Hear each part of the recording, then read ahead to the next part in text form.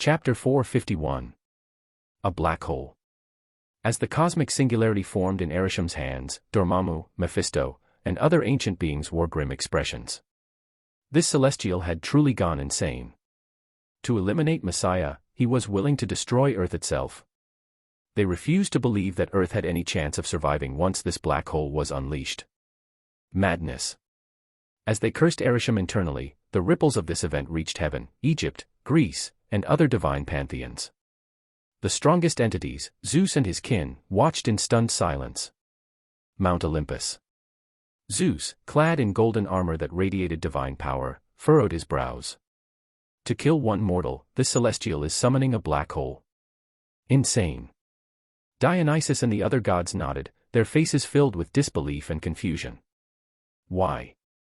Why was a celestial summoning something so catastrophic just to kill a single human? It was akin to using a thunderbolt to swat a mosquito, utter overkill. To them, it seemed Arisham wasn't here just to eliminate a mutant, but rather, to erase Earth itself. Unfortunately, despite their doubts, none of them could intervene. Even for gods, stopping a black hole was beyond their power. Zeus sighed in regret. It seems Earth is doomed, another world I once cherished, now lost. Despite having abandoned Earth long ago, knowing it would soon cease to exist still filled him with sorrow. And he wasn't alone. The Egyptian gods, including Khonshu, looked just as furious. For one human, he would destroy Earth. Their rage burned bright, but their confusion was even stronger. Was this celestial here to annihilate Earth from the start? Otherwise, why use such an extreme method just to eliminate a single being? While the gods wrestled with their confusion, on Earth, despair had taken over. And it only worsened when Arisham spoke. I told you, mutant, you are strong, but your power is insufficient. The cold, divine voice echoed across space and Earth itself. You dared to offend a celestial. Now, you will be erased by this black hole. With your strength, you cannot resist. Hearing these words, fear and hopelessness gripped the hearts of every human. A black hole. A real black hole. Who could survive that? Messiah, Earth, everything would disappear.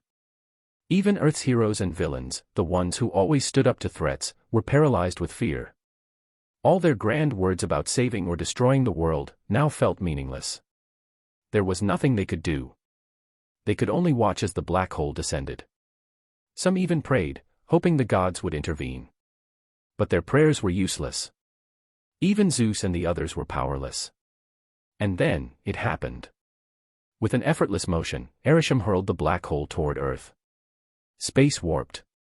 The singularity surged forward, its gravitational pull twisting reality itself.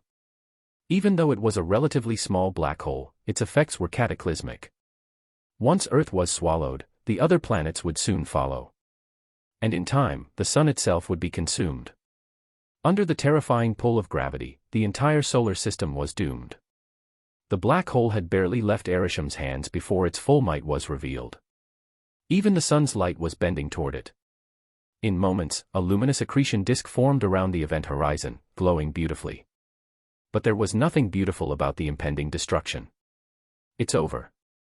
At Stark Tower, Tony Stark, Nick Fury, the U.S. government, and people worldwide felt only despair.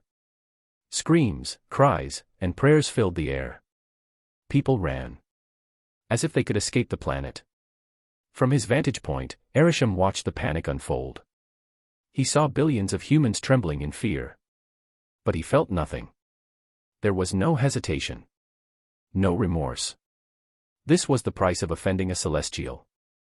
As he watched with apathy, high above Earth, Syd's expression darkened.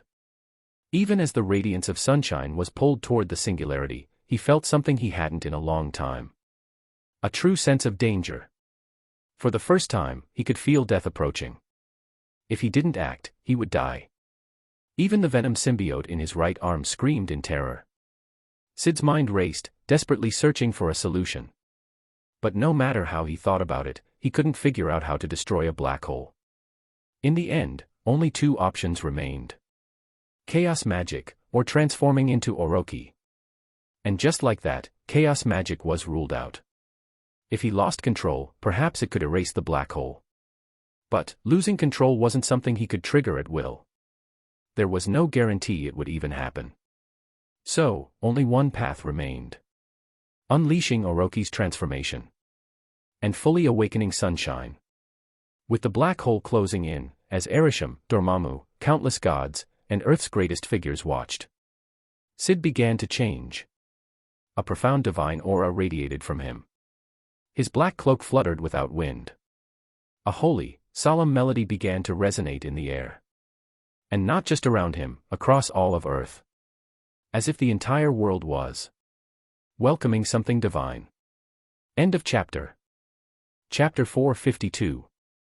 At some unknown moment, a celestial melody began to resonate within Stark Tower. The ethereal sound echoed throughout the entire building. Listening to it, Tony Stark murmured, "What is this sound? Am I hallucinating?" Footsteps sounded as a group approached the floor-to-ceiling window, joining Tony.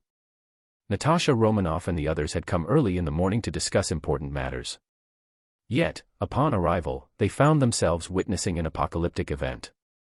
Hearing the music, they exchanged glances, puzzled. Why did this melody sound so familiar? Clint Barton suddenly had a realization, his eyes widening. Wait. I've heard this before. When Messiah flies, he radiates this sound. His words jolted everyone's memory. Yes. When Messiah descended, this same melody had always followed him. But at some point, it had stopped. They hadn't noticed when, but now, suddenly, it was back. Why is this happening again? Bruce Banner asked in confusion. Tony's expression shifted. This sound, it was always only around Messiah, right? Why is it everywhere now? His words froze the room. They finally realized the problem. Yes, this melody was always confined to Messiah's presence in the past. But now, it was omnipresent. Even their satellite feeds weren't transmitting the sound, meaning it wasn't coming from a physical source. Messiah was far, far away from them. So why were they still hearing it, from every direction? The melody continued to reverberate. Tony's brows knitted together as he suddenly had a chilling thought. JARVIS, check if this sound is appearing in other cities. Understood, sir. At Tony's words, Natasha and the others froze. No way. Impossible, right? A second later, JARVIS shattered their hopes. Sir, this sound isn't just in New York. It's everywhere. The entire world is hearing it. Everyone in the room stood stunned. The entire world. The whole planet. What the hell was happening? Meanwhile, Nick Fury had also realized something was terribly wrong. What's happening to Messiah? Staring at the dark-cloaked figure in space, Fury's mind raced. What kind of event could cause the entire planet to hear a sound? How was Messiah doing this? Soon, Professor X, the X-Men, the people of America, and the rest of the world also noticed the phenomenon. Even Dormammu, Mephisto, and the divine pantheons turned their attention to Earth. What's happening to the planet? They were utterly baffled. And then, all eyes fell on Messiah. His presence was becoming even stranger. Even Zeus and the Olympians were dumbfounded.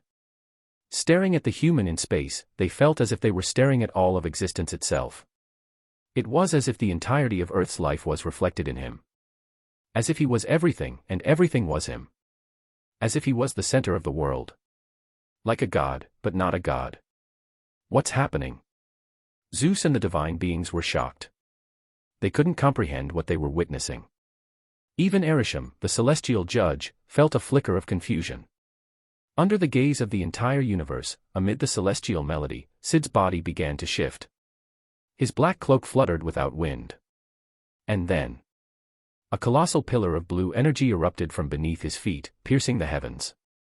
Inside the towering light, his form began to change. Before the stunned eyes of the world, Syd's body grew taller, more majestic. His hair turned radiant silver. His flawless upper body was bare, revealing a massive sun-shaped mark on his chest.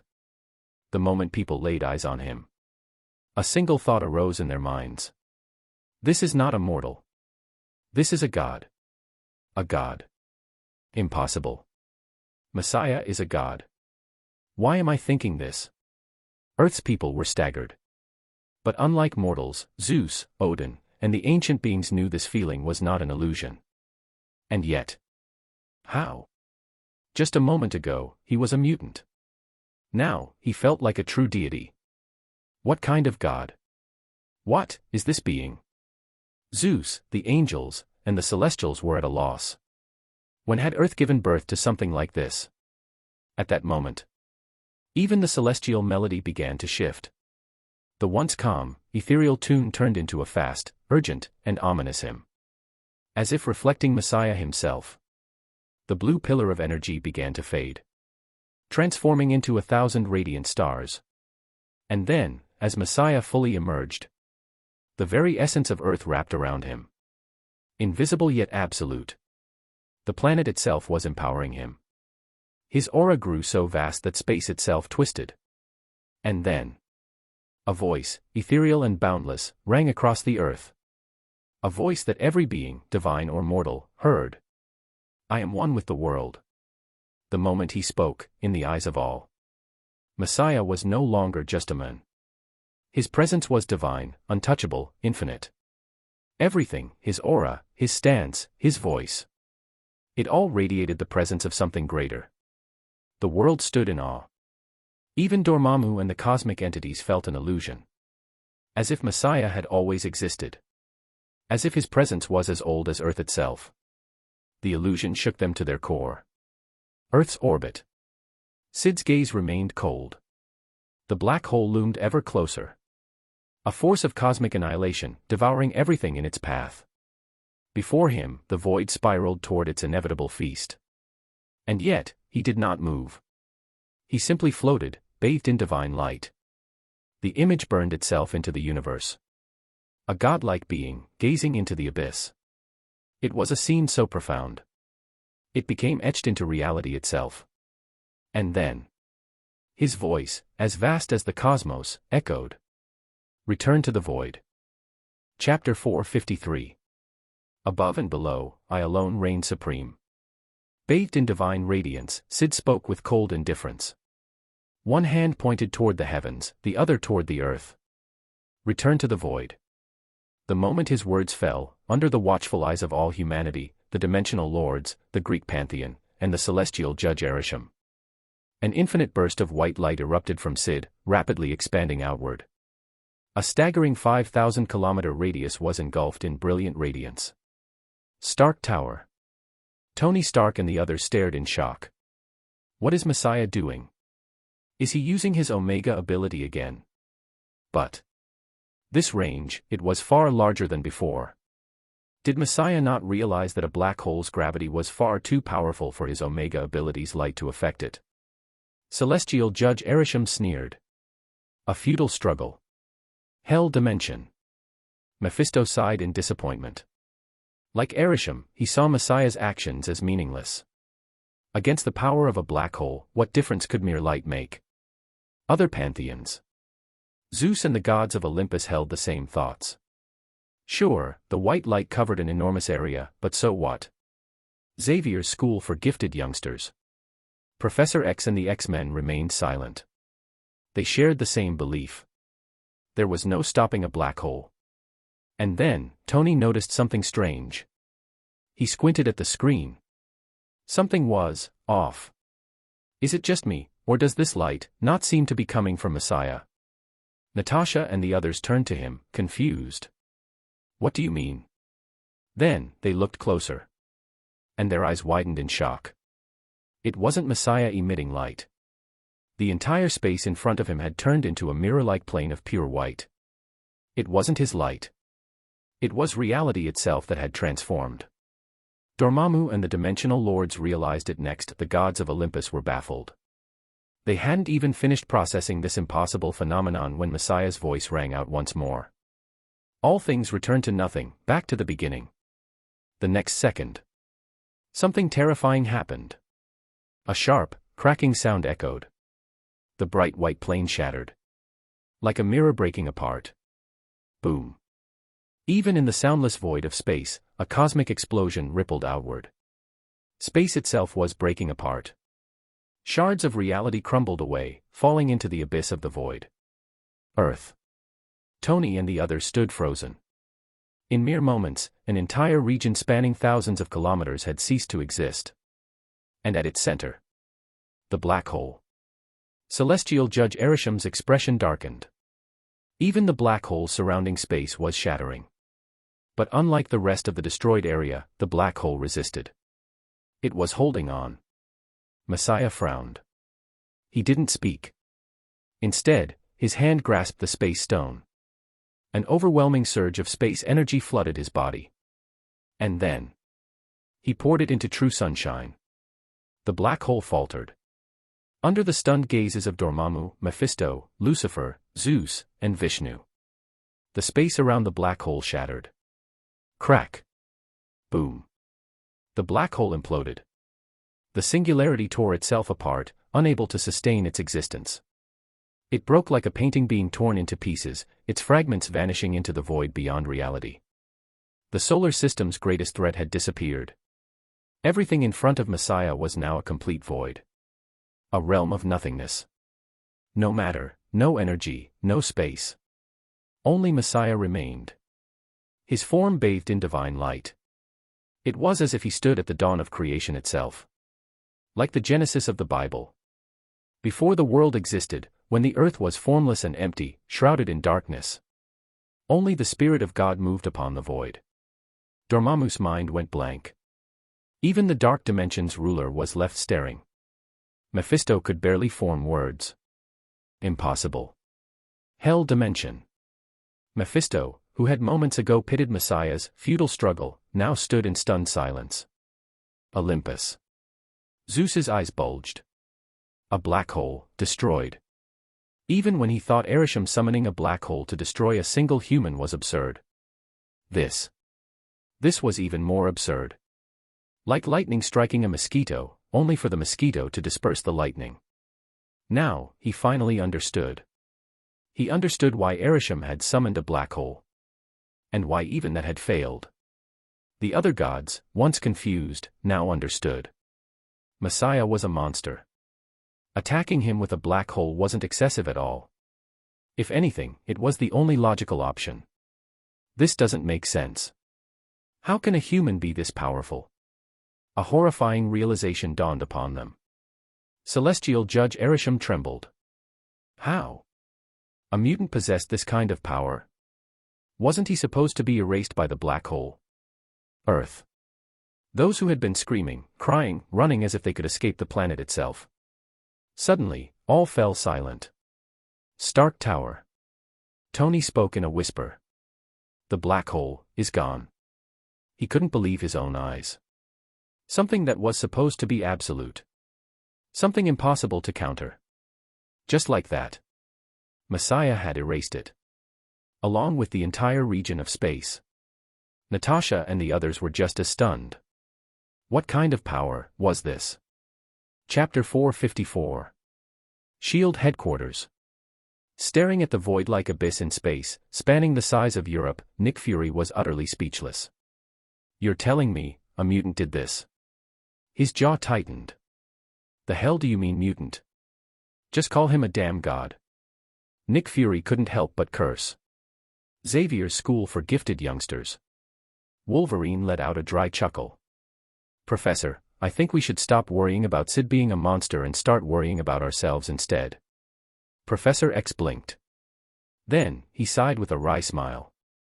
Logan was right.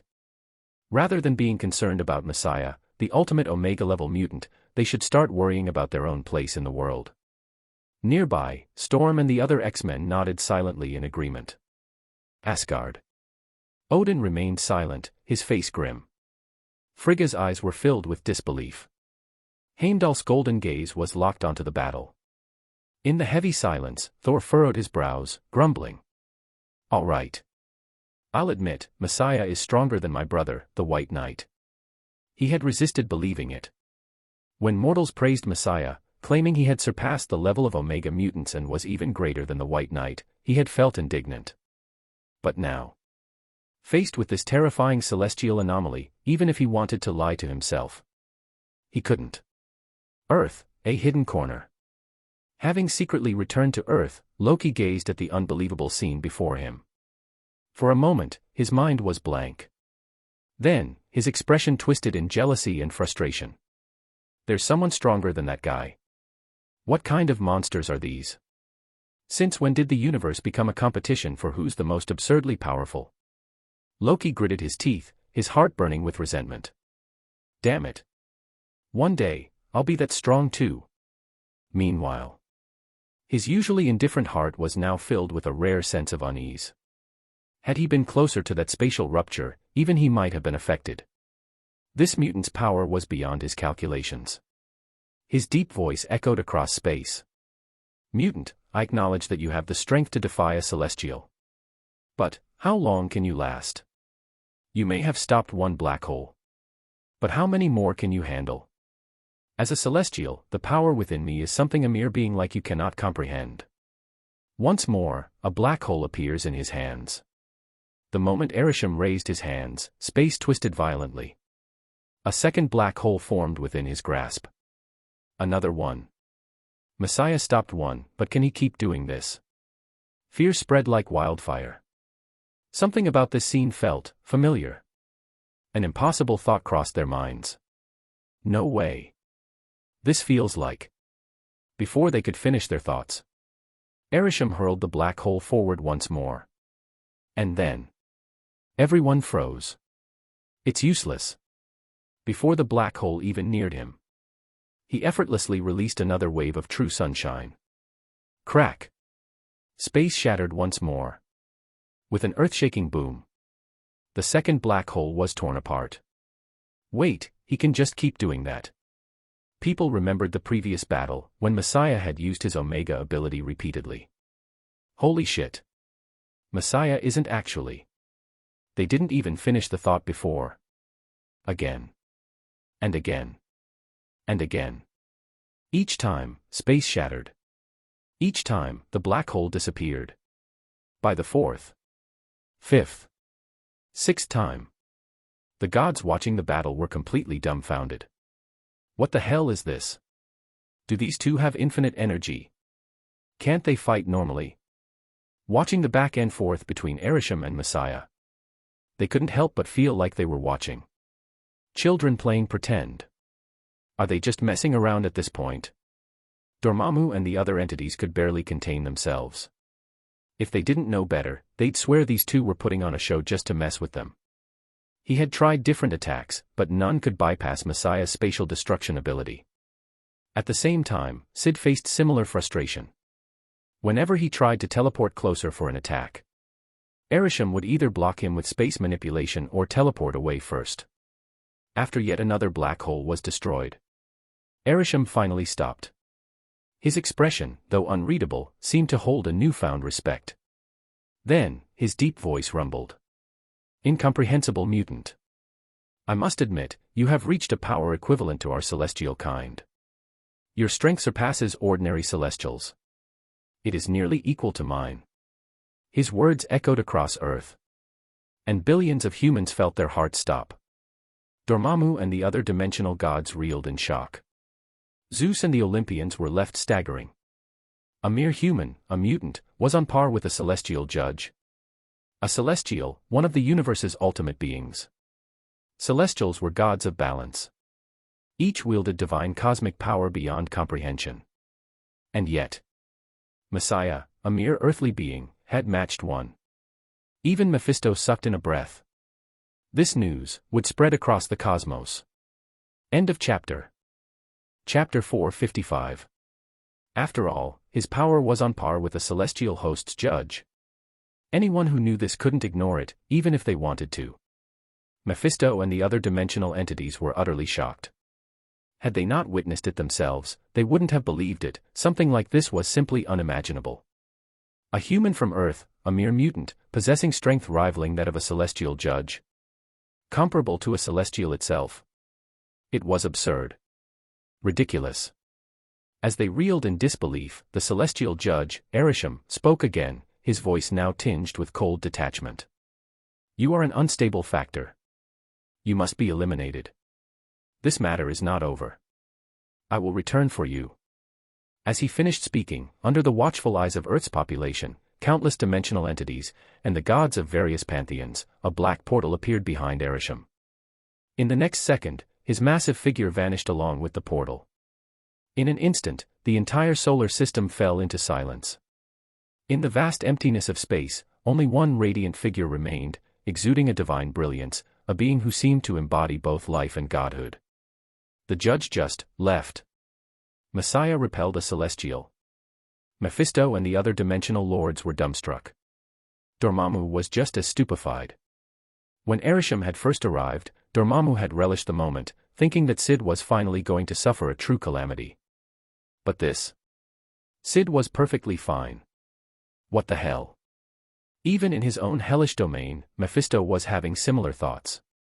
At first, he had been genuinely worried when Syd crushed that black orb. Yet now, the celestial judge had simply withdrawn. Was this some kind of joke? A so-called divine arbiter, forced to retreat by a single mutant. While some, like Mephisto and Dormammu, were aware of the gravity of the situation, other deities, ones who had never paid much attention to Earth, like Zeus, were only now experiencing the full weight of this revelation. For a long moment, the grand halls of Olympus were filled with stunned silence. Then, the golden-clad Zeus, seated upon his throne, smiled. Heracles, travel to Earth. Invite this powerful being to the gathering in Omniscient City. A warrior of his caliber must have a seat at our table. The one he addressed was a muscular warrior clad in exposed battle armor, his bronze skin covered in thick hair. His physique was powerful, his form resembling that of a beast more than a man. This was none other than Heracles, also known as Hercules, the demigod who had completed the legendary 12 labors and ascended as the strongest among Zeus's sons. Heracles gave a solemn nod. The other Greek gods murmured in agreement. If they could forge an alliance with this being, one whose strength rivaled the celestial host, it would bring them immeasurable benefits. For the first time, they eagerly anticipated the upcoming grand assembly of the gods in Omniscient City. Earth, Camartage. Watching the departing judge, the Ancient One's expression was complicated. A being she herself could not hope to deal with had just retreated. It seems Earth has a new guardian. One who may no longer need me. The Ancient One murmured to herself. She wasn't sure whether to feel relief or sorrow. For centuries, she had protected Earth, growing weary of the burden. More than once, she had contemplated letting go, simply embracing death. But until the next protector arrived, she could not allow herself to perish. One of her reasons for clinging to life was to find and train Strange, to prepare him for the role of Earth's protector. Now, with someone new having emerged, she found her emotions in turmoil. She sighed. But, he's too unstable. Her earlier hopes crumbled under reality. From her observations, this Messiah was not the type to take on the responsibility of safeguarding Earth. If anything, Earth would be fortunate if he didn't destroy it. That was why she could not allow herself to pass on just yet. If, one day, Messiah lost control, not even Strange could stop him. SHIELD headquarters. Nick Fury sat in silence, staring at his pager. After a moment, he exhaled and muttered under his breath. Then, he sent a message. Stand down. You don't need to come anymore. In deep space, a burning figure suddenly halted mid-flight. Carol Danvers frowned as she checked her pager. Her eyes widened in shock. Messiah drove back that red giant. No way. That can't be real. The flames around her flared as she processed the absurdity of the situation. Then, without hesitation, she adjusted her course and sped back toward Earth. Asgard. Odin's expression was equally complex. He remembered the ancient battles well, how he had once fought against the celestial judges and lost. And now, a mortal from Earth had repelled one. The more he thought about it, the more wary he became. He felt a deep unease for the future of Thor, Loki, and Balder.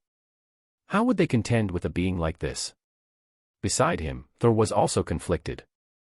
Yes, he was in awe, but how is this Messiah stronger than my brother, the White Knight? That makes no sense. He grumbled. Earth. Among the general public, disbelief spread like wildfire. Who can even challenge Messiah now? A mutant. This strong. That's insane. He crushed a black hole. What the hell could possibly stop him?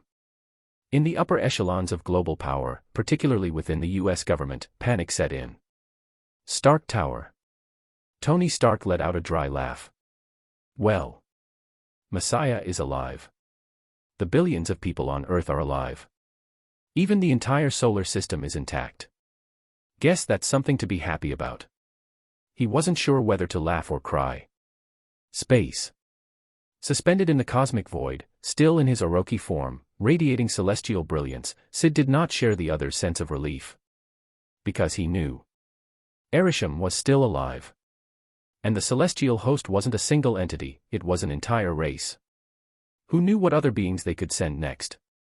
Even if they had no stronger warriors, an entire army of celestials could still be disastrous. More importantly, Syd had a nagging suspicion. Averting hadn't been fighting at full power. Despite their prolonged battle, neither Earth nor the solar system had suffered much damage. That alone was evidence. He was holding back. Syd frowned. If Earth hadn't been in the picture, had Averting been capable of unleashing even more terrifying strength? And why had he been so concerned about Earth in the first place? Most likely, it had something to do with the celestial gestating within the planet's core. That realization sent a wave of urgency through Syd. I need to grow stronger. He sighed. Aside from Averting, he hadn't forgotten another lurking threat, the old god's true form. For all he knew, that ancient being could be even more terrifying than the celestial judge. His eyes shifted to his status screen. Ability, Chaos Magic, 998/2000, Level 4. Chapter 456. Almost there, just half the experience left. Syd's eyes gleamed with anticipation. Aside from that, his attention shifted toward his current state. In his Orochi form, the power of the black particles had increased at least tenfold. As for sunshine, its destructive might had reached near unstoppable levels. After all, the true sunshine attack shattered space itself, who could possibly endure that? The range had also doubled, expanding from over 2,600 kilometers to around 5,000 kilometers, not an overwhelming increase, but still significant. Why had he become so much stronger? Feeling the subtle yet undeniable connection with Earth, as well as the power it was channeling into him, Syd pondered. It was similar to how dimensional lords gained a boost in their own realms. Near Earth, while in Orochi form, he too was empowered. Put simply, this was no longer just a planet. Earth has become my Earth.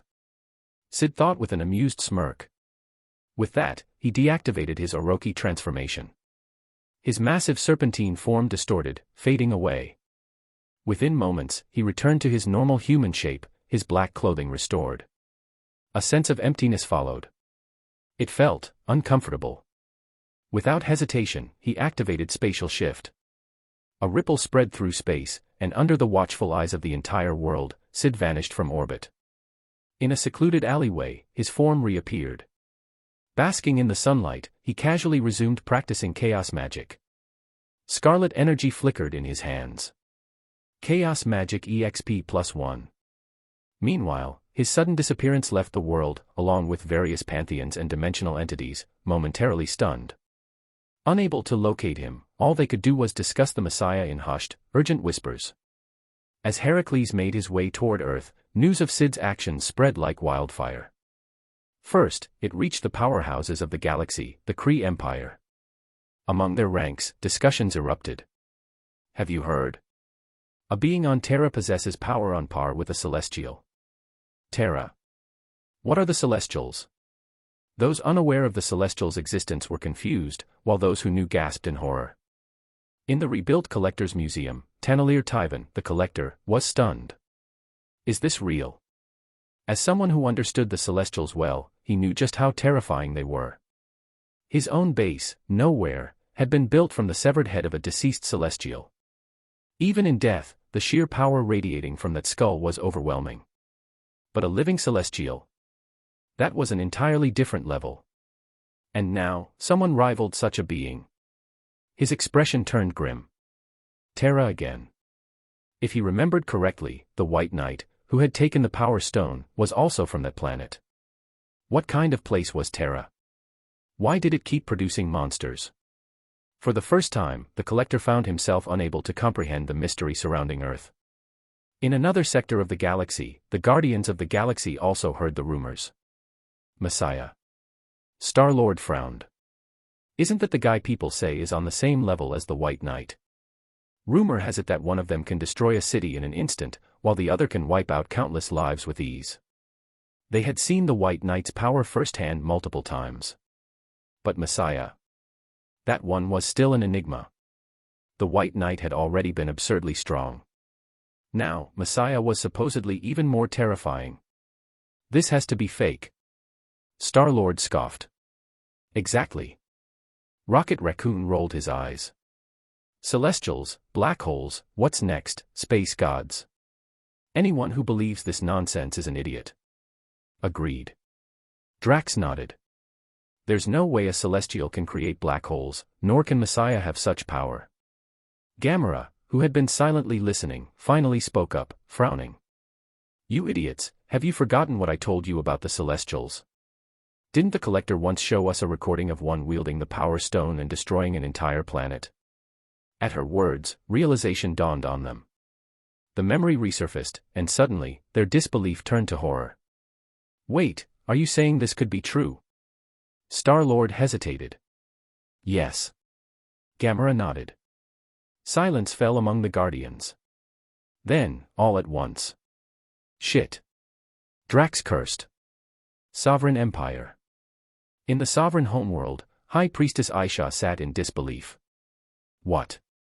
Wasn't Messiah the Earthling rumored to be capable of destroying a city?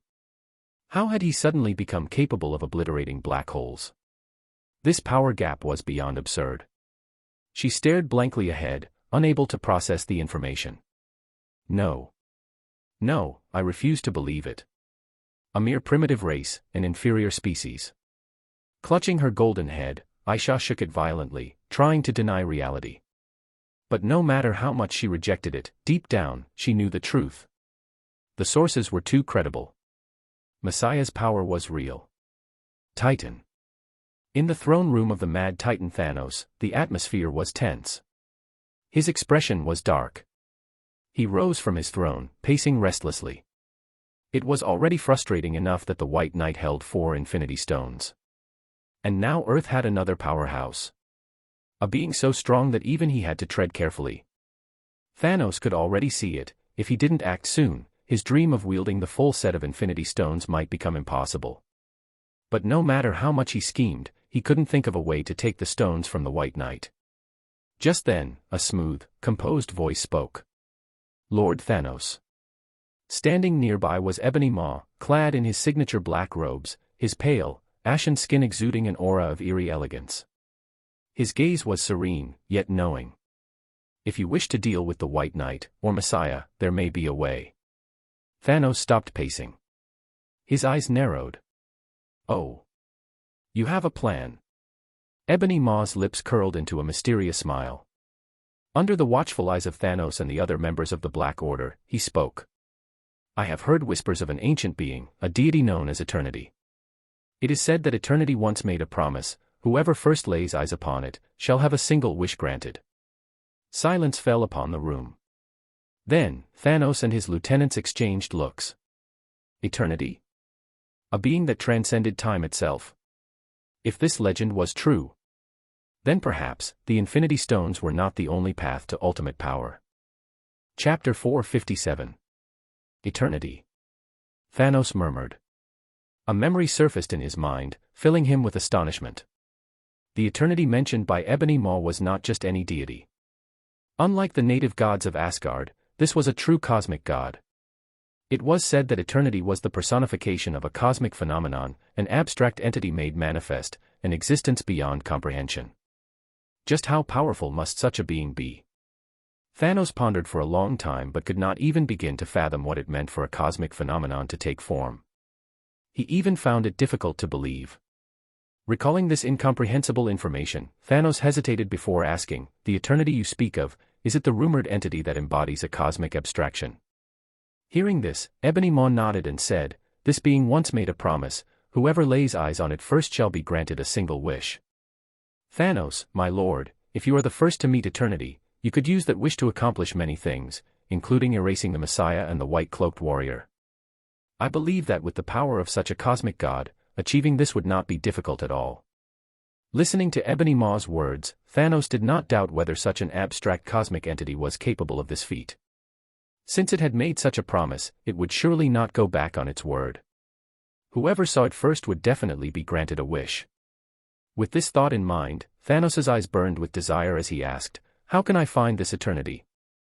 Under the gazes of Thanos and the Black Order, Ebony Maw slowly spoke, "My lord, this great entity exists in a place that is extremely difficult for us to reach.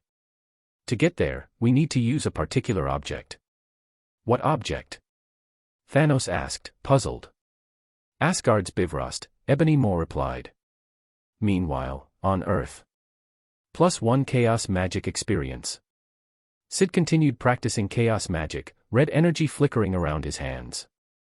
Ability, Chaos Magic, 1089/2000, Level 4. Too slow. Syd sighed. Like sunshine, Chaos Magic was proving difficult to level up. Moreover, the energy of the Space Stone could not be used to practice Chaos Magic. This limitation made progress frustratingly slow. Compared to abilities like Black Particles, which improved rapidly, Chaos Magic was an uphill battle. If it advanced at the same speed, he would have reached level 5 already. Syd couldn't help but reminisce about those faster advancements. "I wonder how many more days it will take, Anne." His attention shifted to the progress of unlocking Baldur's abilities. The progress bar was close to 100%, but it wasn't there yet. Would he awaken a new ability during the process? Would he unlock Baldur's Omega ability? Even Syd couldn't help but feel a sense of anticipation. What kind of Omega ability does Baldur possess? Just as he was pondering this, a unique presence descended upon Earth. A man clad in minimalistic battle armor, his bronze skin glistening under the sun, stepped onto the city streets. His muscular body and wild hair made him look primal, almost beastly.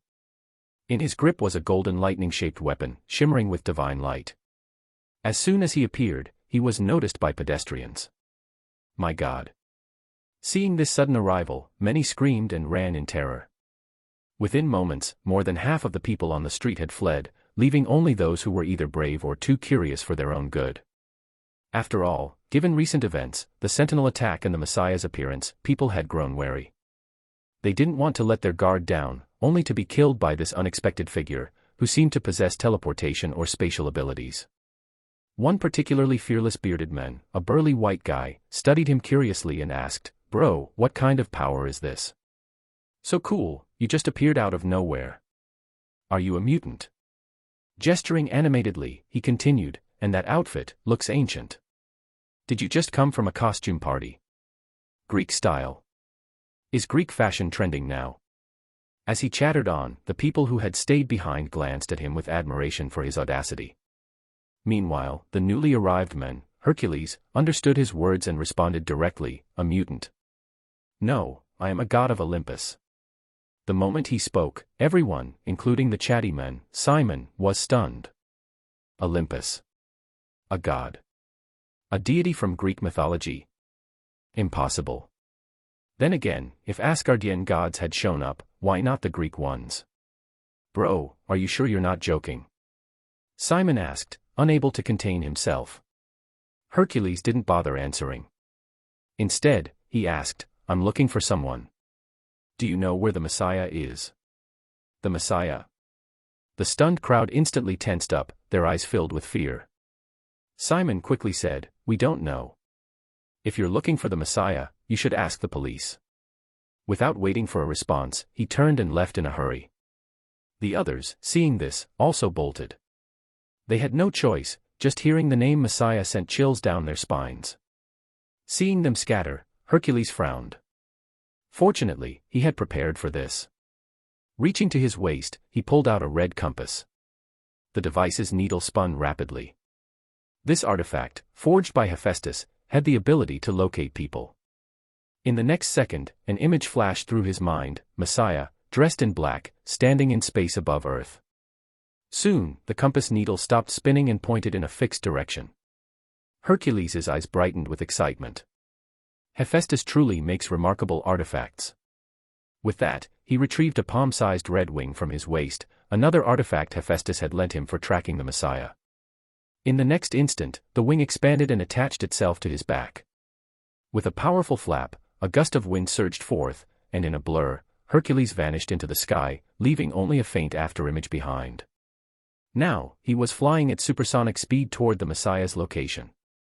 Moments after he disappeared, S.H.I.E.L.D. and other agencies arrived, having received reports from the citizens. Scanning the area and seeing nothing, Agent Coulson, dressed in a black suit, sighed. This was going to be trouble. Chapter 458. After Thor, another god has appeared, and it's a Greek god this time. Mythological figures are popping up more frequently these days. Coulson sighed. As he was lamenting, an agent in a suit handed him a tablet, playing surveillance footage of the street. The footage clearly showed how Hercules appeared and how he left. After watching, everyone present was taken aback. Gradually, they started to believe that this guy might really be a Greek deity. Before long, Nick Fury, the director of S.H.I.E.L.D., who had received the report, felt a massive headache coming on. What the hell is going on? Why do these guys keep popping up? As S.H.I.E.L.D. began investigating the whereabouts of this Greek deity, Hercules was speeding through the air at supersonic speed, rapidly closing in on Syd's location. On his way, his erratic flying patterns attracted the attention of the U.S. military in a nearby city. Soon, 2 fighter jets were dispatched, chasing after him. Hercules noticed the approaching aircraft but paid them no mind. Instead, the red wings on his back flapped harder, instantly increasing his flight speed. The pilots in the pursuing jets were stunned and quickly accelerated as well.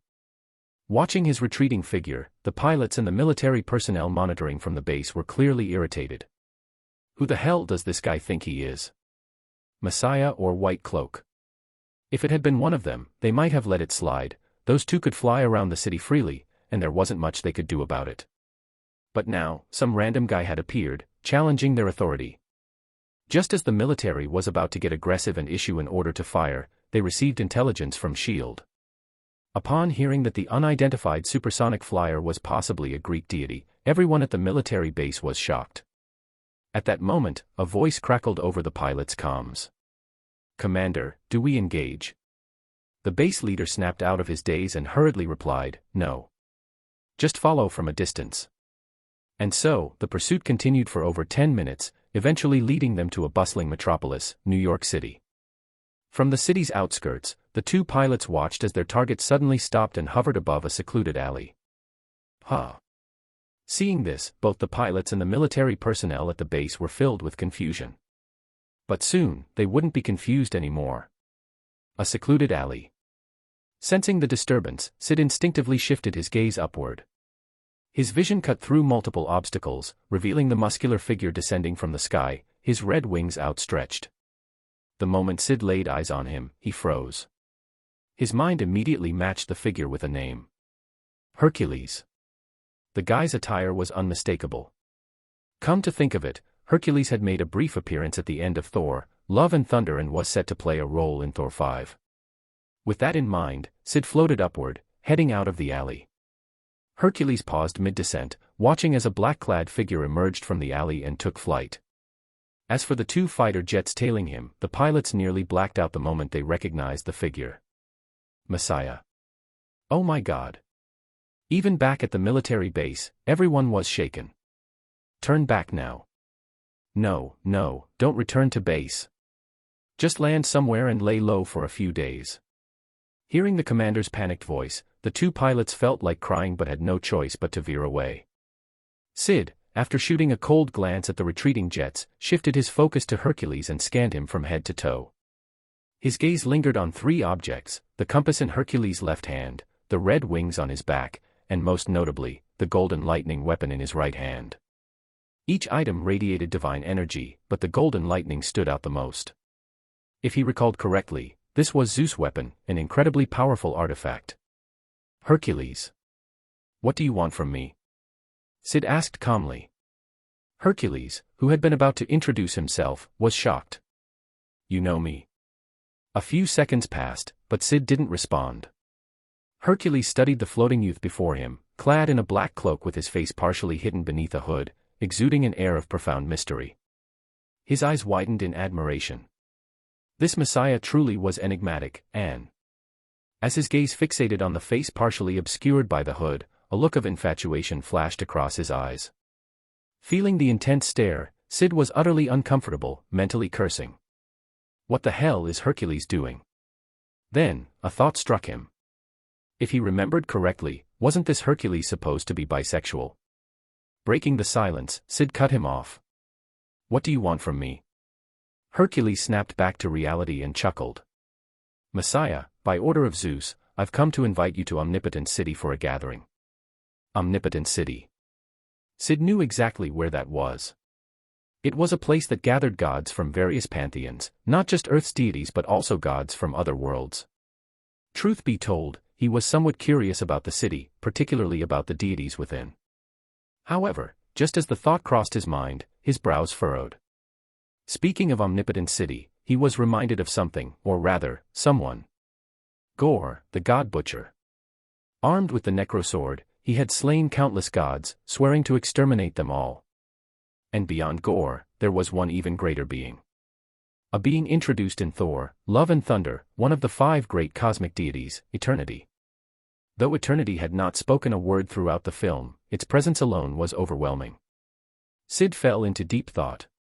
As a cosmic entity, Eternity was the embodiment of a fundamental aspect of reality, a personification of that concept itself.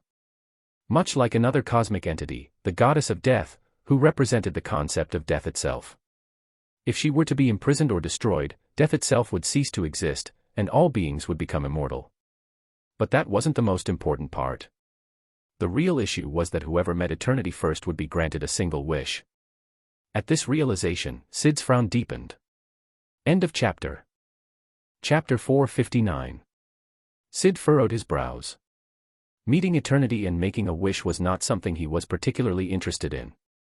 In fact, he was somewhat wary of Eternity. However, just because he had no desire for it didn't mean others wouldn't. If an enemy were to reach Eternity first and make a wish. His frown deepened. If someone wished for something detrimental to him, he couldn't be certain what might happen. At the very least, he knew that with his current strength, he was absolutely no match for Eternity. It seems I need to power up quickly. First, upgrade my chaos magic to level 5, then acquire Baldur's Omega ability. Perhaps by then, I'll have a way to counter this threat. While he was deep in thought, Hercules, noticing his silence, asked in confusion, Messiah, will you come? If not, I'll go back and inform Zeus. Hearing this, Syd pondered for a moment before asking, do you mean going with you now, or at a later time? He was still curious about Omnipotent City and wanted to see it for himself. However, if they had to leave immediately, he would have to decline. Right now, increasing his strength was far more important than visiting Omnipotent City. Hercules' eyes lit up at his response. So, you're agreeing. Then, he explained, the next gathering at Omnipotent City is in 15 days. I'll come find you then and take you there. Syd nodded. Since Hercules had managed to find him this time, he would likely be able to do so again. All right, see you in 15 days, Syd said before flying off. Hercules opened his mouth as if to say something but ultimately shook his head in silence. Originally, he had wanted to chat and get to know Messiah better, but it seemed like there wouldn't be an opportunity for that. For now. Sweeping his gaze over the modern cityscape, Hercules grew intrigued. Without hesitation, he descended to the ground, retracted his crimson wings, and started walking toward the bustling streets. He intended to fully experience modern human society for the next 15 days. SHIELD headquarters. In space, surveillance satellites captured the moment Hercules landed and Syd took off. At SHIELD, Nick Fury frowned. What does this Greek god want with Messiah? If it was something good, there was nothing to worry about. But if it wasn't? After some thought, he pulled out his phone and dialed Natasha Romanoff's number.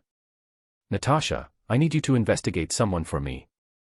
While Fury was assigning Natasha to probe into the Greek deity's background and his interaction with Messiah, the US military was also taking action. They, too, dispatched personnel to investigate Hercules. Meanwhile, Syd was contemplating whether to temporarily leave the main universe for a safer one. If he could upgrade his chaos magic to level 5 in a different universe, he would eliminate the risk of anything unexpected happening before reaching that milestone. For example, there was always the possibility that Averting, the celestial judge, could suddenly show up. As he soared high above, feeling the wind against his face, Syd weighed his options. Which universe should he go to? At first, he considered the future X-Men world but ultimately shook his head and dismissed the idea. I should go to an unfamiliar universe instead, something that will help me gain more experience with multiversal travel. As for the potential multiversal collisions caused by such travel, Syd ignored them entirely. After all, a multiversal collision event was inevitable.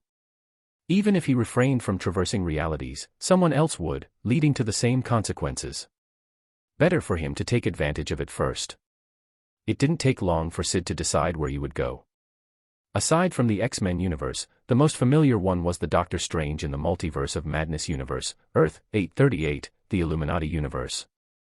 Once he had made his choice, Syd ensured his teleportation would succeed by combining his level 5 spatial transfer ability with portal magic.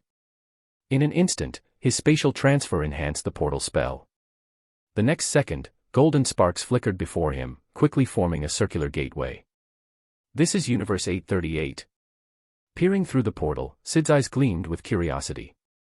Without hesitation, he stepped inside. Camartage. As Syd activated an interdimensional portal, the Ancient One immediately sensed it. She paused while pouring her tea, then shook her head and let out a sigh. She had long stopped bothering with these anomalies. Besides, even if she wanted to stop it, it was already too late. Earth 838. With the golden portal closing behind him, Syd officially stepped into Universe 838, landing on the rooftop of a skyscraper.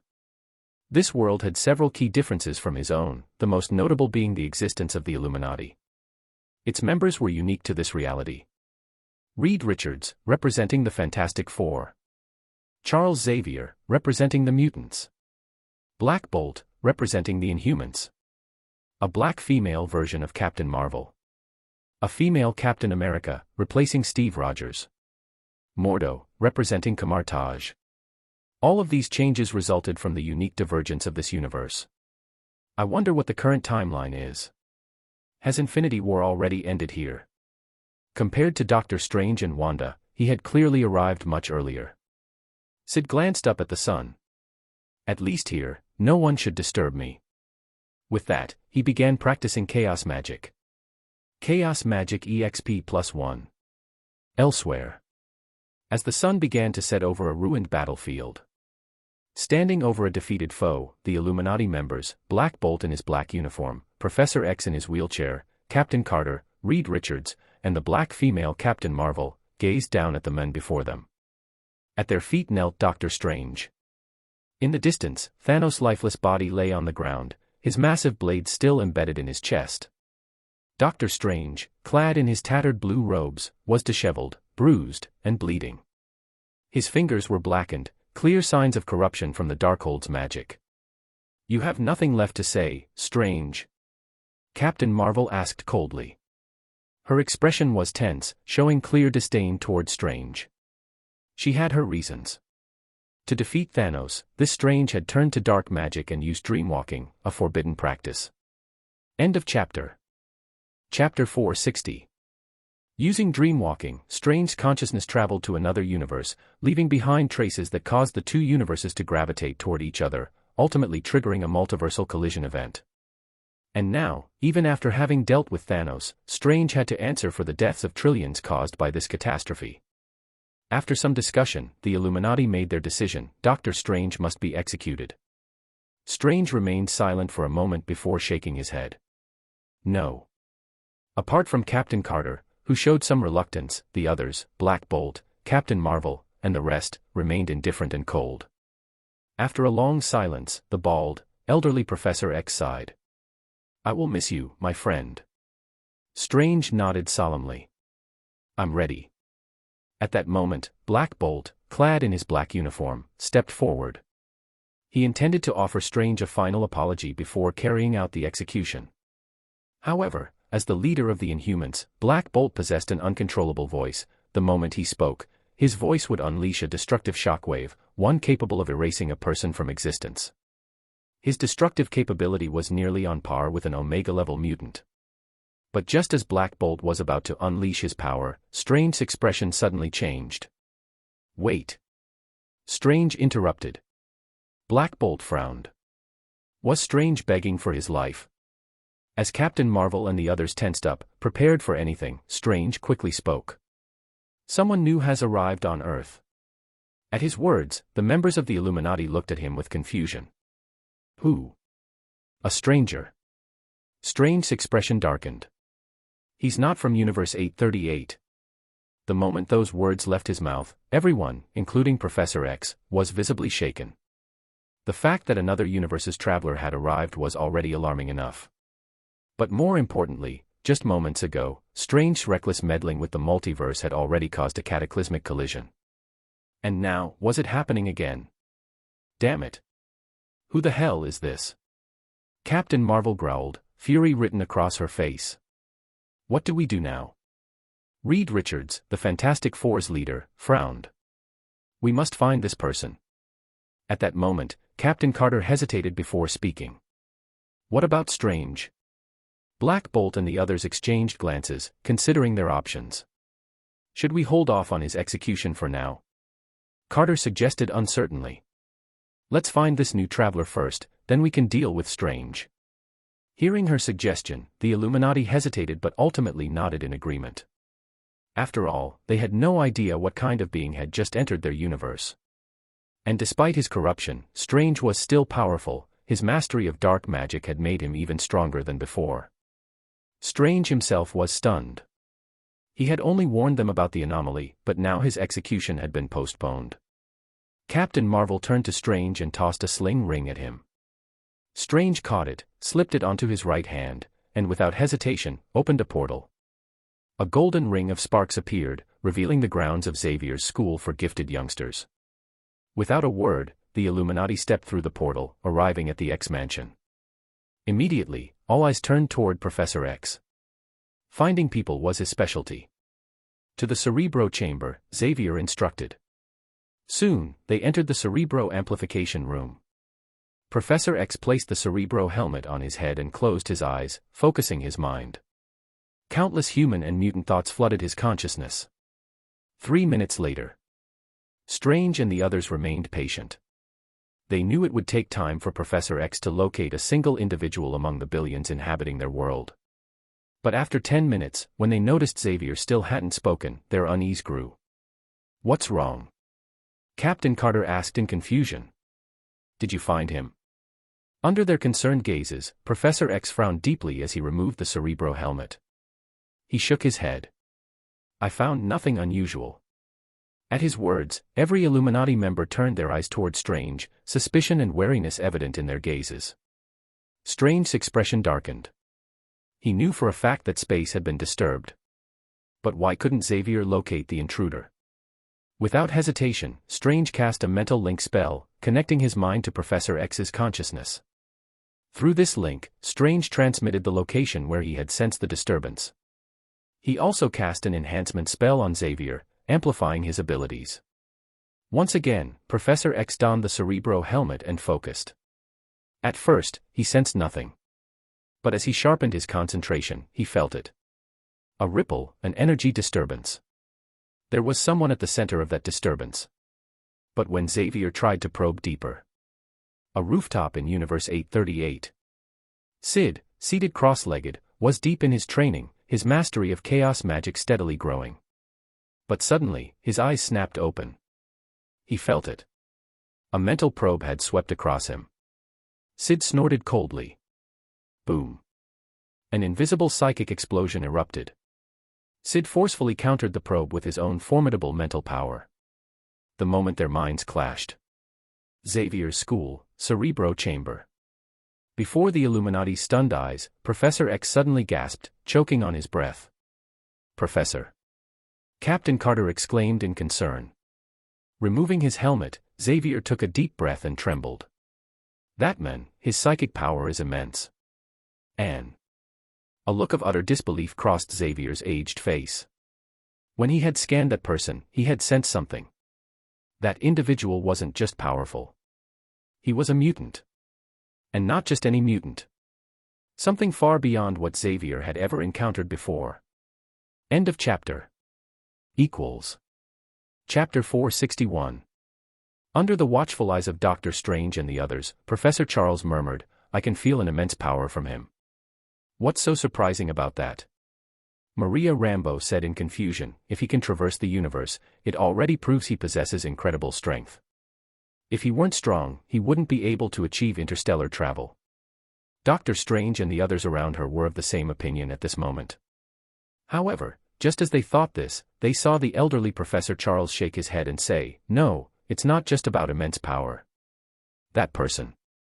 Pausing for a moment, he spoke with utmost seriousness, "If I haven't sensed incorrectly, that person might be an Omega-level mutant." As soon as he finished speaking, the scene fell silent in an instant. An Omega-level mutant. "Professor, are you sure you're not mistaken?" "My God." Maria and the others exchanged bewildered glances, finding it hard to believe. As members of the Illuminati, they naturally understood what an Omega-level mutant was and what it meant. But weren't Omega-level mutants supposed to be extinct? Wasn't Jean the only Omega-level mutant left, and hadn't she already died? Who could this new Omega-level mutant be? Just as they were in shock, Professor Charles's next words left them even more stunned. "Jean was the only Omega-level mutant I ever encountered. The potential within her was nearly limitless. But this person gives me the same feeling, maybe even more terrifying than Jean. I don't know if this is just my misperception." Professor Charles muttered with a solemn expression. Hearing this, Maria and the others, who were already shocked, became even more dumbfounded. They had seen Jean's records and even some of her battle footage. They knew how terrifying she was. And now, Professor Charles was saying that this person was comparable to Jean, maybe even more frightening than her. How was that possible? Black Bolt and the others instinctively refused to believe it. "Professor, you must be mistaken," Captain Carter hesitated before speaking. Black Bolt and the others nodded in agreement. "I hope it's just a mistake," Professor Charles conceded. "We'll know for sure once we find that person," Mr. Fantastic said. "Where is he?" "Let's go." Upon hearing this, Professor Charles shared the sensed location with Black Bolt and the others. After a brief discussion, they quickly made their way there. At the same time, Syd had already left the area. By the time Black Bolt and the others arrived at the rooftop of the building, the mysterious visitor from another universe had long since disappeared. On the rooftop. "What's the situation?" Black Bolt and the others turned their attention to a middle-aged man in a white coat, holding an instrument and conducting an analysis. The middle-aged man, David, examined the readings on the display panel and soon gathered some information. Based on the residual magnetic field and other traces, this individual likely came from Universe 616. Hearing this, the members of the Illuminati were stunned. They were no strangers to Universe 616. In their efforts to handle the incursion crisis, they had studied many universes, and the prime Universe 616 was among them. "What about that unusual energy?" Maria asked. Professor Charles said he sensed an anomalous energy fluctuation here. Under their gazes, David nodded, adjusted his glasses, and said, "I've analyzed that energy as well. It's remarkably similar to one in our database." Black Bolt and the others immediately perked up. "Whose? Could it be someone familiar?" Just as they were wondering, David continued, "This anomalous energy is almost identical to Wanda Maximoff's." As soon as he said this, the expressions of everyone present, including Professor Charles, changed. Could that person be the Wanda from Universe 616? Maria asked in astonishment. Not just her, Black Bolt and the others shared the same suspicion. At the same time, they breathed a sigh of relief. If it was Wanda, then things would be much easier. Though her abilities were formidable, she was still manageable for them. Captain Carter chuckled and said, "Professor, you really must have sensed wrong." Everyone turned to look at Professor Charles, understanding Carter's implication. After all, how could Wanda possibly compare to Jean or be even more terrifying than her? They had all reviewed Wanda's records. From her battles alone, her displayed power was nowhere near Jean's level. If the two clashed, Jean could likely defeat Wanda in an instant. After all, the intensity of Wanda's red energy wasn't on par with Jean's Phoenix Force.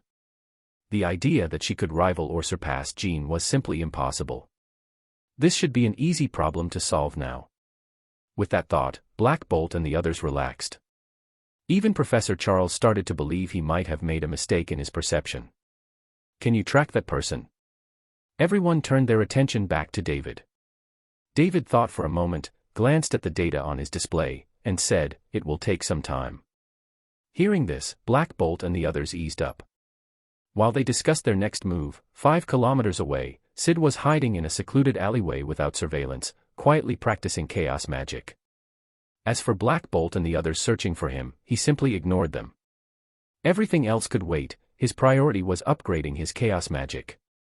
Chaos Magic Experience +1. Chaos Magic Experience +1. Time passed quickly, and in the blink of an eye, 8 days had gone by. During these days, Black Bolt and the others had been relentlessly searching for the traveler from Universe 616. They had even used artificial intelligence to monitor every street surveillance, ensuring that if the suspect appeared, they would be alerted immediately. Unfortunately, over these 8 days, the person proved to be too cunning, managing to evade them every time without leaving any clues. This guy from Universe 616, all he does is run.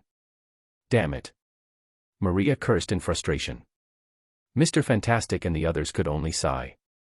Just as they were feeling exasperated, the artificial intelligence in the Illuminati's base, Ultron, who had been successfully reprogrammed by Iron Man and had not turned rogue, suddenly spoke up. Anomalous energy fluctuations detected in New York City. At those words, Black Bolt and the others froze, confusion flashing in their eyes. What was happening in New York? As they wondered, Ultron projected a live feed of the city. Meanwhile, in New York. Chapter 462. While Black Bolt and the others were monitoring the situation, in a secluded alley on the outskirts of New York City, Syd remained hidden. At that moment, a system notification had just sounded. Ability, Chaos Magic, Max/Max, Level 5. The data appeared before Syd's eyes. However, he had no time to focus on it. Just a moment ago, a massive surge of warmth had flooded his entire body, and his X-gene was becoming increasingly complex and refined. A tremendous power erupted from within him. Surging crimson energy burst uncontrollably from his body. Ah! Venom let out a sharp scream as the overwhelming energy forcibly ejected him from Syd's body. Falling to the ground, Venom stared at the transforming Syd in shock. What was happening? Boom! Under his gaze, the crimson energy spread rapidly, engulfing one building after another, sweeping across the streets and brushing past pedestrians. What is this? Heavens! One by one, the pedestrians froze, their faces filled with disbelief as they gazed at the crimson wave surrounding them. At this moment, New York City was completely engulfed in the red glow, turning into a scarlet landscape. Everyone who witnessed this scene was utterly stunned. At the same time, the sudden energy surge triggered numerous alarms across various government agencies. In their confusion, they immediately deployed satellites to investigate the situation in New York. And it wasn't just the US, even agencies from other countries took notice of this sudden, unfathomable energy release. Just like Black Bolt and the others, they saw the entire city of New York blanketed in crimson energy. What's going on? Seeing the state of New York, Black Bolt and the others were visibly shaken. How did the city end up like this? Illuminati base. Black Bolt and the others exchanged glances. Move out. Without hesitation, they mobilized toward New York City.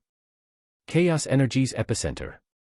Syd, completely wrapped in crimson chaos magic energy, hovered in the air due to the sheer force radiating from him. Naturally, he could feel the impact of reaching level 5 chaos magic. And this was with him suppressing it. Had he not restrained himself, the phenomenon would have been even more terrifying. Frowning slightly, Syd abruptly halted the expanding chaos magic energy, causing it to rapidly retract. Streams of deep red energy continuously flowed back into his body. Within moments, all of the energy had been reabsorbed. But at that very instant, Syd sensed a strange transformation within himself. The intense chaos magic energy seemed to be attempting to manifest a magical crown upon his head and cloak him in a crimson robe. Syd's expression turned peculiar.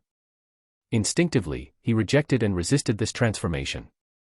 In the next second, the phenomenon vanished. The red glow gradually faded. Syd gently descended back to the ground.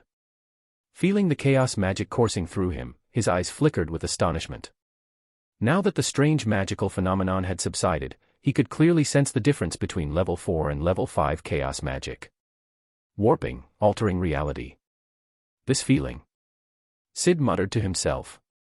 Almost instinctively, he glanced around, ready to test his newfound power. Just then, Venom's voice rang out. "Syd, what the hell happened to you now?" Venom asked in alarm. Venom struggled to his feet, forming a slightly thinner humanoid figure, his body still a mixture of black, white, and gold. Syd opened his mouth to respond. But at that moment, a flicker of golden sparks appeared in the alleyway nearby, immediately catching his and Venom's attention. The golden sparks flashed, quickly forming a circular portal. From within, a group of figures emerged. At the forefront was Mr. Fantastic in his blue suit, a silver and black-clad Maria, and Captain Carter wielding her shield. Following closely behind were Black Bolt, Dr. Strange, and Professor Charles. Syd wasn't unfamiliar with these individuals. What did surprise him, however, were Captain Carter and Maria. Since Steve Rogers had suffered an accident during the super soldier serum experiment, his lover, Carter, had become Captain America, or rather.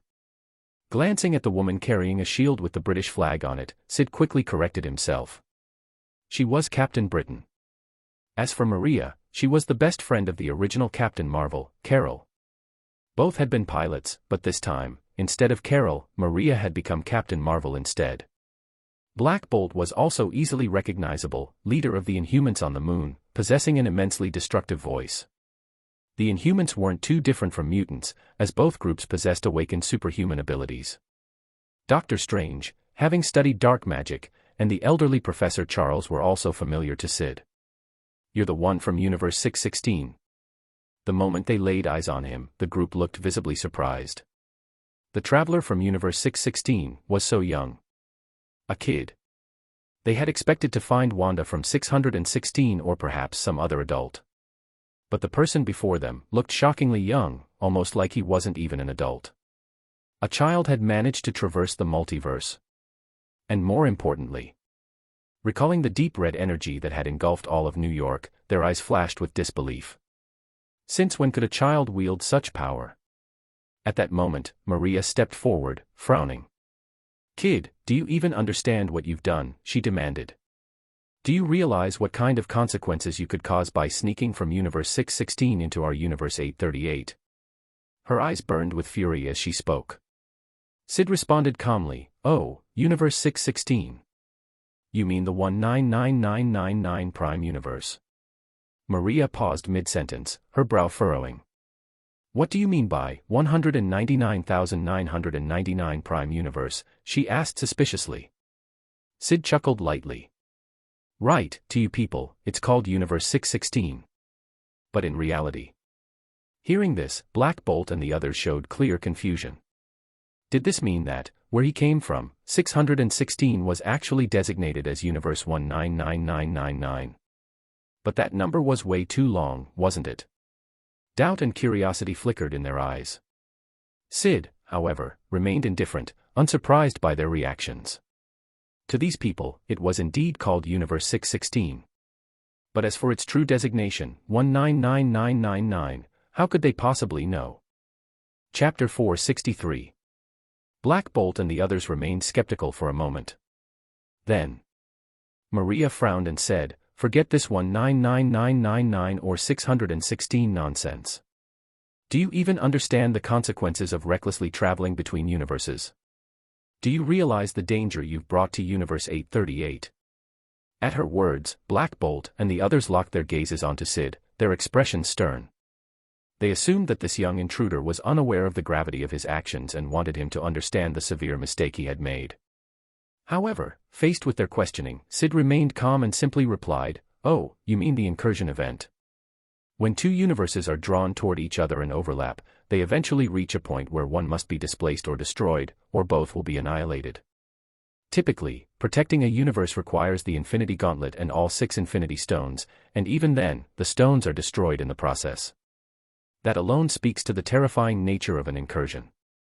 Of course, there's another method, destroying the Earth during the overlap period, which would also prevent the collision. Whenever an incursion occurs, Earth always serves as the point of collision. There's an 8-hour stabilization window, during which different Earths will momentarily exist in each other's reality. Destroying one Earth can save the other and its universe. But if the collision isn't stopped within those 8 hours, both universes will perish. And judging by the fact that Universe 838 was still intact, yet trillions of lives were lost due to Doctor Strange, it wasn't hard to deduce, the other universe was the one that got wiped out. Seeing the stunned expressions of Black Bolt and the others, Syd chuckled. If I had to guess, you must have used the Infinity Gauntlet and all 6 Infinity Stones to save Universe 838, right? The Power Stone, Space Stone, Mind Stone, Soul Stone, and Reality Stone were all shattered in the process, only the Time Stone disappeared. At those words, Black Bolt and the others were visibly shaken. This traveler from Universe 616 actually knew about the consequences of multiversal travel. Not only that, he even knew the exact method to resolve an incursion. But more importantly, he knew that resolving an incursion would cause 5 of the Infinity Stones to shatter, while the Time Stone would vanish. This was highly classified information. How could this 616 intruder possibly know any of this? Universe 616 hadn't even experienced an incursion yet, so how could he be aware of these details? Who the hell are you? Maria demanded in shock. Syd ignored the question and continued speaking at a measured pace. Because the Ultron initiative was a success in Universe 838, Ultron replaced most of your heroes. Many of them retired. But that, in turn, led to the formation of the Illuminati. This universe appears peaceful, no villains, no major conflicts. But it all exists under an iron-fisted rule of fear. The moment that control slips, or if the Illuminati falls apart, this world will plunge into chaos like never before. As Syd spoke, Black Bolt and the others frowned deeply. I don't know what you're talking about. What fear? What control? Maria scoffed, the Illuminati will not collapse. No one can bring us down. Black Bolt and the others nodded in agreement. Syd, unfazed, replied calmly, is that so? Then perhaps today is the day. At those words, Black Bolt and the others instantly became alert. Mr. Fantastic narrowed his eyes. You've been talking a lot, but none of it changes the fact that you illegally entered Universe 838. Because of you, another incursion could happen. Their eyes locked onto Syd, waiting for his explanation. However, rather than panic, Syd remained utterly calm. This was bound to happen sooner or later. I merely accelerated the process. And even if it happens, so what? The faces of Mr. Fantastic and the others darkened. This kid knew the consequences yet felt no remorse. What do you mean, so what? How ridiculous. Maria sneered. You will pay the price for this. The Illuminati will eliminate you. Syd glanced at her indifferently, then at Black Bolt and the others. Oh. You, and them. Black Bolt and the others grimaced. This 616 traveler might look young, but his arrogance was appalling. And what's more, he was utterly fearless. Who the hell did he think he was? Mr. Fantastic frowned. That massive red energy that covered New York, was that your doing? Staring at Syd, he continued, listen, I don't know who you are in Universe 616, but if you think a little power makes you invincible, you're gravely mistaken. Do you even realize who you're up against? With that, he pointed toward Black Bolt. This is Black Bolt. His power is beyond your comprehension. If he so much as whispers, you will die. At those words, Black Bolt crossed his arms and stood tall, a smug smile creeping onto his lips. He looked down on Syd with undisguised arrogance. Captain Carter and the others also nodded in agreement. Kid, Black Bolt's power is no joke. You really don't want to test it. Professor Charles spoke gently. Come with us.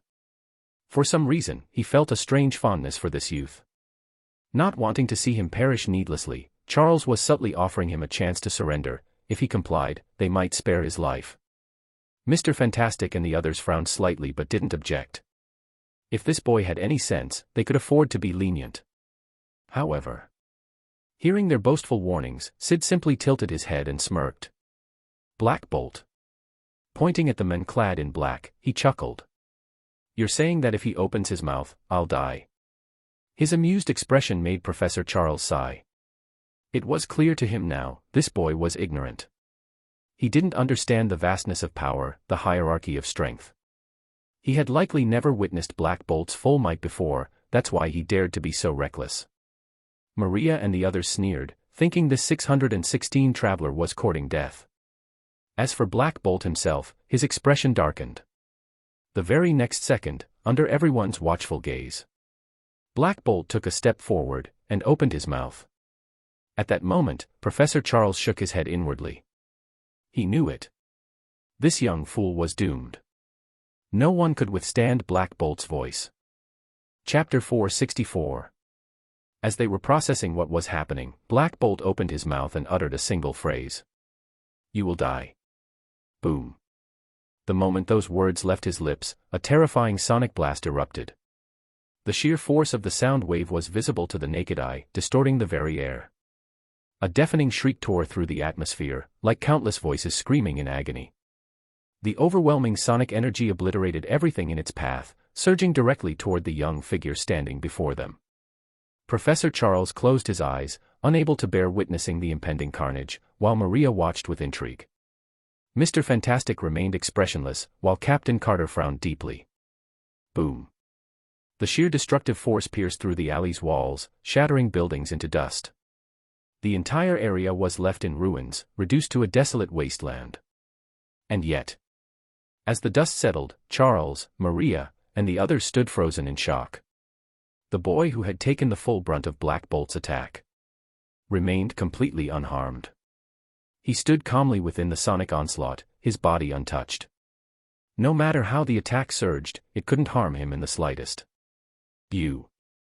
Black Bolt, stunned beyond belief, opened his mouth once more, unleashing a relentless barrage of sonic blasts. But it was useless.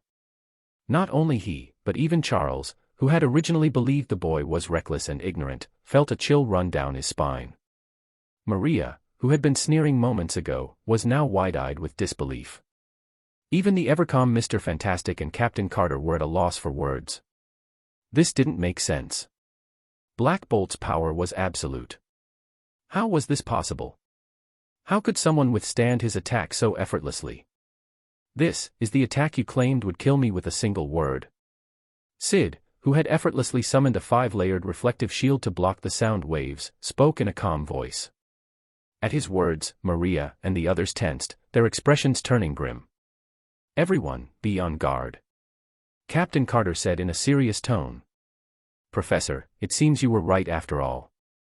Black Bolt and the others instantly understood what she meant. A few days ago, Charles had sensed this individual might be an Omega-level mutant. At first, they dismissed it as a mistake, but now, if he could withstand Black Bolt's attack, then Charles's suspicion had to be correct. He really was an Omega-level mutant. The realization sent a wave of shock through them. Aside from Jean, there was another Omega-level mutant. And he was from Universe 616. What on earth had happened in Universe 616? As they stood in stunned silence, satellites from various countries, including the US, had captured footage of the scene. The world's intelligence agencies recognized Black Bolt and the Illuminati but had no idea who the white-clad young man was. Watching him emerge unscathed from Black Bolt's attack, they were left in utter disbelief. Who is this person? How did he withstand Black Bolt's power? As shock rippled across the world, one particular household in New York City was also tuned into the live broadcast. A child pointed at the screen, wide-eyed. "Mommy, look." Beside him, another child was also watching in awe. And standing behind them was a red-haired woman, appearing to be in her 30s. The Scarlet Witch, Wanda Maximoff. Seeing the crimson energy that had engulfed all of New York earlier, she froze in place. As someone who wielded chaos magic, she recognized that energy, it felt familiar. She furrowed her brows and murmured, "Maybe I'm imagining things. How could chaos magic possibly engulf all of New York?" But as the live broadcast shifted to a close-up of the battle, showing the confrontation in the alleyway, her two sons, Billy and Tommy, gasped in amazement. "That's so cool." To them, it was just an exciting spectacle. But to Wanda, her eyes widened in pure shock. She knew who Black Bolt was. She understood exactly what this meant. Who was this boy? Meanwhile, back in the alley. Black Bolt had ceased his attack, and the sonic waves gradually faded into silence. Mr. Fantastic, still reeling from disbelief, asked, How did you withstand Black Bolt's attack? Syd merely smiled and repeated his earlier words, this was the attack that was supposed to kill me instantly. Maria and the others, visibly enraged, were about to speak. But before they could, Syd suddenly tilted his head in confusion. Oh, wait. He glanced at Black Bolt, then smirked. Where did he even get a mouth from? As he spoke, the sensation of level 5 chaos magic guiding his thoughts surged within him. And then, with a mere thought, reality shifted. Charles and the others instinctively turned toward Black Bolt. And their expressions froze in sheer horror. Black Bolt's mouth was gone. Where his lips had once been, there was now only smooth skin. No seams. No opening. As if he had never had a mouth to begin with. The sight was deeply unsettling. Black Bolt's mouth. Mr. Fantastic paled. What did you do to him? Syd chuckled softly. You said he could kill me with just a word, so I simply made sure he didn't have a mouth anymore. At those words, everyone froze in absolute terror. They could hardly comprehend what had just happened. Their minds reeled. How was this possible? What kind of power could erase someone's mouth from existence? Black Bolt, now realizing something was terribly wrong, frantically touched his face, his fingers brushing over the smooth, featureless skin where his mouth had been. His eyes filled with pure panic and disbelief. He tried to speak, but there was nothing. Overcome by horror and desperation, he instinctively attempted to scream. But with no outlet for his sonic power. Boom. Black Bolt's skull collapsed inward, turning into a pulpy mass of gore. Blood streamed from his nose, his eyes turned bloodshot, and then his body fell lifelessly to the ground. Black Bolt was dead. The mighty king of the Inhumans, whose voice could shatter mountains and even kill Thanos, had just been instantly erased from existence. With a single sentence. Chapter 465. The fall of Black Bolt was clearly captured by the drones. Across the world, in the US and beyond, people watching the broadcast were utterly shocked. Black Bolt was dead. And more disturbingly, the footage showed exactly how he died. His mouth vanished, in an instant, all because of a single sentence from that white-clad boy. Inside a New York household. Black Bolt is dead. Wanda Maximoff, the Scarlet Witch, stared in shock. That boy erased his mouth. What kind of power is this? While millions of viewers were still reeling from disbelief, back at the scene, the remaining Illuminati members were filled with pure rage. Maria's body ignited with energy, flames bursting around her as she shot into the air. Without hesitation, she unleashed powerful energy beams straight at the white-clad boy below. At the same time, Captain Carter hurled her shield, sending it whistling through the air toward Syd. But under the watchful eyes of drones, and before the stunned expressions of the Illuminati, Syd did not even attempt to dodge. Instead, he simply glanced at the incoming energy beams. And then, the moment they reached him, they transformed. The once deadly energy blasts dissolved into a flurry of radiant blue butterflies, fluttering away gracefully. It was a sight of ethereal beauty. But in that moment, no one appreciated it, they could only feel a growing sense of dread. As for Carter's shield, the moment it neared Syd, it liquefied into a splash of water, scattering onto the ground. All that remained was a small puddle. Captain Carter's eyes widened in disbelief. Her shield, one of the strongest weapons she possessed, had just turned into water. How was this even possible? This eerie and impossible transformation was clearly recorded by the drones, sending waves of shock through everyone watching. What just happened? How did that white-clad boy do this? Back at the scene. In his wheelchair, Professor Charles acted immediately. Pressing his fingers to his temple, he attempted to activate his telepathic abilities. Seeing this, the other Illuminati members regained their resolve. Floating above, Maria increased the output of her energy blasts. They had a plan. Once Charles's telepathy took effect and immobilized the boy, they could eliminate him swiftly. This would be his end. However, As soon as Charles's psychic energy touched Syd's mind, a crimson glow flickered in Syd's eyes. In an instant, the true power of level 5 chaos magic erupted. Boom. A silent explosion of mental energy radiated outward. Maria and the others felt their minds blur, their thoughts thrown into disarray. But the worst impact fell upon Charles. His nose began to bleed, his face contorted in agony, and with a low groan, he collapsed unconscious in his wheelchair. Professor, Mr. Fantastic, Maria, and even Wanda, watching through the broadcast, were stunned beyond belief. Charles, the world's most powerful telepath, had just been defeated in a psychic battle by a boy. This meant this white-clad youth had a stronger mind than Charles Xavier. How? This is your power? Amidst their horror, Syd spoke calmly. This is the best the Illuminati has to offer. Before they could respond, his expression remained indifferent. Since you've attacked me, it's only fair that I retaliate. At those words, he activated his chaos magic. Boom. A terrifying surge of red energy exploded from his body, sweeping over New York at an unimaginable speed. In an instant, the entire city was bathed in crimson light. Then, reality itself began to shift. Under the stunned gazes of millions, New York City warped and twisted before their eyes. Skyscrapers morphed into carousel rides. Grasslands turned into massive swimming pools. The streets became vibrant amusement park pathways.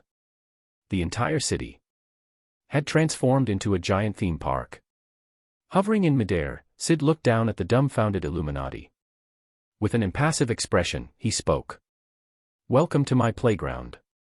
What did you just do? She shouted, disbelief in her voice. From her vantage point in the sky, she could see it clearly. All of New York had changed. Then, Mr. Fantastic, his face pale, spoke up in shock. You have the power to warp reality. At his words, everyone froze. Even Wanda, watching the broadcast, was struck with pure disbelief.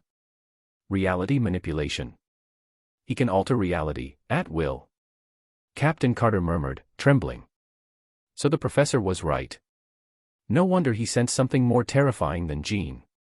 Altering and rewriting reality, this is your power. Could this even surpass Omega level? Mr. Fantastic and the others could barely comprehend it. An Omega level mutant like this actually exists. All across the world, the reactions were the same. People who had previously doubted the existence of Omega-level mutants were now staring at their screens, completely dumbfounded. This was an Omega mutant. They weren't just real, they were terrifying beyond belief. Mutant researchers, scientists, and government officials across the globe were shaken to their core. Back at the scene, still hovering, Syd remained unfazed. His expression unchanged, he spoke plainly. It seems you don't like it very much. The ground beneath them suddenly began to heat up. Mr. Fantastic, Maria, and the others felt an overwhelming sense of dread. Beneath them, the pavement started glowing red. It was turning into magma. Reacting quickly, Maria grabbed Mr. Fantastic, Captain Carter, and the unconscious Charles, flying them into the air. The moment they escaped. Boom.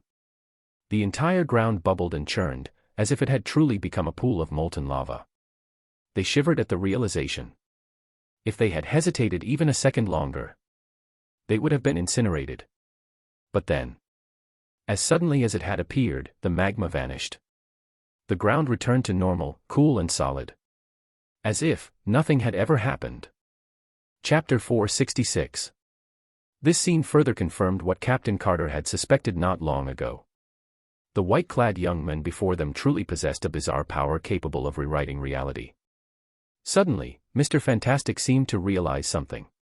His expression darkened as he said, with the power you've displayed, you could have killed us instantly, couldn't you? You've been toying with us. Hearing this, Captain Marvel and the others were momentarily stunned. They wanted to deny it, but no matter how they looked at it, the white-clad youth before them undeniably had the power to obliterate them in an instant. The possibility that he had been toying with them was extremely high. Syd raised an eyebrow in slight surprise. The next second, he calmly said, "You're right. But that doesn't change your fate. As he spoke, a red glow emerged from his right hand. The next instant, Mr. Fantastic was forcibly lifted from Captain Marvel's grasp, screaming in agony. His rubber-like body began stretching unnaturally before unraveling into countless strips. With a flash of red light, only a pile of deep blue shredded remains were left on the ground. Ah! Maria Rambeau, the Captain Marvel of this universe, was horrified. She quickly let go of Captain Carter and Professor X, summoning brilliant energy beams from her hands. Syd's right hand glowed with chaotic magic, forming a barrier that effortlessly blocked the attack. He didn't even budge an inch. "You are all so weak, pitifully fragile," Syd said. The red glow in his right hand intensified. Boom! A massive beam of chaotic magic erupted, instantly engulfing Captain Marvel. With a loud crash, she was slammed into the ground by the deep red chaotic energy. Soon, agonized screams echoed. Under the overwhelming force of the chaotic magic, her body began to vaporize at an alarming rate. Before long, she was completely consumed by the chaotic magic, vanishing without a trace. Next, Syd's gaze shifted to the charging Captain Carter. He casually waved his right hand. A flash of red light struck her, and in the next instant, she exploded into a gruesome mist of blood and gore.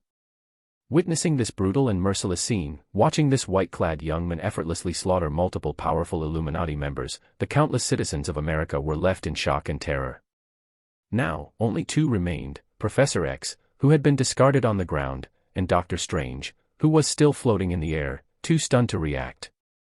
"You killed them," Dr. Strange muttered in disbelief. "An Omega-level mutant like you exists in Universe 616. Are you going to fight?" Syd asked calmly.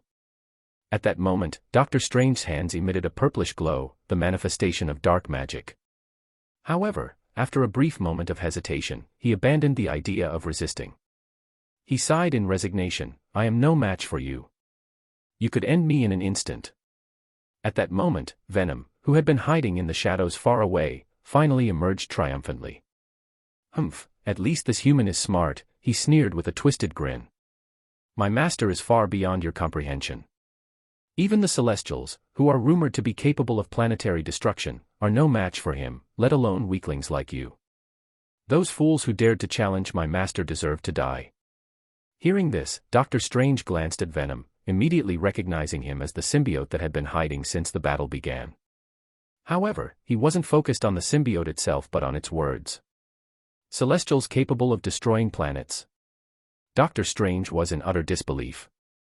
In his quest to stop Thanos, he had researched extensively, including information about the Celestials. He was well aware of their immense power, true godlike beings capable of both creation and destruction. Wiping out entire civilizations or obliterating planets was trivial for them. And yet, this symbiote was claiming that the white-clad youth before him could contend with the Celestials. Dr. Strange scrutinized Venom's smug expression, searching for any sign of deceit, but found none. While he was still reeling in shock, countless American citizens were also shaken to their core. Celestials, those who can destroy planets, can't even stop him. Is that thing just talking nonsense? Inside a civilian home, Wanda Maximoff had a complicated expression. The more she watched the scenes unfolding on the television, the more familiar it all seemed. Is this really chaos magic? Why is it so powerful? Even she found it hard to believe. No matter how hard she tried to rationalize it, she simply couldn't comprehend how chaos magic could be this terrifying. His chaos magic is different from mine.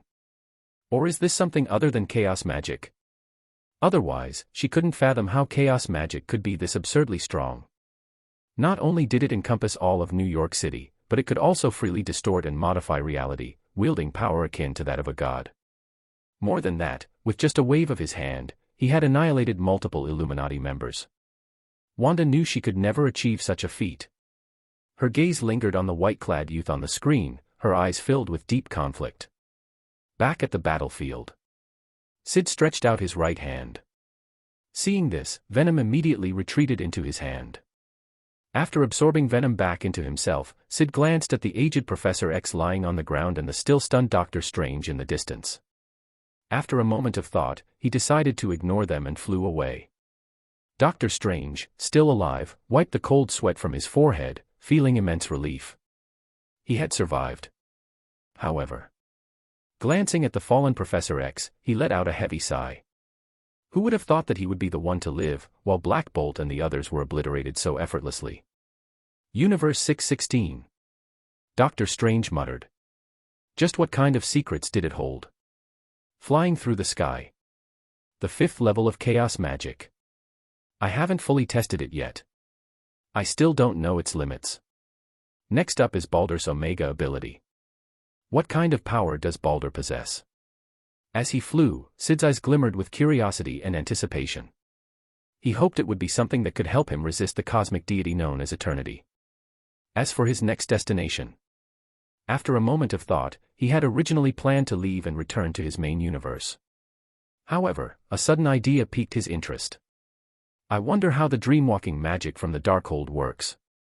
Can I use it to sense another version of myself in a parallel universe? Beyond that, using dreamwalking magic from the Darkhold would allow him to locate other universes more easily. Both Wanda and Doctor Strange had used it to invade other realities, there was no reason he couldn't do the same.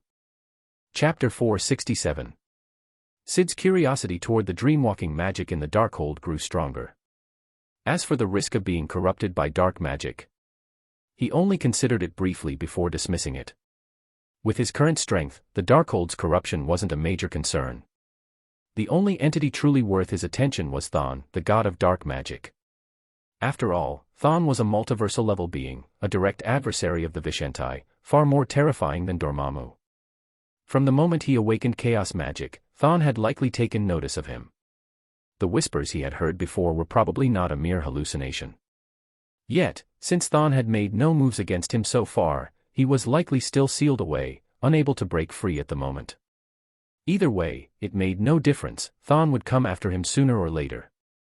So what if he used the Darkhold? With this thought, Syd set his sights on the Darkhold. As for where to find it, whether in the main universe or this one, there were ways to obtain it. After a brief moment of contemplation, he turned his attention to another universe. In Doctor Strange in the Multiverse of Madness, the Strange from the main universe had once entered a collapsing parallel universe. There, he had encountered a darkened version of himself.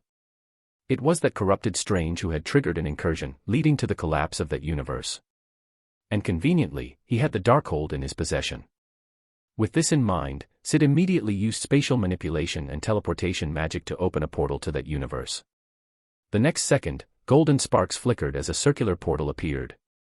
Syd stepped through. As soon as he set foot in the new universe, he was momentarily taken aback. In his imagination, this Earth should have been in a state of collapse and disintegration. Yet, everything was perfectly intact. The streets were bustling with people going about their daily lives, the sky was clear, and nothing seemed out of the ordinary. Clearly, the incursion had not yet begun. Looks like I came too early. Syd raised an eyebrow. But it didn't matter. In this universe, the Darkhold was under Doctor Strange's protection. The next second, another portal opened, and Syd appeared in the skies above Camartage. As soon as he arrived, the sorcerers of Camartage, along with Doctor Strange, took notice of him. A group of sorcerers in robes stepped forward, led by Strange himself. Who are you? Why have you trespassed into Camartage? The white-clad figure floating in the sky put them all on high alert. Ignoring their words, Syd's gaze locked onto Doctor Strange, clad in his signature red cloak of levitation. His eyes swept down to Strange's waist. Upon spotting a particular book, he exhaled slightly in relief. The next second, red light blossomed from his hands as he attempted to seize the Darkhold. However, a surge of violet energy flickered from the book, resisting his attempt. You're trying to take the Darkhold? This universe's Doctor Strange asked warily. Noting the darkening hue creeping along Strange's hands, Syd remained composed. You've already gone astray, haven't you? He remarked. You've begun delving into the Darkhold's secrets. This book is beyond your comprehension. At his words, the sorcerers of Camartage looked shocked, instinctively turning to Strange. Doctor Strange's expression darkened. Just as he was about to speak, a chilling voice echoed from the sky, making him freeze in disbelief. It doesn't matter if you study the Darkhold, it won't change anything. As long as you choose the path of a sorcerer, you and Christine will never have a happy ending. That is true across all universes. In fact, this entire universe will perish because of you. Hearing this, Strange's face twisted in shock. How did this mysterious figure know about him? And how could an entire universe possibly perish? He refused to believe it. But Syd remained indifferent. He didn't care whether Strange believed him or not. The next moment, the red light in his hand flared. The Darkhold and Dr. Strange's resistance vanished instantly. In the blink of an eye, the book flew into Syd's grasp. You. Dr. Strange's eyes widened in despair as he felt his last hope slip away. In a fit of rage, he lashed out, conjuring a magical whip in an attempt to reclaim the Darkhold. But what happened next left him, and every sorcerer present, utterly stunned. With a mere flash of red light, the magical whip twisted and morphed, breaking down into liquid and dissipating into the air. Casting a brief glance at the dumbfounded Strange and the other sorcerers, Syd lost interest in them. He stepped forward and vanished into a portal, returning to Universe 838. Back in Universe 838. In a secluded alleyway, Syd looked down at the dark tome in his hands, his eyes flashing with intrigue. So this is the Darkhold. Even without opening it, he could feel the overwhelming aura of corruption radiating from its pages. Even an ordinary person who read this book could transform into a formidable sorcerer. But at the same time, they would be irrevocably tainted by the knowledge of dark magic within. He had experienced a similar effect before. Contemplating this, Syd prepared to flip open the Darkhold and locate the dreamwalking spell. If successful, he could potentially sense parallel versions of himself in other universes. However, the next second, he hesitated. Before experimenting with dreamwalking, he decided it would be best to first familiarize himself with the full capabilities of his newly advanced chaos magic. If anything unexpected occurred, he would be better prepared to handle it. Focusing inward, he quickly noticed a significant change. The light energy within him had become purer, radiant beyond measure. After a quick estimation, he realized that his current energy reserves allowed him to unleash approximately 2,600 high-level attacks, such as black particle manipulation. Boom. A sonic boom erupted as Syd vanished from the spot. Mach 138. During his test, he noticed another crucial difference: his enhanced speed no longer outpaced his reaction time. His upgraded chaos magic had elevated his neural response speed to an inhuman level. Next, Syd tested his divine speech ability. Light. In an instant, an area spanning 3,300 kilometers was engulfed in brilliance. He followed up by testing Sunshine Blessing. Nearly 3,000 kilometers of sunlight showed an immediate anomaly. After finishing his tests, Syd frowned slightly. Despite the significant improvements, he wasn't entirely satisfied. Though his power had increased considerably, it still wasn't enough. I hope that once Baldur's Omega ability reaches 100% synchronization, my light-based powers will undergo a true transformation. Syd sighed. But despite his sigh, he wasn't discouraged. End of chapter. Chapter 468. After all, the changes in his light energy were minor in comparison. What truly mattered to him was chaos magic. With chaos magic at level 5, distorting and altering reality had become second nature. A flash of red light flickered from his hand, and the wall beside him instantly turned into a brilliant gold, as if transmuted into pure gold. Syd sensed it for a moment and murmured, "It seems permanent." His mood instantly brightened. In fact, he realized that turning an entire city into gold wouldn't even be a challenge for him. And this was merely a small burst of chaos magic. If he were to unleash his full power, even Syd himself couldn't fathom the extent of the devastation it could cause. Stretching out his right hand, the deep red glow of chaos magic shimmered in his palm. As he focused, he estimated that his maximum range of influence could extend for several thousand kilometers. However, due to the potential destruction such a test would cause, he decided to hold off until it was absolutely necessary. At the same time, he noticed a particular limitation of chaos magic. After experimenting a bit, he confirmed that it wasn't just his imagination. The energy cost varied depending on the scope and nature of the alteration. For example, while Syd could easily transform a wall into water, he found himself unable to conjure an infinity stone out of thin air. He focused, letting red light envelop a stone on the ground, attempting to reshape it into the space stone. The stone flickered under the red glow, shifting as though it were pixelated, undergoing continuous transformations. In the end, it became a blue-white gem. Syd sighed. The gem on the ground was clearly just a superficial imitation, nothing close to a genuine space stone. His current abilities did not support the fabrication of something as powerful as an infinity stone. More importantly, his internal energy reserves were completely insufficient, even far from enough. With this, Syd recognized the inherent limitation of his chaos magic. The energy source of chaos magic came entirely from himself, or rather, from his light energy being converted into chaos energy. It wasn't drawn from external forces. This meant that his energy was finite, preventing him from recklessly altering reality on a whim. That said, his current level of reality manipulation was already more than enough to deal with his enemies. Transforming New York City into an amusement park had been mere child's play. He hadn't even used a fraction of his true power. If he wanted, he could turn people into frogs, insects, paper-thin beings, or even outright erase entire regions from existence. Suddenly, a thought crossed Syd's mind. If modifying reality under normal conditions has limits, then what about when I lose control? He was well aware that going berserk was a possibility for him. Just like Orochi's abilities had once gone out of control. Chaos magic was no exception. After all, his true mutant ability wasn't sunshine or chaos magic, it was mimicry. That previous loss of control had been a direct consequence of mimicking an unstable ability. And because the upper limit of his mimicry ability remained unknown, Syd had no idea what would happen if chaos magic truly spiraled out of control. Would it also be affected by mimicry? What kind of catastrophic consequences could that lead to? Shaking his head quickly, Syd pushed those thoughts aside.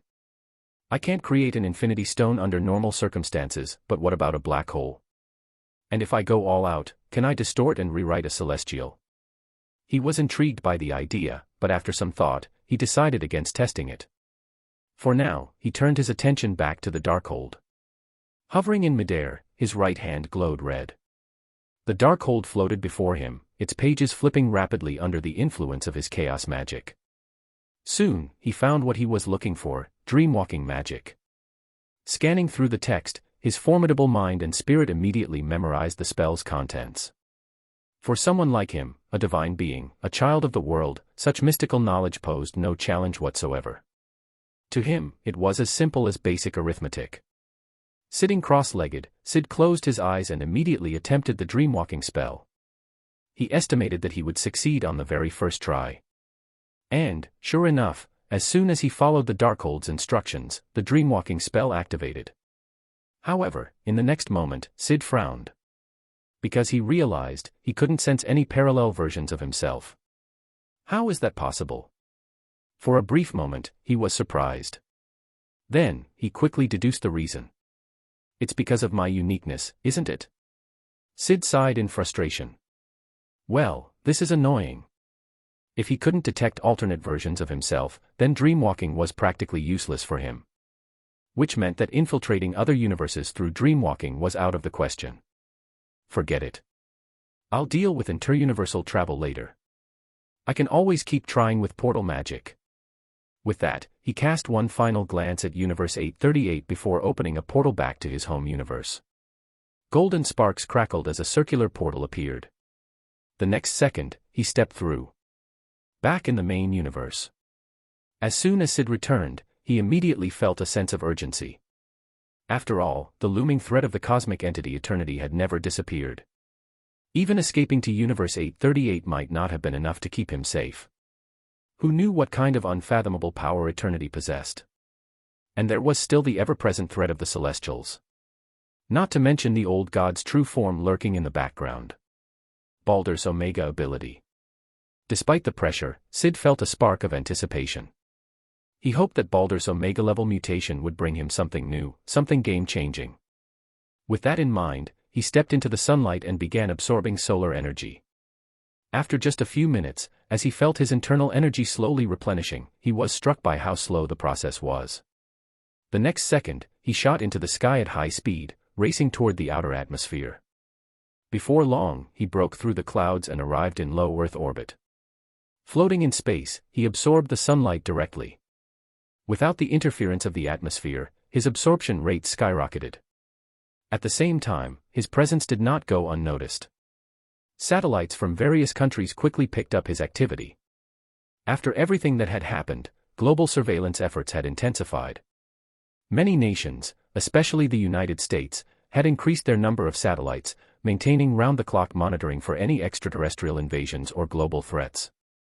Thus, it wasn't long before Syd's appearance in space caught the attention of intelligence agencies worldwide. Is that the white-clad warrior? Why is he in outer space? People around the world were baffled. He was just floating there, motionless. What was he doing? Had he died?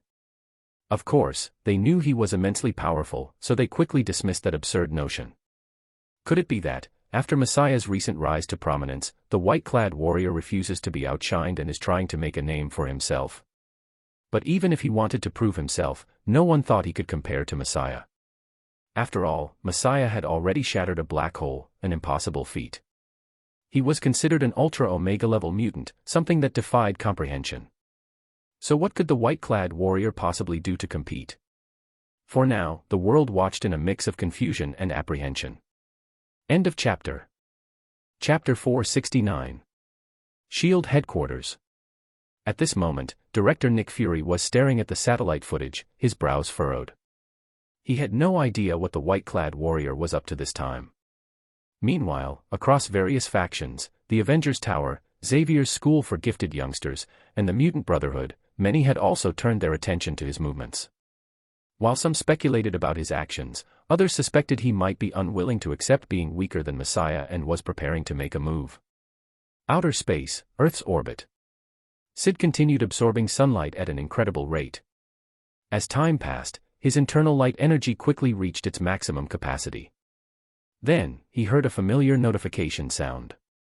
Light energy +1. Light energy +1. Light energy +1. One after another, notifications chimed, and his energy points steadily increased. 1 day passed. 5 days passed. Energy points, 129,347. Floating in space, unmoving, Syd finally opened his eyes. Looking at his energy points nearing 130,000, a spark of anticipation flashed through his eyes. Would this be enough to push his unlocking progress further? Without hesitation, he poured all of his energy points into Baldur's unlocking progress. The next moment, his energy points dropped to 0, and Baldur's unlocking progress flickered. Unlocking progress, 91%. Seeing the 91%, Syd's eyes lit up instantly. But in the next second, his excitement faded as he frowned. There was no new ability notification. What kind of scam is this? Or, is the next ability the most important one, so it's harder to unlock? Syd furrowed his brows. Annoyed but with no other choice, he could only continue gathering light energy, working toward 95% or, ideally, 100% unlocking progress. He was certain that Baldur's Omega ability would be revealed at either 95% or 100%. As Syd continued absorbing light energy, the world's governments gradually relaxed. Even the general public, who had been observing him for days, began to let their guard down. After all, 5 days had passed, and the white-clad warrior remained eerily calm and silent.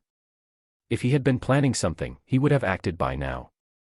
But while the world watched with curiosity, certain American politicians were preparing something far more sinister. Since their last confrontation with Messiah, they had suffered massive losses, countless soldiers and vast sums of money were wiped out. This left them filled with resentment and humiliation. Yet, despite their fury, they dared not retaliate against Messiah directly. However, after extensive research and planning, they finally found a potential way to kill Messiah. A secret research facility. A high-tech silver corridor led deeper into the underground base. 5 fully armed soldiers marched forward, escorting a young girl clad in black leather. "Let me go. Let me go. Why are you doing this to me?" Kitty Pryde, Shadowcat, struggled violently, trying to break free from the grip of the soldiers on either side. But no matter how much she resisted, she couldn't escape their grasp. A deep sense of despair crept onto her face. Around her neck was a black mutant power inhibitor, completely suppressing her phasing abilities, rendering her powerless. Why? Why was this happening? She had merely gone out for supplies. How had a group of soldiers suddenly appeared to capture her? What was their purpose? What did they want from her? Still filled with confusion, she was dragged to the end of the corridor, stopping before a large silver door. A middle-aged man in a white lab coat led the way, verifying his iris scan, fingerprints, and security codes. With a mechanical hum, the silver doors slid open.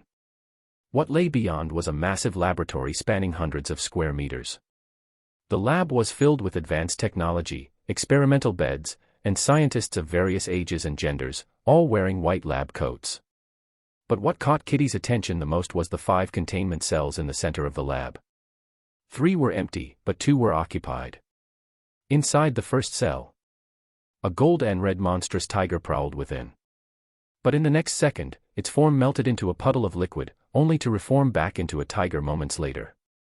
It lashed out at the walls of its cage, its body shifting between solid and liquid states. Whip. Whip. Whip. Threads of gold and red tendrils shot out in all directions, covering the entire interior of the glass cell in a horrifying web. However, no matter how violent its attacks were, it couldn't break through the glass containment. "You're wasting your time, Subject 1." A beautiful blonde woman in her 30s chuckled, watching the creature struggle. "I've told you many times, you cannot break through this specialized containment. Let me out. You damn bastards." The monstrous tiger, symbiote bullet, roared furiously. "If my master finds this place, you're all dead." Its eyes burned with hatred, locking onto the woman outside the cage. This vile woman had been experimenting on it repeatedly, gassing it, unleashing monsters on it, and subjecting it to countless tortures. Many of these cruel experiments had been her own ideas. "Just sit tight with Subject 2 for now." The woman, Delia, smirked, unfazed by the threats. She knew exactly who the symbiote's master was, Messiah. With a smirk, she cast a glance at the second containment cell. Inside the second cell, a young woman sat curled up in the corner. This was none other than the long-missing mutant, Rogue. Her ability to absorb and store the powers of others had once played a crucial role in evolving the Sentinel robots to near perfection. But ever since the Sentinels proved ineffective against Messiah and the white-clad warrior, she had lost her value and was transferred to this lab.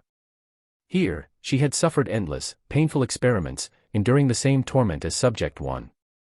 Back in the hallway, as Kitty Pryde was brought into the lab, she immediately recognized Rogue and gasped in shock. Delia turned her gaze toward the new arrival, an intrigued smile forming on her lips. "Oh, another adorable little subject." The dozens of scientists in the lab also turned their attention toward Kitty Pryde. They all knew exactly who she was. Suddenly, a holographic projection of an elderly, white-haired man in a suit appeared in the center of the lab. Senator Richard, his expression cold and stern, spoke in a commanding tone. "The experiment will now begin." The researchers immediately straightened up, their expression serious. "Understood, Senator. What are you going to do to me?" Fear filled Kitty's voice as the 2 soldiers forced her to the center of the lab. As the researchers stepped aside, a man emerged from the shadows. He appeared to be in his 20s, his skin deathly pale, as though he had never seen sunlight. "You." Kitty Pryde's eyes widened in confusion and terror as she was dragged toward a silver experimental table. Chapter 470. Before Kitty Pryde could say anything, the woman named Delia coldly ordered, "Number 6, do it now." Upon hearing her command, the pale-faced man named Number 6 immediately lifted his head and locked eyes with Kitty Pryde. In the next second, Kitty's gaze turned vacant. It was clear, she had been controlled. Delia let out a light chuckle before casually lying down on the silver experiment table. Inside the glass containment cell a few meters away, Symbiote Barrage roared furiously, "What are you trying to do this time, woman?" "Kitty." Rogue also raised her head, her dull eyes revealing confusion and worry. Lying on the experiment table, surrounded by dozens of researchers, and being watched by numerous hidden senators and even high-ranking military officials, Delia chuckled and said, "What am I doing? Of course, I'm going to deal with your dear master." Hearing this, Symbiote Barrage was momentarily stunned before sneering in disdain, You think you can deal with my master? What a joke. You're not even worthy. You don't even deserve to stand in my master's presence." Delia wasn't angered by the mockery. Instead, she smiled and said, "Oh, I know your master, Messiah, is incredible. His power is beyond comprehension. He's even an ultra-omega level mutant. He can shatter black holes, rival the Celestials. There's no one on Earth who can stand against him." But as she praised Messiah, a proud grin spread across Symbiote Barage's face, filled with arrogance and satisfaction. But then came that but, and its expression darkened. "Sure enough," Delia continued, laughing, "Messiah is terrifying now, but what about when he was just born? When he was an infant, his ultra-omega abilities hadn't awakened yet. If he were to be killed at that time, what do you think would happen?" As soon as she said this, Rogue and Symbiote Barage's faces changed drastically. However, Symbiote Barrage quickly snapped out of it and sneered, "Ridiculous humans. You think you can travel back in time?" Just as it was about to hurl more mockery, it was suddenly stunned to see an expression of amusement on Delia's face. She grinned and said, "Surprisingly, you guessed right. That's right. I'm going back to the past." Saying this, she glanced at Kitty Pryde beside her. This woman's ability is quite special. She can send a person's consciousness back in time. Soon, I will travel back to when Messiah was just a child. There, I will personally eliminate this wicked, monstrous mutant. Just thinking about it, the ultra-omega level Messiah, feared by the world, dying by my hands, it makes me so excited. Delia's face twisted with anticipation, her cheeks flushing red with exhilaration. She looked utterly unhinged. Watching her crazed expression and hearing her words, the dozens of researchers standing around showed both unease and overwhelming excitement. Messiah, the greatest powerhouse Earth had ever known, would soon be dead at their hands. Even the senators and military officials secretly observing the scene were filled with eager anticipation. Once Messiah was gone, everything would return to normal. After dealing with Messiah, their next target would be the white-clad hero in space. Inside the glass containment cell, Rogue and Symbiote Barrage were in utter shock and disbelief. "Impossible!" Symbiote Barrage roared. It wanted to deny it, but no matter how hard it looked, it couldn't find any trace of deception in these humans. "No, it's impossible. Master can't die." Symbiote Barage's mind wavered, an unprecedented sense of despair creeping in. As much as it didn't want to believe it, the truth was becoming undeniable. Its master, Messiah, might actually. At that moment, Senator Richards' holographic projection frowned and ordered, "Enough talk. Get started." Delia quickly nodded and looked at number 6, who also nodded in return before controlling Kitty Pryde once again. Kitty, still dazed, walked over to Delia's head. Then, placing both hands on Delia's temples, she released a soft white glow from her palms. The energy seeped into Delia's head. "Ah!" Delia screamed, her body twisting and convulsing wildly. Despite her healing factor and mental preparation, the pain was still beyond belief. But the experiment was already in progress, there was no stopping it now. Seeing her agony, the researchers, senators, and military officials watching felt a shiver of fear, but their excitement quickly overpowered it. Soon, Delia would be in the past. None of them believed that Messiah could possibly survive. As they waited eagerly and as Rogue and Symbiote Barrage watched in terror, Delia's vision blurred with white light. A moment later, she found herself in a scene both familiar and strange. Glancing around at the beautifully decorated pink room, Delia looked down at herself and noticed her body had shrunk. "Right. I'm only a teenager now," she muttered, realizing her younger state. The next step is to contact the senators from 17 years ago, gain their trust, and then head to Base 23 to eliminate the infant Messiah. She was confident about earning the senators' trust. After all, she knew secrets that only they could possibly know. That alone would be enough to convince them. They might be shocked at first, but in the end, it was just an experiment baby. Surely, they would approve of its elimination. With that thought, she swiftly took action. Soon, she successfully made contact with the senators from 17 years ago. "What did you say?" "Messiah. An ultra-omega mutant. A freak that will destroy the world." Despite their shock and disbelief, they ultimately chose to act with a "better safe than sorry" mindset. Even though it was 17 years in the past, they still held significant power. Eliminating a mere experiment baby wouldn't cause any trouble. Before long, 11 intrigued high-ranking officials accompanied Delia to Base 23. Base 23. Commander Cedric, along with a younger Alessandro, listened in confusion as the powerful figures explained their intentions. Though puzzled, they still led the high-ranking officials to the laboratory. "This way, officers," Commander Cedric said, guiding them. As they walked, Delia's excitement never faded, her flushed face and gleaming eyes radiated anticipation. The Ultra-Omega Mutant, Messiah, was about to die by her hands. End of chapter. Chapter 471. As Delia's face flushed with excitement, anticipating the moment when she would personally kill the Ultra-Omega Mutant Messiah. Mysterious experimental base. Researchers, as well as the observing senators and military officials, were all filled with eager anticipation. Inside the glass containment cell, Rogue and Symbiote Barrage were deeply unsettled. "Master." Symbiote Barrage murmured nervously. Meanwhile, at S.H.I.E.L.D., Nick Fury received the report and immediately learned of the high-level operation. His brow furrowed. Will they succeed? His gaze remained fixed on the laboratory feed, waiting for the outcome of this dangerous gamble. While everyone focused on Delia, in the past timeline, Delia and her group had already followed Commander Cedric to the laboratory where experimental infants were kept. Upon entering, they saw rows of glass incubators, each containing a baby. Under Cedric's guidance, they soon arrived at the rightmost incubator. "This is Messiah." A small tag was attached to the incubator, displaying the baby's name. Glancing at the name Kevin, Delia's eyes glowed with certainty. "Yes, this is him." "What's next?" The 11 young officials exchanged intrigued glances. Even Commander Cedric and Alessandro, who was just a mid-level officer at the time, were curious, what was this little girl planning to do with this experimental infant?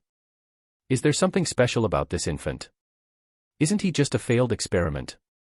Alessandro asked curiously. Hearing this, everyone turned their attention to Delia. Delia scoffed, shooting Alessandro a condescending look. "A failed experiment? You people have no idea how terrifying he is. You might see him as just a baby now, but once his abilities awaken, everything will be over. This little brat is an Ultra-Omega mutant, a being beyond Omega level, possessing the power to destroy the world. If he ever loses control or decides to take revenge on humanity, the entire planet will be doomed. He has even shattered celestial black holes that could consume the entire solar system." As her words fell, Alessandro and Cedric were left speechless. Even the 11 high-ranking officials who had some knowledge of Messiah were still visibly shaken. Ultra-Omega Mutant. Cedric stared in disbelief at the peacefully sleeping infant inside the incubator. As someone leading a mutant research facility, he understood well what an Omega-level mutant was. But Ultra-Omega? World-ending power? Are you serious? My God, are you joking? Cedric asked in disbelief. Why would I lie? Delia smirked. Looking at their skeptical faces, she continued, in the future, even the world's greatest superpower, our own United States, will be helpless against this kid. He alone could stand against the entire world. That's why I must eliminate him now. Cedric and the others were stunned. But Delia simply smiled. Fortunately, that's no longer an issue. This Ultra-Omega mutant is about to die. How are you going to kill him? Alessandro couldn't help but ask. It was a question that lingered in everyone's minds. Delia's face flushed with excitement as she answered, by strangling him with my own hands, of course. Just imagining the destruction-capable Messiah dying by my hands. It thrills me. Her deranged expression sent a chill through the room, even to Cedric and the others. Then, under their watchful eyes, Delia eagerly opened the incubator and reached toward the sleeping infant. She placed her hands around his tiny neck and began to squeeze. Baby Kevin's eyes fluttered open, his small throat releasing weak cries of pain. Watching the struggling infant's face turn red, Delia's face twisted with ecstasy. Look. The all-powerful Ultra-Omega Messiah is suffering in my hands. He's about to die. She grinned wildly, slowly increasing pressure, savoring every moment of strangling the future world destroyer. Just as she was about to end Kevin's life. Present timeline Camartage. Dressed in a yellow robe, the Sorcerer Supreme, the Ancient One, was flipping through an ancient tome when she suddenly sensed something amiss. What is happening? Her expression filled with confusion. As the wielder of the Time Stone, she could feel a disturbance in the timeline. Something was changing, something major. Her brows furrowed deeply. A shift in the timeline was no small matter. A single alteration could trigger countless consequences. Realizing this, her face darkened. Without hesitation, she waved her hand, conjuring a golden portal. Stepping through, she arrived at the mysterious experimental base. The moment she appeared, shock rippled through the room. The researchers, the hidden senators, the military officials, Rogue, and symbiote Barrage all stared in stunned disbelief. Who is this woman? How did she get here? Whispers of confusion filled the air. She looks familiar. Then, someone recognized her. A murmur spread among the people, their expressions shifting from confusion to fear. She's the sorceress from the Dark God incident. They finally remembered. Tension gripped the room. This bald woman was incredibly powerful, not someone to be trifled with. Why was she here? While they panicked, the Ancient One ignored them, instead focusing on the Eye of Agamotto on her chest. Lifting her hands, she made a mystical gesture. A second later, the Eye of Agamotto opened, releasing a soft green glow. The Time Stone revealed itself. The next moment, the Ancient One saw everything. They were trying to use that mutant girl's ability to alter the past. Her expression darkened. The Time Stone's glow intensified.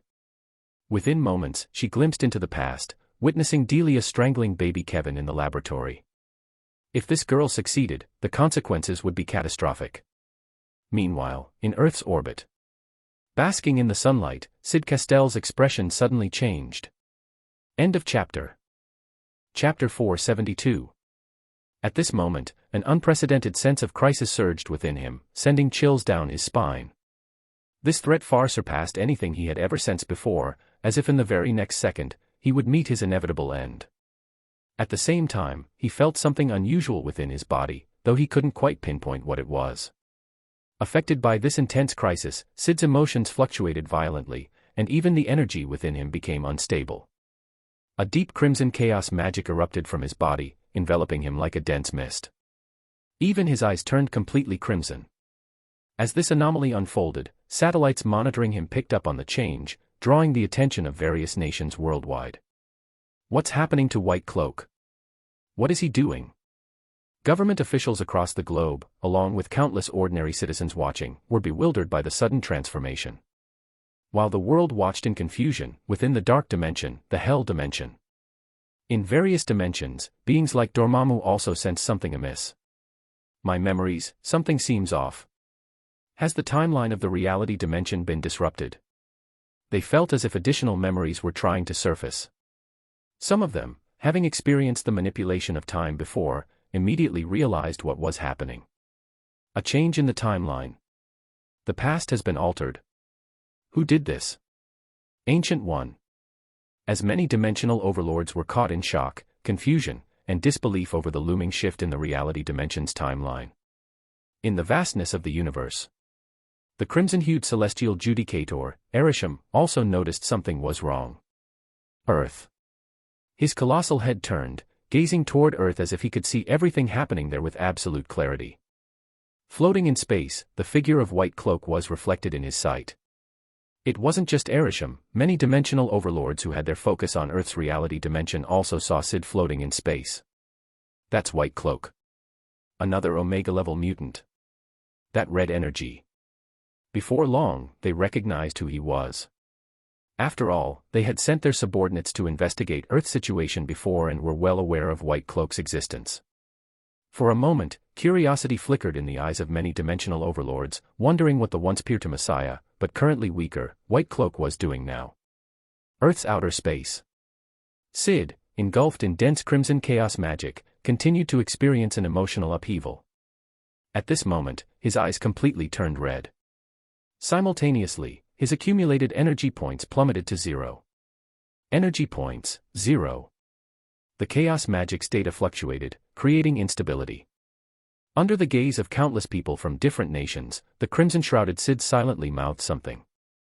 This bizarre scene left the world even more confused, as no one knew what he was saying or what he was doing. While the world watched in bafflement, the Ancient One, observing the past timeline, was utterly shocked. The nursery room. Ha! Messiah, die. You, the so-called Super Omega level mutant, will die by my hands. As Delia's face flushed with excitement, her expression contorted with twisted glee. Amid the shocked gazes of 11 high-ranking officials and Base Commander Cedric, something strange happened to her body. Delia's form began disintegrating like shredded white paper, piece by piece. What is happening to me?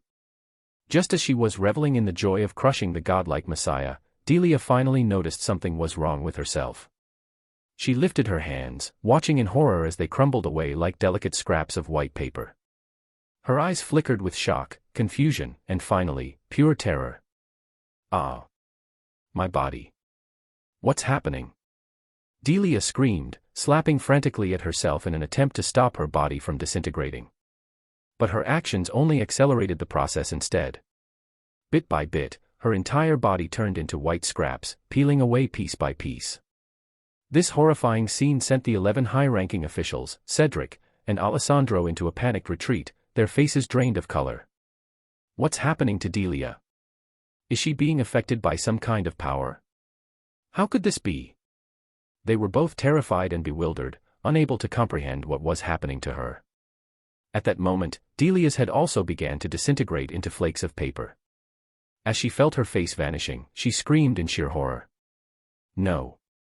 How is this happening? What's going on? All she had wanted was to kill Messiah, the Super Omega mutant. Why was this happening to her? Could it be Messiah's doing? Impossible. He's just a baby, there's no way he has awakened his abilities yet. Staring at the incubator holding the infant Messiah, Delia's eyes filled with disbelief. But no matter how much she denied it, no matter how much rage or unwillingness she felt, the outcome remained unchanged. As her head disintegrated further, terror and regret flashed in Delia's eyes, erasing all traces of her previous excitement, madness, and anticipation. If only I had known. Under the watchful eyes of the Ancient One, the 11 high-ranking officials, Cedric and Alessandro, Delia completely vanished, leaving behind only a pile of white paper scraps drifting to the ground. Before they could fully grasp what had just happened, a few black specks appeared among the scattered paper scraps, forming distinct letters that read, "I don't like this reality. This." Alessandro and the others stared in a mix of confusion and horror. If they hadn't known what was happening before, they certainly did now. It was clear, Delia had been affected by an external force. But that realization only made this even more terrifying. What kind of power could forcibly transform a living person into paper scraps? Had her entire material composition been altered? A flesh and blood human turned into mere paper, what kind of unimaginable force could achieve such a thing? Just as they were reeling in shock and fear, believing the nightmare had ended, the Ancient One, who had been observing, suddenly widened her eyes in disbelief. A burst of white light engulfed everything. When the light faded, what met her gaze was an eerily empty nursery room. Alessandro and the others had completely disappeared. Those people. The Ancient One pondered, had they been erased from existence? Her pupils contracted as she suddenly noticed something else. The incubator, which had been opened moments ago, was now completely intact. Even the red marks on the infant Messiah's neck had vanished, as if nothing had ever happened. A realization dawned upon her, and disbelief flickered in her eyes.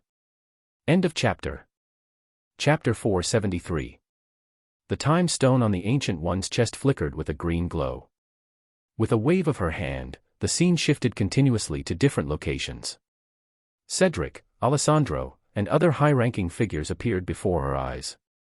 Watching them go about their business as if nothing had happened, the Ancient One confirmed one thing: under the influence of a mysterious force, the altered past had been corrected.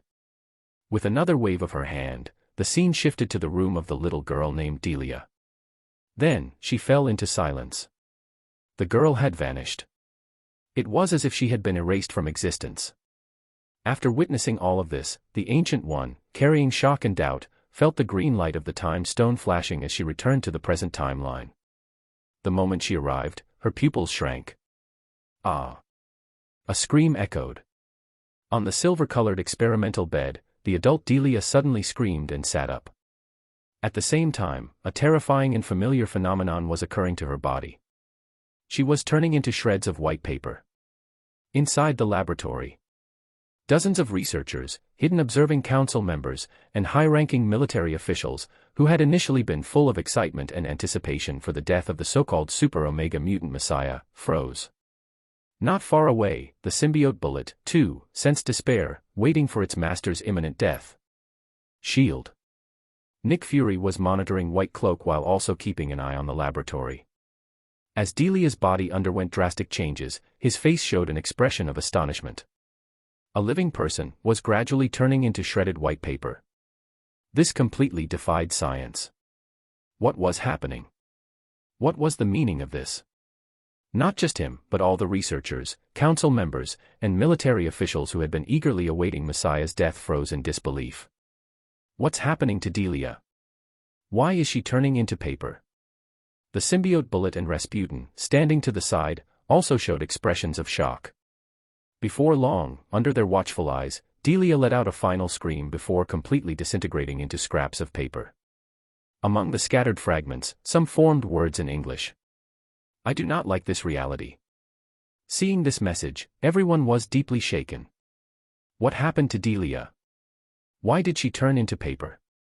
And what does this message mean? While they were in shock, they suddenly noticed that the vanished woman in the yellow robe had reappeared. She was erased, the Ancient One stated directly. At her words, everyone's attention immediately turned to her. What do you mean? Agent 6 couldn't hold back and asked. It was the question on everyone's mind. Glancing at them, the Ancient One frowned and explained, she altered the past on her own, attempting to kill Messiah, and as a result, was erased by a mysterious force. The reality she changed was corrected. All of the effects she caused have been completely wiped away. Hearing her words, the researchers, council members, and military officials, including the symbiote bullet, all revealed expressions of disbelief and shock. Delia was erased by a mysterious force. The altered reality was corrected. Everything she changed was undone. Impossible. Who could have done such a thing? A researcher named Morrow suddenly spoke in shock. Delia was attacked by a mysterious force because she attempted to kill Messiah. Could it be? As soon as he spoke, the previously skeptical crowd fell into stunned silence. Senator Richard gasped, was this Messiah's doing? The moment he said it, he violently shook his head. No way. Messiah was just a baby at the time. He hadn't even awakened his Omega-level abilities. How could he possibly have done something like this? Correcting reality? Turning a living person into scraps of paper? What kind of terrifying power is that? Does Messiah possess such an ability? Richard refused to believe it. The other researchers, council members, and military officials, though still in shock, agreed with him. His reasoning made sense. Messiah was just a baby. How could he have done something like this? Standing in the lab, the Ancient One fell into deep thought. Even she found it reasonable and couldn't believe Messiah was responsible. Even if he was an Ultra-Omega mutant, this was simply too absurd. Suddenly, as if sensing something, the Ancient One looked up in a specific direction. With a wave of her hand, she projected an image in front of her. Floating in Earth's outer space, shrouded in deep crimson energy, was White Cloak, radiating immense power. The Ancient One's breath hitched as she murmured, White Cloak. Could it have been him? She found the idea unbelievable, but after some thought, she murmured again, it's not impossible. You altered the past to try and kill Messiah. That action would have inevitably affected White Cloak and possibly changed his own past. If White Cloak didn't want his past to be altered, then perhaps. Her gaze shifted back to Delia's scattered paper fragments, her eyes lingering on the words left behind. I do not like this reality. The more she thought about it, the more convinced she became. But there was still one question that puzzled her. How did White Cloak do it? He was able to correct past reality. Even as the Sorcerer Supreme, she found it impossible to believe. While the Ancient One was lost in thought, the researchers, council members, and military officials who overheard her murmuring were left utterly stunned. As they watched the projection of White Cloak, they suddenly remembered his strange condition from earlier, coinciding with the time of the incident. But they refused to believe it. Correcting reality. Turning people into paper. Could White Cloak really have done that? The researchers and high-ranking officials all dismissed it. It was absurd. Inside a glass containment unit, the symbiote bullet scoffed, impossible. Even my master, Messiah, couldn't do that. How could White Cloak? He was relieved that his master was safe, but he refused to believe it. As for Rasputin, she was utterly bewildered. First, they traveled to the past. Then the past was corrected. Then that woman turned into scraps of paper. So many impossible things had happened. Was this really not just a dream? Her entire worldview was crumbling.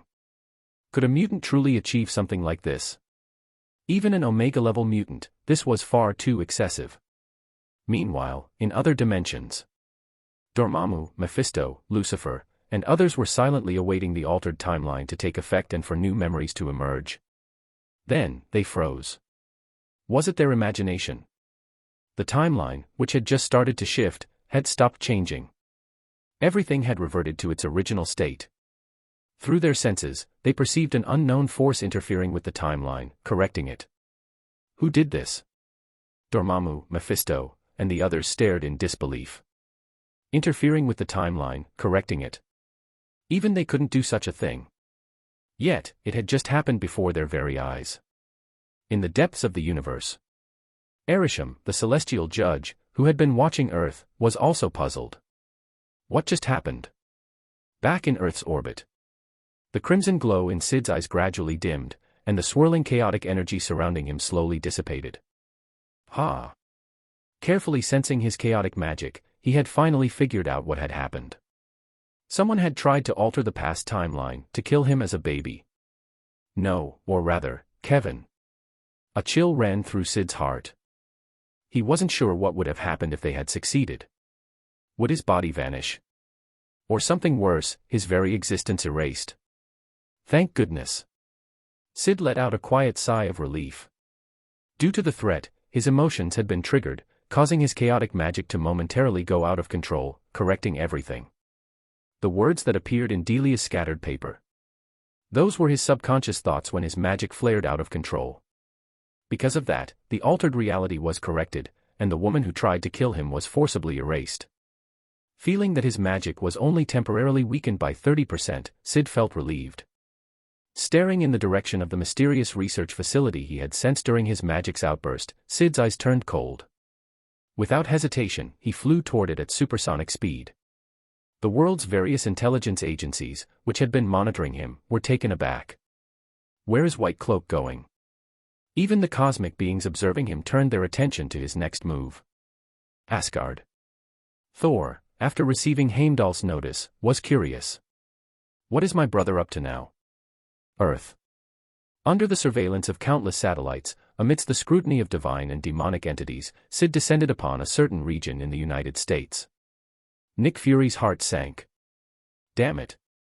He realized exactly where White Cloak was heading. Inside the secret facility. Senator Richards' projection appeared, his face filled with anxiety. He's coming here? What does he want? Panic spread.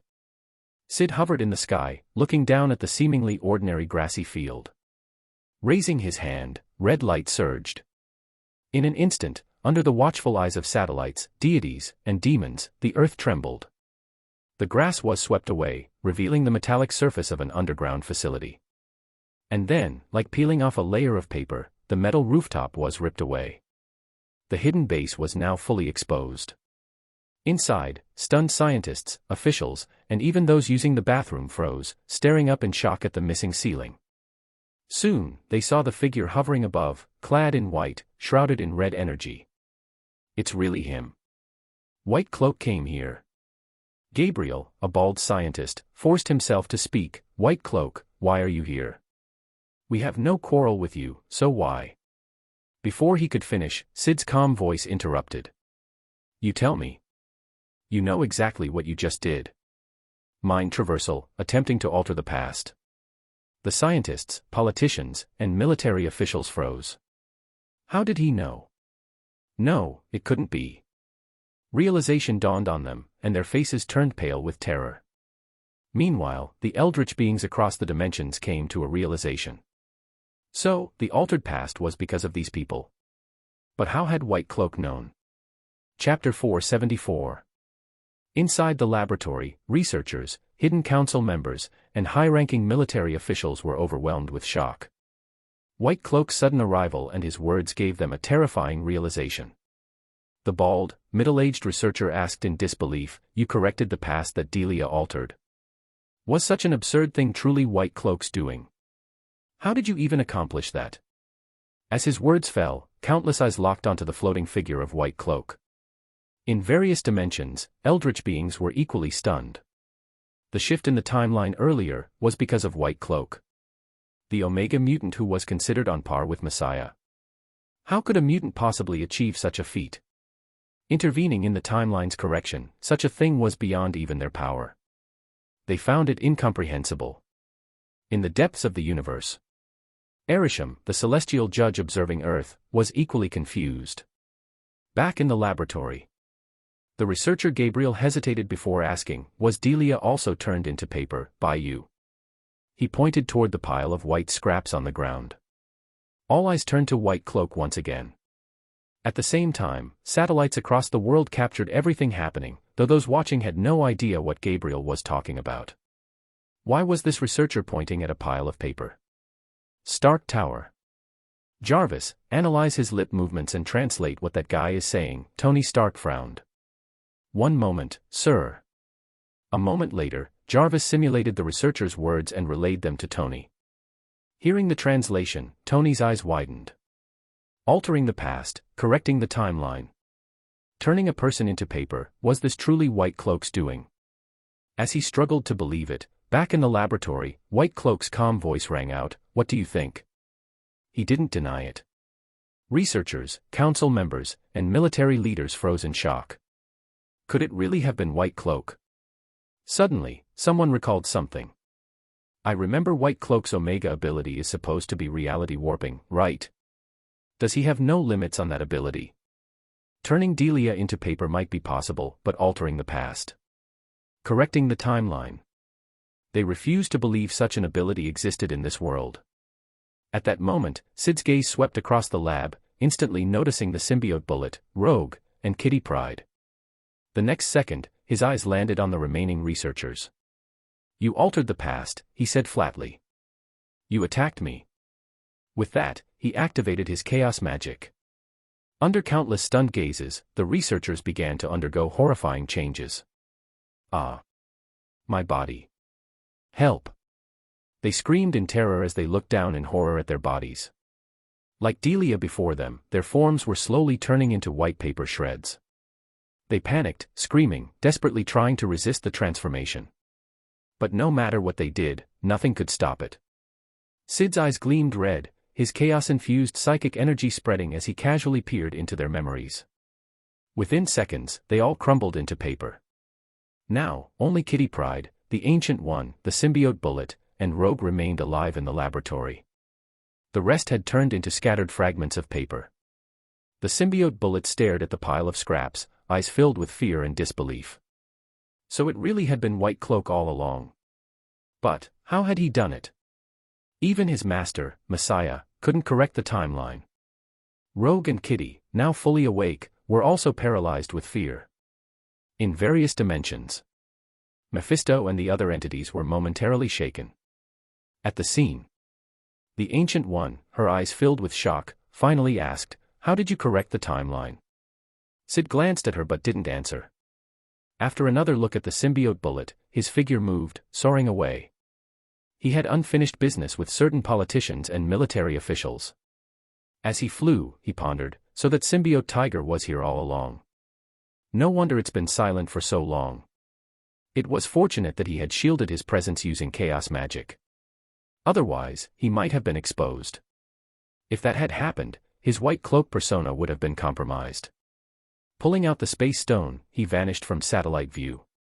Above a luxurious mansion. Inside a bedroom, Senator Richard sat on his bed, trembling, his face filled with fear. It's fine, it's fine. White Cloak won't find me here. As he muttered to himself, his face suddenly froze in terror. Looking down, he saw his body slowly turning into paper shreds, just like Delia. No. Richard let out a desperate scream, begging for mercy. But before he could even finish his plea, he was gone, reduced to a pile of paper. Syd observed the mansion calmly. Then, with a flicker of the space stone, he disappeared once again, this time, heading toward his next targets. Across dimensions. Lucifer and other entities felt greed bubbling within them. That's the space stone, isn't it? They had long heard rumors that White Cloak possessed several infinity stones. But until now, they had never been sure. Now, they were. And the thought of it stirred their greed. The infinity stones, perhaps individually they weren't much to them. But together? Even they couldn't ignore their power. And White Cloak had several of them. Some began to consider testing him. As for the rumors that he had corrected the timeline, they weren't entirely convinced. If it were true, then White Cloak's power would be far too terrifying. End of chapter. Chapter 475. Isn't this even more ridiculous than Messiah? How could this be possible? As such thoughts arose in their minds, their suspicions grew. Asgard. By now, Heimdall and Thor had more or less pieced together what had happened.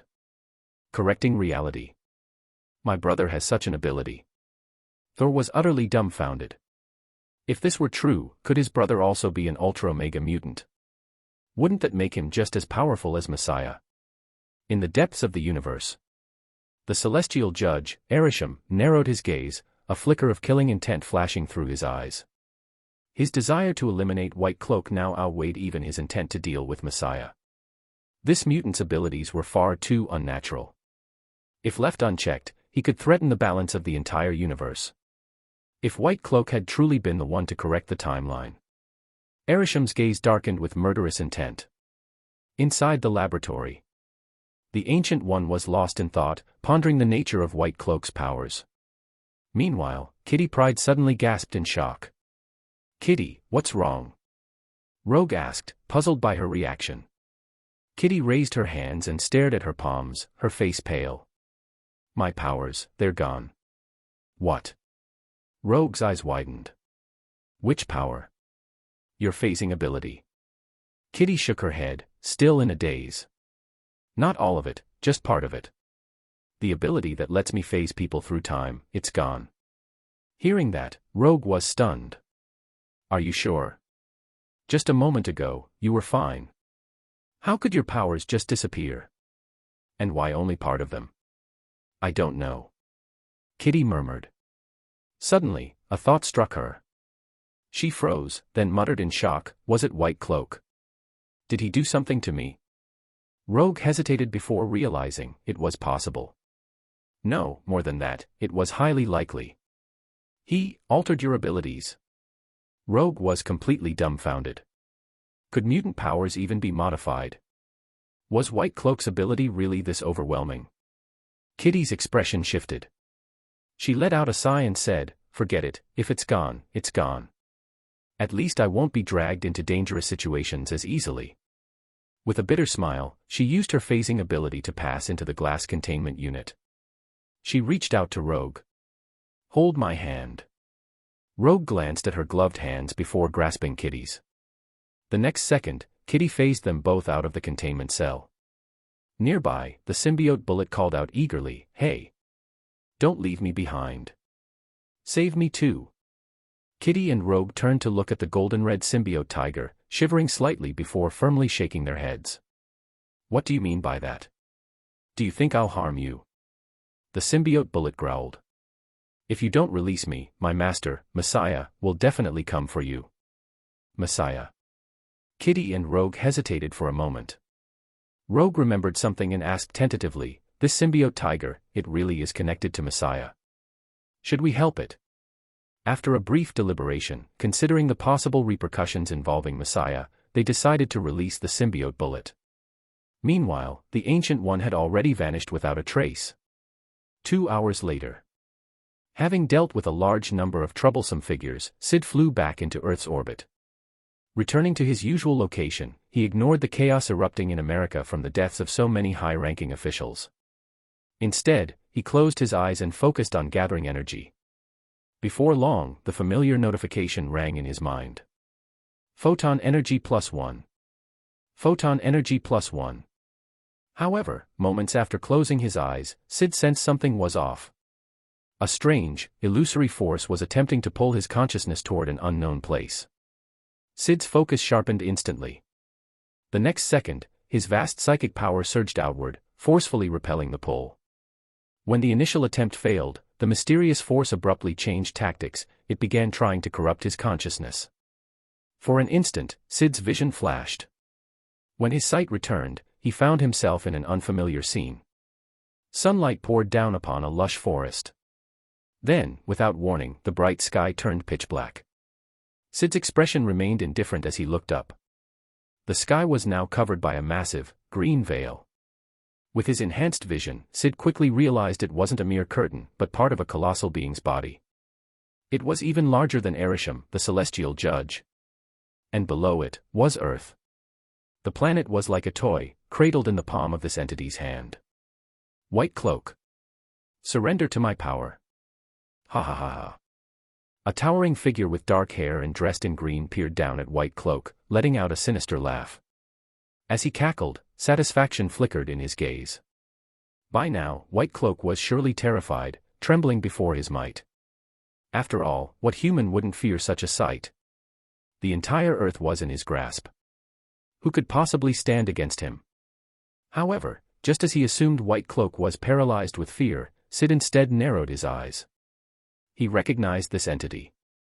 The Lord of the Nightmare Dimension, Nightmare.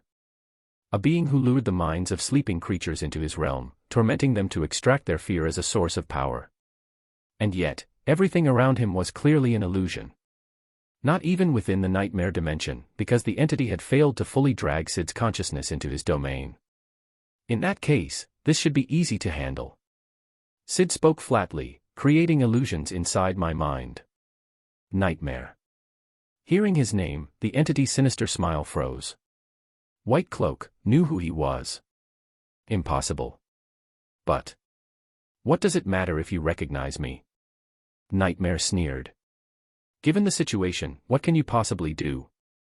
Oh. Syd's eyes gleamed red. A moment later, his body shifted.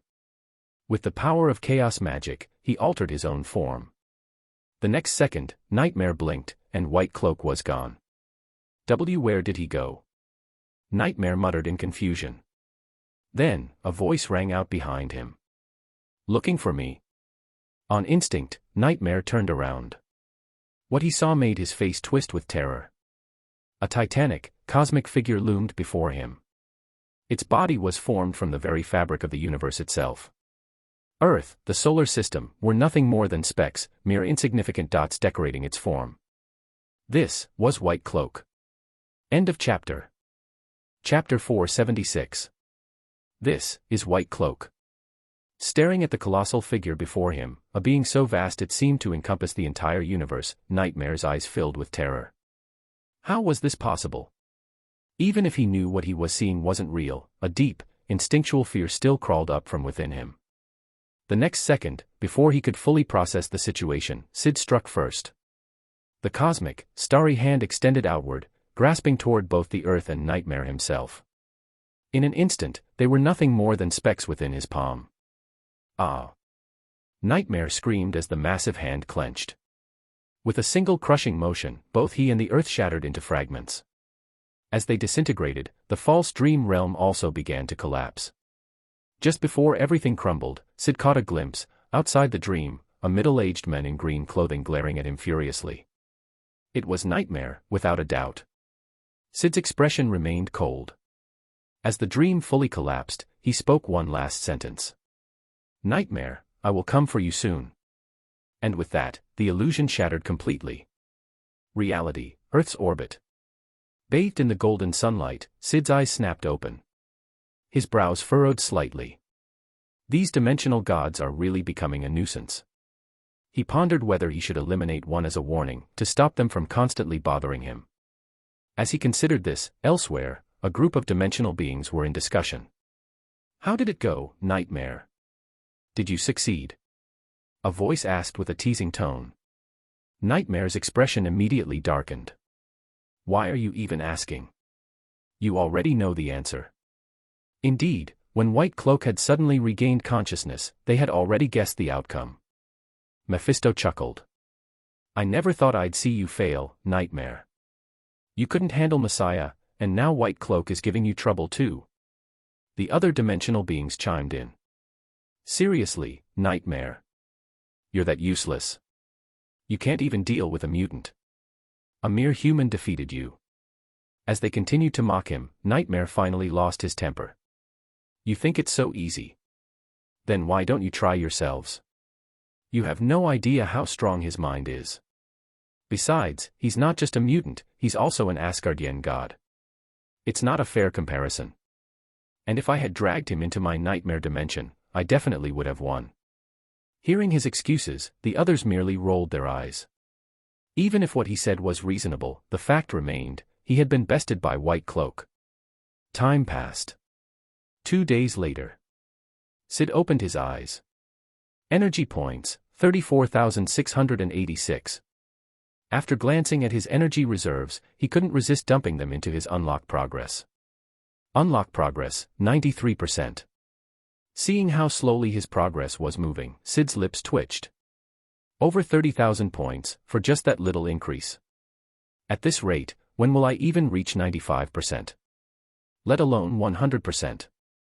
With a sigh, he muttered, "Looks like I'll have to wait until tomorrow or the day after to hit 95%. As he contemplated his next move, another thought surfaced. It had now been 15 days since he last met Hercules. Hercules had mentioned that after 15 days, he would come to fetch him for the gathering at Omniscient City. Syd debated whether he should go. If he skipped, he'd be ditching Hercules. But if he went, it would interfere with his energy gathering. Suddenly, a realization struck him. Wait. Omniscient City has sunlight. That means I won't be losing out on energy collection. Moreover, he had another concern: if Hercules used some kind of divine artifact to track him down, it could expose his White Cloak persona. That couldn't be allowed. With that in mind, before Hercules could make a move, Syd retrieved the space stone. Under the watchful eyes of satellites, he disappeared from Earth's orbit. After several relocations, using invisibility and shifting locations to evade all surveillance, Syd reappeared in his Messiah attire at their last meeting spot. With the warm sun shining down, he waited for Hercules. Meanwhile, elsewhere. Inside a bar, at the counter, Hercules sat drinking. It was still early in the morning, so there weren't many patrons around. Beside him, a woman in a black leather jacket with auburn hair was subtly trying to extract information from him.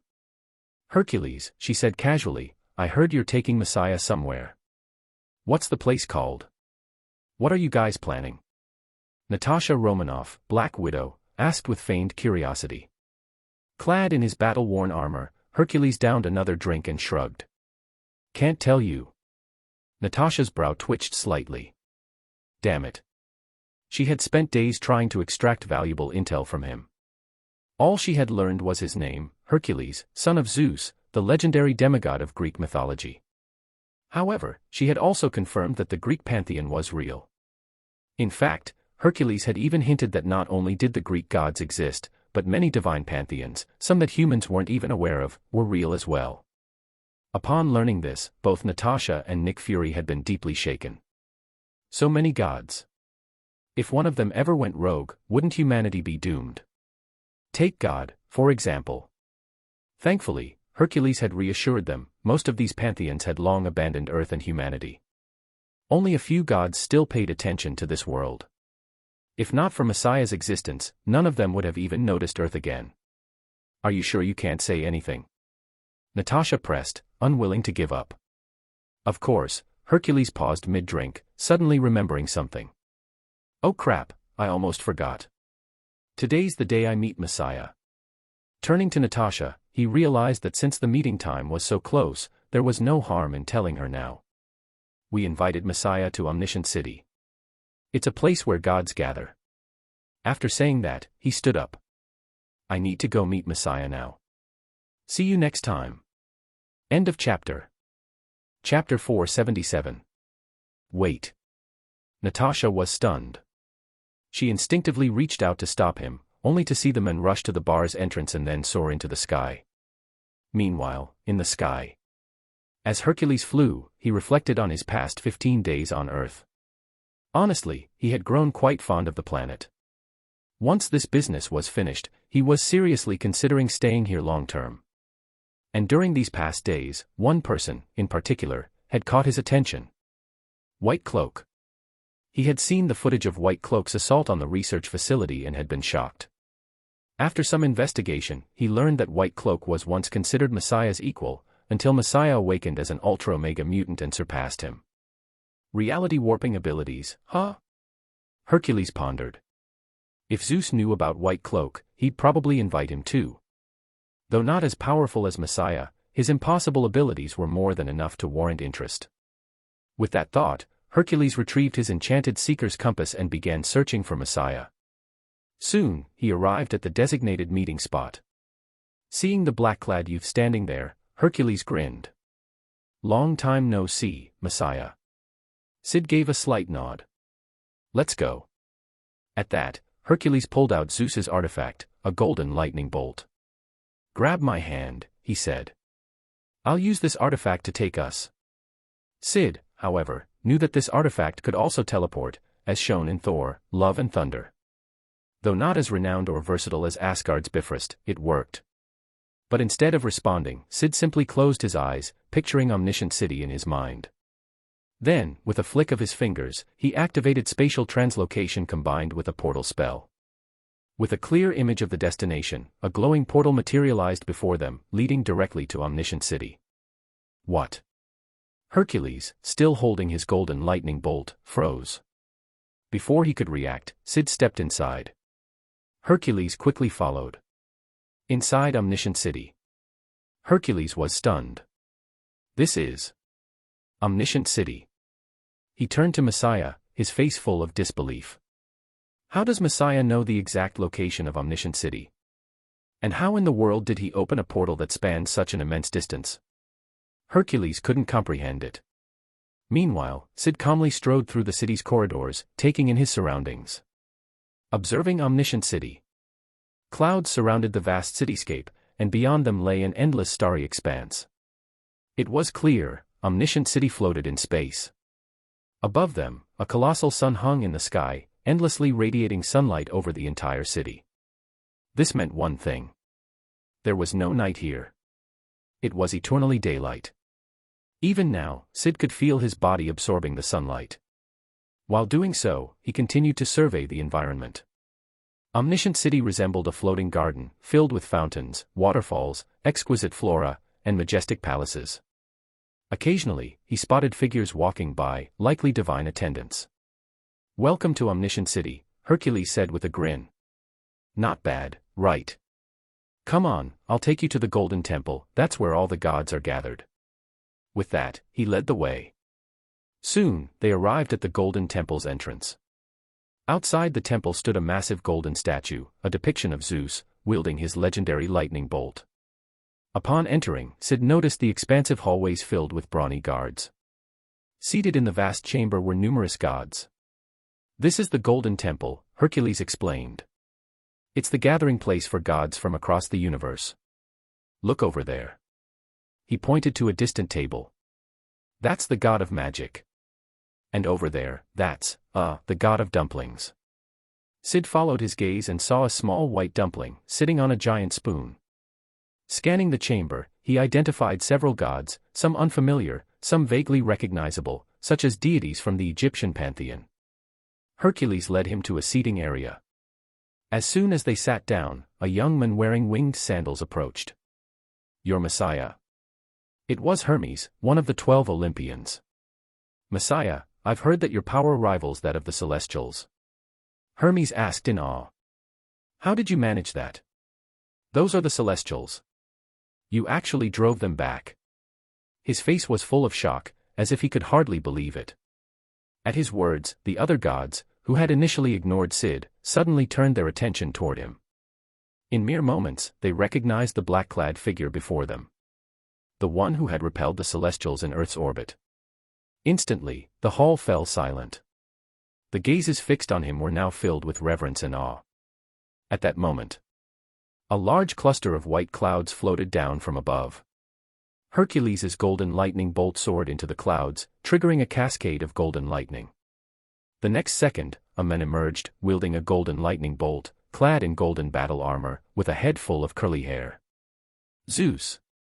As the king of gods descended, the seated deities erupted in chants of his name. Yet, as Syd stared at the portly, middle-aged man before him, he had to suppress a twitch in his eye. This is Zeus. Frankly, he looked more like a retired old man than a king of the gods. This was, without a doubt, the worst depiction of Zeus Syd had ever seen. On the elevated throne, listening to the chants of his name, Zeus smirked in satisfaction. After flourishing his golden lightning bolt for a moment, he cleared his throat. I hereby convene the sacred assembly of gods. We have many serious topics to discuss, such as... Just as the gods prepared for a solemn discussion, Zeus suddenly switched tones. Where this year's giant orgy will be held. Syd's eye twitched again. Meanwhile, as Zeus rambled on, Syd overheard some gods conversing in the distance. Have you heard? Asgard was recently attacked, and something was stolen. Asgard? You mean that place that never sends anyone to these gatherings? What was taken? Some kind of axe. Hearing this, Syd's brow immediately furrowed. Stormbreaker. The weapon capable of unleashing Bifrost energy. Instantly, Syd's focus sharpened. End of chapter. Chapter 478. PS Event 4 Master Craftsman in the Pokemon world will start on PS Reset. Plus 200 PS equals plus 1 chapter. Under normal circumstances, no one should be able to steal Thor's Stormbreaker. Syd couldn't help but think of one of the 5 cosmic entities, Eternity. It was likely that someone wanted to use Stormbreaker to open a passage to Eternity's domain and make a wish. At this thought, a sense of crisis surged within Syd, and his expression turned serious. I must unlock the Omega ability of Baldur, the god of light, as soon as possible, and find a way to stop this from happening. As he was lost in thought, Zeus, standing on the high platform, approached. Studying the black-clad Messiah before him, Zeus praised, Messiah from Earth, this is our first meeting. Allow me to introduce myself. I am Zeus, the king of Olympus. I admire your abilities greatly and would like to invite you to join the Olympian pantheon. What do you think? At his words, the surrounding gods were stunned. If Messiah joined the Greek pantheon, wouldn't it become even more powerful? After all, this was a being comparable to the Celestials. Even Zeus himself was no match for him. For the other gods, this was not good news. Zeus' pantheon was already strong enough, if it grew even stronger, would they ever have a chance to rise? Syd shook his head at the offer. Seeing his refusal, Zeus' expression darkened slightly. He opened his mouth to say something, but before he could speak, Syd cut in. I have things to do. I'll be leaving now. Without caring about Zeus' suddenly grim face, he directly opened a portal back to Earth. In the next second, he stepped inside. As the golden sparks of the portal faded, his figure completely disappeared. Seeing this, Zeus' expression grew even uglier, but there was nothing he could do about Messiah. After all, the Celestials were already stronger than the Olympians, and Messiah had defeated them. How could he even think about getting revenge? Hermes, noticing Zeus' darkened expression, silently slipped away. Meanwhile, Hercules, seeing Zeus' foul mood, spoke up. Great king of the gods, during my trip to Earth, I discovered another powerful being besides Messiah. He is called the White Cloak and possesses the ability to alter reality itself. White Cloak. Zeus was taken aback. Altering reality. Hercules quickly explained what he had learned about White Cloak. After listening, even Zeus, the king of Olympus, was filled with shock. Incredible power. Zeus muttered. Perhaps not as overwhelming as Messiah, but still astonishingly strong. He then turned to Hercules. Hercules, try to invite this White Cloak to join us. While they discussed, Syd had already arrived in a secluded alley on Earth, lost in thought. Forget it, I should check on Asgard first. After considering for a moment, he decided to head to Asgard, investigate the situation, and see if he could reclaim Thor's Stormbreaker. He could also take the opportunity to accumulate more energy points. With a thought, Syd retrieved his white cloak outfit from his spatial ring. Donning the Asgardian-style attire gifted by Frigga, he took out the space stone and visualized Asgard in his mind. In the next second, a flash of blue light engulfed him.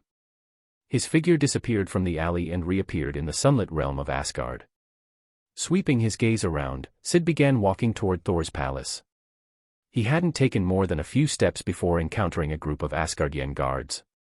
Prince Baldur. Prince Baldur, you've returned. Hurry, notify Queen Frigga and the Allfather.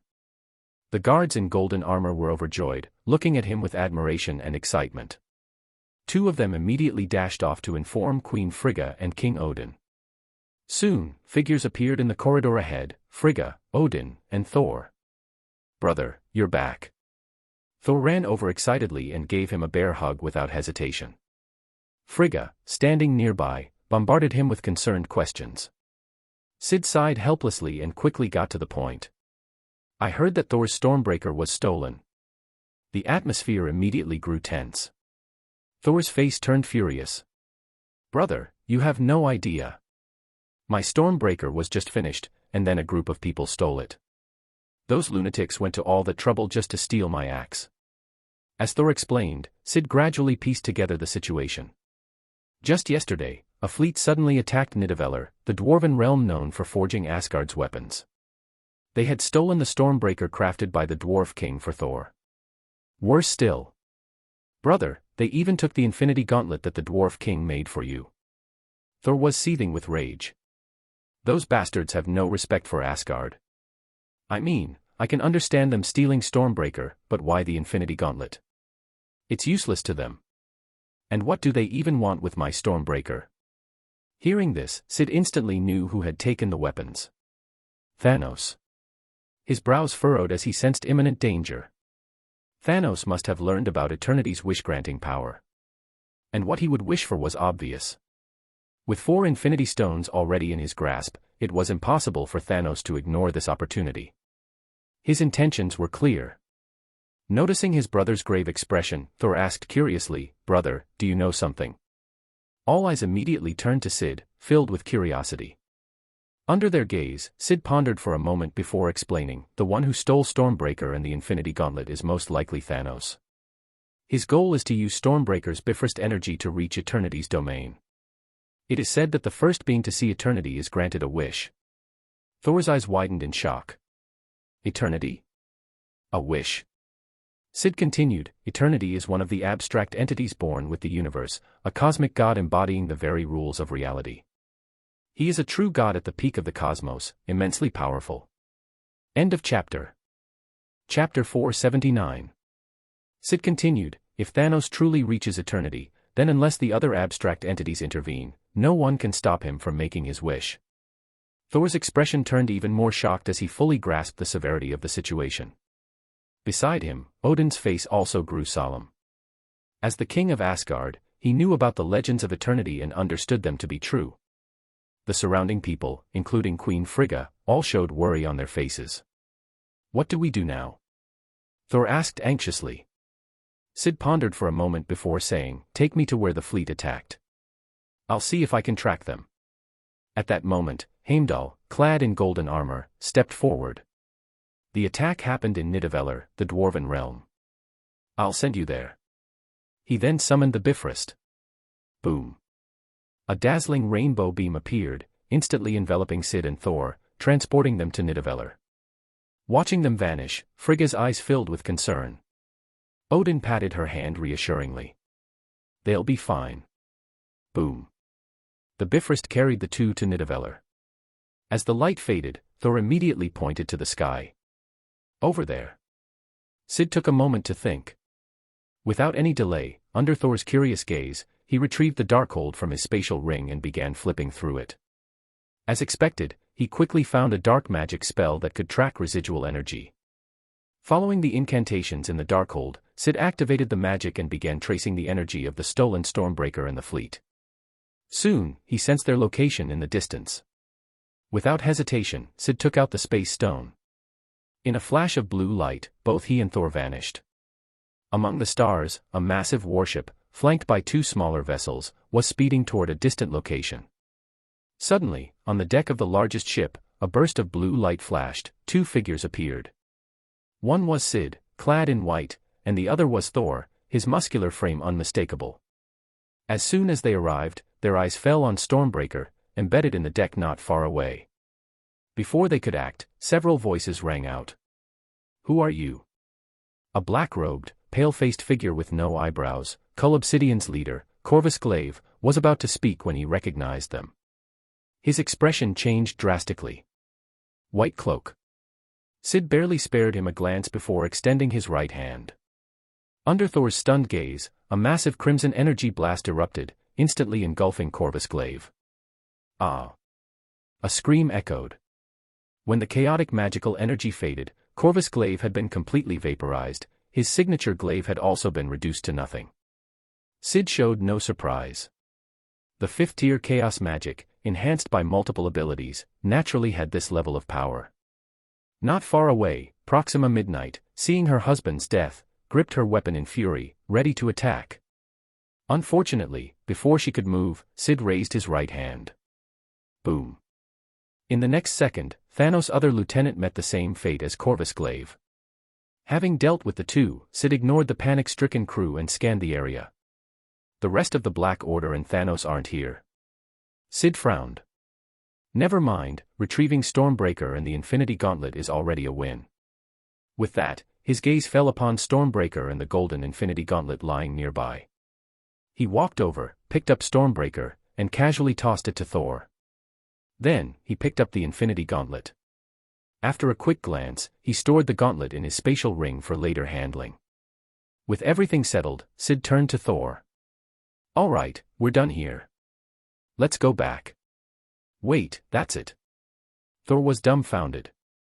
"The crisis is just over." He felt like he was dreaming. Wasn't there supposed to be a big battle? Why did this feel like a casual shopping trip? Thor felt oddly unfulfilled. "They were just ants," Syd replied calmly, mimicking the tone of dimensional demons and celestials. As he spoke, his right hand flashed red. In an instant, the three warships were enveloped by chaotic energy. Boom. A deafening explosion erupted as all three warships disintegrated into nothingness under the power of chaos magic. Using the space stone, Syd transported himself and Thor away. A flash of blue light later, they were back in Asgard. Thor let out a relieved sigh upon returning to familiar surroundings, happily admiring Stormbreaker. Meanwhile, Syd did not relax. Even though Stormbreaker had been recovered, the threat of Eternity remained. After all, Stormbreaker wasn't the only means to activate the Bifrost, nor was the Bifrost the only way to reach Eternity. There had to be other methods. As long as Eternity existed, the danger would never truly disappear. Anyone who laid eyes on Eternity could make a wish that was simply absurd. If not for his wariness of Eternity, fearing what it might perceive, Syd himself might have been tempted. "I need to increase my strength as soon as possible. First, I'll unlock Baldur's Progress to 95% and then 100%. A subtle sense of unease remained. Syd could feel the crisis creeping closer. "I have something to do. I'm heading back to Earth." With that, he opened a portal to Earth. "Hey, wait." Thor reached out to stop him. But before he could finish speaking, Syd had already stepped through and vanished. Back on Earth, floating in space, Syd silently absorbed solar energy under the watchful eyes of global satellites. Time passed, and soon, it was the next afternoon. Energy points, 0. Syd funneled all his energy points into Baldur's Progress bar. Instantly, his 93% completion jumped forward. Progress, 95%. In the next second, a long-awaited system notification echoed in Syd's mind. Ability unlocked, Avatar of Light. Syd froze. Avatar of Light? What did that mean? Suddenly, his mind raced to a possibility. In legends, Baldur, the god of light, was the personification of light itself, an embodiment of light, its abstract form given physical existence. End of chapter. Chapter 480. PS Event 4 Master Craftsman in the Pokemon world will start on PS Reset. Plus 200 PS equals plus 1 chapter. If this is real. Syd muttered to himself, his heartbeat accelerating slightly. If things were as he suspected, then Baldur's ability was no ordinary power, it could even surpass sunshine and chaos magic. Among the 5 cosmic entities, Eternity, Death, Oblivion, Infinity, and Galactus, what made them divine beings, even referred to as creators of the universe, was their embodiment of cosmic rules and phenomena. In fact, together, they formed the universe itself. If Avatar of Light allows me to become the very embodiment of light, doesn't that mean I have the potential to ascend to the level of a cosmic creator? At the very least, I would exist on the same fundamental plane as them. Light was one of the most significant forces in the universe, becoming its physical embodiment was anything but weak. Syd even suspected that Baldur's light was more than just visible light, it likely carried heat as well. In Norse mythology, Ragnarok began with Baldur's death. The myth described it as follows. With his passing, the world fell into darkness. The sun lost its warmth, harsh winds howled from all directions, and the realm was plunged into the endless winter of Fimbulwinter. Spring, summer, and autumn disappeared, leaving only an unending cycle of cold and darkness. Simultaneously, terrible wars erupted across the world, and morality decayed. Fathers and sons, brothers and kin turned against each other. Respect for elders and care for children vanished completely, replaced by fear, selfishness, violence, and chaos. Reading this, Syd began to suspect that Baldur was not only the embodiment of light but also warmth, and possibly even the light within people's hearts. This would explain why his death led to the collapse of morality and the rise of selfishness. Of course, this was just speculation. But if it were true, if these descriptions were accurate, then Avatar of Light was far more powerful than he had imagined. Syd's heart pounded as he focused on his new ability. Ability, Avatar of Light, 0 out of 100, Level 1. At first glance, everything seemed normal. But then Syd noticed something off. I don't feel any changes in my body. I can't sense the effects of Avatar of Light at all. His brows furrowed. This wasn't normal. Was the level too low? Or do I need to raise it to level 5 to fully unlock its Omega potential? Syd speculated, feeling slightly frustrated. At the same time, he was puzzled about how to level up Avatar of Light. Suddenly, as he was thinking, he heard a system notification. Avatar of Light EXP +1. Huh. Syd was surprised. I didn't do anything. I was just thinking. What was going on? Did Avatar of Light level up automatically? Syd was stunned. Taking a deep breath, he carefully focused on his senses. Soon, he noticed something subtle. When sunlight shone on his body, he felt a faint connection to it. It was barely perceptible, and if he hadn't been paying close attention, he wouldn't have noticed it at all. Syd quickly realized the truth. So, I just need to bask in the sun. To confirm his hypothesis, he used the space stone and teleported from space to a dark, secluded alley on Earth. Standing in the shadows, where barely any light reached, he immediately felt his connection to light weaken. The system notification for Avatar of Light hadn't triggered for a long time. It wasn't completely inactive, but the rate was incredibly slow, far slower than when he was directly exposed to sunlight. As expected, it's linked to light exposure. Having confirmed this, Syd's figure flickered. Under the dumbfounded gazes of global satellite operators, White Cloak reappeared in outer space. Light Energy +1. Avatar of Light EXP +1. One notification after another popped up. Thus, Syd floated in space, absorbing sunlight to gather energy points for unlocking Baldur's full potential while simultaneously waiting for Avatar of Light to level up. He wanted to see what would happen when it reached level 5. Time passed quickly, and 4 hours later. Avatar of Light EXP +1. As the notification chimed, Avatar of Light leveled up. Ability, Avatar of Light, 0/500, Level 2. Syd immediately closed his eyes and focused on his senses. He could feel his connection to light growing slightly deeper. Other than that, he didn't notice much change. It really seems like I need to reach level 5 for a true transformation. Syd frowned slightly. How long would that take? Even as he felt frustrated, a part of him was filled with anticipation. If he could fully unlock Avatar of Light, perhaps even the looming threat from eternity could be resolved. I hope I can do it soon. Feeling the vague sense of crisis growing stronger, Syd sighed. The next second, he closed his eyes again and continued absorbing light, letting Avatar of Light evolve. Just as Syd was immersed in his power's growth, a group of uninvited guests arrived in the solar system. As soon as they appeared near Earth, not only did Syd's eyes snap open, but global satellite networks also detected their presence. Even the dimensional demons and the great gods of various pantheons felt a disturbance and turned their attention toward Earth. In an instant, their gazes locked onto the new arrivals. Then, one by one, their expressions shifted to shock. The Celestials. And more than one. In their collective sight, a towering, red-hued celestial, Averting the Judge, led 6 other celestials of varying colors, each slightly shorter but no less imposing. Among them, one was pink, another yellow, and another purple, each distinct in hue. But regardless of their colors, one thing was constant: their overwhelming, godlike presence. As celestials, any one of them could wipe out an entire planet effortlessly. End of chapter. Chapter 481. And now, here they were, 6 of them, including their leader, the celestial host Judicator Averting, that made 7. 7 multicolored celestial hosts appearing together, who could possibly stand against that? As for why they had come here, whether it was the various nations of Earth, the demon gods of different dimensions, or the powerful deities from various pantheons, they all had their guesses. It must be to deal with Messiah.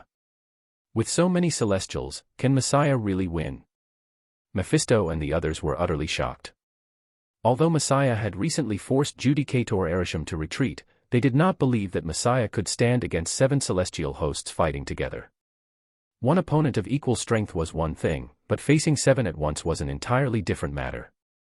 As they pitted or even gloated over the situation, the 7 celestial hosts flew near Earth, scanning the planet as if searching for someone.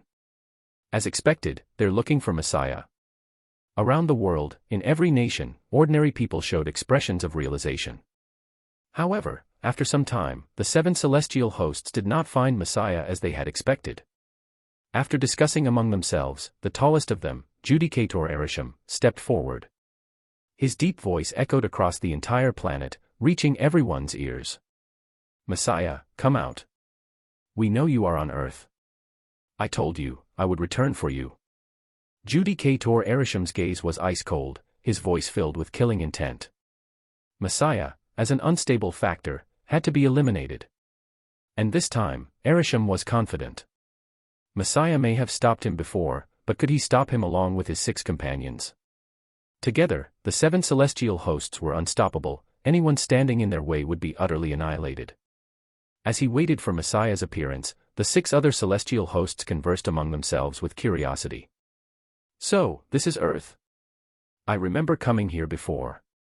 The humans on it seem decent. There's also a companion of ours about to be born in the planet's core. After some discussion, the yellow celestial host suddenly locked eyes on a distant figure, Syd.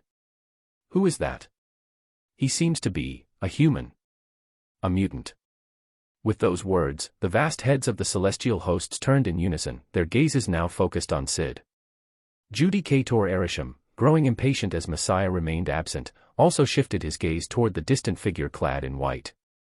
He is the White Knight, another Omega-level mutant of Earth, Averting stated indifferently. He was once ranked alongside Messiah as an Omega-level mutant. The celestial hosts nodded in understanding. So this was the so-called White Knight. Before coming to deal with Messiah, Averting had naturally briefed them about Earth's situation, including the presence of White Knight. Not as strong as Messiah, but still an incredible force. As time passed and Messiah still did not appear, Averting's gaze grew colder. He then fixated on Syd. If Messiah won't show himself, Averting declared, then we shall deal with White Knight first. This Omega-level mutant is also an unstable factor, he must be eliminated. The 6 multicolored celestial hosts reacted with mild acknowledgement, nodding slightly but displaying little emotion. Eliminating another Omega-level mutant was hardly any different to them. And this one was even weaker. Even with all of them looking at him, Syd remained calm and met their gazes. At that moment, every satellite on Earth captured the scene, broadcasting it worldwide. Discussions erupted everywhere. White Knight is in trouble. He came looking for Messiah, but now he's being dragged into this mess. Can he even stand a chance? How could he? Messiah is stronger than White Knight, a super Omega mutant, but even he might not survive against these 7 beings. What chance does White Knight have? As an Omega mutant, White Knight's biggest problem isn't fighting them, it's whether he can even escape. Meanwhile, in the United States, the remaining high-ranking officials secretly felt a sense of schadenfreude. Even though Messiah was still alive, the death of White Knight would be a good thing, at least one major threat would be eliminated. Across dimensions, Dormammu, Lucifer, and others felt a pang of regret. They had been eyeing the Infinity Stones in White Knight's possession, but now it seemed impossible to claim them. Or perhaps, could they seize the opportunity to steal the stones when White Knight perished? The idea that White Knight might escape didn't even cross their minds. The Nightmare Dimension's ruler, Nightmare, who had recently tested White Knight's strength, was particularly displeased. These damn celestial hosts always meddle in everything. White Knight was supposed to be my target. I was planning to lure him into the Nightmare Dimension to show him my true power. And now, these bastards are getting in my way. Dormammu and the others silently nodded at Nightmare's complaints. They, too, had their own plans regarding White Knight. Meanwhile, in Asgard. Noticing what was happening on Earth, Heimdall immediately alerted King Odin and the others. Upon seeing the situation, Frigga, Odin, and Thor all showed worried expressions. 7 celestial hosts. What do we do now? Thor's face was grim, his tone filled with despair. Damn it. Why are these 7 celestial hosts attacking my brother? If they want to fight Messiah, then go fight Messiah. His face was filled with frustration, anxiety, and even regret. If he had stopped his brother from going to Earth, could he have prevented this crisis? With that thought, guilt consumed Thor. With no other choice, he turned to Odin, his eyes filled with hope. Father, what should we do? Odin sighed deeply and remained silent for a moment before speaking. Even at my peak, I was not a match for these 7 celestial hosts. Hearing this, Frigga and Thor felt their hearts sink into despair. Even Odin, the king of the gods, had no solution. After a long pause, Odin finally spoke. I will do my best to intervene. Let us hope Baldur can escape. End of chapter. Chapter 482. Omniscient City. So that's the White Knight. Zeus muttered. Not long ago, he had sent Hercules to Earth to invite White Knight to join the Olympian pantheon. Now, it seemed that there was no chance of that happening. Against 7 celestial hosts, no one could survive. Stark Tower. Tony Stark murmured, "Are we about to lose an Omega mutant?" SHIELD headquarters. Nick Fury inwardly sighed in regret. It wasn't the troublesome freak, Super Omega mutant Messiah, who was facing this catastrophe, but rather White Knight. After all, compared to Messiah, White Knight was at least far more rational. He wasn't a walking apocalyptic threat capable of wiping out the world at a whim. If he had a choice, he would rather see Messiah in this predicament. As their minds wandered, high above Earth, Syd basked in the sunlight, his gaze locked onto the 7 celestial hosts in the distance. As he furrowed his brow, Judicator Arisham's deep voice rang out, "White Knight, since Messiah is not here, we will deal with you first. Blame Messiah for this." With that, he led the 6 celestial hosts forward, launching an attack. Boom. A black-red energy beam shot from Arisham's fist. The beam was unimaginably fast and carried terrifying power. Arisham had unleashed nearly his full strength from the very beginning. In an instant, the energy beam reached Syd. Countless people watching held their breath in shock. Would White Knight be obliterated just like that?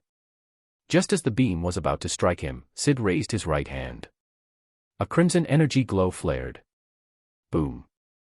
The red chaos magic energy beam clashed against Arisham's destructive blast. A dazzling explosion erupted. A silent yet thunderous detonation rippled through space, unleashing a powerful shockwave. For a moment, the two forces held each other at a standstill. The 6 celestial hosts watching from the distance widened their eyes in astonishment. A mere Earth mutant can generate energy of this level. And he's actually matching Arisham's blast. Such an insignificant creature, How could he wield such power? They couldn't help but be shocked. It was clear to them that Averting, as adjudicator, had not held back much. Not only were they stunned, but even Averting himself was momentarily taken aback. Messiah was one thing, but White Knight could block his attack too. Around the world, satellites captured the moment. White Knight had stopped the attack. People across the globe were stunned. Asgard, Frigga, Thor, and Odin let out a temporary sigh of relief. However, Averting's expression darkened, and he increased the intensity of his energy. Boom. The black-red energy beam surged, beginning to overpower the crimson chaos magic. So pure chaos magic energy alone won't cut it. Syd frowned, realizing that if he continued like this, he would be the one to suffer. Meanwhile, the 6 celestial hosts watched the struggle. All together now. The next second, 6 more beams shot out. Boom. Boom. Boom. Boom. Boom. Boom. 6 dazzling energy blasts streaked toward Syd. The 7 celestial hosts, including Averting, remained indifferent. No matter how powerful White Knight was, against the combined might of 7 celestial hosts, he was doomed. Earth. People around the world had the same thought. The high-ranking officials in the United States looked on with smug satisfaction, as if this outcome was inevitable. Did White Knight really think he could survive after offending these 7 great beings? Across dimensions, Dormammu and other entities wore grim expressions. They understood all too well, despite their seemingly straightforward appearance, the celestial host's energy beams were powerful enough to pierce the core of a planet and destroy it completely. With so many beams unleashed at once, even they doubted they could withstand it. White Knight is truly unlucky. One moment he's fine, the next he's caught in this disaster. Asgard. Odin clenched the Gungnir tightly, preparing to use the Bifrost to intervene. If nothing else, he would do his utmost to give Baldur a chance to escape. If necessary, the Bifrost could even help transport Baldur away. Frigga, Heimdall, and Thor watched in sorrow. But just as they braced themselves for a tragic outcome, something happened that stunned everyone. Before the entire world, before Averting, the celestial hosts, the human race, the demon gods, and the pantheons, something impossible occurred. The 7 energy beams that should have annihilated White Knight, transformed into glowing butterflies. A swarm of radiant energy butterflies flitted about, harmlessly dispersing in the air. The energy then dissolved into tiny sparks and vanished. Throughout the entire process, White Knight remained completely unharmed. Earth. White Knight's reality warping ability. People around the world quickly recognized what had happened, their eyes filled with realization. While they understood, the gods of the various pantheons were left speechless. So this is the reality warping power Hercules mentioned. Zeus muttered in disbelief. The next moment, jealousy and admiration filled his gaze. Why couldn't he have such an incredible ability? Meanwhile, among the dimensional entities, the dimensional demon gods were equally astonished. They had long heard that White Knight possessed reality warping powers, but this was their first time witnessing it. It was truly unbelievable. However, despite its impressiveness, they still didn't believe White Knight could win. After all, the celestial hosts hadn't even used their full strength yet. So far, they had only employed basic attacks. The real question was, how long could White Knight hold out once the celestial hosts got serious? And as if to confirm their thoughts, the 7 celestial hosts stopped firing their beams. Judicator Averting spread his hands. In an instant, time and space twisted. A pitch-black celestial object materialized in his grasp. A black hole. The moment it appeared, its surrounding space immediately distorted. Light bent as it was sucked into the void, and even Earth itself began to feel the gravitational pull. End of chapter. Chapter 483.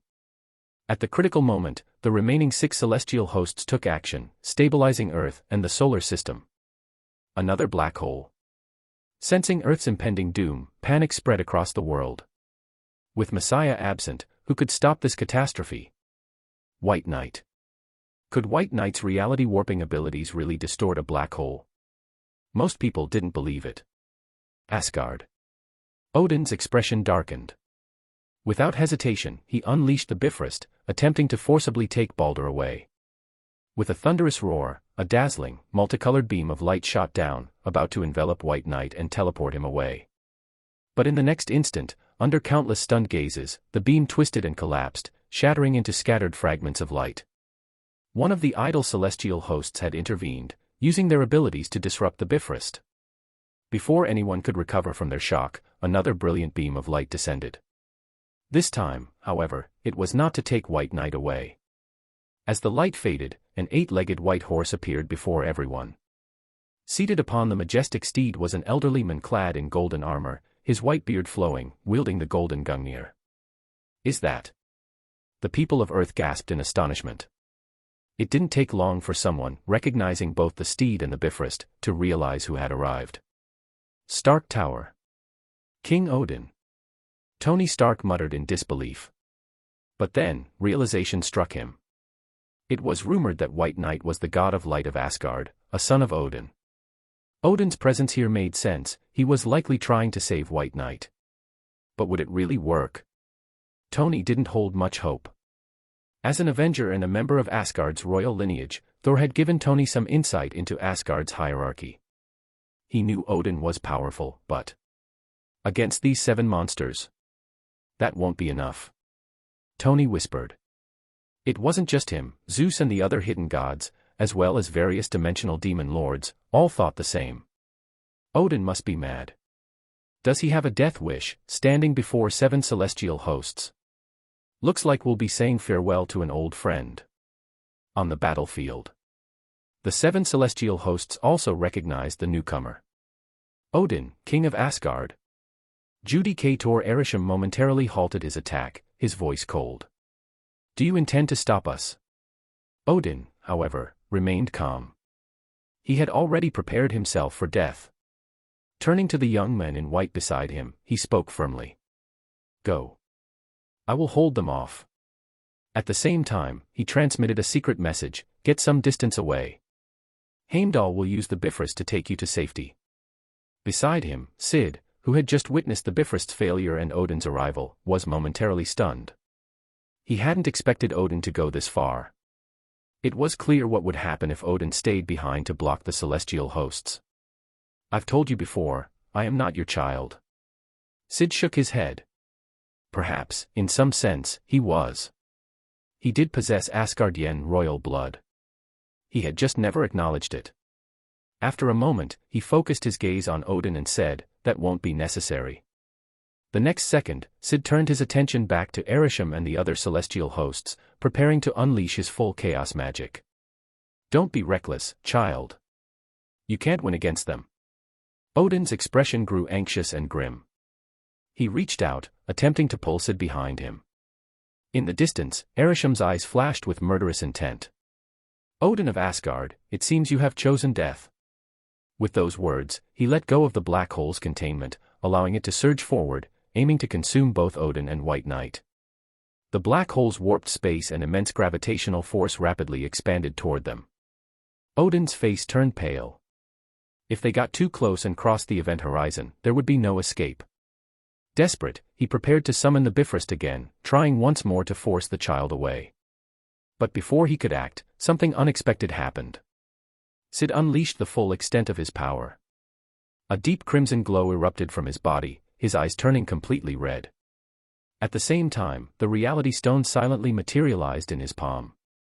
In an instant, the red light exploded. 2 reality warping forces combined. The immense surge of energy sent Odin flying backward. Under everyone's stunned gazes, Syd's lips parted, and a voice echoed through the vacuum of space, resonating in the minds of Odin, the celestial hosts, and all who watched. Reality erasure. The next moment, a terrifying phenomenon unfolded. Before Odin and the celestial hosts, within a 5,000-kilometer radius, everything began to disintegrate. First, space itself. It twisted and vanished, as if it had never existed. And not just space. On Earth, in various dimensions, among pantheons, demon lords, and the celestial hosts themselves, countless beings watched in sheer disbelief. Within seconds, a massive void appeared, stretching 5,000 kilometers across. Only a few areas remained unaffected, where the black hole was and where the celestial hosts stood. But suddenly, the black hole began to dissolve. As if the very fabric of its existence had been stripped away, it crumbled into tiny white fragments and vanished completely. At the same time, the bodies of Averting and the 6 celestial hosts began to fade. Their colossal forms, once thought to be indestructible, started disappearing. However, the process was slow. Syd's energy was draining rapidly. Erasing the black hole had already consumed a significant portion of his power. He did not have enough left to erase all 7 celestial hosts. Instead, he focused his chaos magic's reality warping abilities on 3 of them. Impossible. What is this power? The 3 affected celestial hosts stared at their bodies in utter disbelief. Meanwhile, the other 4 celestial hosts, previously affected, suddenly stabilized, while the 3 chosen ones began disintegrating even faster. Their colossal forms were vanishing. End of chapter. Chapter 484. The 3 celestial hosts were in utter disbelief. They were the overseers of the cosmos, the celestial hosts. Each of them possessed power far beyond the so-called mythological Sky Fathers. And yet, they were dying. Our very existence is unraveling. We are becoming anomalies that should not be. The yellow celestial host, along with the other 2, attempted to summon their divine power to resist. But they failed. This energy, its nature is too high, we cannot alter it. We cannot stop it. The 3 celestial hosts were shaken beyond words. How could such an unfathomable power exist in the universe? The remaining 4 celestial hosts, including Judicator Averting, immediately attempted to intervene. Multicolored beams of energy erupted from their hands, enveloping their 3 fading comrades. Yet, to their horror, they were powerless to stop their erasure. Averting's massive head turned sharply toward White Knight, his gaze burning with fury. Mutant. What have you done? What is this power? Why is its essence so high that even we cannot resist it? Stop. Now. By the end, his voice was filled with pure rage. His furious roar echoed through the void, spreading despite the silence of space. At that moment, Odin, the people of Earth, Tony Stark, Nick Fury, the gods of various pantheons, and the demon lords of the dimensions finally realized what had happened. They were completely dumbfounded. The world erupted in frenzied discussion. What did White Knight just do? They stared in shock at the horrifying spectacle before them. White Knight had only spoken a few words, yet an entire region of space had been erased. Had reality itself been deconstructed? And more than just space, 3 colossal, seemingly invincible beings were vanishing before their eyes. Stark Tower. Jarvis, analyze the dimensions of that erased area, Tony Stark ordered. A moment later, Jarvis responded with the calculation. 5,000 kilometers in diameter. As soon as Tony heard the number, his mind reeled. This defied all logic. If White Knight unleashed this power on Earth, how much would be erased? An entire nation. Maybe more. White Knight is an Omega-level mutant. Tony murmured. For a moment, he nearly cursed. This power was on par with Messiah's. Maybe even beyond. He could hardly believe it. SHIELD headquarters. Nick Fury stood frozen. Agent Hill frowned, concerned. Director. Nick Fury snapped out of his stupor and responded gruffly, I'm fine. But inside, he was not fine. This is madness. Absolute madness. This was supposed to be the normal one. White Knight had done nothing but speak, and the result was this catastrophe. Before, he had felt regret that White Knight, rather than Messiah, had encountered the celestial hosts. Now. None of these Omega mutants are normal. White Knight was just as much of a freak as Messiah. In fact, Nick Fury was certain now, White Knight was not just an Omega mutant. He was a Super Omega mutant, just like Messiah. And that realization filled him with dread. One Super Omega mutant was already bad enough. Now there were 2. Earth would never be the same. Either one of them could turn the planet into dust with just a few attacks. U.S. Government Headquarters. At that moment, the expressions of the highest-ranking officials resembled those of men who had just eaten garbage. One monster wasn't enough, now there were 2. Across the pantheons. The gods of various mythologies grasped the full meaning of what they were witnessing. 3 celestial hosts were about to be erased. That thought alone filled them with terror. Every celestial host was an unrivaled cosmic force. And yet, Hercules, is this what you meant by reality warping? Zeus muttered, struggling to process the scene before him. Across dimensions, the demon lords of the multiverse were no less stunned. Any one celestial host was an entity on par with them. And now, 3 were being erased before their eyes. Nightmare, the ruler of the nightmare dimension, went pale. He whispered to himself in relief, "Thank the void these celestial hosts got involved first. If I had targeted White Knight first, that could have been me disappearing." He shuddered at the thought. The other demon lords, Dormammu included, felt the same way. They had all once considered targeting White Knight. Now, they were glad they hadn't. High above Earth, Odin stood near Syd, completely overwhelmed by what he had just witnessed. "Child, your power." He stared at Baldur in disbelief. This child possessed such a force. 3 celestial hosts were about to die. Did this mean Baldur had power beyond the celestial hosts? Odin was shaken to his core. On the other hand, Thor was in awe and exhilaration. "My brother is just as powerful as Messiah. He must be a super omega mutant too." He was thrilled beyond words. Earth. As the 3 celestial hosts neared total erasure, Averting finally lost his composure. His voice was ice cold. "White Knight, stop at once. Every celestial host is irreplaceable. They cannot perish here. If you kill them, you will provoke the full wrath of the celestial hosts.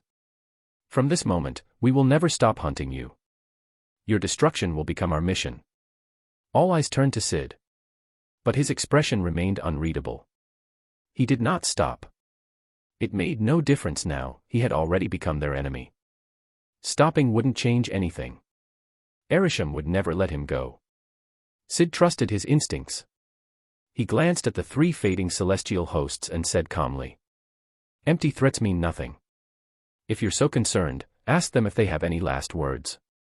As he spoke, Averting and the remaining celestial hosts turned their gaze to their vanishing brethren. End of chapter. Chapter 485. Amidst their unwilling, confused roars, the 3 celestial hosts completely vanished from existence. They were dead. For the first time in untold eons, a celestial host had perished. And not just one, 3 had died at once. The remaining 4 celestial hosts were filled with fury and disbelief. Dormammu and the other cosmic entities could only sigh, this matter would not be easily resolved.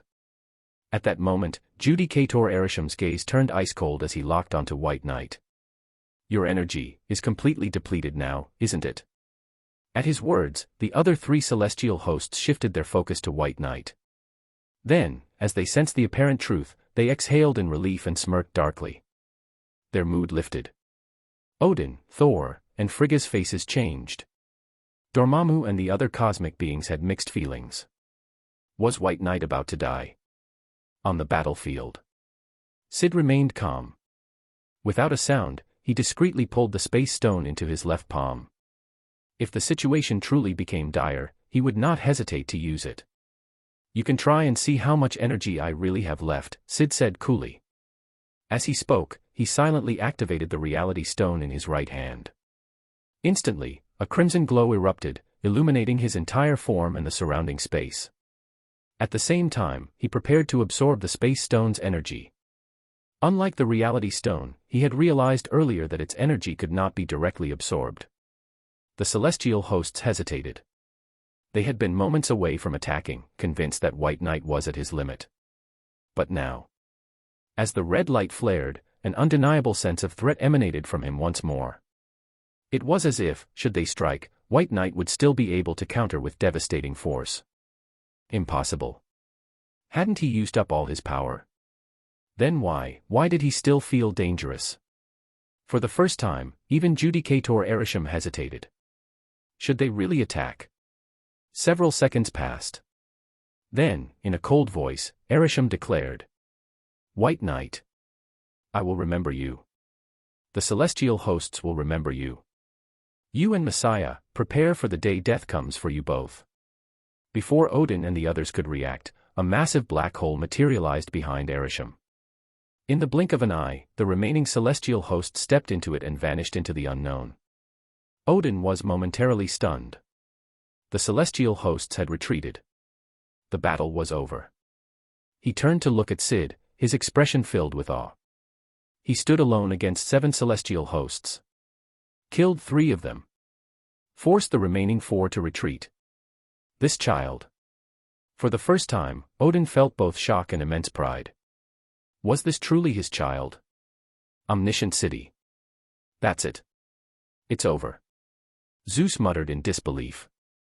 At the same time, he was awed by White Knight's power and accomplishments. If only we could bring him into our pantheon. Zeus's eyes gleamed with ambition. With White Knight at their side, Olympus would reign supreme. Earth. The world had gone eerily silent. Wasn't White Knight supposed to die?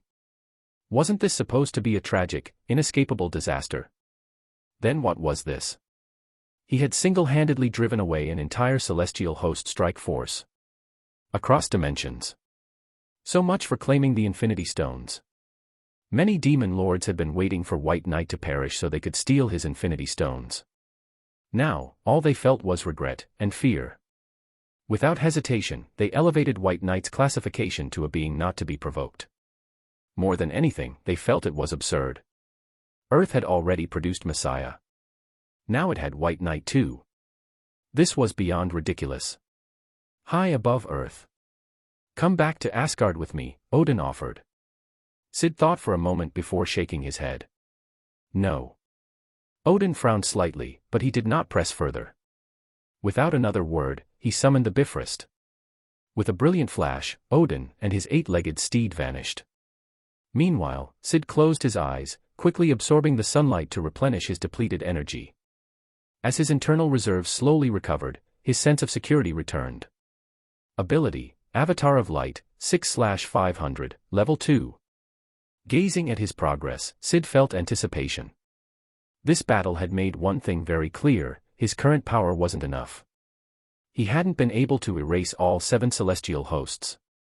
If he had, this crisis would have ended permanently. He knew what was coming. Averting would return. Syd furrowed his brows before exhaling deeply. In the end, I still don't have enough power. If his chaos magic didn't originate from himself but instead from an external source, then perhaps all the celestial hosts, including Averting, would already be dead. He would have erased them with a single word. Maybe.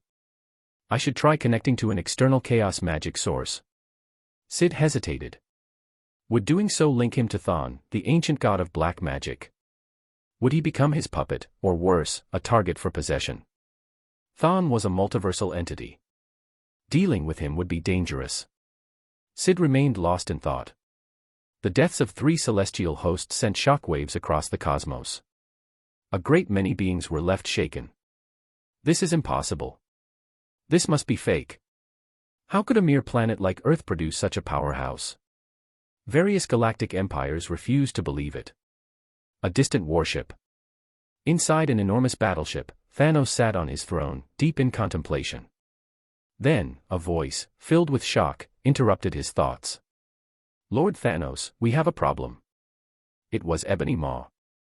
Thanos opened his eyes, a trace of confusion flashing in them. What is it? What could possibly be a problem for him? End of chapter. Chapter 486. Ebony Maw hesitated for a moment before speaking. Not long ago, there was news that 7 Celestials had descended upon Earth. Hearing this, Thanos' doubts were immediately put to rest. His eyes lit up with interest as he asked, were these Celestials after Messiah? Is Messiah dead? As he spoke, a look of anticipation appeared on his face. Every Celestial was a true god, possessing power far beyond that of mere mortals. Facing 7 of these beings, Messiah was undoubtedly doomed. Just as this thought formed in his mind, Ebony Maw shook his head and said, My lord, the Celestials did not find Messiah, so they directly confronted White Cloak. Upon hearing this, Thanos' expression changed, and he asked gravely, White Cloak is dead. Were the Infinity Stones taken by the Celestials? That would be truly bad news. As Thanos frowned, Ebony Maw uttered something that left him utterly shocked. My lord, no, White Cloak is not dead. Instead, 3 of the Celestials were killed by him. As Ebony Maw recounted how White Cloak had deconstructed everything within thousands of kilometers and erased both a black hole and 3 Celestials, even Thanos couldn't help but be stunned. This was real. White Cloak was already difficult to deal with, and now he had become even stronger. For the first time, Thanos began to question everything. He even suspected that Ebony Maw was lying to him. A mere Earthling had killed 3 Celestials. No matter how he thought about it, it seemed impossible. His expression grew solemn. Meeting Eternity must be accelerated. Thinking back to when Stormbreaker and the Infinity Gauntlet were taken from him, Thanos felt a surge of unwillingness. This setback had made his meeting with Eternity significantly more complicated. If not for his alternative plans. While Thanos was lost in thought, news of Earth's events began to spread across the universe. The Wastelands. Hearing the news from Earth, the Collector, Typhon, was left utterly dumbfounded. Messiah was already comparable to a Celestial, fine. But now, White Cloak had appeared, and he was even more terrifying, directly killing 3 Celestials. Most shocking of all, Typhon actually knew this White Cloak. Recalling the moment when White Cloak had descended upon the Wastelands and seized the Power Stone, Typhon found it unbelievable that White Cloak possessed such strength. The more he thought about it, the more he doubted reality itself. Maybe he hadn't slept well and was still dreaming. How else could such absurd news be possible? Another galaxy. Star-Lord and his team had also heard the news. That's gotta be fake, right? The news from Earth is getting more and more ridiculous, Star-Lord said, his mouth hanging open. At this moment, Rocket was busy operating a high-tech console, analyzing the source of the information to determine its authenticity. A short while later, he stopped and hesitated before saying, Quill, this news doesn't seem fake. Hearing this, Star-Lord's eyes widened in disbelief. This absurd story was real. First, Messiah. Now, White Cloak. At the same time, various factions across the universe were abuzz with discussion. How could a backwater planet like Earth produce such powerful beings? Many were left questioning reality itself. Some were in shock, while others couldn't help but feel an urge to visit Earth to see the truth with their own eyes. Earth's orbit. Ability, Avatar of Light, 460/500, Level 2. Almost there. I'm about to level up again. Floating in space, Syd's eyes gleamed with anticipation. As he patiently awaited the upgrade of his Avatar of Light ability, an event was unfolding in a dimly lit alley in New York City. A rectangular, pale yellow portal suddenly materialized. Then, 12 people stepped out of the glowing gateway. They were clad in black uniforms, their heads covered by black helmets. Among them were both black and white individuals. The moment they stepped through the portal, they cautiously scanned their surroundings. The leader, a tall, middle-aged black woman, spoke in a wary tone, Southwest, this is the place where the timeline deviation occurred. The other 11 members immediately started whispering among themselves. What happened here? Why is there an anomaly? What caused it? Is there a time criminal involved? Had the timeline not been disturbed, creating numerous branching timelines, they might never have traced the anomaly back to this location. Even now, they hadn't been able to determine who was responsible for the temporal disturbance. With no other options, the Time Variance Authority, TVA, had to send them to investigate. Typically, resolving timeline anomalies required only a 4-person squad. However, due to the strangeness of this case, the TVA had dispatched all 12 of them. According to the legends within the TVA, long ago, a great multiversal war erupted. Countless timelines clashed, vying for dominance, and the conflict nearly led to total destruction. It was at this moment that 3 omniscient and omnipotent timekeepers emerged. They merged all timelines into a single sacred timeline, restoring peace. The timekeepers safeguarded existence itself, ensuring the proper flow of time according to the sacred timeline. But occasionally, anomalies would arise, people who deviated from the sacred timeline. Even the smallest changes, such as being late for work or purchasing an extra item, could create unpredictable consequences. These individuals were variants, time criminals. No matter the cause, deviating from the sacred timeline was a crime, leading to the birth of branching timelines. If not corrected, such disruptions could spiral into chaos, potentially igniting another multiversal war. To prevent this, the Timekeepers created the Time Variance Authority. Whenever the TVA detected an anomaly, they would dispatch enforcers to intervene and restore order. Their main objective today was to locate and either capture or eliminate the time criminal responsible, restoring the timeline to its proper course. The leader of the team pulled out a device, intending to scan the internet for any unusual events.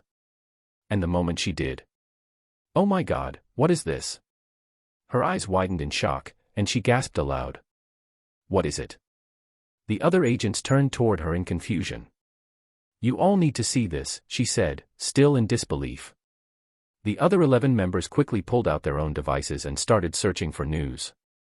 One by one, their faces mirrored her astonishment. The headlines flashing before their eyes focused on two names. Messiah. White Cloak. Who the hell are these two? End of chapter. Chapter 487. The members of the Time Variance Authority, TVA, were utterly baffled. Under normal circumstances, these two people should not even exist, let alone be making headlines. The 12 agents exchanged glances, instantly coming to the same realization. The ones responsible for derailing the sacred timeline could only be Messiah and White Cloak. With their targets identified, the next steps were simple. Nothing else mattered, they had to arrest these two time criminals first. As for whether they could succeed, none of the TVA agents even considered the possibility of failure. With their advanced temporal devices, was there anyone they couldn't capture? No matter how powerful an individual was, they became utterly helpless before temporal weaponry. They had apprehended countless mighty and self-proclaimed exceptional beings before. Every single one of them started out proud and dismissive. And yet, when faced with the TVA, they all ended up in utter shock, disbelief, and ultimately, helpless capture. As they prepared to track down Messiah and White Cloak for immediate arrest, something happened.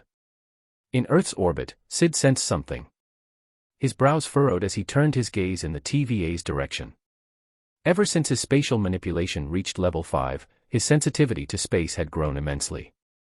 Combined with past experiences, he had become even more attuned to both time and space. Thus, he immediately detected an anomaly in New York City. As long as I bask in sunlight, my avatar of light ability continues to grow. Might as well check it out. After a brief moment of contemplation, Syd moved. His figure streaked across the sky, flying towards New York City.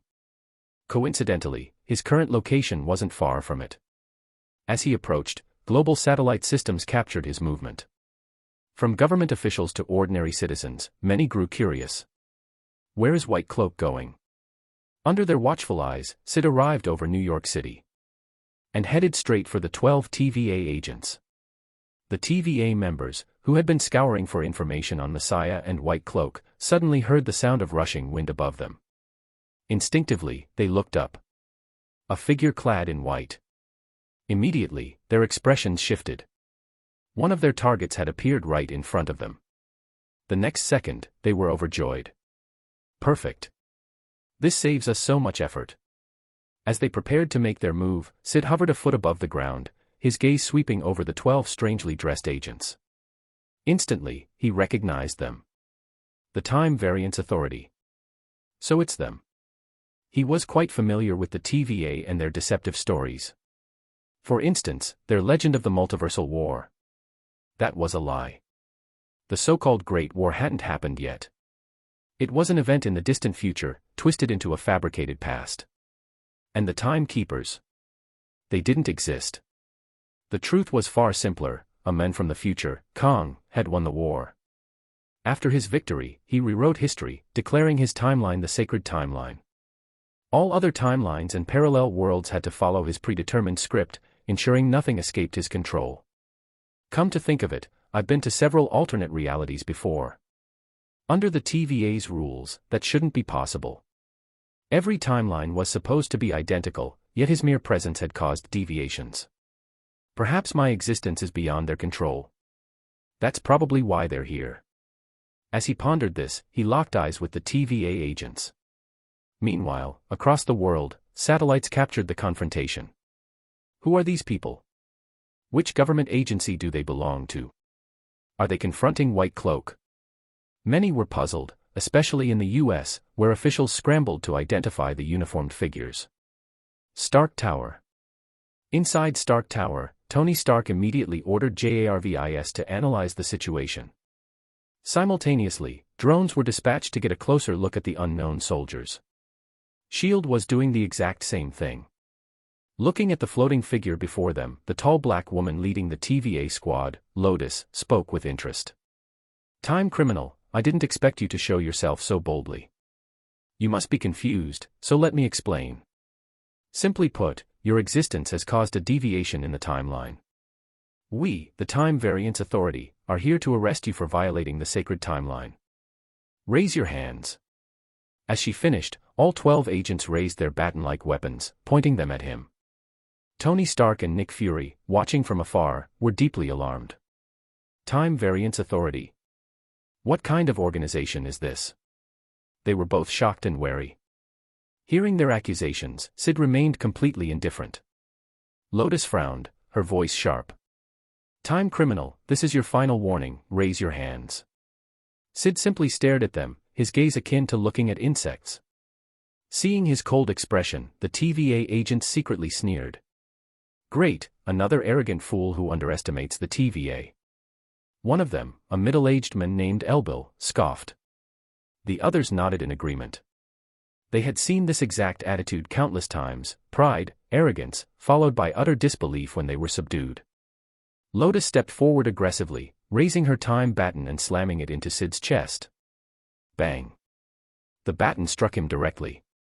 Seeing this, the other 11 agents' eyes lit up with confidence, their faces filled with scorn. Time batons were among the TVA's most used weapons, high-tech devices capable of erasing targets from existence. They could cut individuals out of time itself and slow down movement to a crawl. These abilities made the TVA invincible in combat. This guy is finished. By now, he should be trapped in a 1/16th speed temporal stasis, moving at a snail's pace. Lotus and the others smirked, eager to see his reaction. Let's see how this arrogant bastard looks when he realizes he's powerless. End of chapter. Chapter 488. All over the world, countless people, including Tony Stark, Nick Fury, and many high-ranking officials, were intently watching the confrontation unfold. When they saw the black uniformed agent suddenly strike White Cloak with a mere baton, their first reaction was disbelief. These lunatics. Do they not know who White Cloak is? They actually dared to attack him with a stick. Who are these people? The absurdity of the situation left millions speechless. At this point, was there anyone who didn't know White Cloak?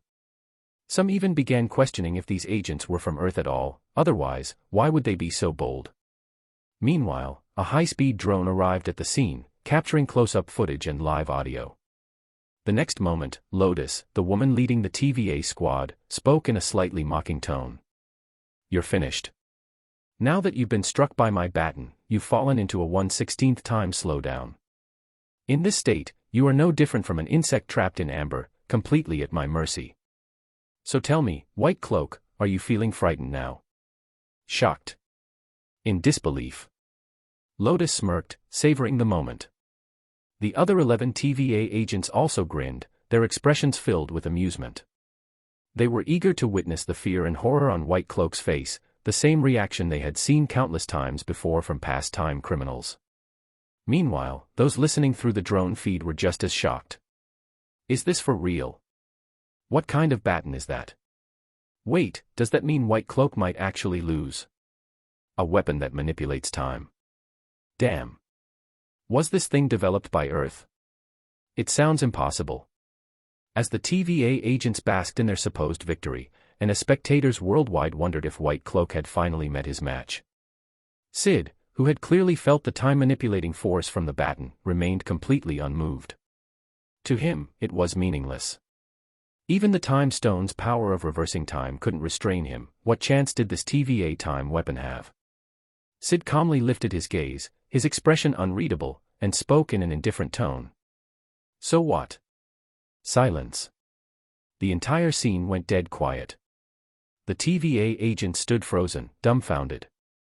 After a long pause, Lotus muttered in disbelief. That's impossible. You should be moving in January 16th th time. How are you speaking normally? Wait, no, you weren't affected at all. That's impossible. Her shocked voice was mirrored by the expressions of her 11 teammates. For as long as the TVA existed, the time baton had never failed. It always worked. It was an absolute method of subduing time criminals. Every single target became helpless the moment they were struck. So why was he an exception?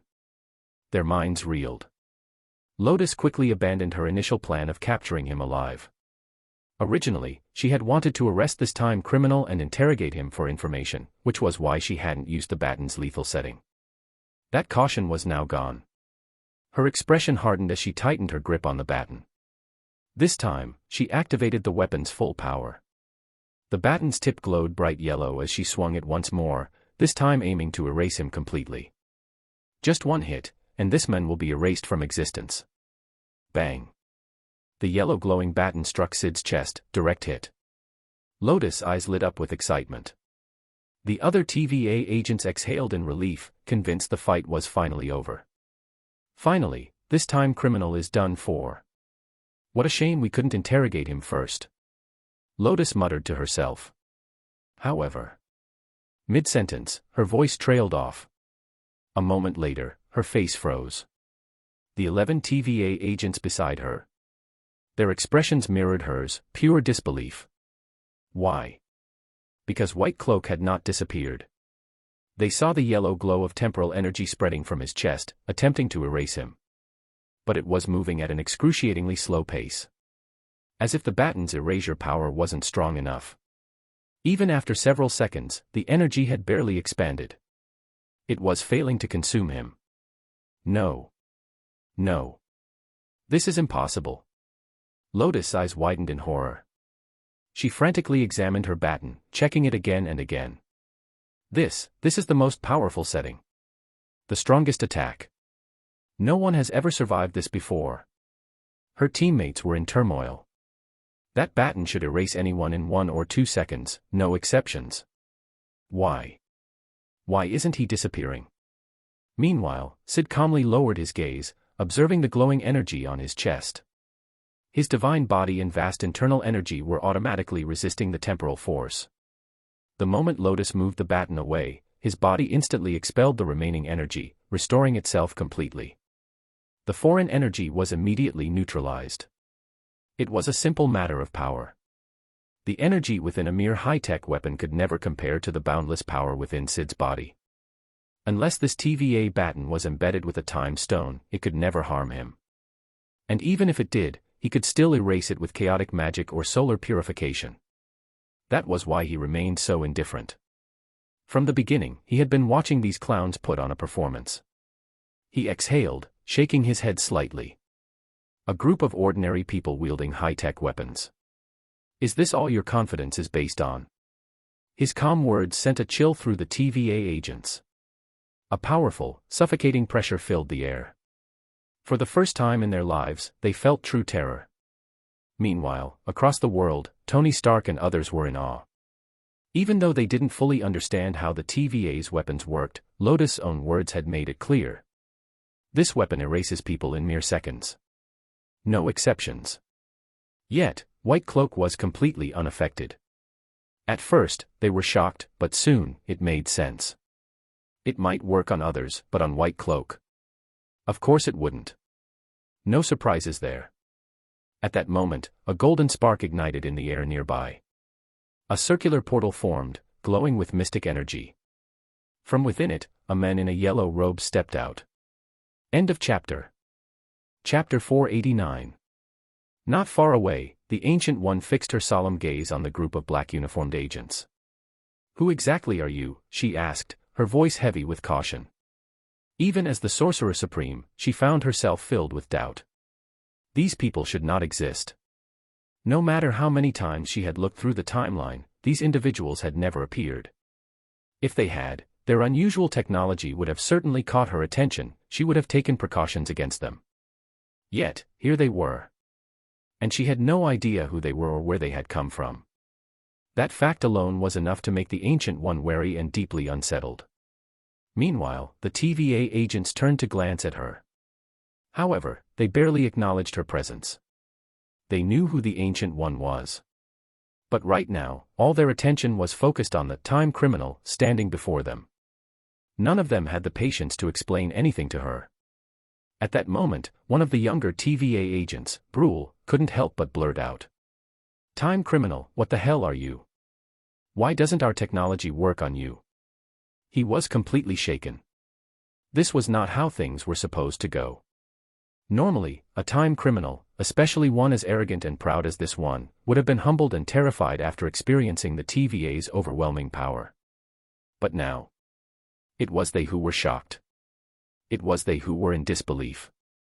The reversal of roles made no sense. Before they could regain their composure and attempt another attack, Syd lowered his gaze and spoke calmly. "Since you have no other tricks, then it's time for you to disappear. You will now experience the same fate you intended for me." The 12 TVA agents looked at him in confusion. But moments later, their faces froze. Confusion turned into shock. Then into terror. Before their very eyes, their own bodies began dissolving in golden light. They were fading away, just like their time batons had done to countless others.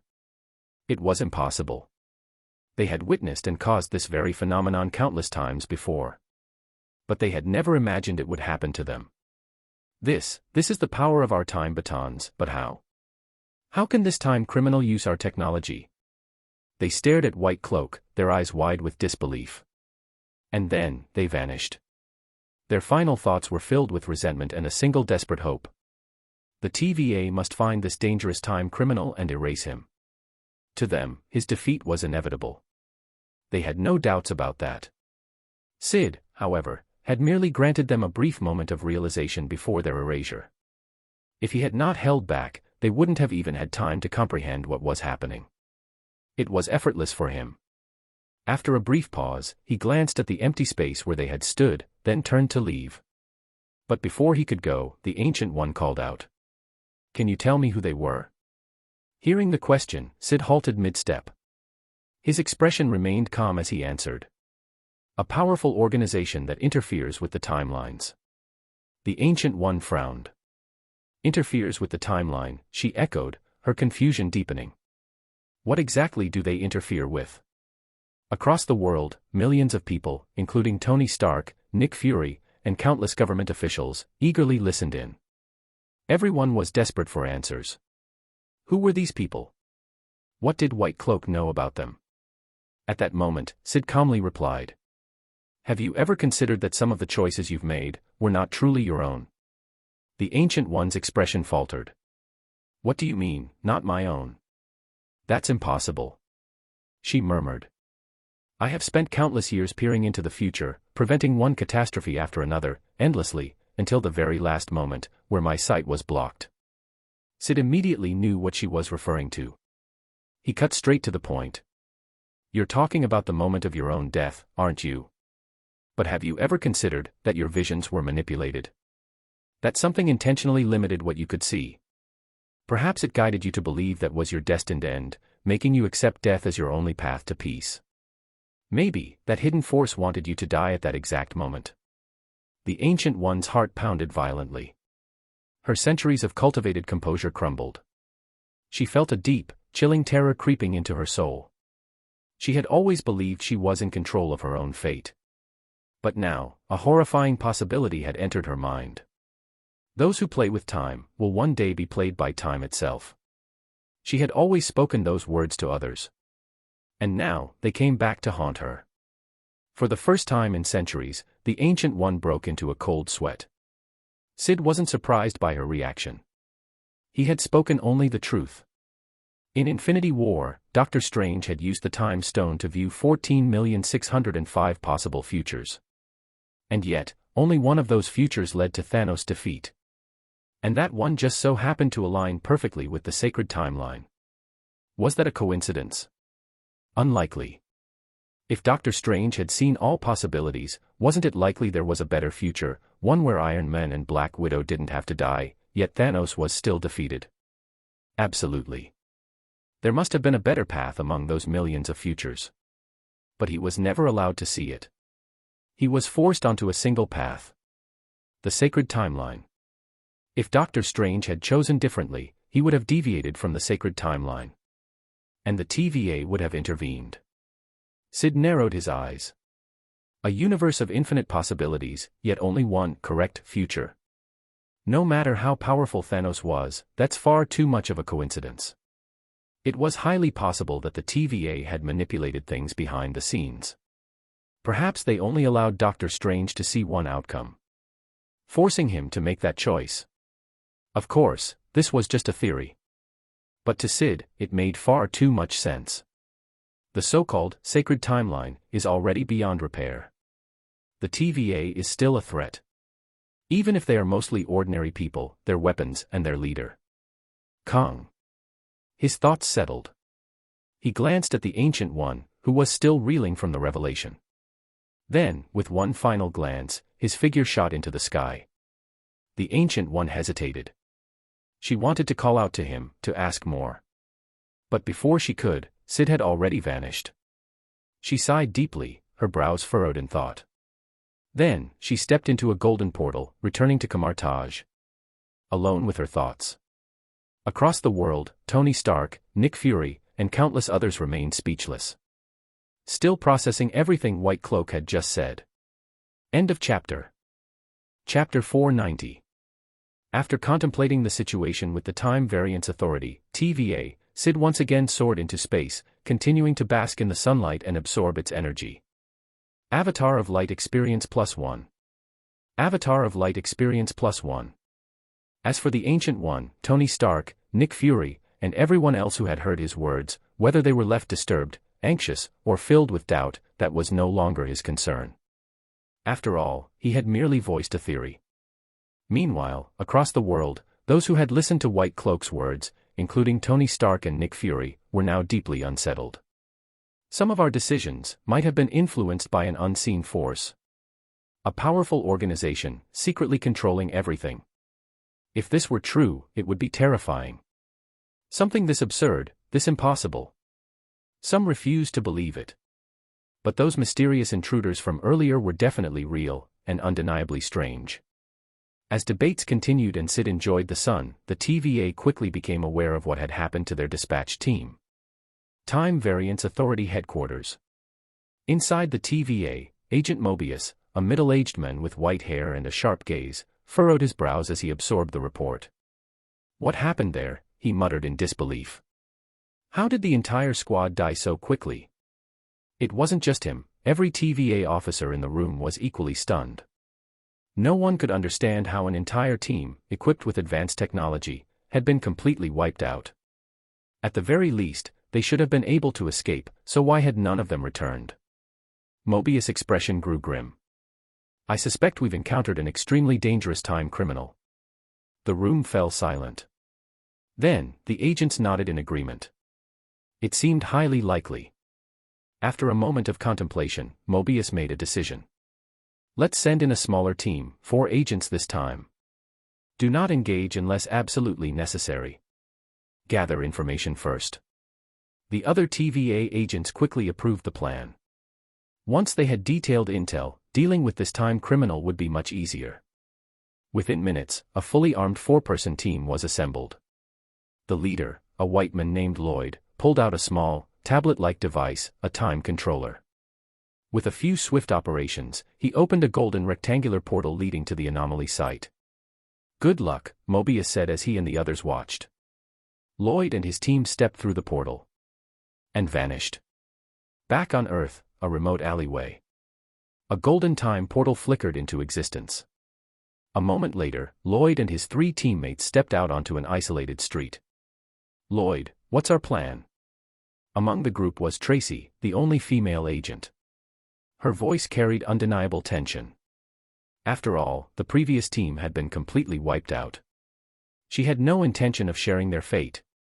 Under the gaze of his teammates, Lloyd pondered for a moment before suggesting. Perhaps we should try establishing contact with a local authority. Like S.H.I.E.L.D. They likely have intel on the time criminal. It'll save us time and keep us safer. The moment he spoke, his teammates nodded in agreement. They were well aware of S.H.I.E.L.D.'s influence. Without hesitation, Lloyd activated his time controller once more. This time, he opened a portal directly into the office of Nick Fury. S.H.I.E.L.D. Headquarters, Director's Office. At his desk, Nick Fury was reviewing documents when he noticed a flash of golden light in his peripheral vision. His instincts kicked in instantly. He snapped his head up and saw a golden portal materialize inside his office. Then, 4 uniformed figures emerged. Black uniforms. Strange technology. He recognized them immediately. His expression darkened. Within seconds, his hand was already on his gun, aiming directly at the intruders. "Who the hell are you?" he barked. "What do you want?" Lloyd calmly stepped forward, raising his hand slightly in a gesture of peace. "Director Fury, please remain calm. We are from the Time Variance Authority, we've come to seek your assistance." Hearing the name, Nick Fury's eye narrowed. Time Variance Authority. What the hell is that? I've never heard of you. Tracy rolled her eyes, muttering. That's because our organization exists outside of time. It's no surprise you've never heard of us. Fury didn't react to her attitude. Instead, he kept his gun raised and demanded. "And what exactly does the TVA do? What do you need my help with?" Lloyd hesitated for a moment, then decided to be honest. At this point, the timeline had already been disrupted. Fixing it would be difficult, but dealing with the time criminal came first. The TVA exists to preserve the sacred timeline. Our job is to maintain its stability. We're here to gather information, specifically about a time criminal who has been disrupting the timeline. Nick Fury paused. Sacred timeline. Timeline stability. Seeing his confusion, Lloyd elaborated. We ensure that the timeline follows its intended path, without deviations. If too many alternate branches form, things will spiral out of control, leading to catastrophic war. The so-called time criminal we're hunting has already created multiple branches, threatening to destabilize reality itself. If left unchecked, a multiversal war could erupt again. Hearing this, Nick Fury's mind spun. Though some of it was unclear, he understood the key points.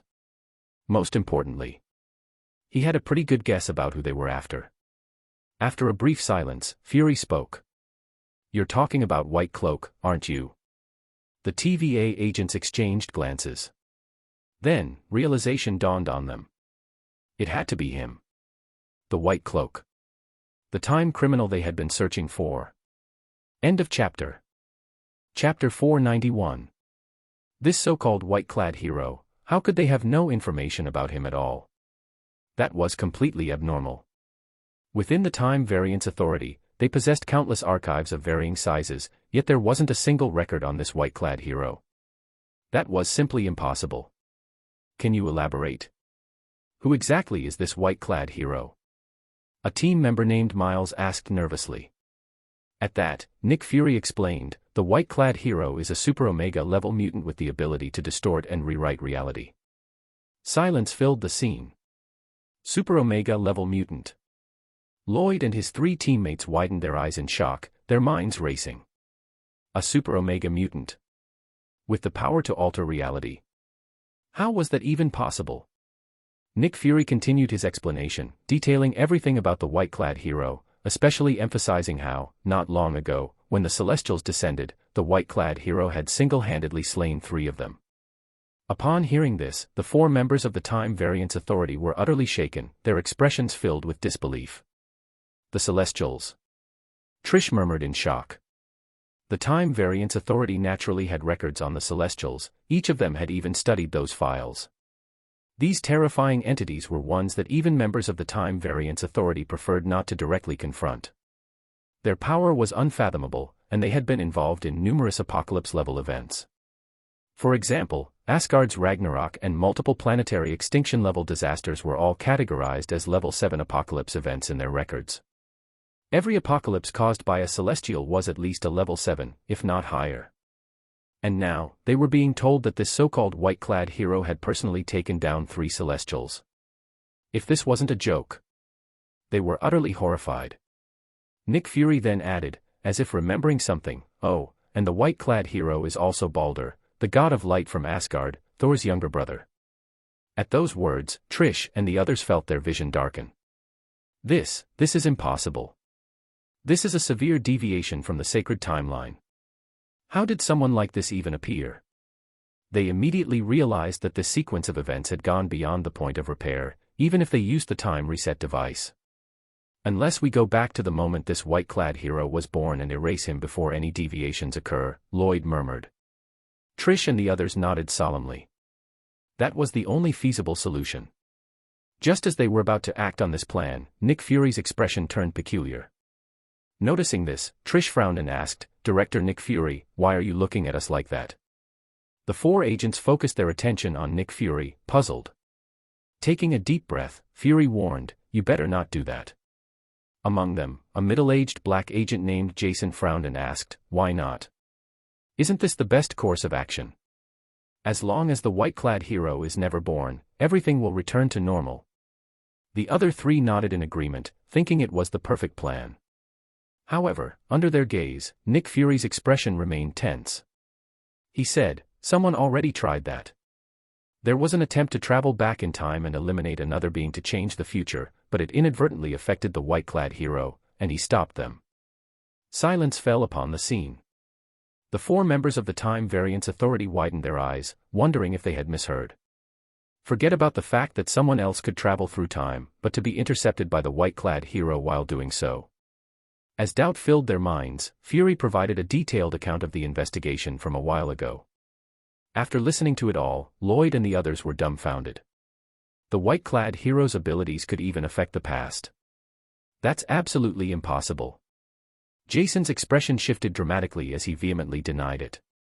Neither he nor his teammates could believe something so absurd. Lloyd glanced at Fury, thinking that perhaps the director of S.H.I.E.L.D. was simply inexperienced or had misunderstood something, leading him to believe the white-clad hero possessed such power. After a moment of thought, he smirked and said, "Trish, you guys wait here. I'll go back 17 years and see if what Director Fury said is true." Trish and the others nodded in agreement. Fury's expression, however, turned grim. The tone of the Time Variance Authority agent carried an unmistakable hint of mockery, as if he were ridiculing Fury. Lloyd then chuckled and added, "I'll record everything when I get there and show it to you when I return." Saying that, he obtained the exact time and location from Nick Fury. Under the watchful eyes of his teammates, he pulled out his time controller and opened a portal leading 17 years into the past. Handing the time controller to Trish, he stepped through the glowing yellow portal.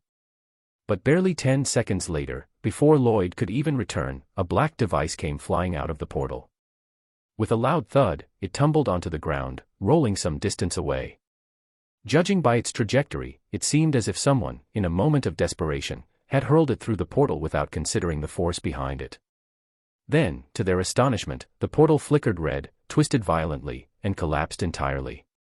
Lloyd, Trish and the others cried out in shock. Even Fury was taken aback, unable to comprehend what had just happened. Trish quickly ran forward, picking up the black device. She murmured, "It's Lloyd's recording equipment." Each of them carried one of these devices to document their missions and report back to headquarters. "What happened over there?" Trish whispered in confusion. "What happened to Lloyd? Was he the one who threw this out?" "Quick, play the recording," Jason urged. Trish nodded, tapping the device multiple times to rewind to the moment Lloyd entered the portal. The next second, a high-resolution holographic projection materialized, displaying Lloyd's journey in crystal-clear detail. End of chapter. Chapter 492. A high-definition holographic projection appeared before them. The image was presented from a god's eye perspective, capturing both Lloyd and his surroundings in perfect clarity. The four could clearly see Lloyd stepping into the yellow time portal, arriving in what seemed to be a relatively quiet street. As he cautiously explored his surroundings, Lloyd constantly glanced around, remaining on high alert.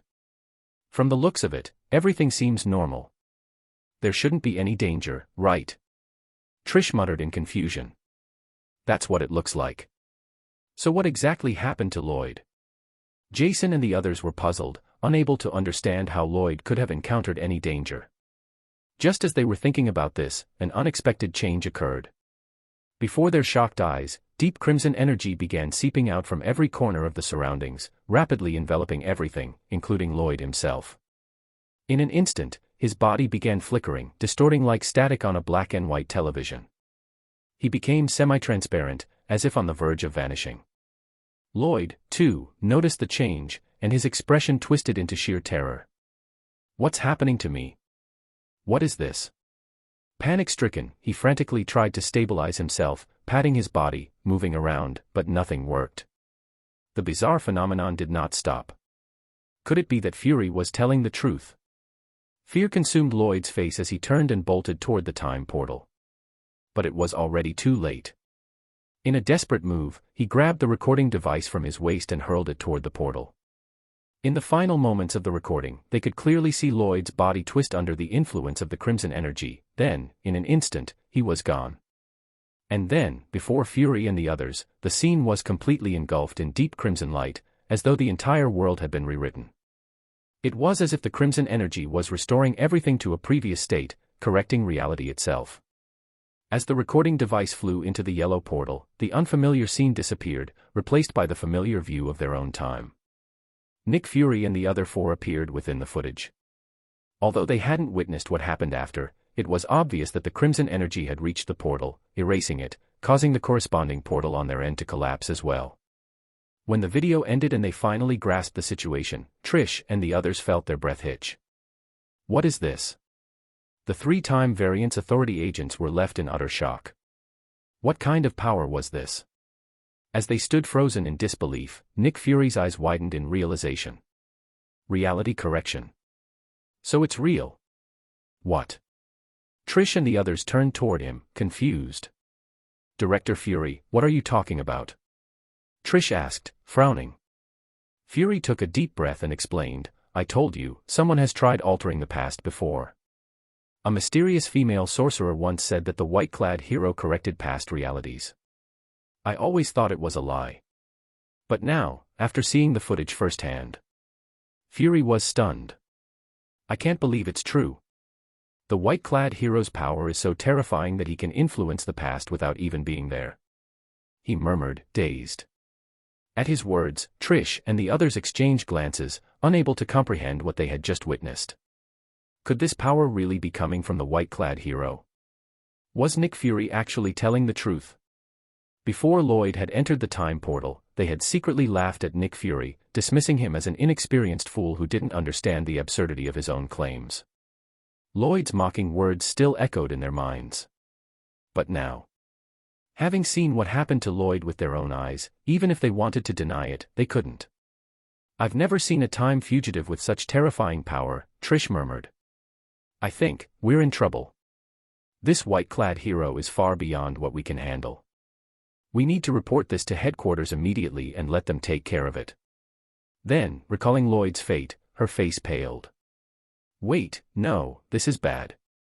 The white-clad hero might have already noticed us. She quickly pulled out her time controller and opened a portal leading to the Time Variance Authority. Jason and the other agent beside him were visibly shaken. Since joining the Time Variance Authority, they had rarely felt fear, but this time was different. The mere thought of the white-clad hero's arrival filled them with overwhelming panic. Nick Fury, meanwhile, narrowed his eyes as he observed the strange time portal, as well as Trish and her teammates. What was he thinking? As the Time Variance Authority agents scrambled, far away in Earth's orbit, Syd Castell had already sensed the anomaly. Arriving at the location where Lloyd and the others had first appeared, he found nothing. Frowning slightly, he extended his senses further, before immediately heading toward S.H.I.E.L.D. headquarters. The Time Variance Authority again. What a nuisance. As for what had happened to Lloyd, he wasn't entirely sure. During the Delia incident, when chaos magic ran out of control, he had noticed that past realities had been corrected, the mysterious woman had been erased, and a warning had been left behind. But beyond that, he didn't know the full details. When chaos magic went haywire, he had simply acted based on instinct. He didn't like past realities being altered. As for what the chaos magic actually did, what had happened at that time, or what the situation was now, he had no clue. If he had known, he wouldn't have let the chaos magic go out of control in the first place. At that moment, he arrived at S.H.I.E.L.D. headquarters, right as Trish was opening the time portal. The white-clad hero. Why is he here? S.H.I.E.L.D. agents were left dumbfounded. Before they could panic, Syd frowned slightly. Sensing the strange temporal fluctuations, his figure vanished in a flash, reappearing inside Nick Fury's office. His gaze swept across the stunned Nick Fury and the 3-time Variance Authority agents, who were just about to step into the portal. With a calm tone, he asked, "Where do you think you're going?" His voice echoed through the office, sending chills down Trish and the others' spines. "It's the time fugitive, the white-clad hero. Run!" Without hesitation, Trish bolted for the yellow portal. Jason and the other agent followed closely behind. End of chapter. Chapter 493. Just as Trish's hand was about to fully pass through the time portal, her eyes gleaming with hope, a deep crimson glow flickered in Syd Castell's palm. The next second, they all froze, as if turned into statues, unable to move an inch. Realizing this, fear and terror flooded Trish and the others' hearts. Nick Fury, the only one still able to move, watched in shock as Syd casually lifted his right hand, causing Trish's time controller to fly from her grip, swiftly floating toward him. Holding the small, palm-sized device, which resembled a smartphone, a curious glint appeared in Syd's eyes. A time controller, huh? Of course, he knew what this was. A device that could open time portals. Not only could it send someone to any point in time, past or future, but it could also choose the destination, even reaching alien planets if needed. However, this device consumed massive amounts of energy with each use, and after a certain number of activations, it required recharging. He wasn't sure how many uses remained. After examining it for a few moments, Syd quietly stored it inside his spatial ring for future study. But right now, he glanced coldly at the 3 frozen time Variance Authority agents. Their eyes were filled with pleas for mercy, silently begging for their lives. He ignored them. They were already enemies, there was no need to hold back. The next instant, under Fury's horrified gaze, the 3 agents were engulfed by chaotic magical energy, rapidly disintegrating into nothingness. They vanished without a single scream. After dealing with them, Syd turned his gaze toward the yellow time portal, his expression momentarily hesitant. Ultimately, he decided against stepping through. It was obvious that the other side of the portal led to the Time Variance Authority's headquarters. But inside the TVA, even the Infinity Stones and magic became useless, completely nullified. There was no guarantee that his own powers wouldn't be affected as well. After a brief moment of thought, he decided to let it go for now.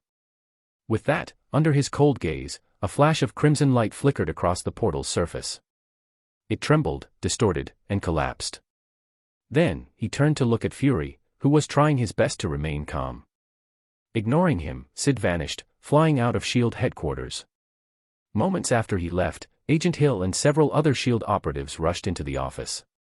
"Director. Are you all right?" Hill asked anxiously. Nick Fury let out a bitter chuckle, shaking his head. While they were discussing the shocking event, Syd was already soaring through space, preparing to study the time controller. Meanwhile, at the Time Variance Authority, chaos had erupted.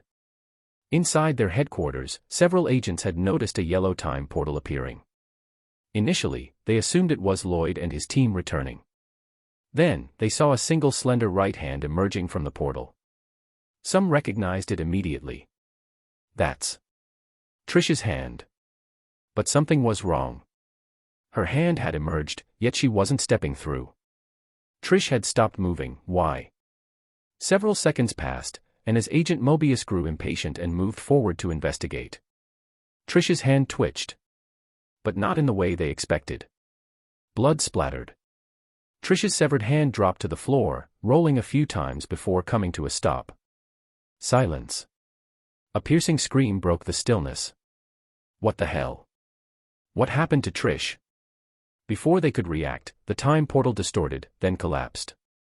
After a few seconds of stunned silence, Agent Mobius cautiously stepped forward to inspect the scene. What's this? He noticed that Trish's severed hand was clutching a small black device. Carefully prying her fingers open, he retrieved it. It's their recording device. A dozen gathered agents exchanged shocked glances. Mobius activated the device. A moment later, Lloyd's entire mission played out before them. Meanwhile, Syd had returned to Earth's upper atmosphere. Bathed in sunlight, he pulled out the time controller, observing it with curiosity. Let's see if this thing actually works. On the glowing screen, options appeared to select time and location. Since he wasn't entirely sure if the device functioned as expected, he chose a random time period he vaguely remembered, keeping the location Earth. Tapping the screen, a yellow time portal formed before him, shimmering like a holographic projection. Intrigued, he slowly floated forward and stepped inside. At the same time, across the world, numerous intelligence agencies and individuals were watching through satellite surveillance. They saw the white-clad hero stepping into a strange golden portal. And disappearing. What's he doing? Where did he go? Speculation ran wild as people across the globe tried to guess his intentions. But by then, Syd had already crossed through the portal. The yellow gateway closed behind him. Stepping out on the other side, Syd's vision was flooded with light. Warm sunlight washed over him, illuminating the world. Looking around, he found himself inside a rundown factory. Hovering a foot above the ground, he observed his surroundings with curiosity. This place.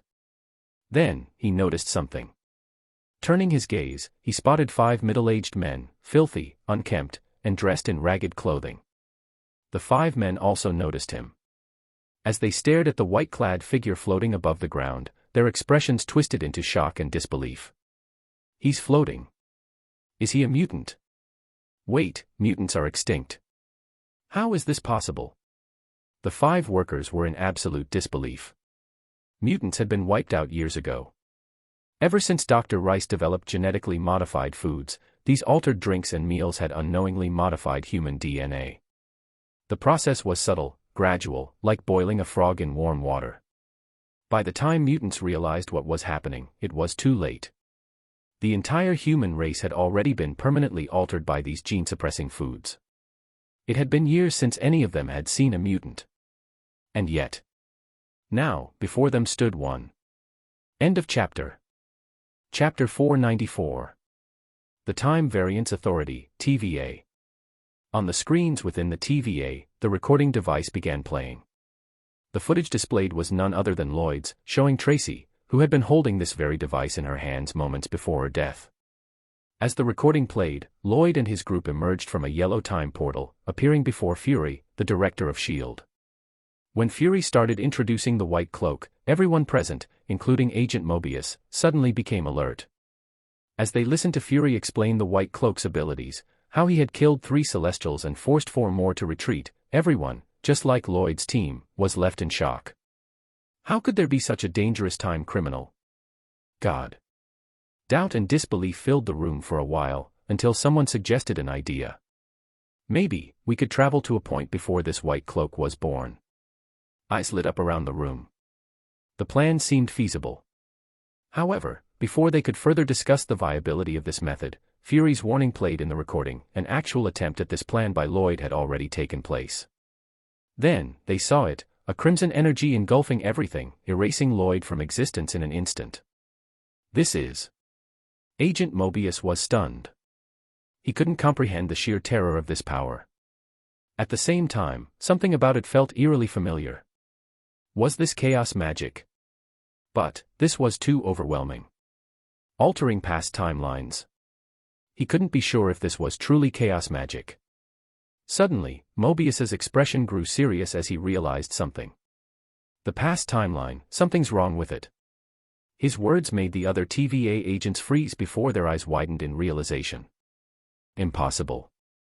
To test their theory, they sent several drones to the same timeline Lloyd had visited. However, they adjusted their entry point to be 1 day later. But once the drones entered, they never returned. This can't be. A terrifying thought settled over everyone. Mobius took a deep breath and sent out 2 more drones, but this time, he configured them to send back footage the moment they encountered anything abnormal. A short while later, whoosh. A black recording device flew back through the portal, but the drones were gone. Under everyone's watchful eyes, Mobius quickly picked up the device and played the footage. What they saw left them cold. Even though the entry point was 1 day later, the moment the drones arrived, they were still erased by the same crimson energy.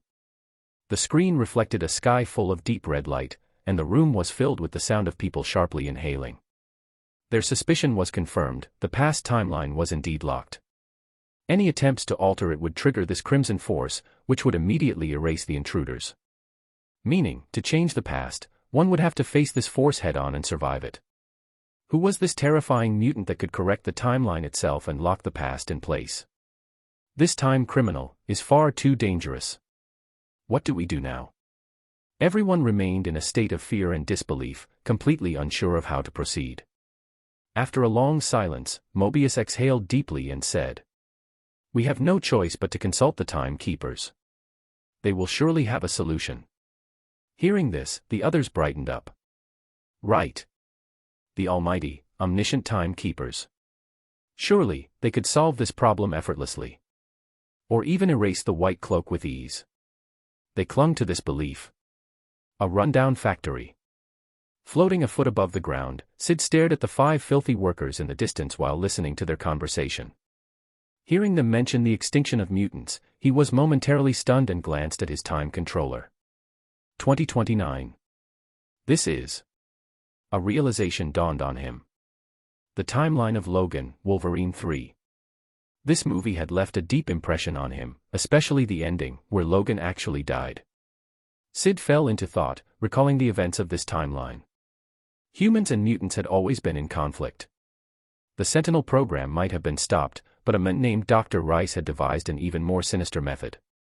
He had genetically modified human food, ensuring that those who regularly consumed it would have their X gene suppressed, permanently preventing them from developing mutant abilities. Since the introduction of this altered food, 25 years had passed without a single new mutant being born. This was even more insidious than the Sentinels, an outright genocide of mutants. Soon, mutants would completely disappear from the world. It was unclear whether this tainted food was responsible, but Logan's healing factor had significantly weakened. His regenerative abilities had nearly vanished, leaving him weak and vulnerable. He had been reduced to working as a chauffeur, frequently bullied by ordinary people, a pitiful state. In the end, during a battle, he was impaled through the stomach by a massive tree branch, dying from his wounds. And it wasn't just Logan. Even the legendary Charles Xavier, the most powerful mind in existence, had succumbed to dementia in his old age.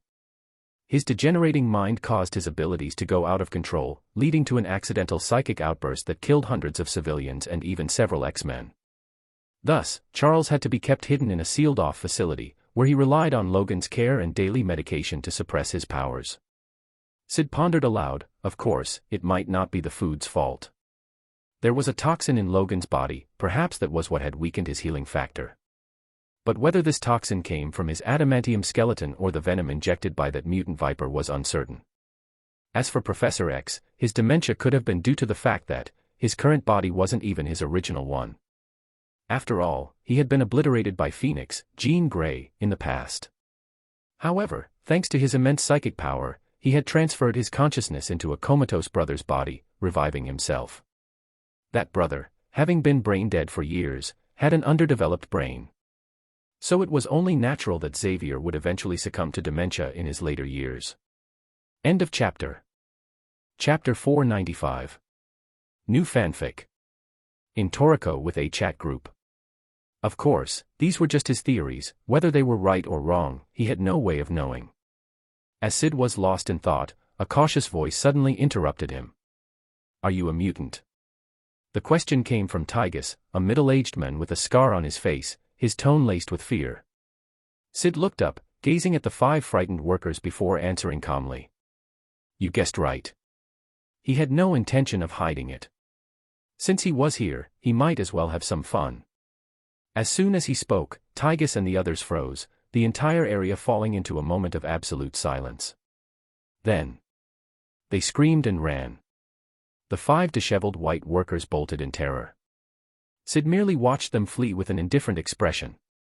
After a brief moment of thought, he decided not to pursue them. Ignoring the terrified humans, he scanned the surrounding wasteland, then soared into the sky, heading toward the nearest city.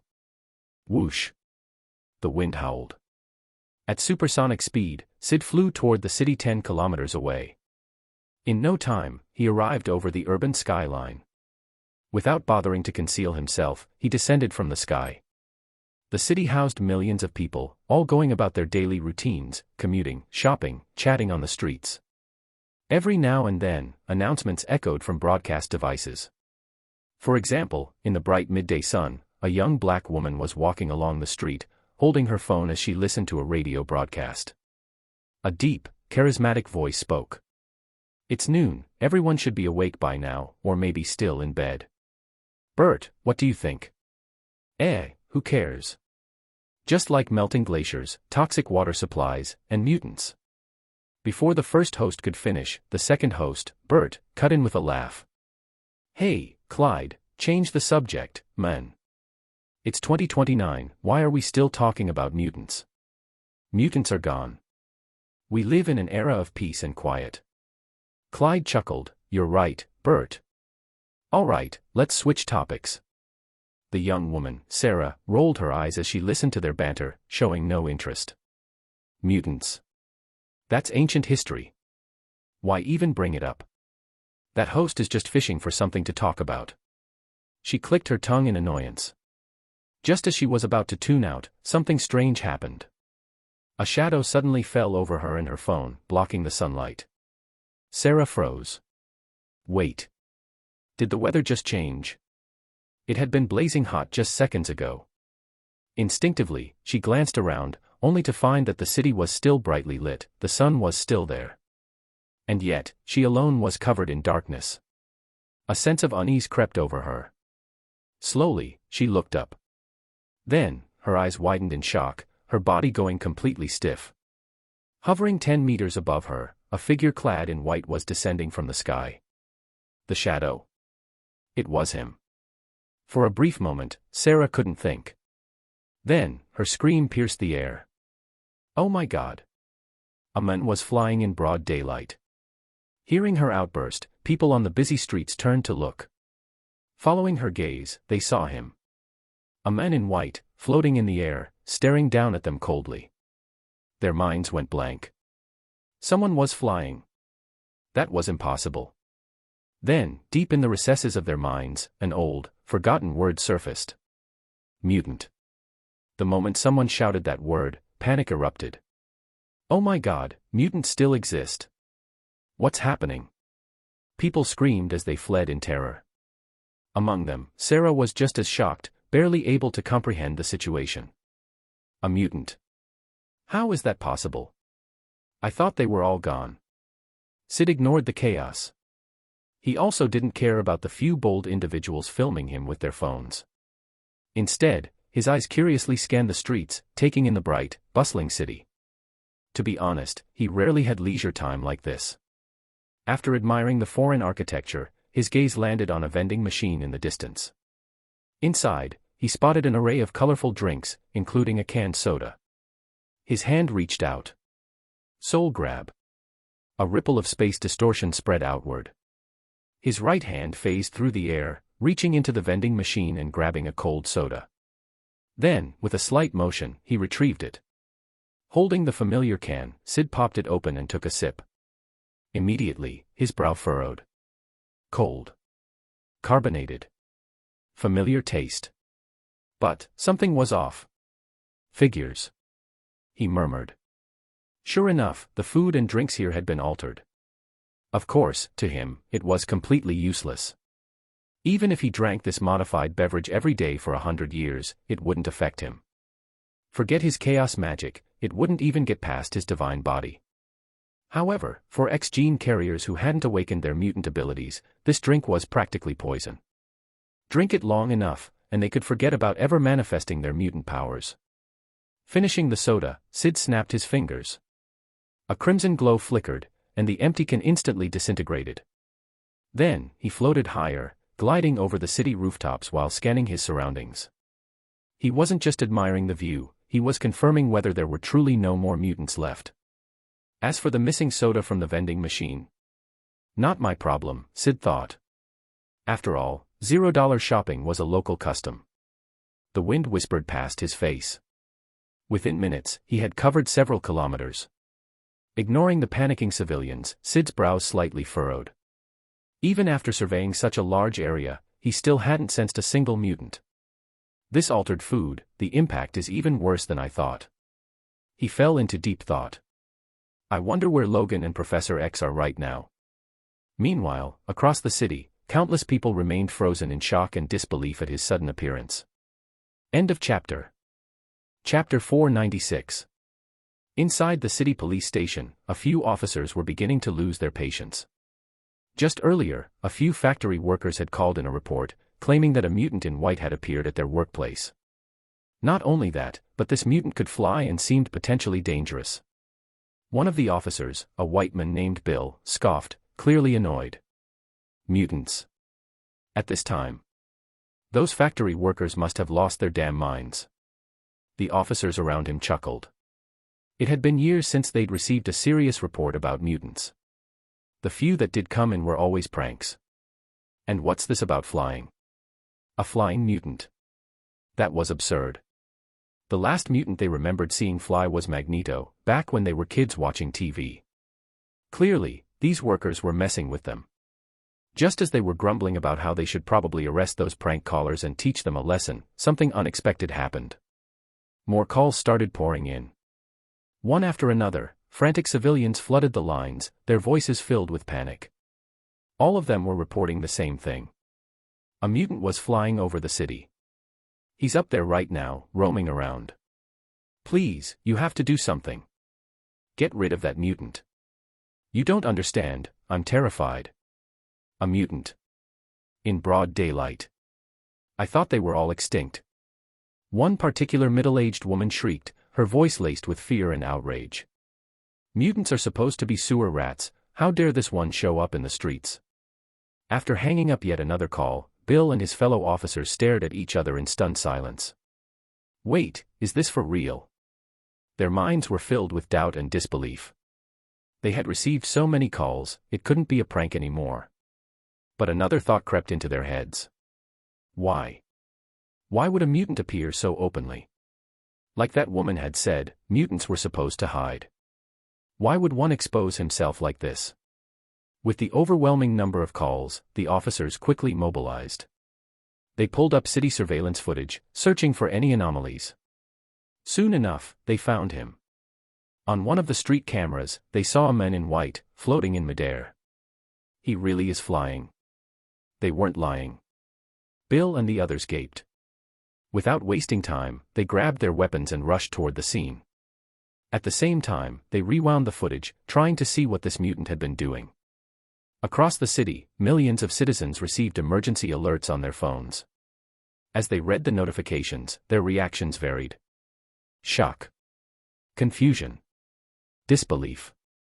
A mutant. In the open. After the initial surprise, many people simply shrugged it off. They saw it as entertainment. It's been years, but now some reckless mutant is trying to stir things up. Let's see how long he lasts before they take him down. Some even looked forward to it. While the common people viewed it as a spectacle, news reporters and media outlets saw it as a goldmine. A mutant sighting after so many years. That's breaking news. The city's news stations and journalists sprang into action. Soon enough, cameras caught sight of the floating figure in white. From a safe distance, a reporter began broadcasting. Hello, everyone. This is Hannah, reporting live on a major event. Dressed in a sleek business suit, Hannah radiated a professional aura as she turned and gestured behind her. Viewers across TVs, computers, and mobile devices raised their eyebrows. Major event. What's happening? I don't remember anything big happening recently. As curiosity spread among the audience, Hannah stepped aside, revealing the camera's zoomed-in footage. A man in white, calmly floating above the streets. As the camera adjusted focus, the street scene became even clearer. At that moment, everyone watching was stunned. Wait, am I seeing this right? That guy is flying. Is this some kind of movie promotion? Since mutants had been gone for so long, most people didn't make the connection immediately. Then, after letting the shock settle in, Hannah's expression turned serious. This man is most likely a mutant. A mutant has appeared once again. The moment she said those words, a collective gasp spread across the viewers. A mutant. But, weren't they all wiped out? How, after all these years? Discussions exploded across online forums, social media, and chat rooms. However, despite their surprise, fear was minimal. After all, humans had already all but eradicated mutants. Even if one showed up now, so what? Against their military forces and advanced weaponry, no mutant could stand a chance. In their eyes, this reckless fool was doomed to be caught. The only question was how long it would take. Meanwhile, far away from the bustling city, in a barren wasteland, a black limousine rolled to a stop. A few seconds later, the door creaked open. A tall, rugged man in a cheap black suit and white shirt stumbled out. His weathered face, covered in an unkempt beard, twisted slightly as he winced in pain. Logan. He clutched a beer bottle, taking a swig as he absent-mindedly rubbed his still-bleeding wounds. Wounds that should have healed instantly. But they didn't. His healing factor had weakened, so much so that even small injuries took ages to close. Earlier today, while driving his taxi, he had gotten into a fight with some thugs. Even though he won, his body paid the price. Not that it mattered. Through the blood-stained shirt, scars crisscrossed his body, marks that should have never existed on him. Yet, here they were. As Logan dragged himself home, the world around him remained unaware that the greatest mutant of all time was now just a broken man trying to survive. End of chapter. Chapter 497.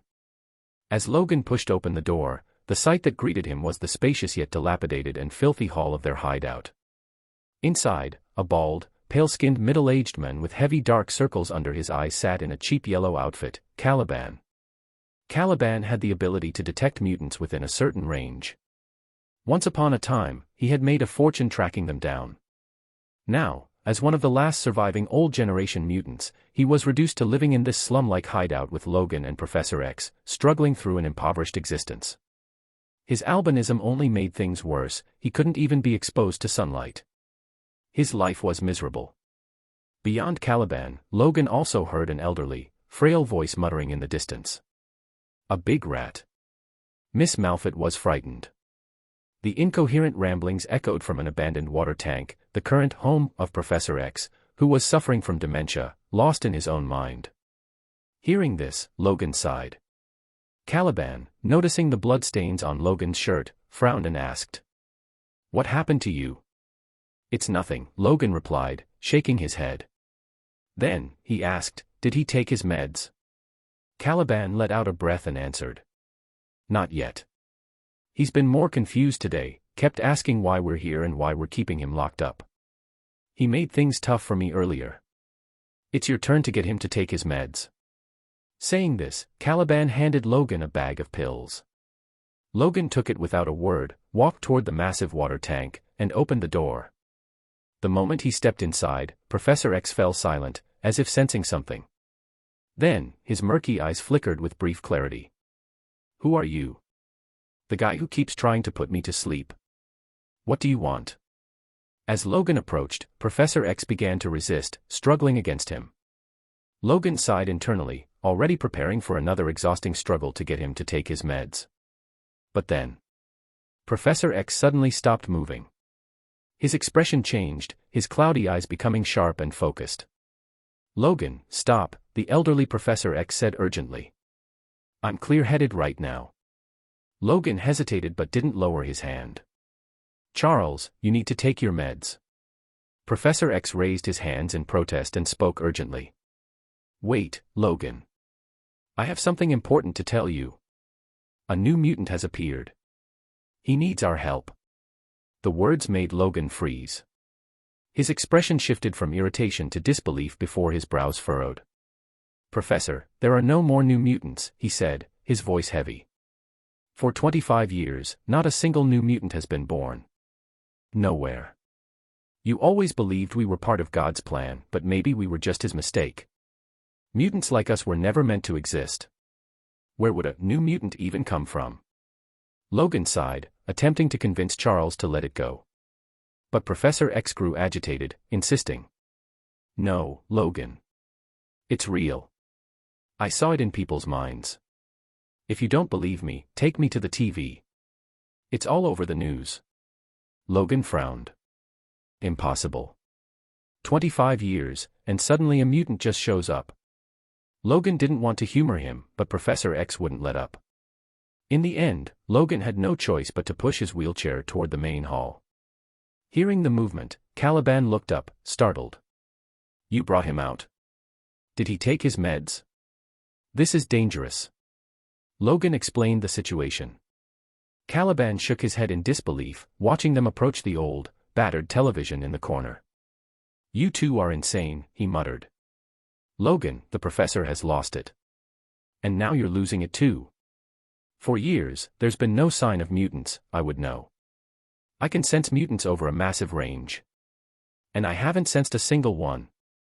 On top of that, we're constantly being hunted. We, the last few mutants, are barely surviving. Mutants are almost extinct. As he ranted, he suddenly stopped mid-sentence. His eyes widened in utter shock. Because. The moment Logan turned on the TV, the screen lit up with a live news broadcast. And there he was. A young man dressed in white, floating effortlessly over the city streets. He glided through the air, scanning his surroundings calmly, seemingly unaware of the growing chaos around him. Caliban stared in disbelief. My God. A mutant. Could this really be real? Even Logan was stunned. No way. This isn't possible. Mutants stopped being born 25 years ago. Next to them, Professor X trembled with excitement. See, Logan. His expression quickly turned from excitement to urgency. He needs our help. If we don't help him, that kid will die. Logan fell silent. Through the camera feeds, he spotted armed soldiers in black uniforms. They were slowly surrounding the area. Meanwhile, the mutant in white continued floating, seemingly oblivious to the encroaching danger. After a long pause, Logan shook his head. Sorry, Professor, but I can't help him. These guys, they're not people I can fight. His mutant abilities were failing, he was a shadow of his former self. Even if he wanted to save the kid, he wouldn't stand a chance. Caliban, having regained his composure, nodded grimly. Logan's right. We can't help. If we try, we'll all die. Professor X clenched his fists, his aged face filled with sorrow. If we don't help him, he'll be captured, experimented on, tortured. He'll die in some horrible lab. Both Logan and Caliban sighed. Professor X's voice turned desperate. Fine. Then take me there, Logan. Maybe I can help with my powers. Logan immediately rejected the idea. No, Professor. Your powers are unstable. You could kill everyone. As their argument escalated, the TV broadcast shifted.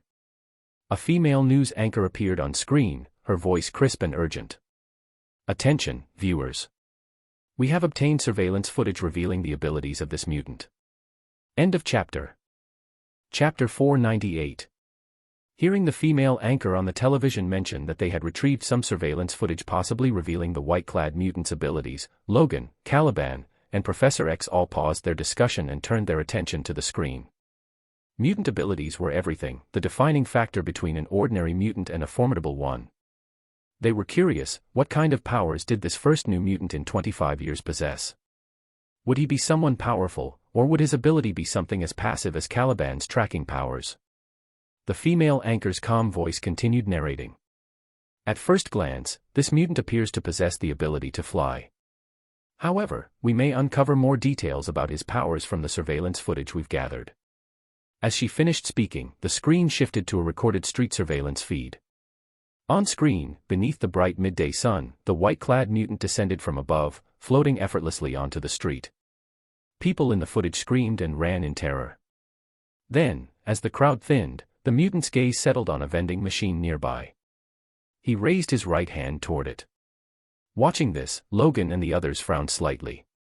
What was he trying to do? The next second, their question was answered. His hand simply disappeared.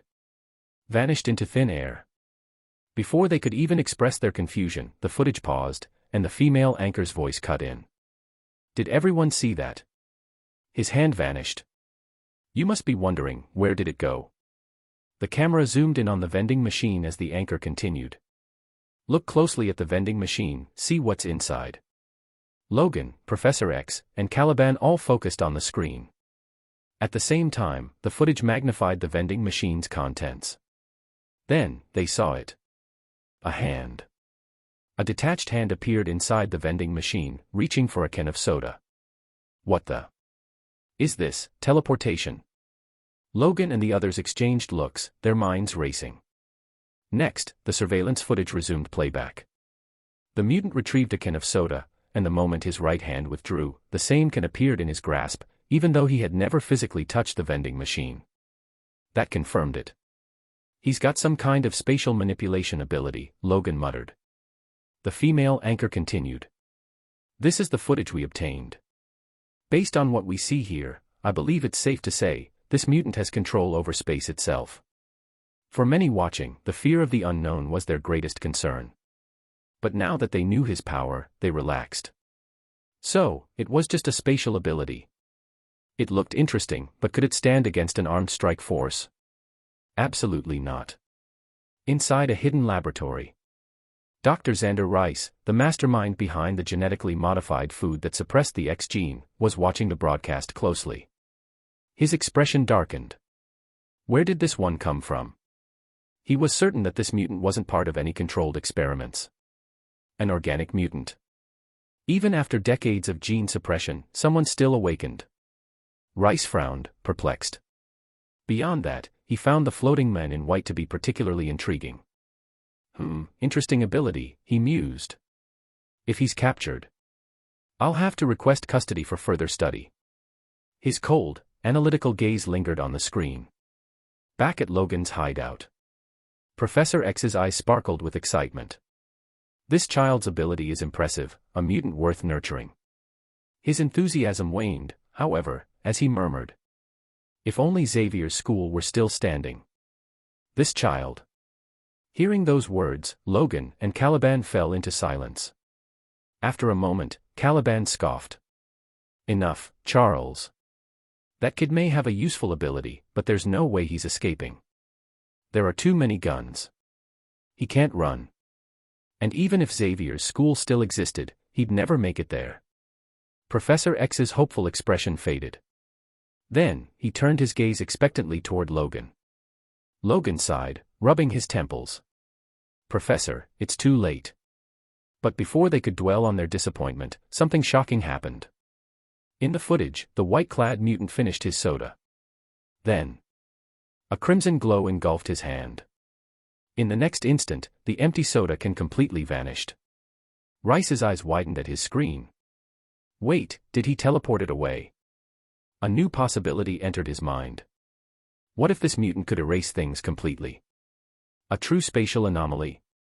The idea intrigued him even more. The people watching the footage reacted the same way, stunned, then thoughtful. Shortly after, the surveillance footage cut out, and the screen returned to the live news anchor. Hannah, the female anchor, smiled confidently. And that concludes our footage analysis. Based on what we've seen, I think we can all agree, this mutant poses some level of danger. But no need to worry. I'm certain that our authorities will capture this mutant soon enough. As she spoke, she stepped aside, revealing the heavily armed officers and special units advancing in the background. The camera zoomed in, capturing rows of firearms being raised. Across the city, viewers nodded in agreement. At the scene, a middle-aged woman in an elegant black dress, clutching a designer handbag, sneered. Filthy sewer rat, how dare a mutant appear in front of me? She had been one of the many people who had called the police earlier. Now, she watched eagerly, waiting to see how long the mutant would last. And she wasn't alone. The surrounding civilians all shared the same thought. With high-powered weapons aimed at him, the white-clad mutant stood no chance. The perimeter tightened. A group of heavily armed officers advanced slowly, weapons trained on the airborne mutant. Then, the orders came. Mutant in the air, descend immediately. Your actions have severely disrupted public order. You must come with us. Comply immediately, or we will open fire. A tense silence followed.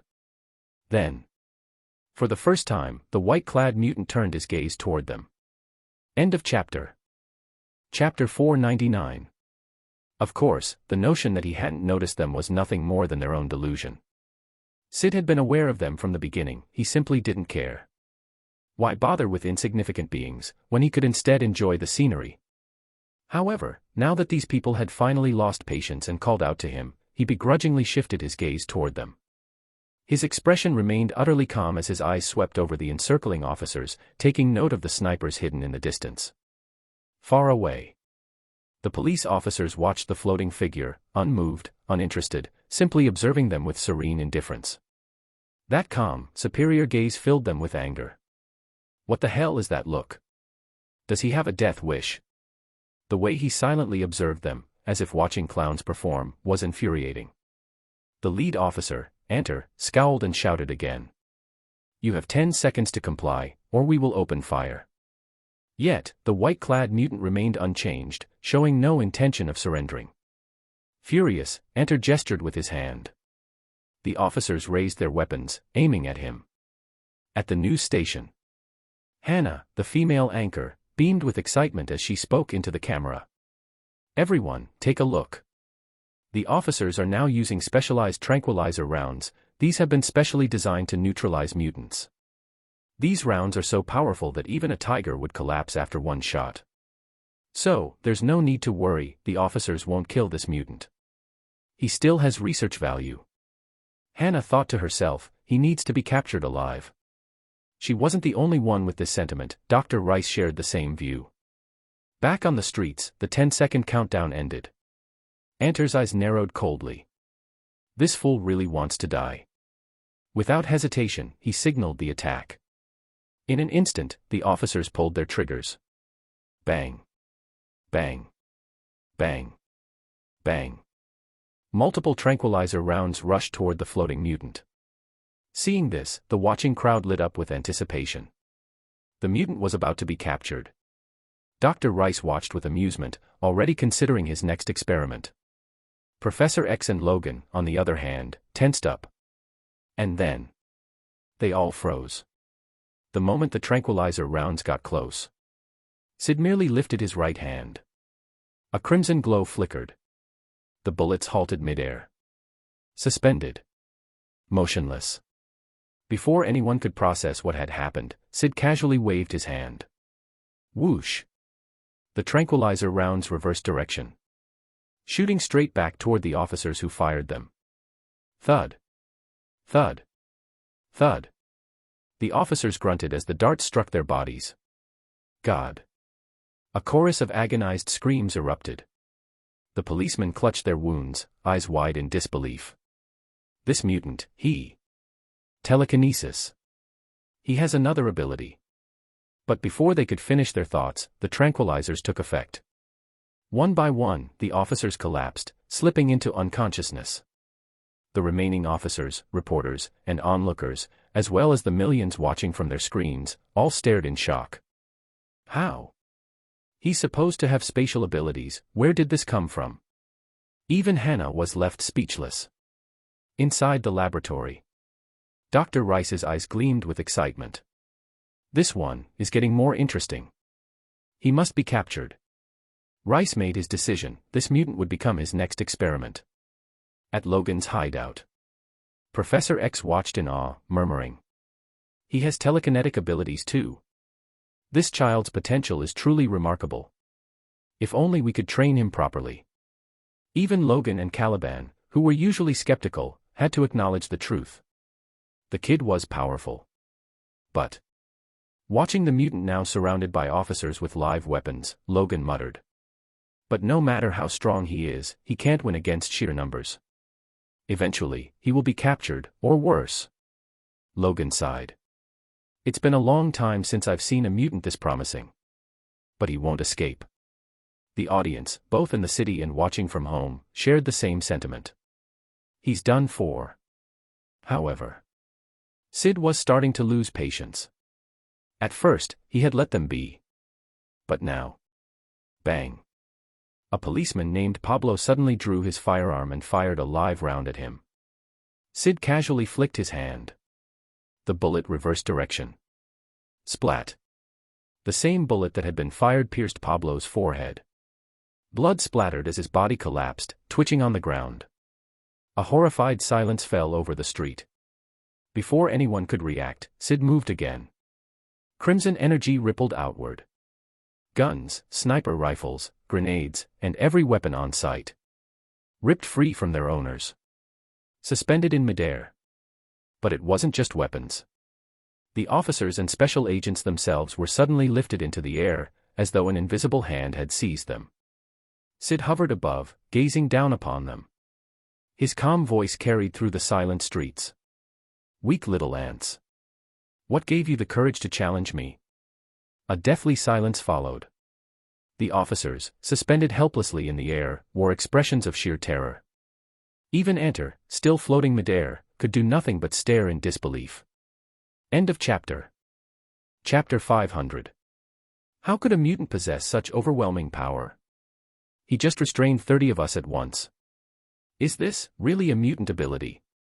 Suspended helplessly in the air, the officers and special agents stared in horror at the white-clad mutant floating before them. But Syd showed no signs of mercy. His right hand clenched slightly. Crack. Crack. Crack. One by one, the guns in the officers' hands twisted and warped, metal groaning under an invisible force. Then, their bodies began twisting as well. Aya. Agonized screams tore through the air as blood sprayed in all directions. Within seconds, the heavily armed unit sent to capture him had been reduced to nothing but mangled corpses. The stench of blood filled the air, carried by the wind. The scene left the female reporter, Hannah, the middle-aged woman Carla, and the watching crowds frozen in shock. They stood there, their minds blank, struggling to comprehend what they had just witnessed. A massacre. In the blink of an eye, the entire armed unit was wiped out. And the one responsible was this mutant. Their eyes trembled, reflecting the white-clad figure floating coldly above them. How could a mutant be this terrifying? Then, screams erupted. The spectators who had gathered to watch the mutant's downfall now fled in terror, including Hannah and Carla. But Syd merely cast them a disinterested glance. Then, a crimson glow erupted from his body. Chaos magic. The deep red energy spread outward, expanding in a perfect circle around him. Boom. Anything it touched, the pavement, the buildings, even the very ground itself, began to disintegrate. Bricks crumbled.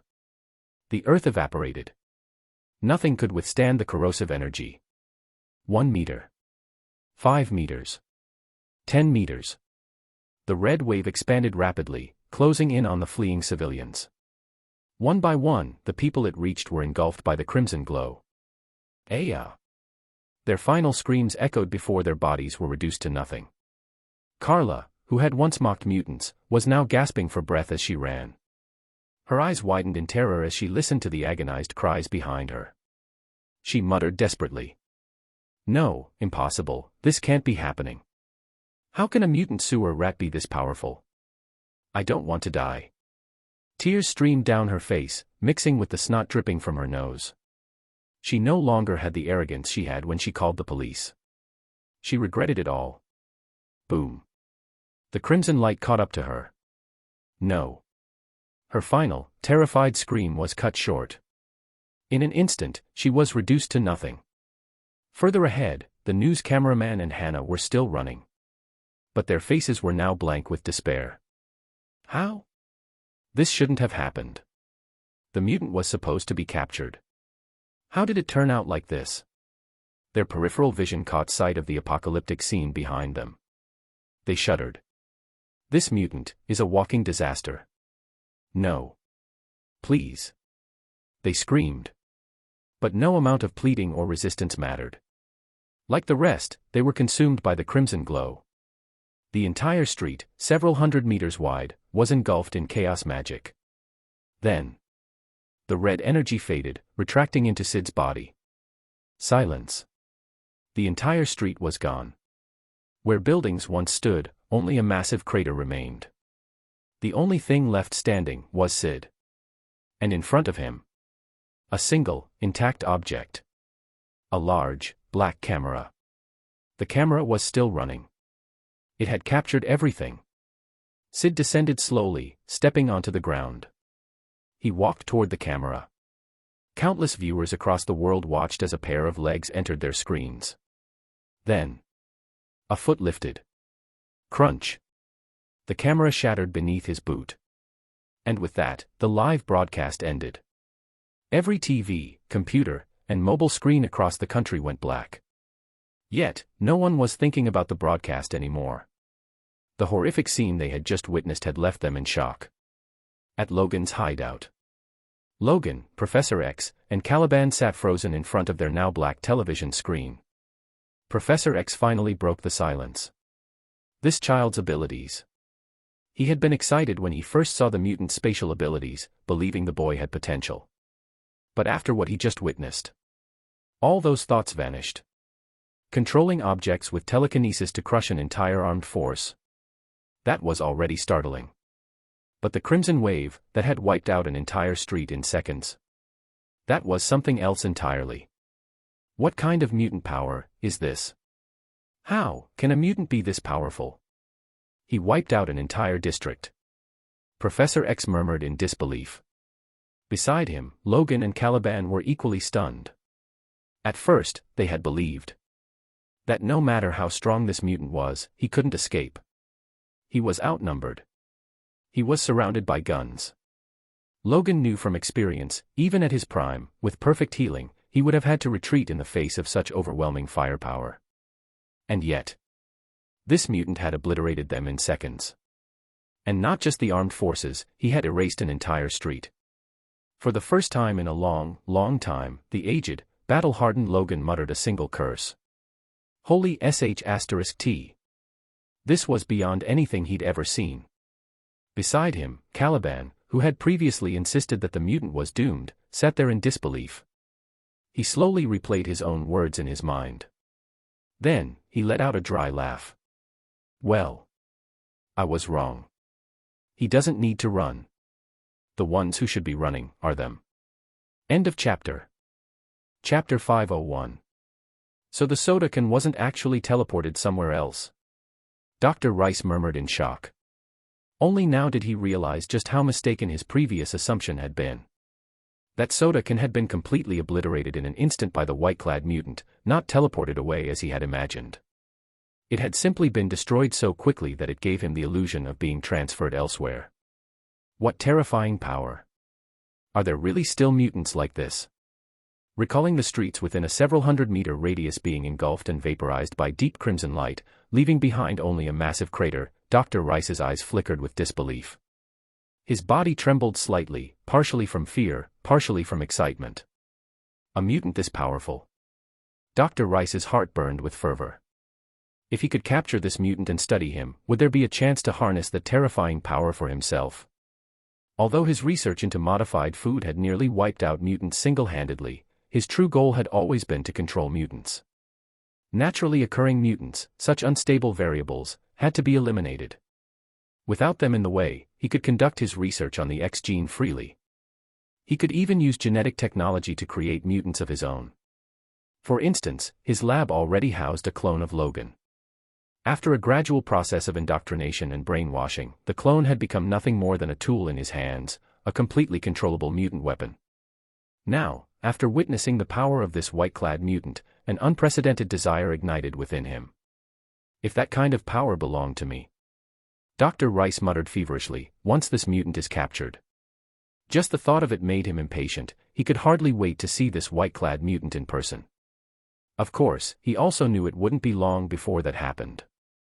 No matter how powerful this mutant's abilities were, capable of destroying an entire street in a single attack, there was no way he could escape after committing such an act in broad daylight. A smile spread across Dr. Rice's face. The government wouldn't let a mutant responsible for such destruction roam free. What awaited this white-clad mutant was an overwhelming assault. No one could withstand such a terrifying siege. He would either be captured alive or die in the process. And if he was captured alive, Dr. Rice would find a way to get his hands on him. If he died, then his body would still serve as valuable research material. With anticipation gleaming in his eyes, Dr. Rice eagerly awaited the moment when this powerful mutant would fall into his grasp. As time passed, news of a mutant resurfacing, and the destruction of an entire street, spread like wildfire.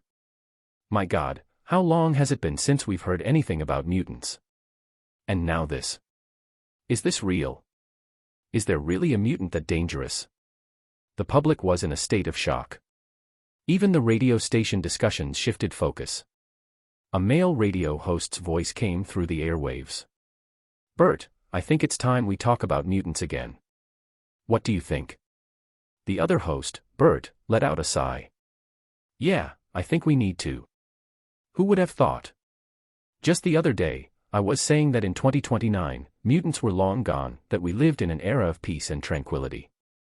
And now, here we are.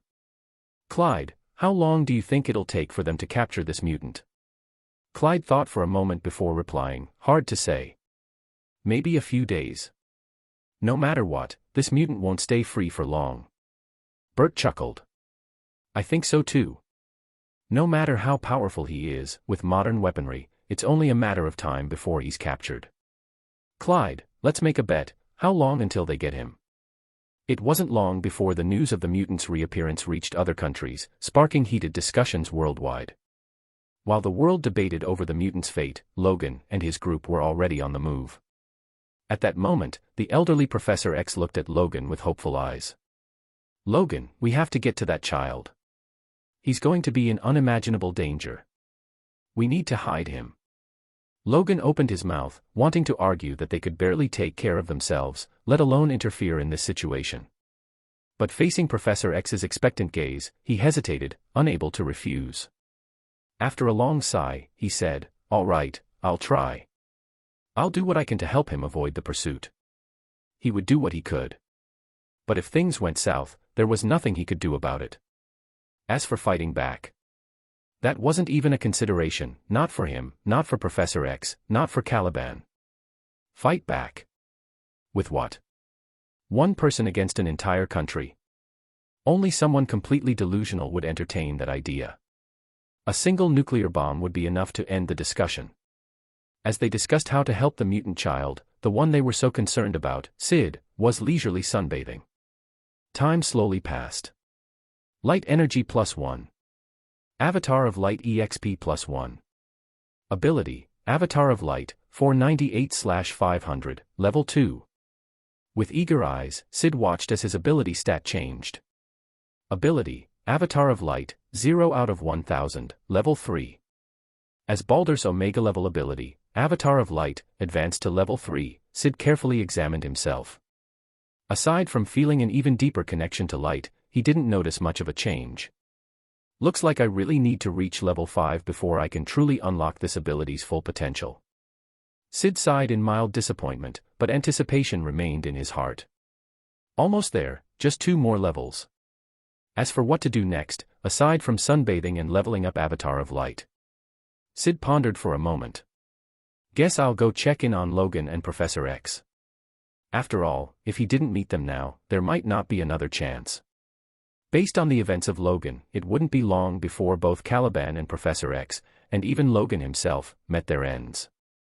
Syd fell into deep thought, recalling the sequence of events. End of chapter. Chapter 502. Inside Dr. Rice's mutant research facility, some genetically engineered mutant children managed to escape.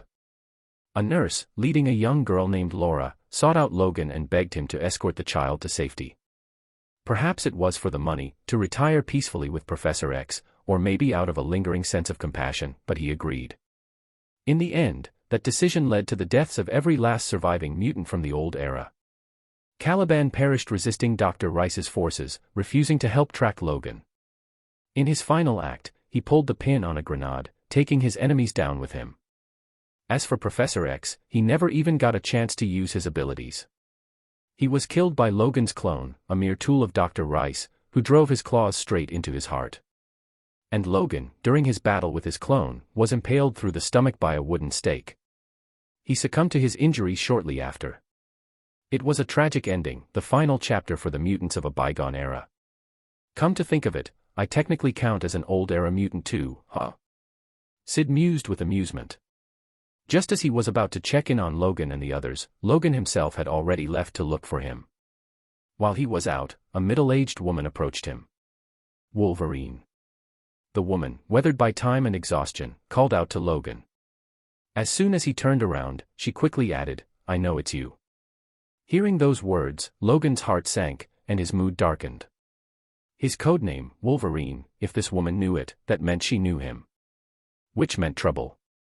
He had come here with Professor X, living under a false identity as a driver, all to escape his past, to avoid trouble and danger. And not just for himself. Professor X alone was a walking disaster waiting to happen. Ever since that one catastrophic moment when his psychic ability spiraled out of control, leading to nearly 600 casualties, including the X-Men, the authorities had classified his brain as a weapon of mass destruction. Damn it. Logan cursed under his breath and immediately turned to leave. But before he could take more than a few steps, the woman called out again. "Please, don't go. I need your help.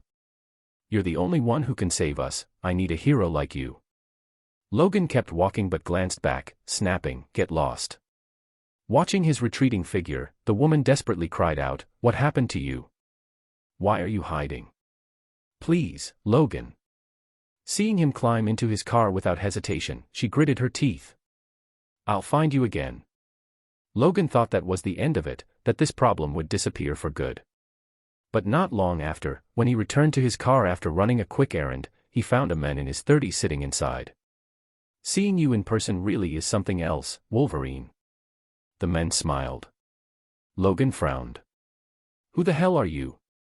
Did she come to you yet?" "Gabriella," the man asked. "She took something from me, something I'm responsible for." Seeing that Logan remained silent, he added, "A Mexican woman. She's been looking for you. That ring any bells?" Logan didn't hesitate. "I don't know any Gabriella. Now get the hell out of my car." "Oh." The man smirked slightly at Logan's unwelcoming tone.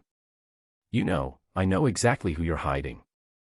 You've got the old bald man stashed away near the Mexican border." Logan knew this was a threat. His voice turned cold. "What do you want?"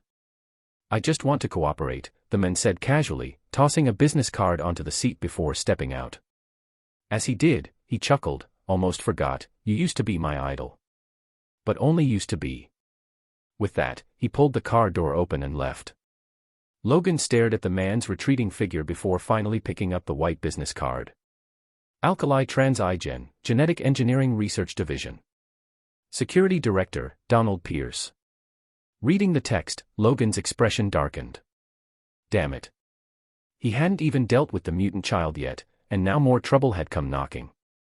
Not long after, Logan's frustration reached a new peak, because that troublesome woman had returned. And this time, she wasn't alone. Beside her stood a little girl. "Mr. Logan, please.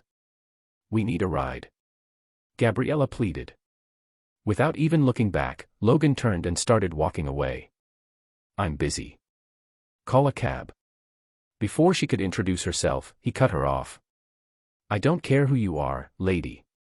People are after us. We have to leave, we need to head north, to Canada. I can pay you $50,000. Logan, who had been rejecting her outright, suddenly hesitated. Turning back, he asked, "How did you find me?"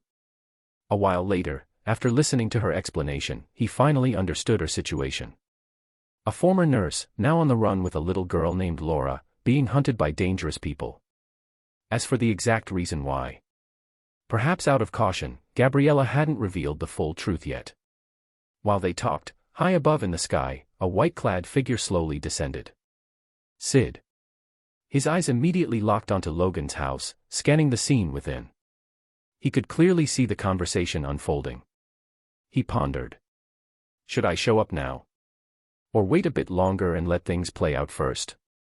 Before he could decide, he suddenly sensed something. His gaze shifted several dozen meters away.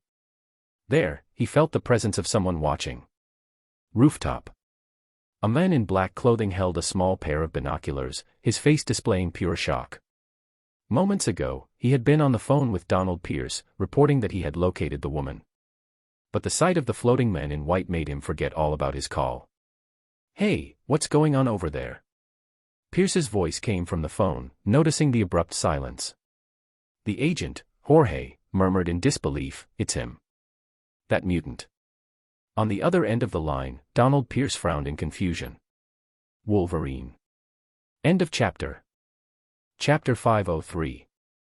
It's that mutant, the one who appeared on TV recently. Jorge, the agent assigned to track Gabriella, spoke with shock. On the other end of the phone, Donald Pierce paused for a moment before immediately realizing who he was talking about. His brows furrowed. "Damn it, why is that mutant here?" Donald cursed under his breath, clinging to the hope that this wasn't about Gabriella. If it was, then things would get complicated. He might not be able to eliminate Gabriella or retrieve Laura. Though this mutant was also on Dr. Rice's radar, he wasn't someone they could handle. If dealing with Logan was one thing, this white-clad mutant was something else entirely, someone who could level entire streets in an instant. Compared to him, Logan was nothing. Suddenly, a thought struck Donald, his eyes lit up as he considered its feasibility. A sneak attack, maybe that's the answer. As powerful as this mutant was, he was still human, still made of flesh and blood. And as long as he was human, he needed to eat, drink, sleep, and he could get tired. If they waited until he was exhausted or sleeping, then took a shot at his head, they might be able to kill him in one strike. No matter how strong he was, he couldn't do anything if he was dead. With that in mind, Donald immediately ordered, "Take the shot, Jorge. Aim for his head while he's not paying attention." But before his cold command could even settle, a terrified voice came from the other end. "He already noticed me." "What?" Donald was stunned. On the rooftop, Jorge's hands trembled as he gripped his binoculars. Through the lens, he saw the white-clad figure turn and look straight in his direction, as if he could see through all barriers and lock eyes with him. His survival instincts kicked in immediately. Jorge turned on his heel, ready to flee. But before he could take more than a few steps, Syd made a subtle motion with his right hand. In an instant, a deep crimson light engulfed Jorge. A single, piercing scream echoed through the air. Then silence. Jorge was gone, swallowed by chaotic magic. On the phone, Donald heard the abrupt end of the call. His expression darkened. He didn't need to ask what had happened. Gritting his teeth, Donald muttered, "Damn mutant. One day, you'll pay for this." He was already calculating, figuring out how many mercenaries he needed to hire for an assassination attempt. There were always people willing to risk their lives for money. And if there was even a sliver of a chance at success, some would take the gamble. Back at the scene. After effortlessly dealing with the spy, Syd turned his gaze back to the house. By now, Logan had already stepped outside. He had clearly sensed something. Logan and Gabriella stood there, staring in shock at the floating white-clad figure. Of course, they recognized him. Why is he here? Logan had already planned to look for him, but now this new mutant had come straight to him instead. What was going on? Just as Logan was about to speak, Syd hesitated. After thinking it over, he decided to come back later and meet Logan another time. But then, he suddenly froze, his gaze shifting to the distance. There, in the far-off horizon, several black dots were approaching rapidly. Looking closer, fighter jets. At the same time, about a kilometer away, a convoy of armored vehicles was advancing.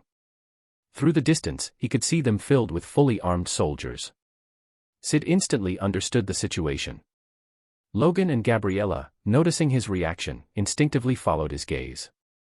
And when they saw it, their faces went pale. They were in trouble. At least 30 fighter jets, black, sleek, and deadly. Logan cursed under his breath. Son of a... This was insane. All this firepower, just for one mutant. His eyes flickered toward the floating child in white. It was obvious who these jets were after. Logan fell silent. Could this kid really hold his own against this level of firepower? This wasn't like before, this was serious. Meanwhile, various news agencies had already gotten wind of the event. Journalists scrambled to deploy drones and cameras, capturing the unfolding scene from a safe distance. A new mutant facing off against the government, this was the kind of explosive footage they couldn't afford to miss. It would be the biggest news of the year. And just as expected, the moment the broadcast began, countless people tuned in. Across the world, people held their phones, sat in front of their TVs, or gathered around computers, eyes locked on the unfolding event. The sight of fighter jets and armored convoys filled their screens.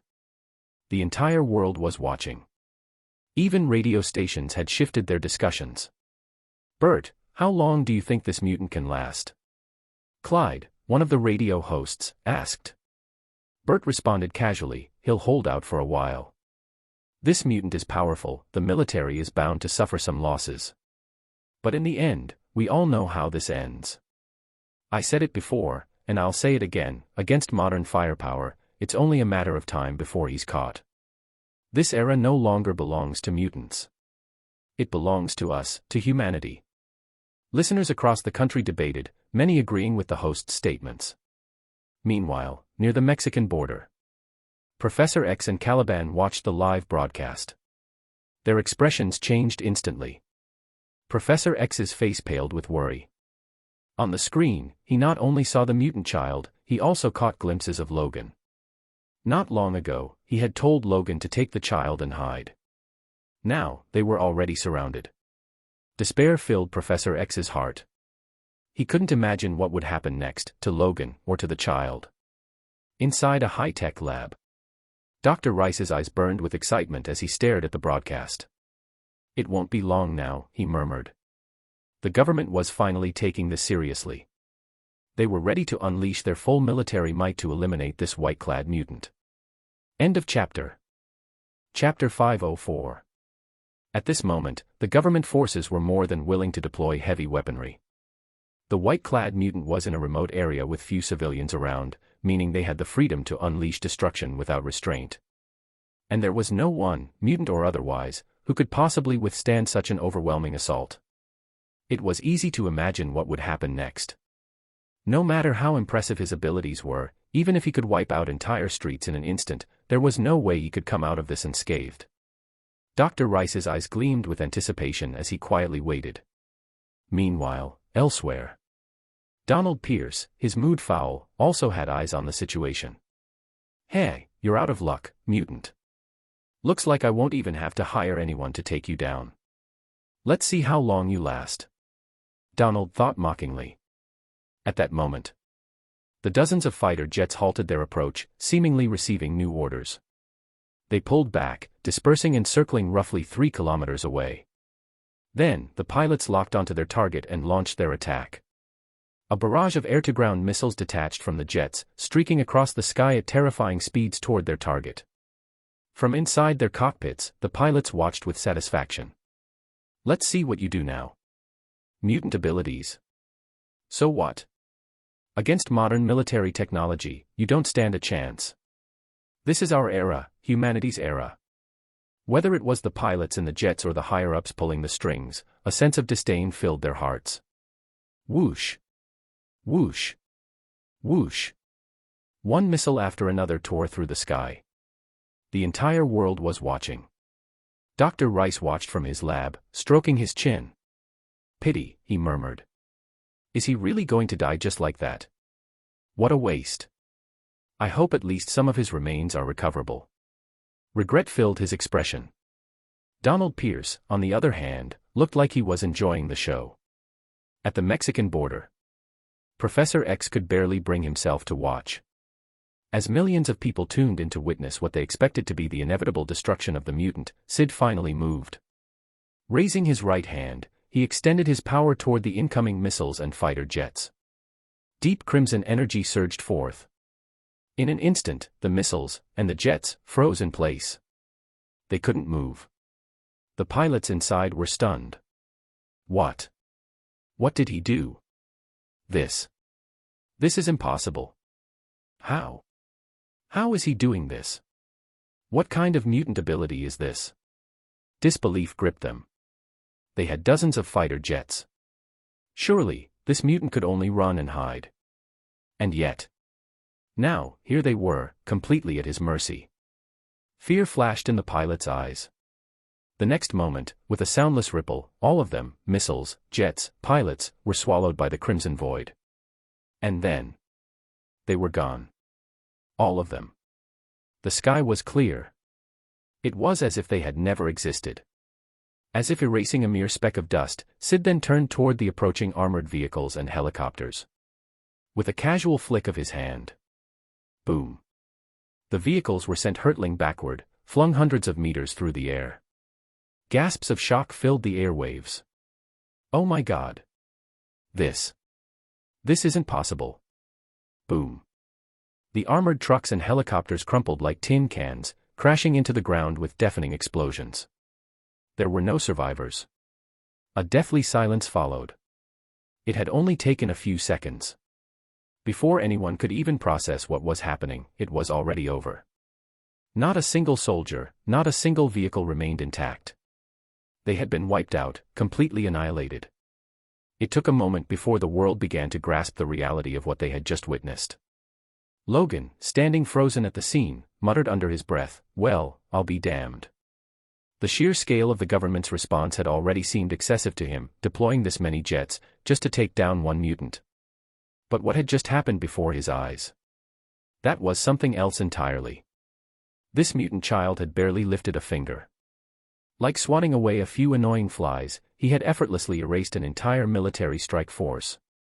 Logan whispered in disbelief, "What kind of mutant is he?" Broadcast station. Clyde, the radio host, spoke in a dazed voice. "Bert. Did I just see what I think I saw?" Not long ago, he had wondered how long this mutant would last. Now, the real question was, how long had the military lasted? And the answer was, not even seconds. Bert, equally stunned, struggled to process it. Modern military technology, was it really this useless? Hadn't they already decided that mutants had no place in this era? Hadn't this already been settled? Meanwhile, at the Mexican border, Professor X's anxious expression had vanished, replaced with utter shock. Beside him, Caliban looked equally stunned. Inside Dr. Rice's lab. What? Dr. Rice murmured in disbelief. The government's operation had ended in mere seconds.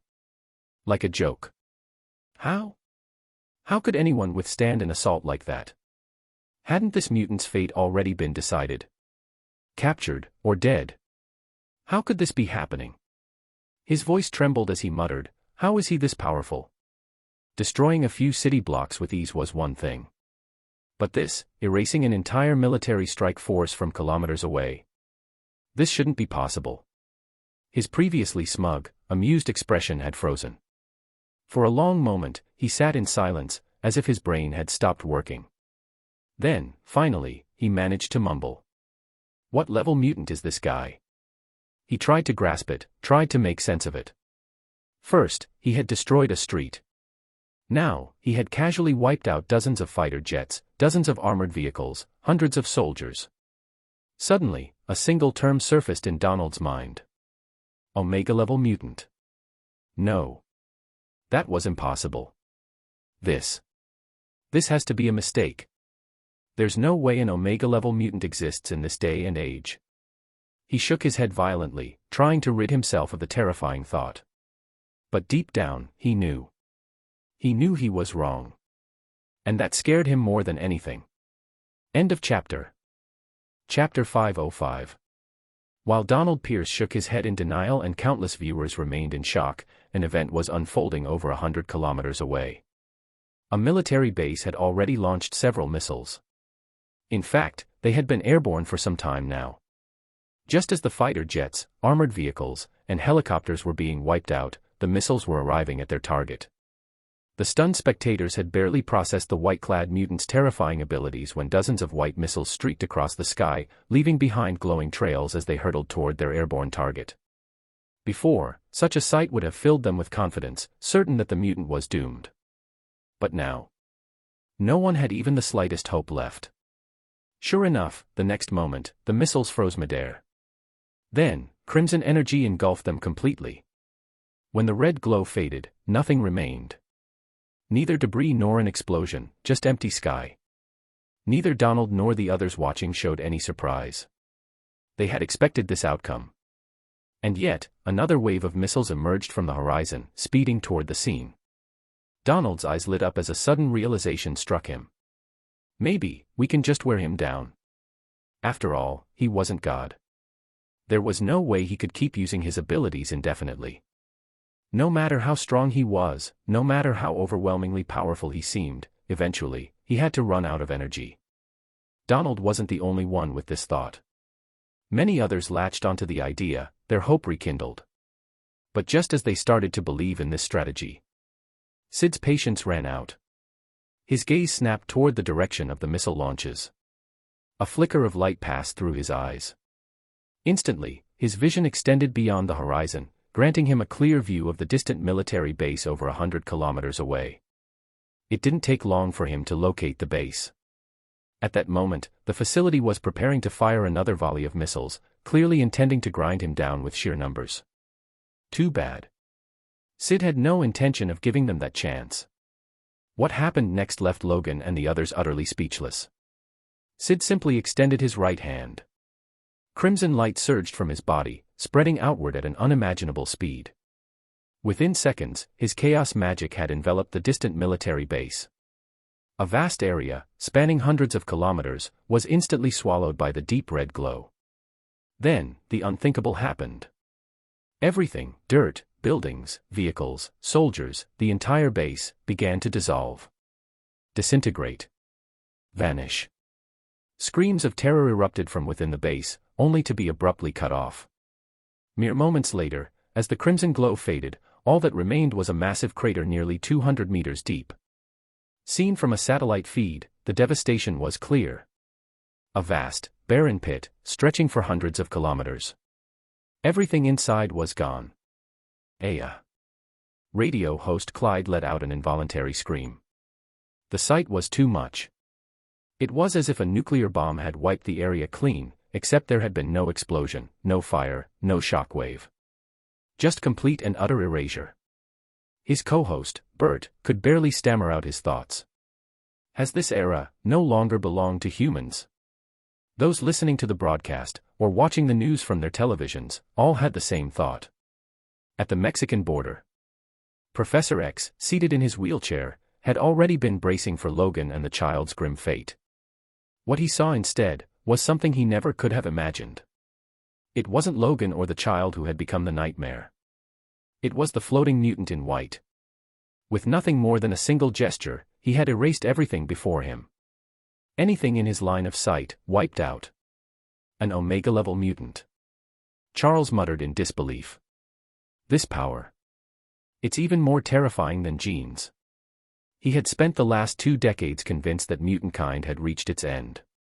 Yet here, before his eyes, was a mutant so powerful that even the suppression of X genes hadn't stopped him from awakening. It was like watching an ant try to stop an elephant. Maybe, mutants still have a future. A dazed expression crossed Professor X's face. Beside him, Caliban was trembling. He had never seen a mutant like this before. Inside a distant laboratory, Dr. Rice stared at the screen, muttering, "No, this isn't possible.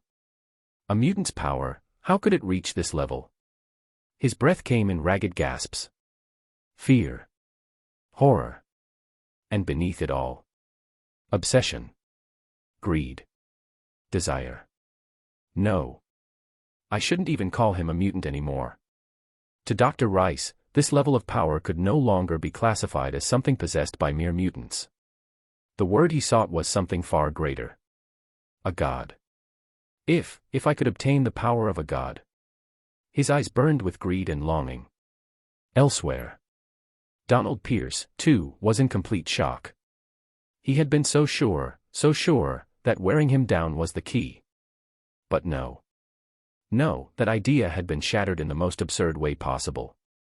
With just a wave of his hand, this mutant had obliterated an entire military base.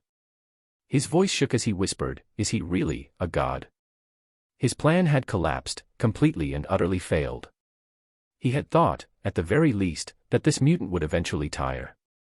But now, Donald realized something far worse. This wasn't just an Omega-level mutant. This was something beyond that. This was a monster. An entity that should not exist. And there was nothing humanity could do about it. Back at the scene, Logan, Gabriella, and Laura stood frozen, their mouths agape. Logan had already been struggling to comprehend the scale of destruction before. But this defied everything he thought he knew. It completely shattered his understanding of the world. This kid, is he even human? Logan muttered in disbelief. Above them, Syd paid no attention to the widespread shock. He carefully scanned the area, ensuring that no further attacks were coming. Once he was certain, his gaze shifted downward, fixing on Logan. Then, through his mental link, he spoke to Venom. Venom, split into two symbiote offspring. Venom, already fully alert, was momentarily surprised before quickly understanding Syd's intentions. Without hesitation, it got to work. Soon, two writhing masses of dark liquid, tinged with streaks of white and gold, emerged from Syd's right palm. With a simple wave of his hand, crimson chaos magic lifted the two symbiote offspring. Slowly, they floated down toward Logan. The battle-worn man stared at them in confusion, eyes filled with suspicion and wariness. For once, he had no idea what to expect. Chapter 506. Using telepathy, Syd communicated with Logan. These are two special symbiotic entities. Keep them with you and Professor X, they'll protect you if you're in danger. As he spoke, he fell into thought. The events of Logan were something he didn't particularly want to witness, yet he also had no desire to personally intervene. After all, if he stuck too closely to Logan, Dr. Rice and his men might never even show up. Giving Logan the symbiote offspring and letting them assist him, that seemed like a much better approach. Maybe I'll just stay invisible nearby and watch how things play out. Syd mused, genuinely curious. With Venom's offspring aiding him, what would become of Logan? Would he still die? Below. Logan, still reeling from everything that had happened, froze when he heard the telepathic message and saw the strange, writhing black and gold liquid before him. What the hell is this? He eyed the two shifting blobs with suspicion. Could they really help him in a fight? At the same time, another thought crept into his mind. How does this kid know who I am? And more importantly, how does he know about Professor X? You know me? Logan asked, frowning. Syd simply nodded before swiftly taking off, flying into the distance. Avoiding all potential surveillance, he vanished into invisibility before quietly returning to hover near Logan's position. Meanwhile, Logan and Gabriella took a moment to compose themselves. Logan cautiously reached out to touch one of the symbiote blobs. Nothing. No sudden attack, no strange sensation. Instinctively, he scooped them into his hands, examined them briefly, then tucked them into his jacket pocket. Let's get out of here. He glanced at Gabriella. Without wasting time, he turned toward the vehicle. Once Gabriella and Laura climbed in, he hit the gas, speeding toward Professor X's location. From above, various drones and a few distant cameramen struggled to keep up, but soon had to give up their pursuit.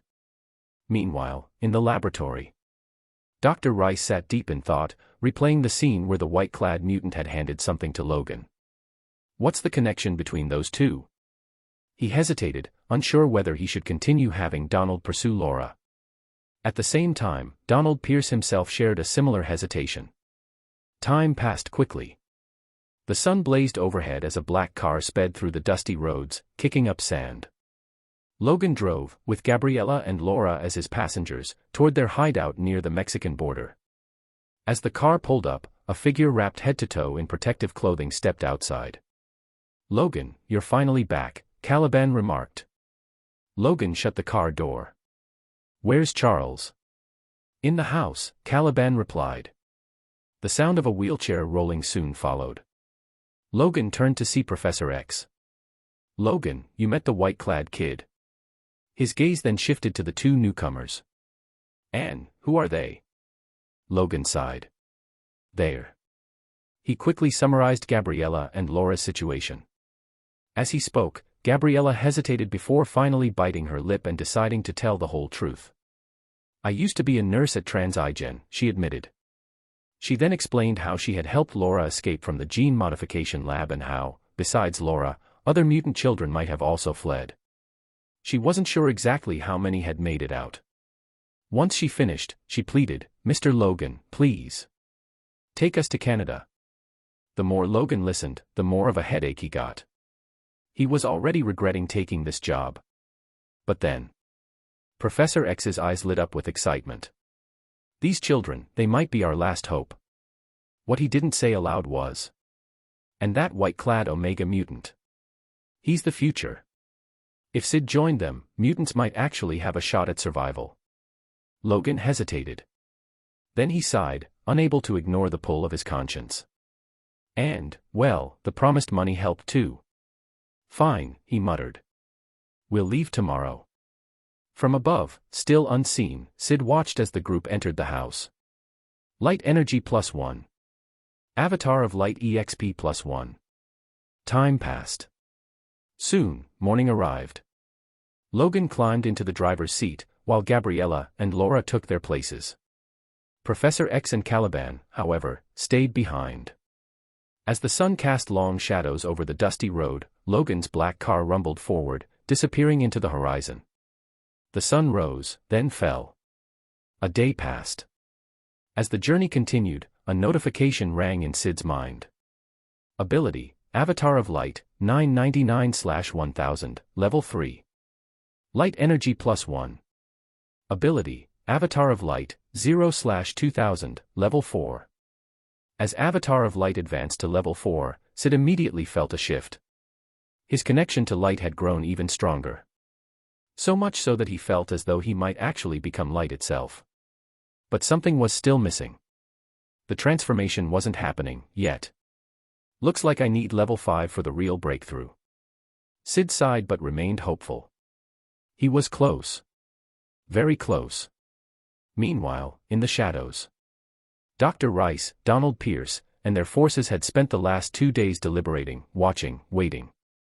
Through surveillance, they noticed that the white-clad mutant had not reappeared near Logan's group. Realizing that the connection between them might not be as strong as they feared, they decided it was time to move. More importantly, drone footage had confirmed that Logan had encountered the escaped mutant children. That sealed their decision. They would strike. As time passed, Logan had just started talking to the children when, rumbling, a fleet of military vehicles approached from the trees, surrounding them. Logan's ears twitched. He turned toward the sound. The sight of multiple armored trucks and dozens of armed men made his face darken. The vehicles screeched to a halt.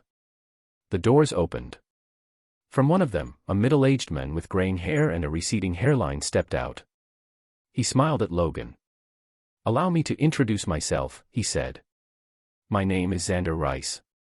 End of chapter. Chapter 507. I believe you knew my father during Project X. Dr. Rice spoke with a calculated tone.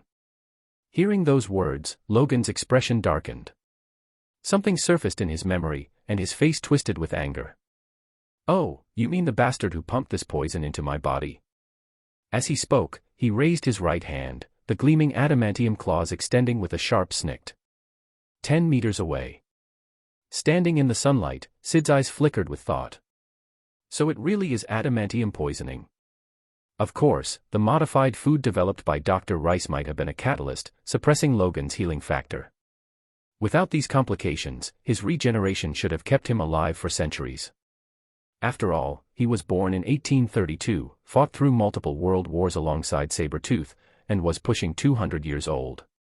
His sudden decline had only begun after receiving the adamantium infusion, and even now, he was barely at a middle-aged stage.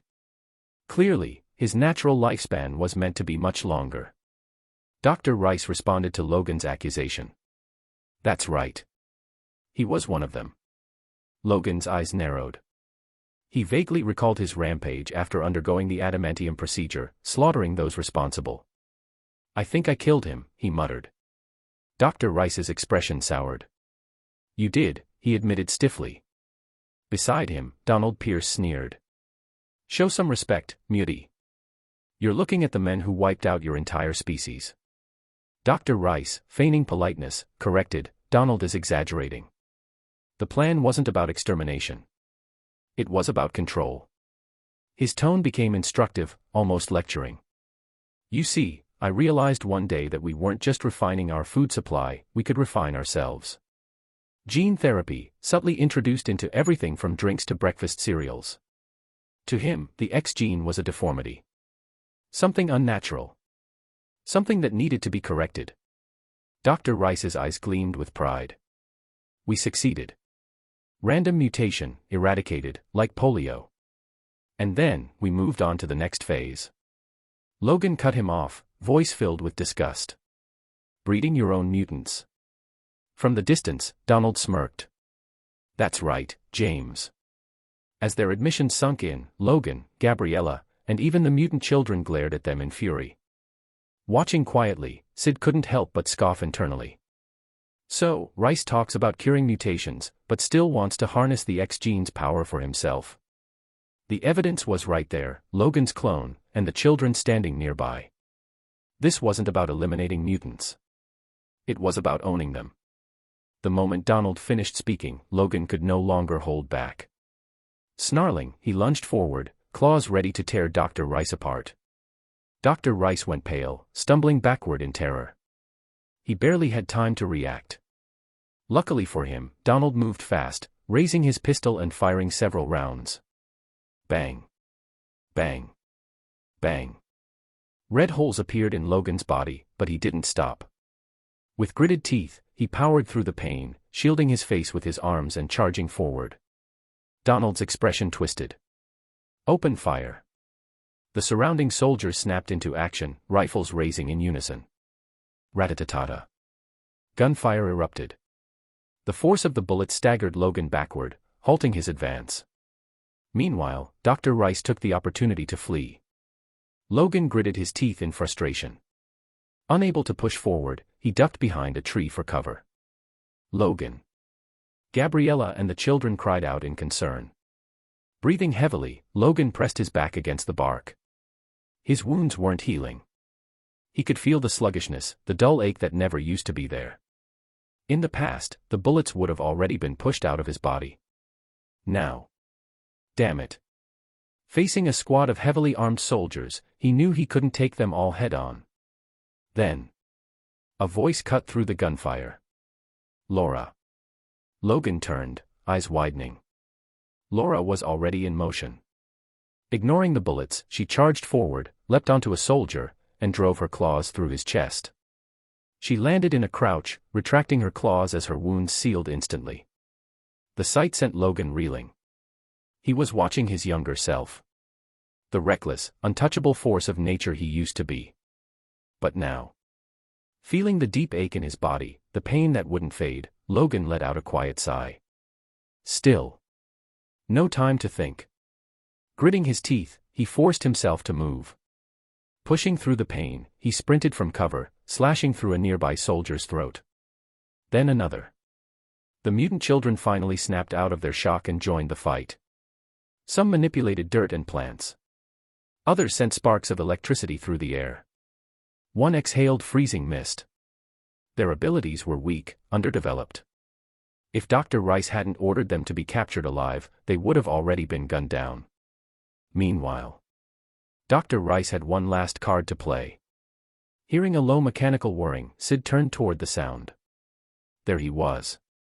Stepping into the sunlight. A hulking figure. Black pants. Gray shirt. Short cropped hair. And a face that looked exactly like Logan's younger self. X-24.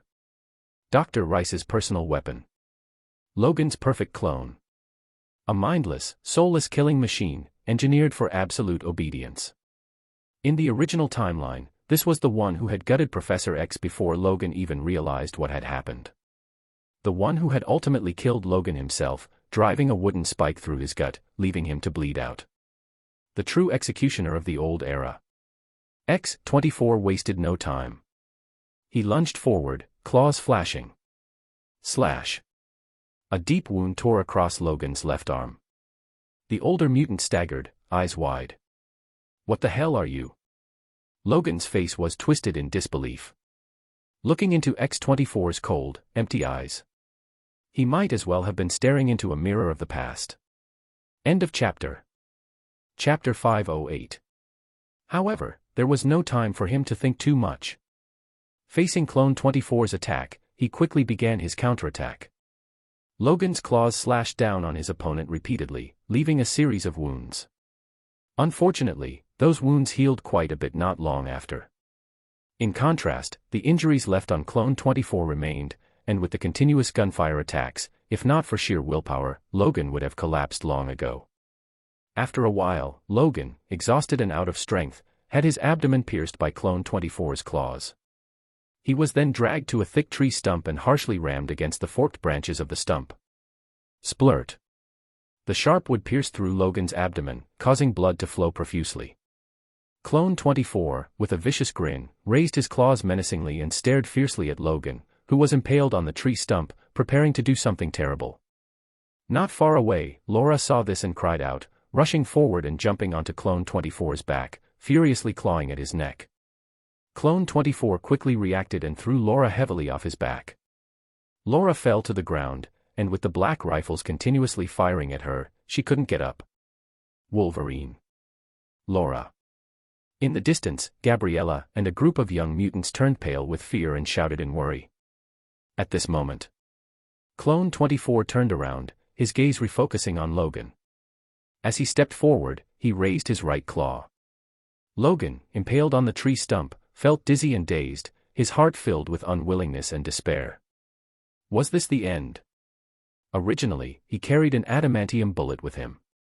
According to the original development, this bullet would be picked up by Laura and shot into Clone 24's head, blowing his skull apart. Afterward, Logan, impaled on the stump, would die from his grievous injuries. However, due to the unexpected turn of events, the adamantium bullet was still with him, so Clone 24 naturally wouldn't die. Their fate was all too obvious. In the distance, Donald looked on with some regret and sighed, a generation of X-Men is going to die like this. The idol he once admired was actually ending in such a tragic way, something he had never expected. At this moment, Dr. Rice opened his mouth, calling out to Clone 24, as if trying to stop him. Donald quickly interjected, "Doctor, no, this Wolverine is very dangerous. It's best if he dies." Hearing this, Dr. Rice recalled the terrifying scene from before and finally nodded, saying nothing more. However, his gaze toward Logan carried a hint of pity, as if he was mourning the imminent disappearance of something precious. Clone 24, having received no further orders, turned his attention back to Logan, raising his right hand. "Get up, Wolverine." From the distance, Laura, Gabriella, and the young mutants screamed in horror. On the stump, Logan listened to the children's desperate cries and felt the threat looming from above. It seemed as if time had slowed down. As he experienced the extreme weakness of his body, he muttered to himself, "Is this death?" At this moment, in his dazed state, he seemed to feel something moving in his pants pocket.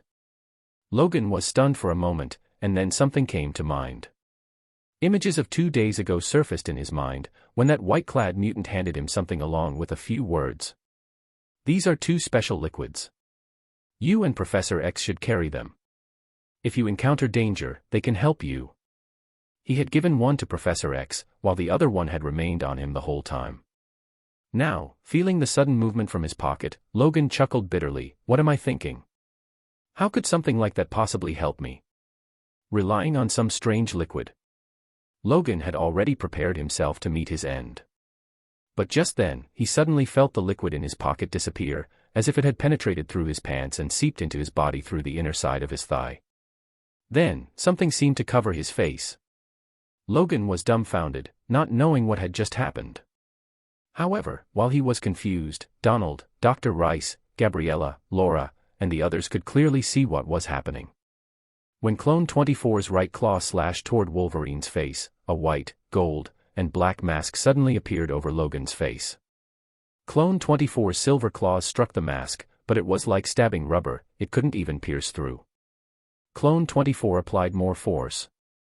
But no matter how hard he tried to cut or tear, the mask remained unharmed. Even if tiny scratches appeared, they would immediately heal themselves. The ferocity on Clone 24's face turned into bewilderment and confusion, unable to comprehend what this thing was. It wasn't just him, Dr. Rice and the others were equally baffled, their faces filled with shock. "What is that thing?" Dr. Rice muttered. Donald was equally stunned. "It can even block Clone 24's claws. That strange substance could achieve something like this." Its defensive power was greater than metal. How was that possible? At the same time, they felt that this white, gold, and black liquid seemed somewhat familiar, as if they had seen it somewhere before. Before they could react, Logan's body underwent another change. The thick wooden stake impaled in his abdomen was suddenly covered by the white, gold, and black liquid. Then, the stake rapidly disappeared, as if it had been swallowed by the liquid. After devouring the stake, the white, gold, and black liquid quickly retracted into Logan's body. What happened next left Dr. Rice and the others utterly shocked. The bullet wounds and the huge wound in Logan's abdomen, even the old scars scattered across his body, were all covered by a layer of white, gold, and black liquid. And then, the liquid vanished. The gunshot wounds, the enormous abdominal wound, even the numerous old scars, all of them were gone. The healing process was so fast it even surpassed Clone 24's regeneration speed. In the blink of an eye, the wounds were healed. What is that thing? Watching this unscientific, incomprehensible phenomenon, Dr. Rice exclaimed in disbelief, his entire being filled with shock. And the changes continued. What had initially covered only Logan's face now spread quickly, enveloping the rest of his body. In no time, Logan was fully covered by the white, gold, and black liquid, forming a suit of white, gold, and black battle armor. Seeing Logan donned in this battle suit, Clone 24, still in shock, swung his claws furiously, unwilling to believe it. With a harsh tearing sound, his silver metal claws slashed down again and again at Wolverine's body. End of chapter. Chapter 509. A shocking scene unfolded before X-24's eyes. No matter how hard he slashed, no matter how much force he put behind his adamantium claws, the black, white, and gold suit covering Logan barely showed a scratch. Even when minor marks appeared, they vanished in the blink of an eye, fully regenerated in just a second. It wasn't just X-24 who was stunned. Dr. Rice, Donald Pierce, Gabriella, Laura, and the others all stared in shock. What the hell was this thing? Even Logan himself couldn't believe it. What the hell is happening to me? His wounds, completely healed. Even in his prime, when his healing factor was at full strength, wounds like these would have taken time to regenerate. But now, in just the blink of an eye, every injury had vanished, without even a scar left behind. And then, there was this bizarre black-white gold armor covering his body. A memory resurfaced in Logan's mind, the strange, living liquid that the white-clad mutant had given him. This is a special symbiotic entity. Keep it with you, it will protect you. So, this was what he meant by protection. But this was ridiculous. Logan clenched his fists. A surge of power coursed through his body, he felt stronger than ever. And this was something the kid had just casually handed to him. If this was something the kid could just produce on a whim, then just how powerful was he really? Did he have a healing ability even stronger than Logan's? The realization sent a chill down Logan's spine. Then, something changed. He felt it. Something deep inside his body, something that had been draining him, weakening him for years, was suddenly fading away. That dull, constant exhaustion, the toxic weight in his system. Gone. Just like that. His entire body surged with newfound energy. It was as if he had returned to his prime. A thought struck him, one almost too impossible to believe. Is the poison in my system gone? Had this symbiotic entity purged the adamantium poisoning from his body? But, how? Logan was dumbfounded. But now wasn't the time to figure it out. X-24 was still trying to tear him apart. Annoyed, Logan swiped his claws. Slash. 3 deep gashes ripped across X-24's chest. Blood splattered. The force of the strike sent X-24 flying backward. Logan stared at his own hand in shock. When did I get this strong? This wasn't normal. No, this had to be the symbiote's doing. It wasn't a hallucination. He had gotten stronger. Testing his new strength, Logan lunged at X-24, slashing again and again. Slash.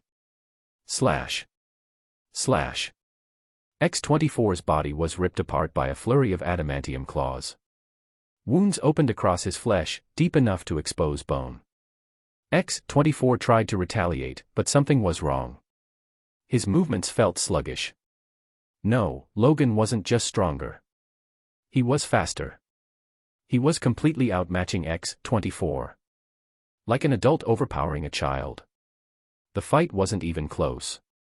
In mere moments, X-24 was on the ground, covered in deep, jagged wounds. Meanwhile, Logan stood there, completely unharmed. Bullets continued to rain down on him from the surrounding soldiers. But it didn't matter. Not a single one could penetrate the venom armor. Every bullet that struck him simply bounced off. One by one, the spent rounds clattered to the dirt beneath him. None of it could harm him. X-24 struggled, growling, trying to push himself back up. Thunk. Logan stomped down, pinning him. The younger clone thrashed violently, snarling.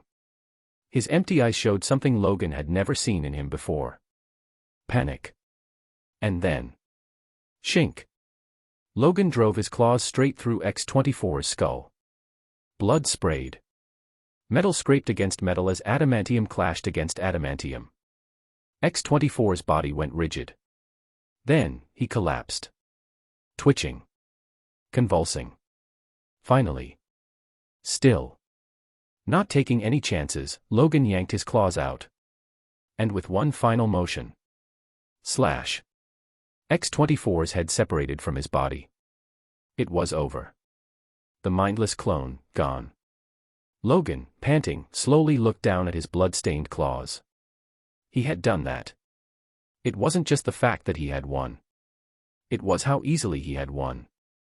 X-24 had the same adamantium skeleton. In the past, Logan had never been able to cut through adamantium bone. But now, he had sliced straight through his clone's adamantium spine. That shouldn't have been possible. Yet here he was. Logan's mind reeled. He needed answers. And there was only one place to get them. His thoughts drifted to a white-clad figure in the sky. What the hell did that kid give me? Meanwhile, Dr. Rice, Donald Pierce, Gabriella, Laura.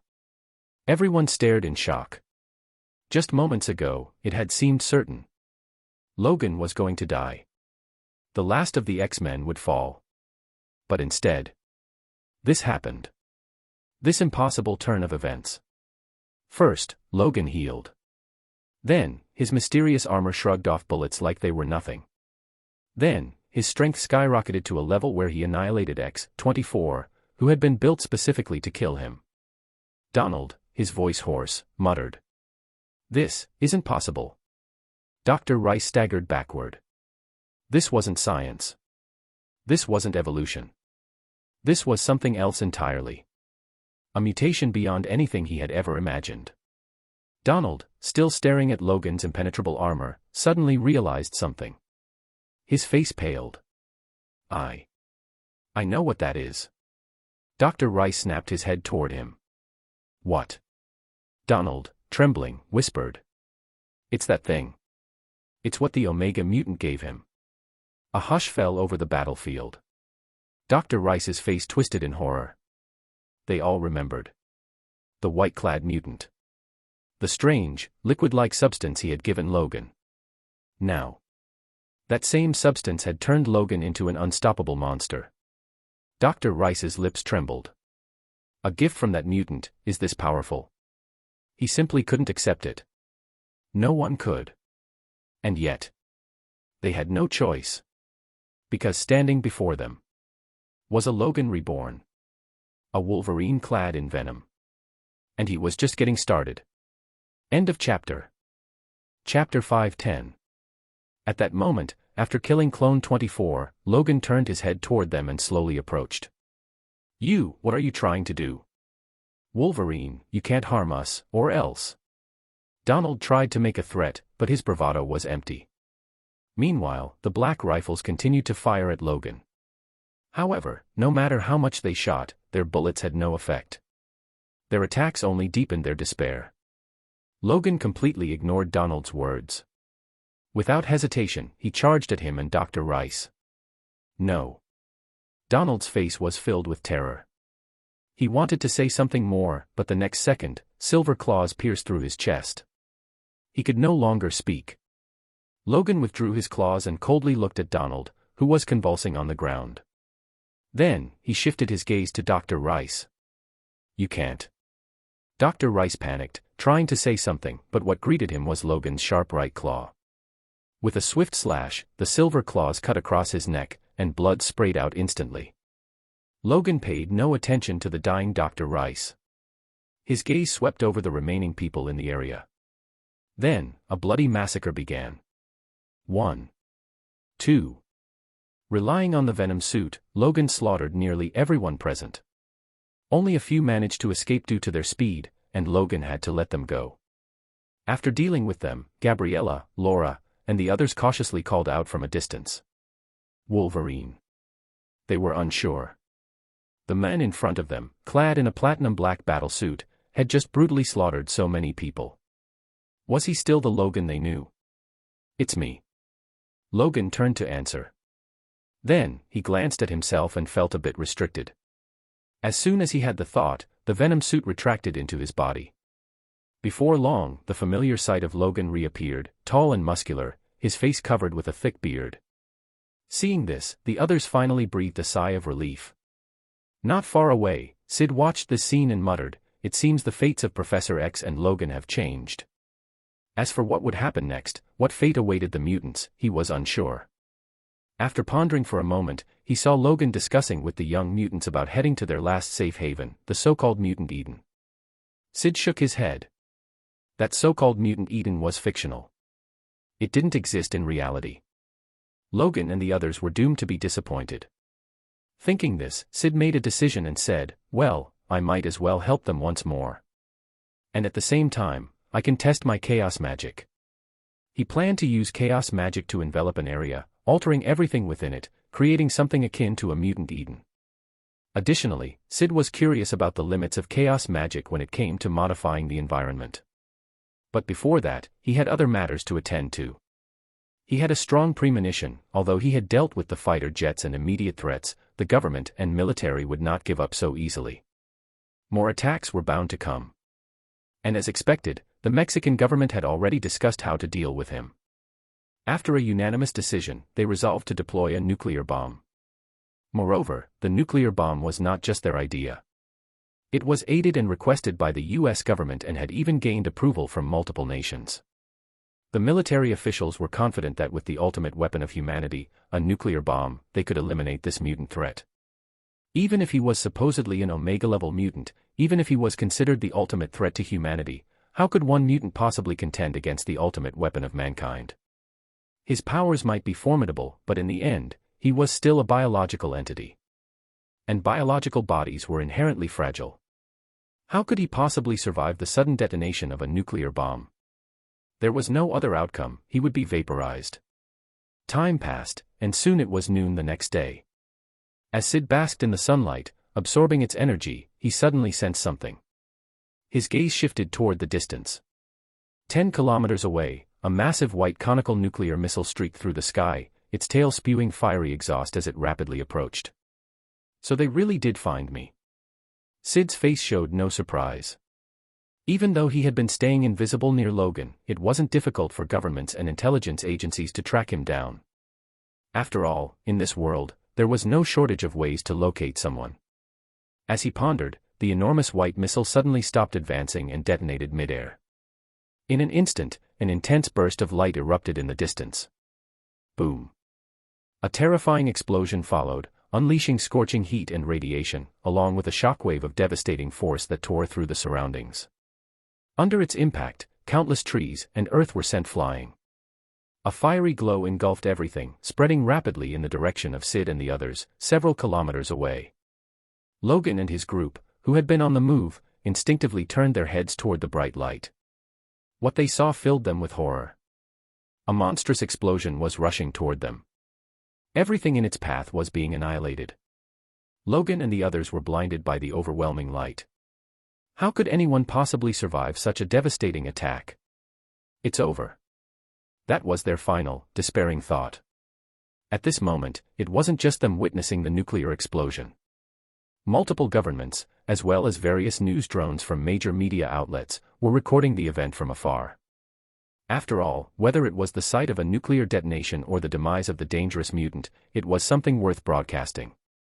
How could he possibly withstand such a terrifying explosion?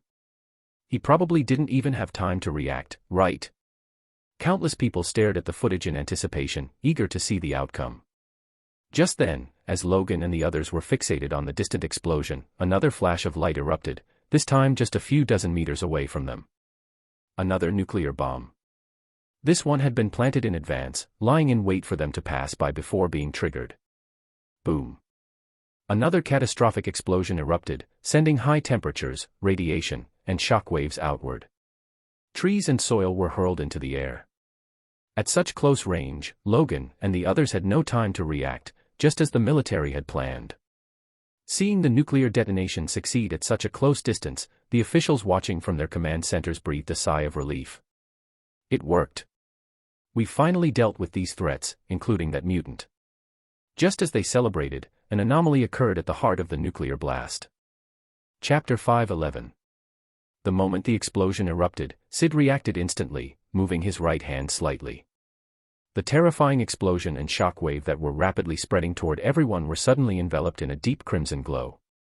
In an instant, they transformed into something entirely different. The raging flames and shock wave rushing forward turned into raindrops, falling gently on Logan and the others. Not only that, but the rain was soft and light, like a warm spring drizzle. Logan and the others stood frozen, utterly bewildered. Where was the terrifying explosion? Why was it raining here instead? What was going on? Before they could process what had happened, the deep crimson glow spread further, and the two rising mushroom clouds were completely transformed into rain. Whoosh! In an instant, a gentle, continuous drizzle fell across the entire area. It was as if the nuclear explosions had never occurred. Logan and the others, now realizing what had happened in just a few short moments, stood in stunned silence, their faces filled with disbelief. Was that really a nuclear explosion? Gabriella asked hesitantly. But how did it turn into rain? She murmured in confusion. Beside her, Logan and the rest felt the same. They couldn't believe what they had just witnessed. At that moment, Logan's sharp instincts tingled. He instinctively turned to look behind him. In an instant, he saw a mass of deep crimson light shining brightly. What was this? Noticing his gaze, Syd glanced at Logan before dispelling his invisibility, revealing himself. Logan's eyes widened in shock. It was him. Suddenly, a thought struck him, and his expression turned to one of disbelief. Wait, was that all his doing? As Logan was caught in astonishment, Gabriella and the others also noticed his reaction and instinctively turned to look behind them. When they saw Syd, they immediately had the same realization as Logan. While Logan and his group were in shock, the government leaders across various countries, who had been eagerly watching, expecting to see the annihilation of their greatest threat, were left in utter disbelief. Just a moment ago, they had been supremely confident. They believed that with 2 nuclear bombs, the ultimate weapon of humankind, they would eliminate the so-called Omega mutant. When the explosions erupted, they even felt relieved, convinced that at such close range, the mutant had no time to react and was certainly doomed. Yet, the reality was nothing like they had expected. The nuclear bombs had detonated, yes, but they hadn't destroyed their target. In fact, as they watched, the nuclear explosions were warped by the crimson light and transformed into gentle rain. The government officials couldn't believe their eyes. What is this? How did the nuclear explosions turn into rain? How is this even possible? Not only were they dumbfounded, but ordinary people watching the broadcast through news networks were also left in shock. Were they dreaming? Otherwise, how could they be witnessing such an utterly unscientific event? However, an even more shocking scene was about to unfold. On the battlefield. The ground, devastated by the nuclear blasts and still lingering with radiation, lay in ruins. Under Logan and the others' watchful eyes, Syd casually moved his right hand again. The deep crimson glow of chaos magic spread at an astonishing speed, quickly enveloping the entire blast zone. In the next moment, right before Logan and the others' wide-eyed gazes, the ruined land began to reconstruct itself, rapidly restoring to its original state. In the blink of an eye, it was as if nothing had ever happened. If not for some slight differences in the terrain, They might have even thought they had imagined everything. What kind of power is this? Matter alteration. Creation. Comparing this to how he had turned nuclear explosions into rain, they suddenly realized something terrifying. Perhaps, this was the white-cloaked mutant's true ability. This wasn't just any mutant power, this was something akin to divinity. They could hardly believe it. Meanwhile, across the world, government leaders and ordinary citizens alike were shaken to their core. This defies all logic. A mutant can do this. This isn't scientific. Scientists exclaimed in horror. If this was truly his mutant ability, then what was stopping him from reshaping the world as he pleased? How could they possibly resist someone like this? The sheer implications were terrifying. As the world reeled from what had just happened, Syd had no intention of letting things end there. The government had dared to launch nuclear attacks against him, he certainly wasn't going to just let that slide. Originally, he had planned to find a secluded location to use chaos magic and create the so-called Mutant Eden. But now, he didn't even need to look for a place. The next moment, under the stunned gazes of countless people, deep crimson light radiated from Syd's body and spread outward at an alarming rate. As he did this, he casually took out the reality stone, further amplifying his power. Soon, an enormous crimson barrier engulfed all of Mexico. At the same time, Syd decided to test something new. He altered the fundamental laws of physics within the chaos-infused region, rendering all firearms and advanced weaponry completely useless. Furthermore, he modified the very genetic structure of every person within the area. The suppressed and dormant X genes hidden within people's DNA were reactivated. In fact, they became even more active than before. Of course, none of them realized it yet.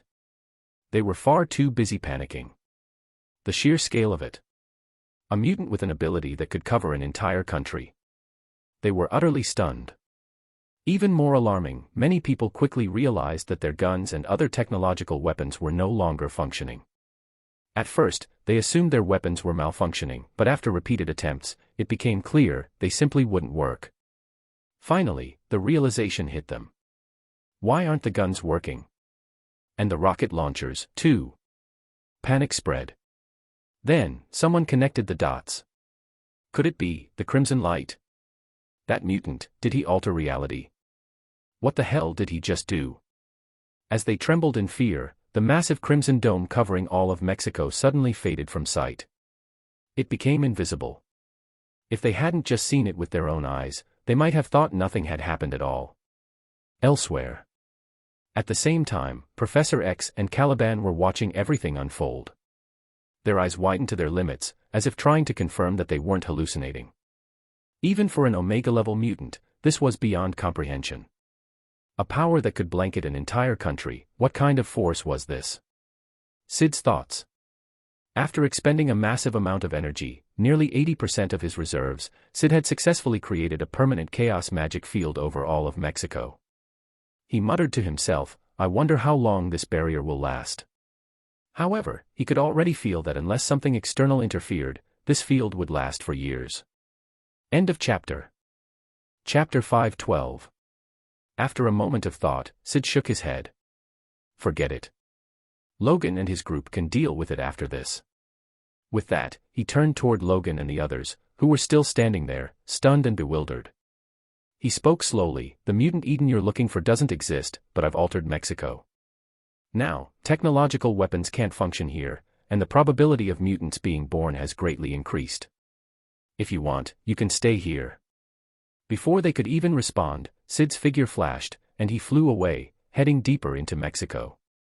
Watching him disappear, Logan and the others exchanged looks, still struggling to comprehend what the Omega mutant had just told them.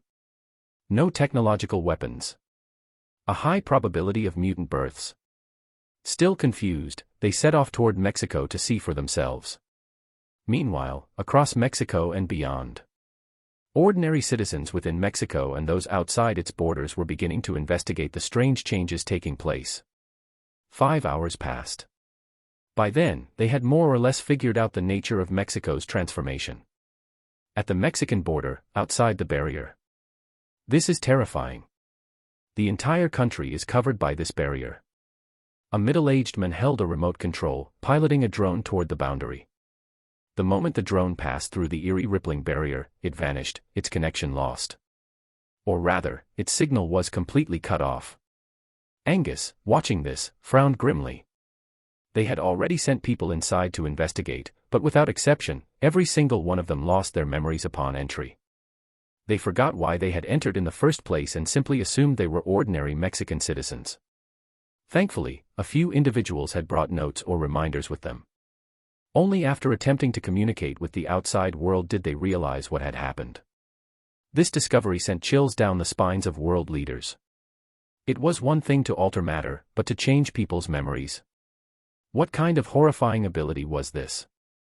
Inside Mexico. Within the sealed-off country, ordinary citizens had not suffered the same memory issues as outsiders. But by now, they were well aware that something profound had changed.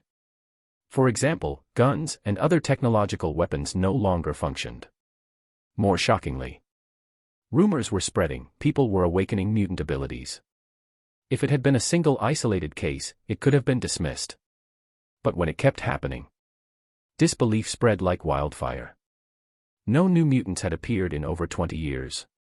If the white-cloaked Omega mutant was an anomaly, then what about the rest of them? It didn't take long for people to make the connection. This must be his doing. He can even influence the birth of mutants. Syd, now flying over Mexico, observed his handiwork. It worked. As long as my power doesn't run out, this state will remain. He rubbed his chin thoughtfully. With everything settled, it was time for him to leave. After all, this was just a brief excursion. He hadn't forgotten the threat still looming over him, the celestial host, the true form of the dark gods, the time variance authority, and even the cosmic entity Eternity. At any moment, they could become a problem. But before leaving, he decided to check in on the old Professor X. With a thought, the space around him fluctuated. The next second, he used spatial teleportation and appeared in front of Professor X and Caliban. As soon as Syd arrived, he noticed something unusual and raised an eyebrow. A powerful psychic wave was radiating outward, growing stronger by the second. Inside the small house, Caliban was trembling uncontrollably, his face filled with terror. His body was completely out of his control. Syd's gaze shifted to the elderly Professor X. The old man sat slumped in his wheelchair, his mouth open, eyes unfocused, clearly in a severe mental episode. It was obvious. Professor X's powers had spiraled out of control. At this moment, his psychic energy was expanding, attempting to invade Syd's mind. But to Syd, who possessed an array of mental defenses, Xavier's abilities were laughably ineffective. In fact, Syd smirked. With a single thought, a terrifying psychic force erupted from his mind, surging toward Xavier. Instantly, Xavier's uncontrolled powers were completely suppressed and forcibly guided back into stability. Within seconds, his episode ceased. Caliban, utterly exhausted, collapsed onto the ground and muttered, "My God." Every time Xavier lost control, it felt like a near-death experience for him. But why did it stop so quickly this time? Normally, it would take several more minutes before Xavier's powers stabilized, but this time it ended almost immediately. Caliban frowned in confusion. Then, his eyes landed on something. The white-cloaked mutant. It was him. Why was he here? Before Caliban could ask, a shocked Professor X spoke first. "You used psychic power to wake me." He murmured in disbelief, "Such tremendous psychic energy. I couldn't even resist it. I've never encountered anything like this before." Caliban's mind went blank. Wait, what? Xavier had recovered quickly because this white-cloaked mutant used psychic powers. And Xavier said, this man's mental ability surpassed his own. How terrifying was that? To possess psychic abilities even stronger than Professor X's. The man known as the world's greatest telepath was inferior to him. Caliban couldn't believe it. More than that, this guy also had psychic abilities. He wasn't just powerful physically. He wasn't just a mutant with reality-warping powers. He could control minds too. Like a god, with no weaknesses. The more he learned, the more terrifying Syd became in Caliban's mind. Ignoring Xavier's words, Syd scanned the area. A moment later, he sensed the venom symbiote fragment. It was locked inside a small box a few meters away. Clearly, Xavier and Caliban had feared it and didn't dare keep it close. Shaking his head, Syd extended his right hand, summoning a crimson glow. In an instant, chaos magic lifted the symbiote from the box and floated it toward Xavier. Before either of them could react, the symbiote merged into Xavier's chest, sinking into his body and disappearing. Xavier gasped as he felt his body changing. His eyes widened in shock. What's happening to my body? End of chapter. Chapter 5:13. Professor X's face was filled with shock. At this moment, he actually felt sensation in his legs. Instinctively, he moved his right leg, placing his foot on the ground. At first, he staggered, unaccustomed to the motion. He steadied himself by holding onto his wheelchair, adapting to the new feeling. After a few more steps, he gradually got used to it. Though his gait was still a little unsteady, with some time, he was sure he could adjust to walking normally again. Caliban, standing to the side, was completely stunned. Charles's legs had recovered. What was going on? Was it because of that thing just now? Caliban's face was filled with bewilderment. At the same time, aside from feeling his legs restored, Professor X also felt a lightness throughout his body, as if he had regained his youth. Syd, who was watching from the side, showed no sign of surprise at this scene. With the abilities of the Venom symbiote, healing Professor X's body and allowing him to walk again was no problem at all. Not to mention, the symbiote attached to Professor X had been greatly enhanced, far superior to a normal symbiote. Syd even suspected that, relying on the energy stored within the Venom symbiote, Professor X might live many more years beyond his expected lifespan. Looking at the utterly shocked Professor X, Syd spoke first before the latter could voice his confusion. What I gave you is called a symbiote. Besides healing your injuries, it also grants abilities like danger perception, Syd explained. As for the specifics, you'll have to figure them out yourself. After saying this, Syd paused for a moment. Looking at Professor X, he then said in a deep voice, "Goodbye. I wish you and Logan the best of luck."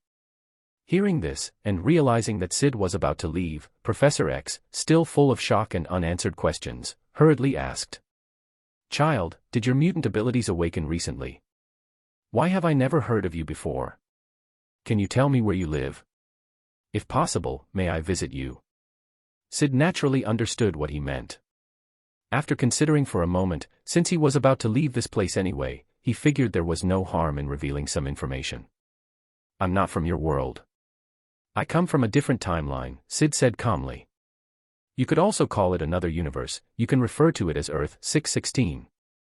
As for why you've never heard of me before, it's simple. I don't exist in this universe." Hearing his words, Professor X and Caliban exchanged looks of disbelief. A different timeline. Another universe. This origin was far beyond what they had expected. Their first instinct was to doubt him, but after analyzing the information carefully, they realized Syd had no reason to lie. In fact, it explained why he had appeared so suddenly. Even so, the concept was still mind-boggling. A person from another timeline, another universe, had come to their world. Moreover, there was an Omega-level mutant in this so-called Earth 616. The more they thought about it, the more intrigued they became. They were even tempted to visit Earth 616 and see it for themselves. At this moment, Syd glanced at the stunned Professor X, then took out his time controller, opening a glowing yellow portal. "Good luck to both of you." With those parting words, he stepped through the yellow portal. In the next instant, the portal swiftly closed, leaving behind a dumbfounded Professor X and Caliban. Earth 616. Syd emerged from the yellow portal. He glanced at the now closed portal and then at the time controller in his hand, curiosity flashing in his eyes. "I wonder how many more times I can use this thing." Besides, he had another bold idea. For instance, what if he used the time controller to travel back to a time when he had existed? What would happen if he met his past self? After pondering for a while, Syd shook his head. Better not take that kind of risk. If two versions of himself met, there was no telling what might happen. One of them could disappear entirely. At the very least, the timeline would definitely split, creating another parallel universe. Of course, there's also a possibility that I never existed in the past of this timeline, Syd muttered. After all, when he had studied the Darkhold before, he had discovered that no parallel versions of himself existed. Of course, his former self, Kevin, should still be traceable. Finishing these thoughts, Syd casually poured all the energy points he had accumulated over time into Baldur's unlocking progress. In the next moment, the progress bar flickered. Unlocking progress, 99%. Energy points, 0. Still 1% short. Syd frowned slightly. Was he stuck? What was the reason? He had wanted to see what would happen once Baldur's progress reached 100%, but now the final 1% seemed so difficult to obtain. Whatever, I'm close. After a moment of anticipation, Syd shifted his attention to his Avatar of Light ability. Ability, Avatar of Light, 641/2000, Level 4. Still a little more to go. Elsewhere, the Time Variance Authority. At the same time, the Time Variance Authority, TVA, was taking action. Earlier, Mobius and the others had reported the Time Criminal's existence to the 3 Time Keepers. In response, the Time Keepers gave them a direct order: capture this Time Criminal at all costs. Inside a grand hall. Sigh, this is a tough one. How do we deal with this time offender? A middle-aged man in a gray top and yellow pants, Casey, rubbed his temples in distress. Not just him, but everyone in the hall looked equally troubled. The Time Keepers had assigned them a mission, but none of them had a viable way to deal with this criminal. How were they supposed to handle someone capable of killing Celestials? Fight him head-on? With what? Various murmurs filled the hall. Come on, think of something. What can we do? That time offender is too powerful. Unless he walks into our headquarters, we don't stand a chance. Despite their complaints, the Time Keeper's orders had to be followed. Soon, a 30-something man named Bertrand hesitated before suggesting. How about checking the alternate timelines? What do you mean? Everyone turned their questioning gazes toward him. Bertrand explained, we can't handle this time criminal, but he can handle himself. We should find a variant of him from another timeline and have them fight each other. As soon as he said this, the entire hall lit up with realization. Using one version of the criminal to fight another. Let them tear each other apart. This could work. Agent Mobius' eyes also lit up. However, he had a nagging feeling that something was off, like he had forgotten something important. But at this moment, he pushed aside his doubts. Since they now had a method to take down the mutant, it was time to act. A detailed plan was quickly put into motion, outlining how they would lure one variant of the criminal to fight another. Soon, 4 TVA agents, clad in black uniforms and armed with time weapons, stepped through a yellow time portal, traveling to another timeline. Year 2012. Hurry. We need to locate the time criminal in this timeline. The 4 agents quickly got to work. However, within moments, confusion spread across their faces. They were completely dumbfounded. End of chapter. Chapter 514. They searched the internet within this timeline but found no information about the time criminal mutant. What's going on? Did we arrive too early? Or too late? When they returned to the Time Variance Authority, TVA, and reported this to Mobius and the others, everyone was stunned. That's impossible. How can someone not have a time variant? Mobius said in disbelief. The others echoed his sentiments. Exactly. Are you sure you didn't check the wrong place? The people in the hall were unconvinced. Soon, the 4 agents were sent out again, making multiple jumps through time. Yet, to their astonishment, no matter how much they searched, they could not find a single variant of the time criminal mutant. After yet another failed search, they returned through the yellow time portal to the TVA. Any results? Seeing them return once more, the crowd immediately asked. Bossri and his team shook their heads. Mobius and the others exchanged looks, their faces filled with bewilderment. It was a well-known fact in the TVA that every living being, even gods, had time variants. But this person? He's truly a singular existence. How is that possible? How did he achieve this? What makes him so special? No way. One shocked exclamation after another rang out across the hall. At that moment, after a brief period of astonishment, Mobius finally remembered what he had forgotten. I recall that there was no record of this time criminal in the archives. That meant. The crowd froze, immediately understanding Mobius' implication. This truly was their first encounter with this time criminal. If Basri's team couldn't find any variants of him in other timelines, it made perfect sense. Except it didn't. They had never seen such an anomaly before. Even members of the Celestials had parallel variants, yet this time criminal mutant didn't. What exactly makes him so unique? Could this be another one of his Omega-level abilities? The room buzzed with discussion. With no immediate solution, Mobius finally spoke in a serious tone. Send out a probe. Let's gather information on this time criminal first. Then we'll find a way to deal with him later. He refused to believe that this time criminal had no enemies or weaknesses. There had to be a way to take him down. Before long, a half-human-sized silver humanoid robot was sent through a yellow time portal. The moment it entered, Syd sensed its presence. The TVA again. A wave of impatience swept over him. How many times was this now? The TVA was like an annoying rash that just wouldn't go away. If it weren't for his uncertainty about the true nature of the mysterious He Who Remains, he would have destroyed the TVA long ago. As for the consequences of erasing the TVA and disrupting the timelines, he'd deal with that when the time came. There would always be a solution. Soon, Syd's figure appeared near the yellow time portal. He frowned. In his view, a half-human-sized robot was squeezing back through the portal.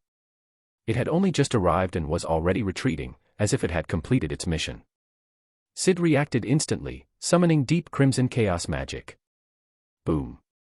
In an instant, a third of the robot was obliterated. Unfortunately, the remaining two-thirds had already made it back through the portal, leaving him with no further means to stop it. The portal flickered and vanished. TVA headquarters. Bang. The damaged silver robot crashed onto the floor. Though partially destroyed, its data storage system remained intact. The gathered crowd sighed in relief.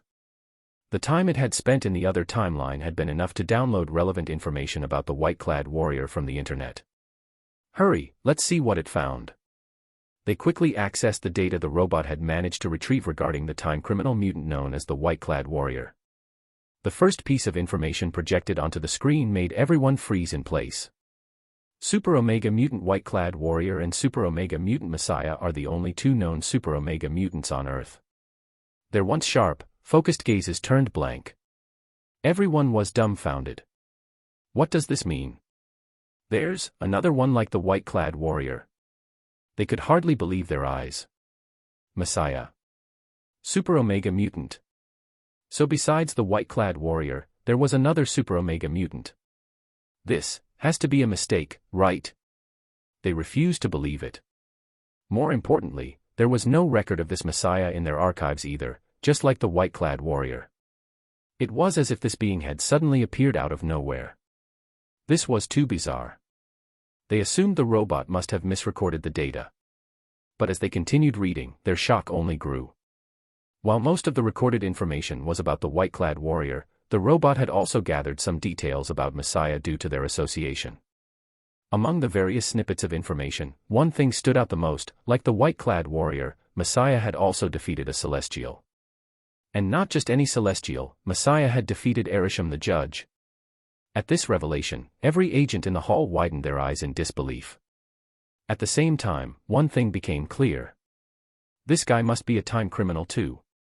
Realizing this, their shock quickly turned into panic.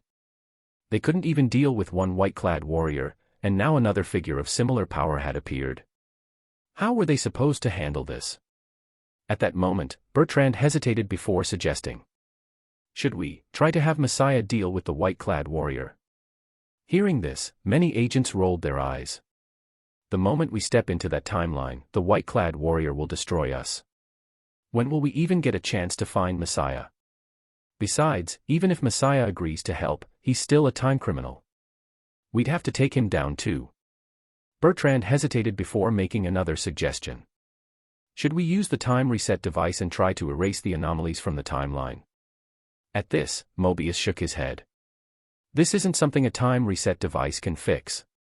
Minor anomalies could be corrected with the device, but deviations of this scale were beyond its capabilities.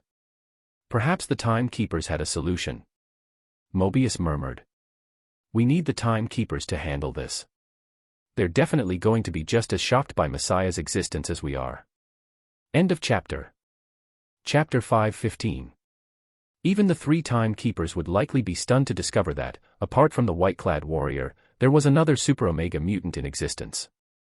Mobius rested his chin on his hand, deep in thought. Meanwhile, Bertrand hesitated, contemplating a far more drastic suggestion, erasing that entire place, effectively pruning it from the timeline. If they did that, not only would the white-clad warrior be erased, but so would this unknown Messiah, eliminating both threats at once.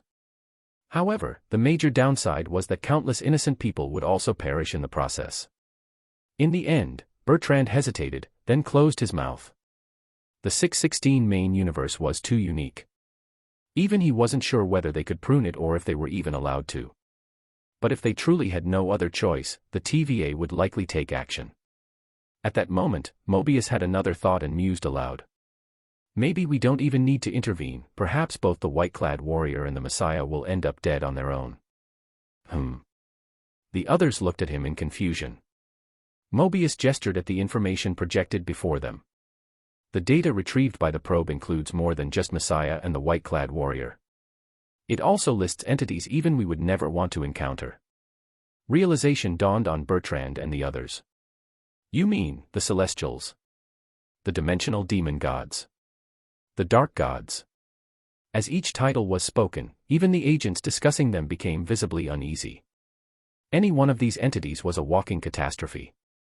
If they ever encountered such beings in reality, their only options would be instant death or using their equipment to escape. Mobius smirked. Who knows? Before we even have to deal with them, they might already be dead, wiped out by the terrifying beings they've angered. They've made way too many enemies. At these words, Bertrand's eyes lit up. You're absolutely right, Mobius. Let's hope we get lucky, and by tomorrow, those 2 are gone for good. It'd save us a lot of trouble. Haha, if that happens, it'd be perfect. We almost forgot about that, thanks for the reminder.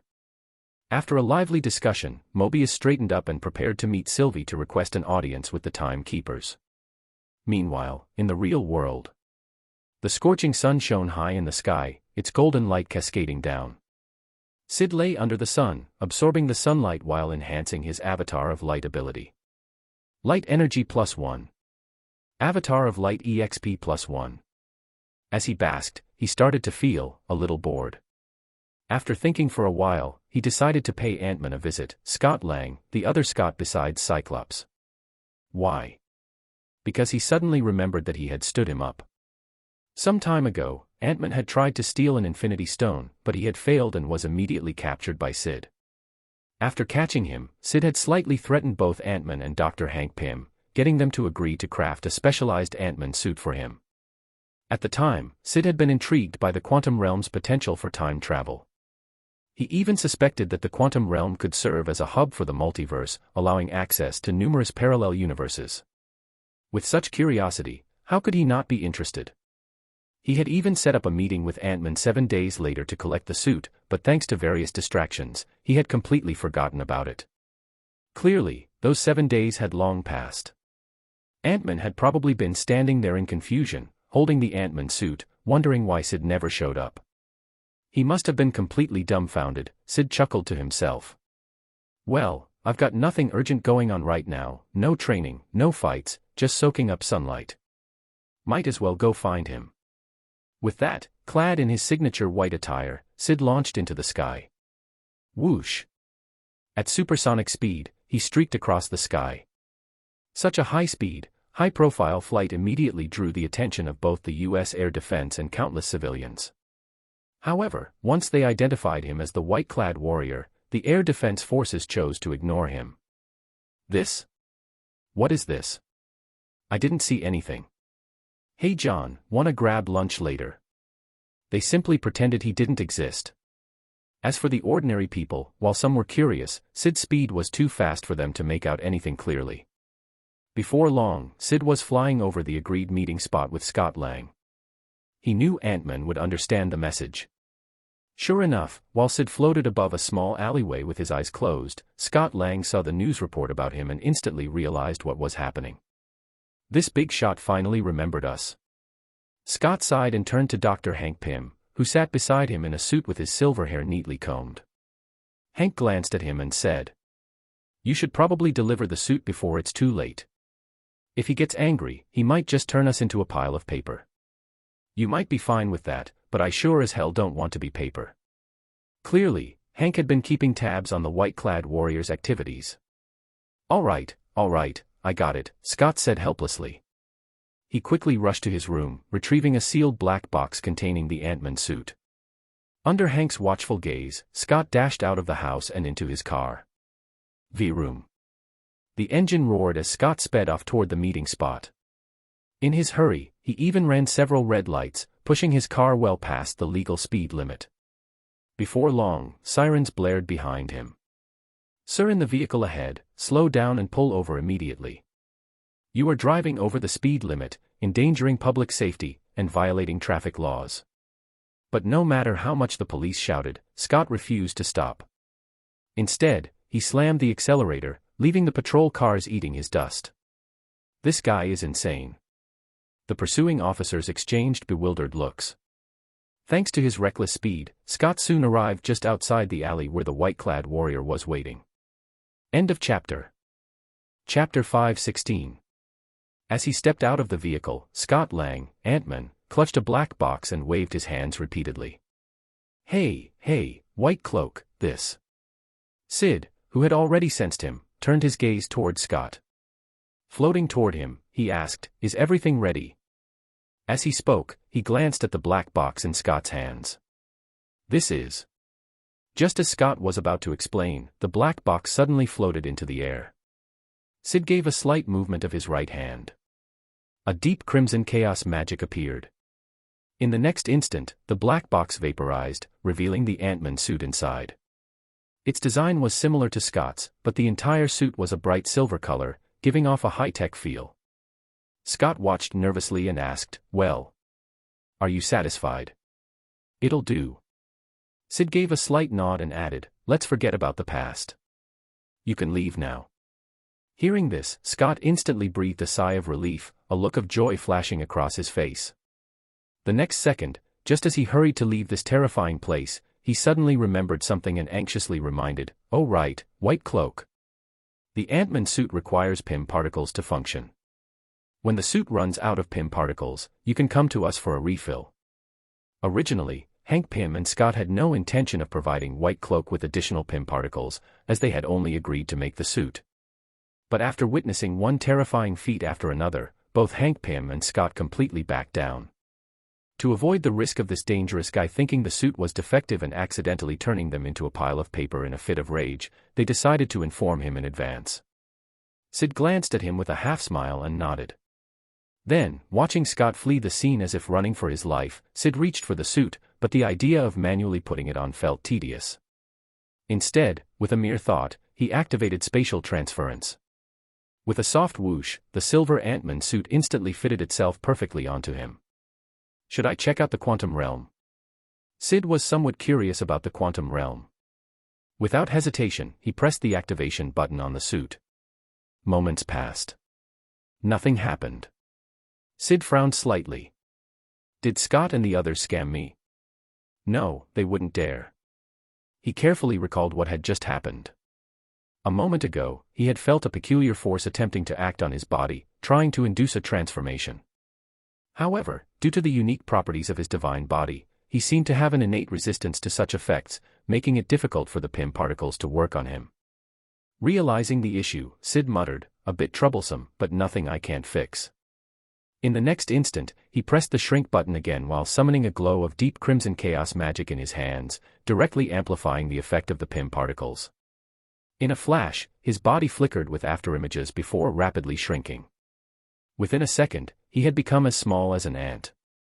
Drifting down to the ground, he observed the dust particles in the air, the dazzling sunlight, and the relatively massive buildings around him with a sense of novelty. Now for the real challenge. After taking in the sight for a moment, he continued shrinking. In an instant, his surroundings transformed, revealing cellular structures, bacteria-like forms, and web-like patterns. Continuing further, he saw even more bizarre and alien landscapes. He let his body drift freely rather than controlling his movement. Before he had the chance to fully take in the surroundings, he witnessed something astonishing. Below him appeared land, strange plants, creatures, he even saw sunlight. The quantum realm. Syd found the scene absurd. Simply put, this place was equivalent to another Earth, complete with life, intelligent beings, and advanced technology. Even more fascinating was that the inhabitants had no idea they were microscopic organisms in a grander reality. Of course, the flora and fauna here were quite different from those of Earth, giving the world an even more surreal and fantastical appearance. This place could be considered a parallel world or a subatomic universe. Syd wasn't unfamiliar with this. After all, the quantum realm had been depicted in Ant-Man. Suddenly, something occurred to him, and he furrowed his brows slightly. If I remember correctly, isn't there a variant of Kong trapped in this quantum realm? That Kong had been exiled by countless versions of himself who feared him, working together to banish him here. And due to an issue with his multiversal ship, he had been stuck in this place. However, the TVA, Time Variance Authority, hasn't collapsed yet, and the Kong overseeing everything from the shadows hasn't died. The timeline is still intact, so there shouldn't be other Kong variants emerging. Syd was uncertain. His existence had likely already thrown things off course. Who knew what might happen? After a brief moment of contemplation, he dismissed the thought. He was only here out of curiosity, planning to wander around for a bit before heading back. Even if a Kong variant showed up, it had nothing to do with him. He'd simply ignore them. And if one of them annoyed him, well, a single slap would do the trick. After all, this wasn't the TVA's Kong, the only one who gave him some uncertainty. That particular Kong, despite appearing physically ordinary, had an eerie mastery over time manipulation. As he thought about this, Syd casually removed the Ant-Man suit. He wasn't comfortable wearing it and simply stored it in his spatial ring. He wouldn't be needing it again anyway. At that moment, from the distance, a massive transparent, octopus-like creature charged toward him, clearly preparing to hunt. Syd glanced at it indifferently. Meanwhile, 3 humanoid natives, 2 with strange, purple gem-like heads and one who looked entirely human, had already noticed the situation and rushed forward to help. "Hey, run! Watch out!" A series of strange, unfamiliar words filled the air. However, as a divine being, Syd instantly understood them. The 4, led by a native named Pika, grew anxious as they saw the beast closing in on Syd, who remained completely motionless. Is he too scared to move? Panicked, Pika and the others quickly raised their gun-like weapons, preparing to assist. However, given the distance, they were unsure if their weapons could reach the target in time. All they could do was pray that the creature was within range, otherwise. Just as they lifted their guns and prepared to fire, Syd casually raised his right hand and waved. In an instant, a sweep of deep crimson light flashed from left to right. The transparent octopus-like monster vanished into thin air. Pika and the others, still holding their guns mid-air, stood frozen in shock. End of chapter. Chapter 5:17. A sweep of deep crimson light, and the massive beast vanished into nothingness. Pika and his 3 companions stared blankly at the scene, overwhelmed by shock and fear. So, he hadn't been frozen in fear at all. He simply didn't care. He didn't care about that terrifying monster in the slightest. And the result was... how did he do that? With just a wave of his hand, a monster could be erased. What kind of power was this? They swore to whatever gods they believed in, they had never seen anything like this before. At that moment, Syd, who had landed on the ground, casually glanced in their direction before he lifted off the ground again. In the next instant, he shot into the sky and disappeared. Before long, a series of exclamations erupted from below. He can fly too. Is he a god?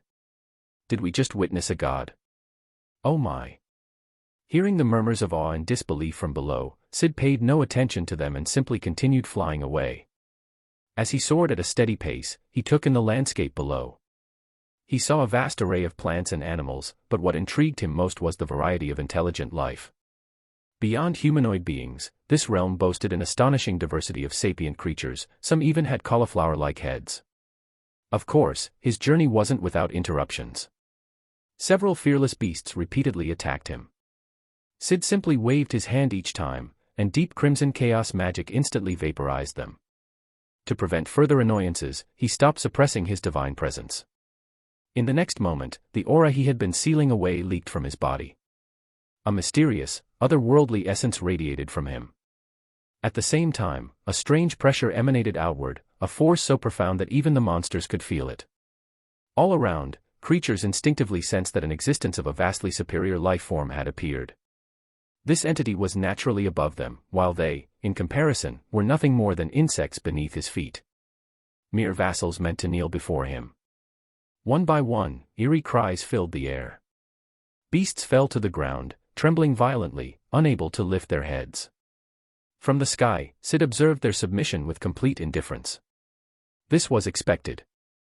Forget Orochi, even Baldur's divine presence alone was enough to make ordinary creatures kneel in fear. The only reason he usually suppressed this aura was that it was too conspicuous. But it wasn't just animals. Even intelligent beings were affected by his divine aura. As he flew over a settlement, several locals who happened to see him felt an uncontrollable reverence. A feeling of overwhelming insignificance washed over them, and some even had the urge to kneel. Syd ignored them and continued to admire the bizarre scenery of this realm. Meanwhile, an astonishing rumor had begun spreading rapidly. Have you heard? A god has descended in the wilderness. A god? You must be joking. Where would a god come from? It's true. Many who saw him from afar believe he's divine. What? Discussions filled the settlements. As the rumor spread, it eventually reached the ears of Janet Van Dyne, the original Wasp, who had been trapped in the quantum realm for years. Hey, what are you doing? A middle-aged man who lived nearby watched in confusion as Janet hurriedly packed her belongings as if preparing for a journey. With her silver hair and the appearance of someone in her 40s or 50s, Janet responded, I'm heading to the place where this god supposedly appeared. Maybe, just maybe, I can find a way home there. The man hesitated, then asked in disbelief, you actually believe the rumors about a god appearing? I have to check for myself. Janet forced a bitter smile. If I don't, I might miss my only chance to return home. Seeing her determination, the man chose not to argue and instead offered his support. With everything packed, Janet immediately set off toward the rumored location. She wasn't the only one. When she arrived near the supposed site, she found a growing crowd. Some had come in awe, eager to witness a god with their own eyes. Others, however, bore a far darker intent. Greedy individuals lurked among them, hoping to slay the so-called god and steal his power. Janet frowned as she observed a nearby group whispering amongst themselves, weapons in hand. Boss, are we really going through with this? That's supposed to be a god, one of the underlings asked nervously. The leader sneered. Even if he is a god, so what? Gods can die too. Don't you want divine power? If we kill him, we might be able to claim his power for ourselves. At the very least, we can extract something from him. The leader's greed was palpable. And as for how they would extract power, well, that was obvious. They intended to kill and consume him. Janet's frown deepened. Idiots. And it wasn't just this group. As she surveyed the surroundings, she noticed that several others harbored the same foolish idea. Morons. Did they really think someone acknowledged as a god by so many people would be easy to deal with? At that moment, a distant cry rang out. Hurry! The god has appeared in that direction. Instantly, a wave of people surged toward the source of the commotion, Janet included. Before long, they all spotted him. Floating effortlessly over 10 meters above the ground, clad in white, he silently observed his surroundings. The moment they laid eyes on him, their breath hitched. A suffocating pressure filled the air, and they finally understood why so many had called him a god. Even Janet, who had initially been skeptical, was utterly stunned. In truth, she hadn't believed in the existence of a god here. But desperation and her longing for home had compelled her to investigate. After all, she was an educated woman from modern civilization. She wasn't some ignorant fool who believed in divine beings. And yet, at this moment, as she gazed upon the figure floating in the sky, she felt something. A sensation she couldn't explain. An overwhelming presence. As if the one before her truly was a god. "Why do I feel this way?" Janet whispered in disbelief. No wonder so many people think he's divine. If even she, someone who prided herself on her rationality, was affected, then the others stood no chance. Instantly, a large portion of those who had come with ill intent turned pale. The would-be god-slayers. They trembled, their faces drained of color. Some even shivered uncontrollably. End of chapter. Chapter 5:18. Although the majority of the crowd had abandoned their thoughts of slaying a god, even fearing to so much as entertain the idea, there were still a few reckless fools among them. The burly leader, whose conversation had been overheard by Janet Van Dyne earlier, clenched his fists, forcing himself to suppress his fear as he shouted, "Attack him! Shoot him down from the sky!" The moment his words fell, the entire area fell into a stunned silence. Every intelligent being around looked at the men as if he were some bizarre species they had never encountered before. Even his own underlings gave him odd looks, their faces betraying fear and disbelief. "Boss, maybe we should just let this go." "That's a god," one of them muttered hesitantly. "Yeah, we should stop this." Hearing their refusal, the leader snorted coldly. "Cowards. You're all useless. If you won't do it, I will." With that, he raised his weapon, aiming it at the white-cloaked figure floating in the sky, gritting his teeth as he prepared to fire. Everyone watching felt their hearts tighten. Madman.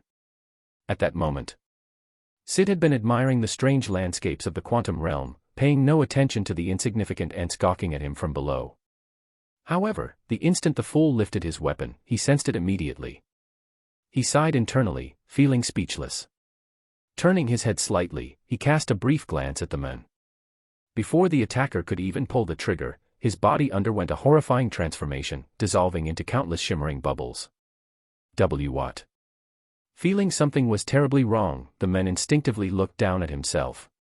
Then, he saw it. His body was no longer solid. My body. What's happening to my body? A flicker of sheer terror crossed his face as he realized what was happening. But before he could even beg for mercy, his form shattered like a fragile sculpture, dispersing into a cascade of iridescent bubbles. The bubbles drifted skyward, glistening in the sunlight, a mesmerizingly beautiful yet utterly terrifying sight. With that, Syd shifted his gaze away, his interest returning to the surrounding scenery. He had already forgotten about the insignificant fool. But those who had witnessed the event firsthand felt an overwhelming chill run down their spines. Those near the unfortunate soul were paralyzed with terror. This is, truly a god. He really is a god. Unbelievable. We almost committed blasphemy. Sounds of people gasping, whispering in fear, and shuddering in awe spread through the crowd. What else could explain such an ability?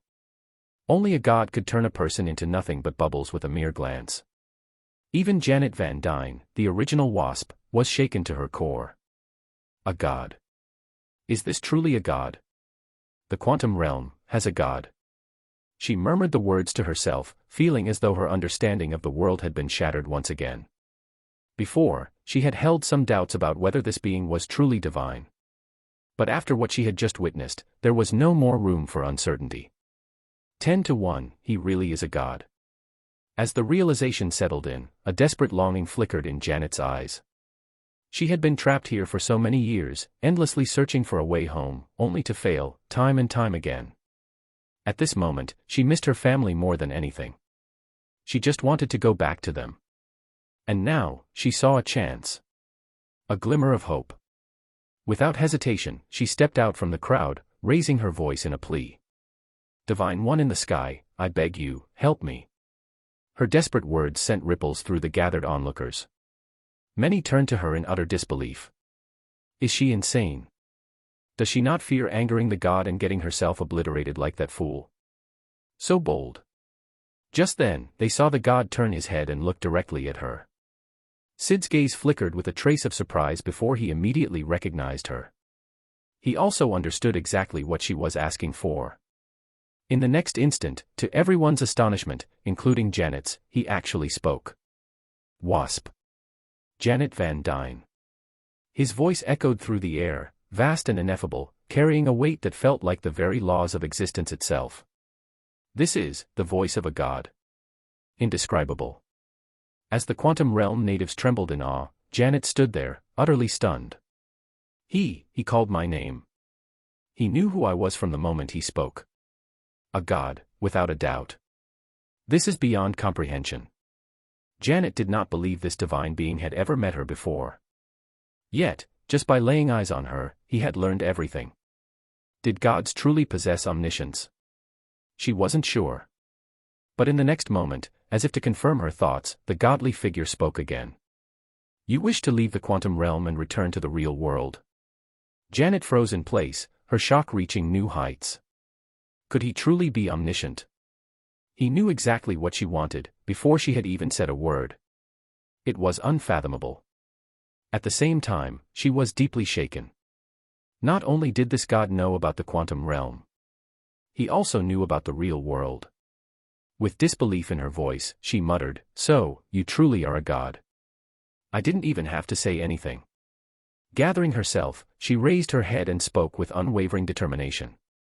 Yes. I wish to leave the quantum realm and return to the real world. I have been separated from my family for far too long. They have been waiting for me for so many years. Divine One, I beg you, please help me. Hesitating only for a moment, Janet then knelt down, pleading sincerely for the god to grant her wish. Of course, she wasn't entirely certain that he could send her back. The gathered natives looked on, their faces filled with reverence. Of course he's a god. He knows everything. Above them. Syd studied the kneeling wasp, a flicker of thought passing through his eyes. After a moment of consideration, he gave a slight nod and said, "Since you wish to return, I will grant your request." The moment his words fell, a golden spark ignited before Janet. The sparks quickly expanded, forming a circular portal. It was a portal created through spatial transference, enhanced with chaos magic. This portal was more than sufficient to return Janet to the real world. And not only that. The moment she stepped through, her body would revert to its original size, undoing the effects of PIM particles. As long as you pass through this gate, you will return to reality. Hearing the ethereal, godlike voice from above, Janet turned to look at the golden portal before her. This is the way back. She felt a sense of disbelief. Could it really be that easy? Is this the power of a god? Something that had seemed utterly impossible for her. He had solved with a mere flick of his hand. End of chapter. Chapter 519. Instinctively, Janet Van Dyne's eyes locked onto the portal. What shocked her the most was that through the circular gateway, she could see the real world, her home, right at her doorstep. The familiar sight left her in a state of disbelief and overwhelming emotion. I'm really going home. Her heart surged with excitement and relief. Overcome with gratitude, she hurriedly turned her gaze to the sky and expressed her thanks. Above her, Syd, who had been maintaining the portal, noticed her hesitation. He calmly spoke, "Go on." His voice, resonating like an undeniable truth, carried divine authority. Janet bowed in gratitude once more before quickly getting to her feet and jogging toward the golden ring portal. With one final glance at the quantum realm, her eyes filled with anticipation as she stepped through.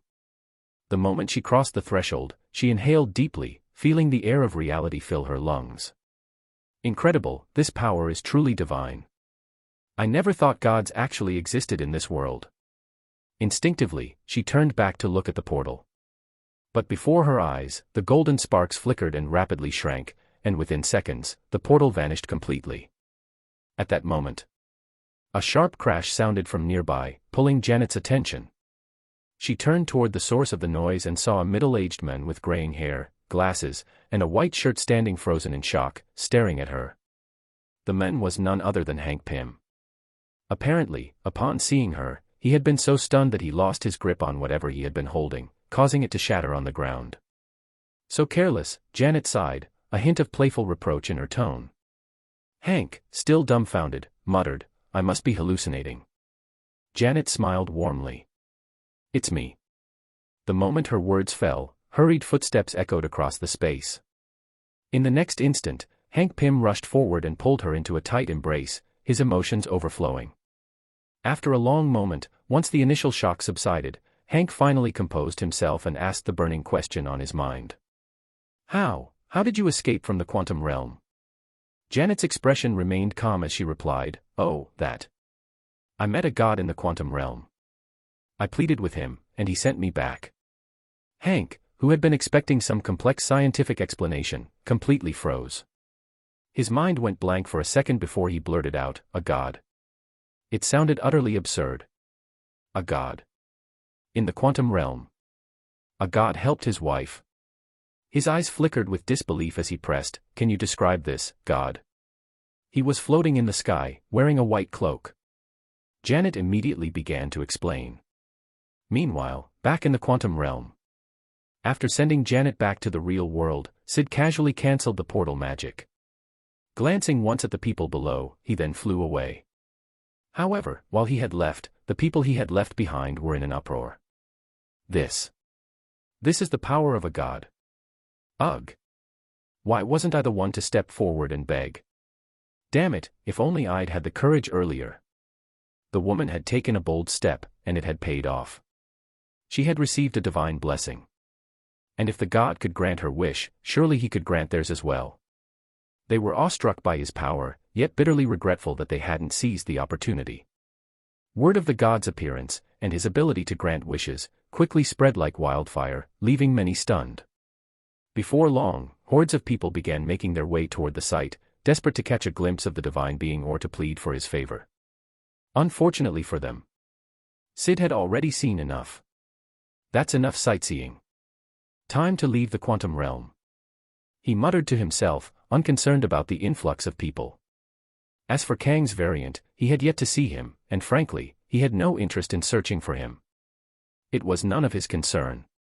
With that thought, he took action. Canceling the effects of the Pym particles on his body, he activated spatial transference. His figure flickered. And the next moment, he was back in the real world. His Ant-Man suit had already been stowed away in his spatial ring. Upon returning, he had barely begun to consider his next move when he suddenly sensed something. Turning to the side, he spotted Scott Lang staring at him in stunned silence. The expression on Scott's face was one of utter shock. Originally, Scott had planned to flee from the area.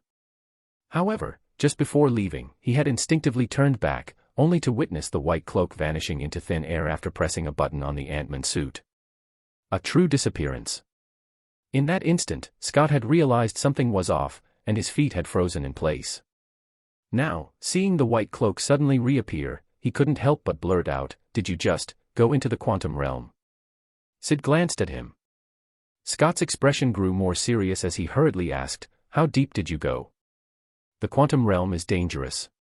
If you go too deep, you might not be able to come back." Syd finally responded. The deeper layers of the quantum realm lead to another world. You could call it a subatomic universe. It's quite fascinating, you should check it out sometime. Then, without giving Scott time to process those words, Syd added, "Rather than worrying about me, you should check on Hank Pym." And with that, his figure blurred. A sonic boom echoed through the air as he soared into the sky and vanished. Scott stood rooted to the spot, a dazed expression on his face. A world, inside the deeper quantum realm. A subatomic universe. That's impossible. His disbelief was evident. And then. Wait. What happened to Hank? His eyes widened as he suddenly remembered what White Cloak had said. Without hesitation, he turned and sprinted toward home. It didn't take long before he reached his destination. And there, standing before him, was a woman.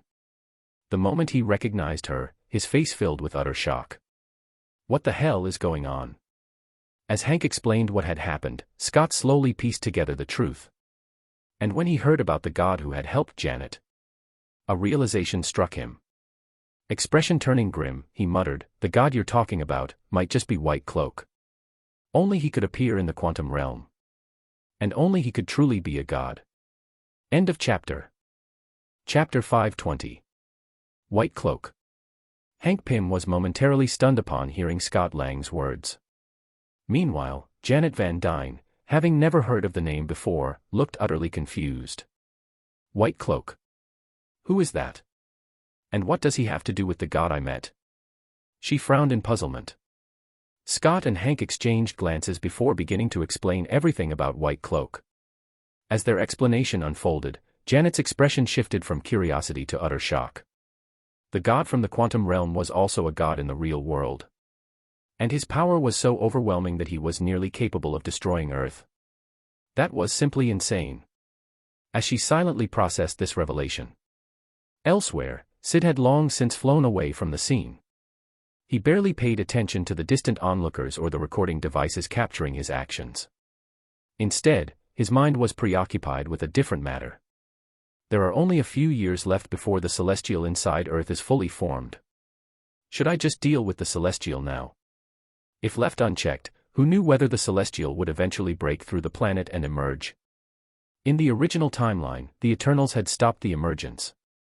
But now, with all the changes he had caused, could the future still unfold the same way? Syd doubted it. The countless battles Earth had endured, the wars, the cataclysmic events, surely, the slumbering celestial had been disturbed countless times. That alone was enough to alter the course of history. If the celestial could no longer tolerate the disturbances and decided to emerge ahead of schedule. He pondered for a moment before murmuring, I should head to the Earth's core and see for myself. As for the celestial, I'll decide what to do depending on the situation. With that, he retrieved the space stone. Since he had no clear picture of the Earth's core, a direct teleportation was too risky. Similarly, a portal spell wouldn't be reliable without a proper anchor. Thus, the space stone was his best option. In the next moment, the blue glow of the space stone illuminated his surroundings. A beam of blue energy shot from the stone, striking the empty air before him. As more energy poured in, a tunnel-like passageway materialized, seemingly leading straight into the Earth's core. Seemingly. Because even Syd wasn't completely sure. After all, this was purely based on instinct. There was a chance he had miscalculated and ended up too deep, or too shallow. With this thought in mind, he turned his full attention to the tunnel. At the same time, due to his earlier pauses and slow flight, many people had already noticed his presence, along with the unusual blue energy gateway. SHIELD headquarters. What the hell is White Cloak doing now? Nick Fury stared at the screen in bewilderment, his single eye narrowing in suspicion. The mysterious figure had just used the space stone to open some kind of passage. But leading to where? Not just Fury, countless others across the globe had their eyes fixed on the glowing blue portal, curiosity and apprehension filling their minds. Back in the sky. Ignoring the gazes directed at him, Syd peered deep into the shimmering tunnel. Inside, faint lights flickered, revealing an eerie, vast cavern beyond. To see more clearly, Syd manipulated the light, illuminating the tunnel with the intensity of broad daylight. Everything came into focus. The passage led into a circular tunnel that stretched far into an unknown abyss. But what was truly unsettling? The tunnel's walls were completely covered in egg-like sacs. Yellow-green, bulbous eggs. They were densely packed, filling every inch of space. For anyone with trypophobia, the sight would be an absolute nightmare. This is the Earth's core. Syd was momentarily stunned. Did I go to the wrong place? Why are there so many disgusting insect eggs here? A sudden thought crossed his mind, and his expression darkened. Could these be brood eggs? A memory surfaced. There had long been an ancient legend whispered throughout the universe. A terrifying species known as the brood. Unlike typical locusts that devoured crops, these cosmic locusts devoured entire planets. Wherever the brood swarm passed, entire worlds, even galaxies, were left completely consumed. Now that I think about it, aren't the brood somehow connected to the Celestials? And, aren't they technically a parasite species? Syd's expression became thoughtful. The reason for their connection was simple. At some point, the brood discovered something even more valuable than planets, Celestials. Compared to planets, Celestials contained far greater energy reserves, making them an even richer food source. In fact, a Celestial named Progenitor had once been infected by the brood. Like a human contracting a virus, Progenitor crash-landed on Earth over 4 billion years ago, where he ultimately died. His vomit, blood, and biological fluids seeped into the planet's soil and water, transforming Earth in ways unseen anywhere else in the universe. This event fundamentally altered Earth's biology, making it a uniquely volatile, mutation-prone world. Unlike other planets, Earth had been infused with celestial genetic material, explaining why it became a breeding ground for superhumans, mutants, and extraordinary beings. In essence, the dead celestial had unknowingly shaped Earth's evolutionary future. As a result, he became known as the progenitor, the ancestor of all life on Earth. But that wasn't all. Because of progenitor's death, the brood swarm had taken residence within the Earth's core. So that's why the Celestials kept returning to Earth. They weren't just monitoring evolution, they were searching for their lost kin, progenitor. Syd's eyes swept across the endless masses of eggs, feeling an uncomfortable shiver run down his spine. If these brood eggs hatched, the creatures within would likely see him as a feast, just like they had with progenitor. In fact, they might be even more aggressive toward him. After all, the divine energy radiating from him was nothing short of a feast for them. Would he be immune to their infection? He wasn't sure. But one thing was certain. Even the Celestials struggled against the brood swarm. But with my sunshine and chaos magic, these things shouldn't be able to do much to me, right? He wasn't entirely convinced. With that in mind, his gaze returned to the brood eggs. There were countless of them. Most remained intact, indicating they were still in a dormant state. But a few eggs had cracked open. Something had already hatched. And it was nowhere to be seen. End of chapter. Chapter 521. Staring at the circular cavern filled with densely packed yellow-green insect eggs, Syd noticed that some had already hatched, while most remained dormant. Clearly, the majority of these cosmic locust eggs were in a state of hibernation, awaiting a specific trigger before fully awakening. As for what that trigger might be, Syd immediately thought of the Celestials. Or perhaps the emergence of other high-purity energy sources, such as... Frowning slightly, Syd instinctively considered himself. As if to confirm his suspicions, in the next second, the seemingly lifeless insect eggs within the circular cavern suddenly emitted faint traces of life energy, as though transitioning from inanimate objects to living organisms. It wouldn't take long before they hatched, instinctively seeking out high-energy targets to consume. Most likely, their first target would be him. What a hassle! Without waiting for the yellow-green eggs to hatch, Syd unleashed chaos magic. A deep crimson glow instantly enveloped the countless insect eggs within the cavern. The next moment, all the eggs exploded simultaneously, disintegrating into vapor. In the blink of an eye, the cavern was stripped bare, completely devoid of any remaining eggs. Of course, Syd was well aware that what he had just eradicated was merely a drop in the ocean. Deeper within the cavern, countless more eggs remained, undisturbed for now. However, he couldn't be bothered to deal with those. Given the distance, those eggs had likely not yet sensed his presence, so no mutations had occurred yet. Leaving these behind to trouble the Celestials isn't a bad idea. Syd smirked. The next moment, he clenched the space stone in his hand, causing it to cease its energy emissions. The spatial portal before him rapidly shrank and collapsed. Meanwhile, ordinary people secretly observing the actions of the white-clad hero, including Fury and his team, had a look of confusion in their eyes. They had no idea what he was doing. Just then, boom. Another beam of blue energy shot forth from the space stone. However, unlike last time, this time Syd infused it with chaos magic. The portal had to open directly to the location of the slumbering celestial Tiamat. Under the surge of blue energy, a spatial gateway materialized. As soon as the portal connected, a crimson glow erupted, accompanied by an overwhelming wave of heat that instantly raised the surrounding temperature, as if the sheer intensity of the heat could roast someone alive. Gazing through the fiery red passage, all Syd could see was magma, and more magma, but not Tiamat. Or rather, he could only see the magma. The portal is too small. Syd was certain that he had connected to Tiamat's vicinity. There was no way he had made a mistake. However, staring at the ever-expanding heat wave and the relentless surge of molten lava from the portal, Syd's expression twitched slightly. He had no choice but to contain the energy spill. Otherwise, he would be submerged in lava before he even had a chance to meet Tiamat. Not that the lava would do him any harm. The space stone in his grasp radiated an intense glow, releasing an even greater energy surge, causing the spatial portal to expand rapidly. 10 meters. 100 meters. 300 meters. A colossal fiery red portal appeared in the sky.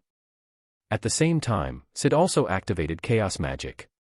The deep crimson energy enveloped the cascading lava, instantly vaporizing it. Within moments, with the molten barrier removed, something was finally revealed, a golden figure. Even with a hundreds of meters wide portal, only part of its head could be seen. A single glowing eye, gleaming like a celestial beacon, was staring directly at the spatial rift. Syd looked up, locking eyes with it. As the two beings gazed at each other, the ordinary people secretly observing, including Fury's team, were left completely stunned. At S.H.I.E.L.D. headquarters, Fury, recognizing the colossal entity in the portal, felt a chill run down his spine. Even if he didn't recognize it, Captain Marvel would undoubtedly tell him. A Celestial. What the hell is the white-clad hero doing now? Which Celestial is this? Fury felt a headache coming on. Just as they had barely gotten rid of a few Celestials, now the white-clad hero had provoked another one. This is insane. Any Celestial possessed the power to annihilate planets. And yet, the white-clad hero had somehow dragged another one into this mess. Was another battle with the Celestials about to begin? As Fury's expression grew increasingly grim, Tony Stark, standing in Stark Tower, along with the rest of the Avengers, all displayed equally solemn expressions. White-clad hero, just what are you up to this time? Not just them, but people all over the world were beginning to panic. However, the ones who were the most alarmed and shaken were the Eternals, who had been secretly living among humans. The slumbering celestial Tiamat. The leader of the Eternals, a Jack, an intelligent and wise woman appearing to be in her mid-30s, immediately sensed the disturbance. As the spiritual leader of the Eternals, she possessed advanced healing abilities, capable of using cosmic energy to mend injuries. Without hesitation, she contacted the other Eternals. We must go to him and find out what he's trying to do. Following a Jack's command, the scattered members of the Eternals immediately started heading towards Syd's location. Some relied on their powers, others on advanced technology, but their speed was astonishing. Before Syd could even exchange words with Tiamat, two figures had already arrived. One of them, clad in black attire, with a muscular build and handsome features, soared through the sky at high speed. Syd and Tiamat both shifted their gaze toward the approaching figure. Instantly, Syd recognized him. Icaris of the Eternals. A being capable of high-speed flight, unleashing cosmic energy beams from his eyes, a weaker version of Superman. Syd mused to himself. As for the Eternals, they were somewhat similar to the Inhumans and Mutants. Each Eternal carried cosmic energy, granting them supernatural abilities. Their powers varied: superhuman strength, enhanced endurance, telepathy, longevity, flight, and cosmic energy projection from their hands or eyes. Their abilities were akin to mutants, but their physical resilience was superior, and their lifespans stretched for thousands of years. The Eternals had been created by the Celestials to protect humanity, or rather, to protect the Celestial seed. For a Celestial seed to fully mature into a true Celestial, it required the life energy radiated by countless intelligent beings. Thus, humanity's existence was never truly for itself, but a means to nourish a Celestial's birth. End of chapter. Chapter 522. Now, with billions of humans in the modern era, the slumbering celestial Tiamat had finally accumulated enough energy to awaken. In a way, Thanos' snap, also known as the blip, had indirectly saved the Earth by wiping out half of its population. This event delayed Tiamat's emergence, preventing Earth from experiencing a global apocalypse. Unfortunately, with the return of the vanished half, Tiamat had once again reached full incubation, ready to awaken. If not for the intervention of the Eternals, Earth would have already been obliterated. Because of me, things have already taken a different turn. Syd shook his head. He had no intention of relying on the Eternals to stop Tiamat's emergence. As for the other newcomer, Syd turned his gaze. This Eternal, clad in a red battle suit, looked to be in her 30s and moved at an incredible speed, appearing in the blink of an eye. A speedster named Makari, a deaf superhero with the power of super speed. Syd wasn't surprised to see these two here. One had extreme flight speed, while the other could move faster than flight itself. Their presence was expected. Not long after, another Eternal arrived, Fastos, a dark-skinned man in his 40s, known for his technological ingenuity. Using advanced technology, he had managed to reach the scene swiftly. As more and more Eternals arrived, the ordinary onlookers, who had been watching, were left in shock and confusion. Who are these people? Mutants. I've never seen these kinds of abilities before. Are they friends of the white-clad hero, or are they here to cause trouble? At S.H.I.E.L.D., Fury, Tony Stark, and others shared similar doubts. Drones hovering nearby picked up the conversation, and soon, millions of people worldwide were listening in. They heard the calm voice of the white-clad hero. Eternals. What are you doing here? Ikaris and the others exchanged glances. The white-clad hero actually recognized them. Meanwhile, the general public, including Tony Stark, was left with even more questions. Eternals. Another secret group. As they pondered, Ikaris, the false Superman, spoke with a serious expression. White-clad hero, is the portal you opened leading to Earth's core? Is that, the slumbering celestial Tiamat?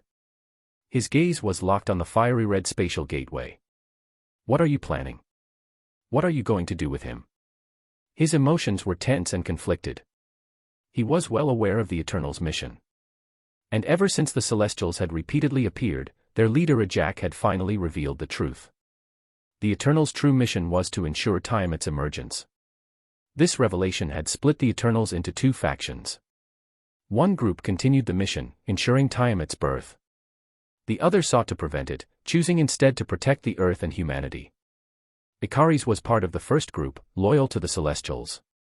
So, seeing the white-clad hero's actions, he couldn't help but question him. As their conversation unfolded, the world's governments, along with Fury and Stark, turned grim-faced. Earth's core. A Celestial has been sleeping inside Earth's core. There's a Celestial inside the planet. The very idea was beyond belief.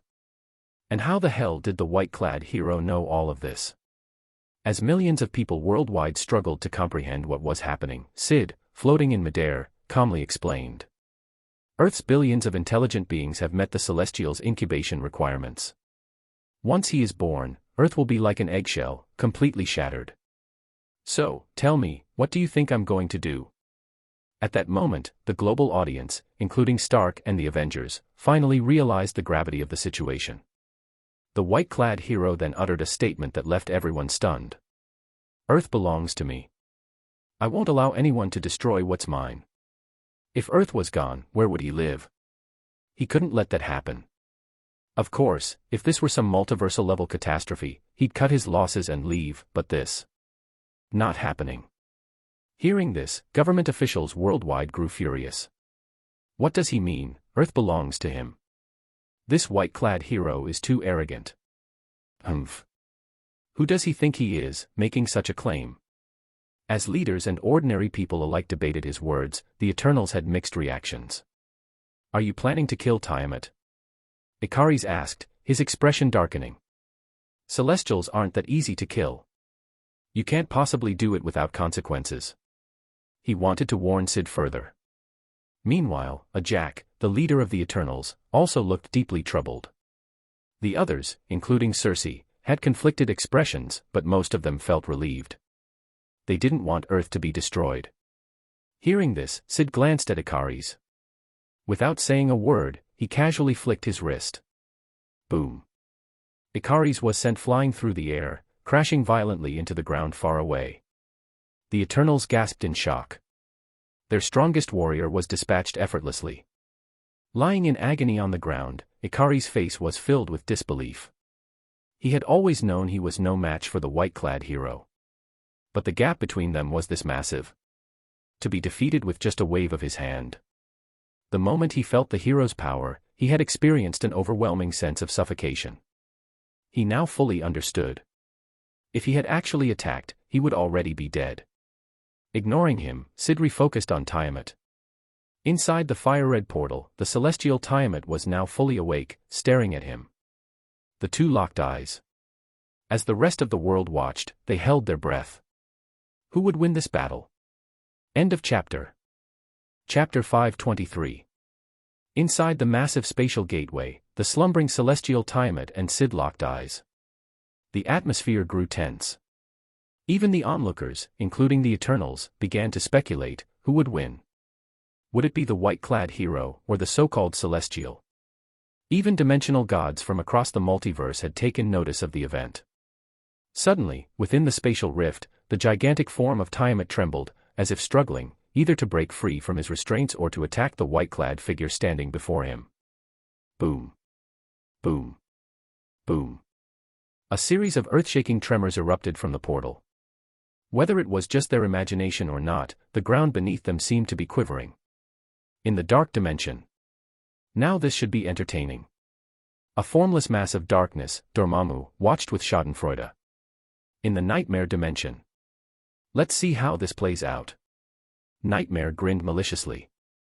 He was no match for the white-clad hero, but if someone else could cause him trouble, that was a win in his book. It wasn't just Dormammu and Nightmare, many dimensional beings who had clashed with Syd were watching with glee. But just as they were relishing the potential disaster, just as Tiamat was about to act, Syd moved first.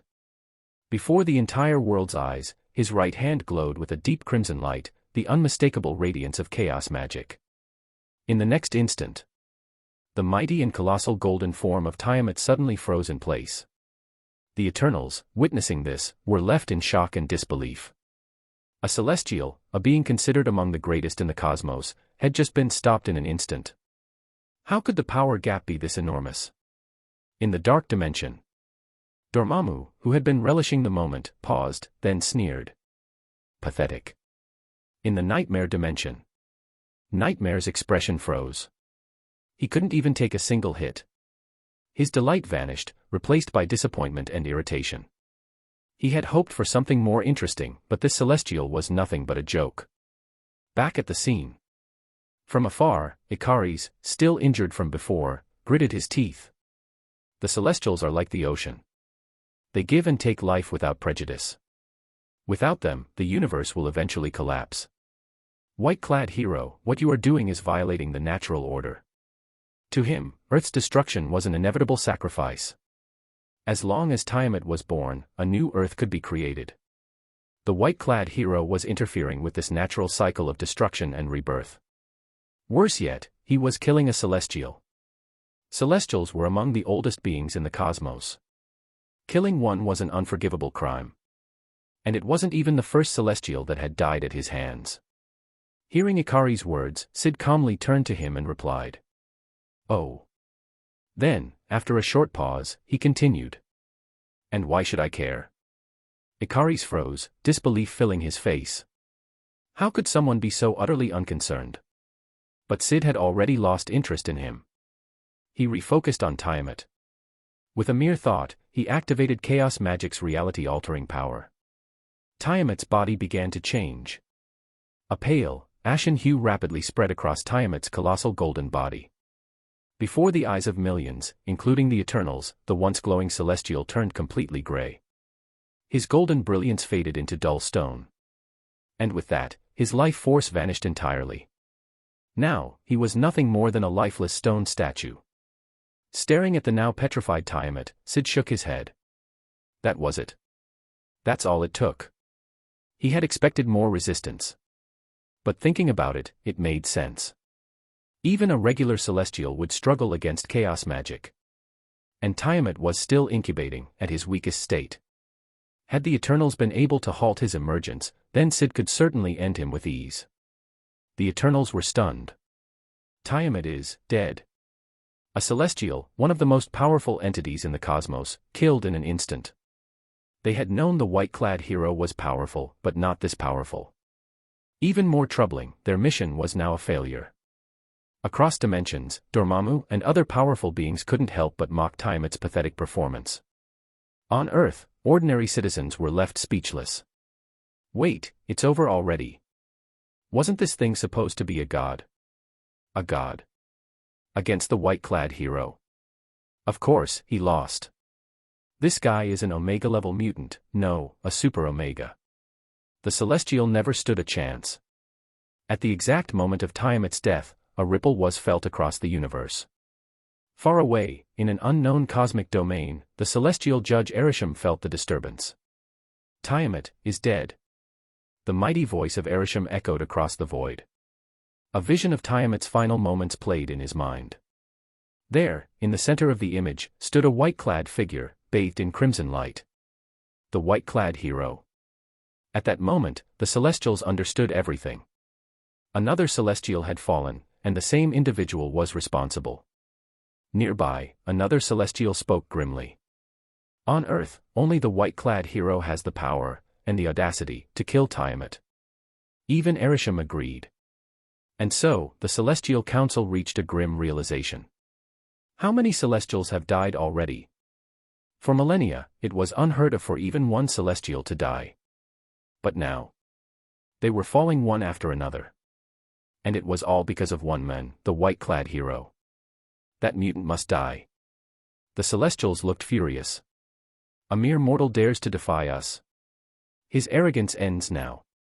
There will be no place in this universe for him to hide. As the Celestials plotted their vengeance, back on Earth, Syd clenched his fist. The space stone, glowing in his palm, ceased its energy flow. The spatial rift collapsed, sealing away the now-dead Celestial forever. End of chapter. Chapter 524. The space portal, spanning several hundred meters, vanished swiftly. As for Tiamat, it was now permanently sealed within the Earth's core. With that handled, Syd glanced at the terrified Eternals before his figure flickered, shooting off into the distance. Watching his departing figure, Cersei and the others wore complex expressions.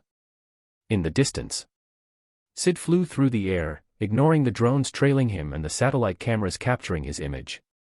He was lost in thought. The issue with Tiamat is settled. Next, I need to be wary of the approaching crisis. Setting aside the threat of the Old One's true forms, just dealing with cosmic entities like the Celestials was already a serious concern for him. Right, I almost forgot about that item. Suddenly recalling something, Syd's figure shifted, accelerating as he shook off the prying eyes tracking him. Soon, after ensuring no surveillance was present, he landed in a secluded alley. With a flick of his wrist, he retrieved an object from his spatial ring, a golden gauntlet with several empty sockets. The Infinity Gauntlet. He had acquired it when assisting Thor in reclaiming Stormbreaker. At the time, he hadn't had the chance to study it properly. Now, he finally had the opportunity.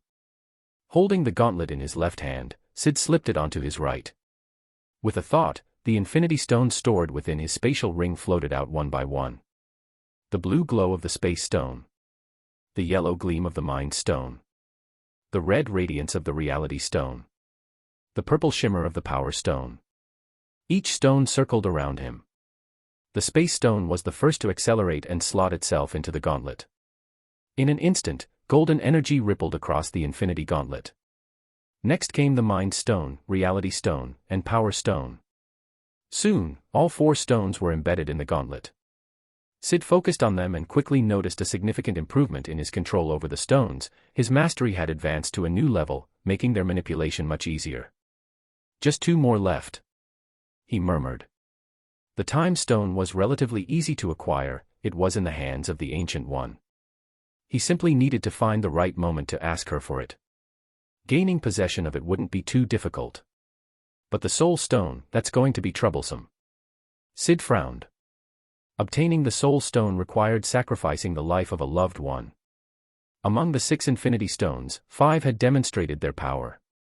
Only the Soul Stone remained an enigma, rarely displaying its true abilities.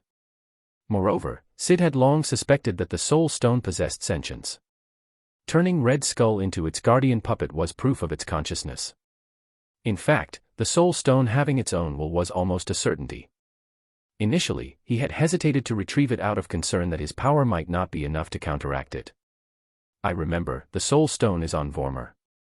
Syd pondered for a moment before a strange thought surfaced in his mind. If someone tried to sacrifice me to obtain the Soul Stone, would I actually die? First of all, even if he were thrown off a cliff, he wouldn't suffer any damage, not to mention, he could survive falling from the upper atmosphere to the Earth's surface without issue.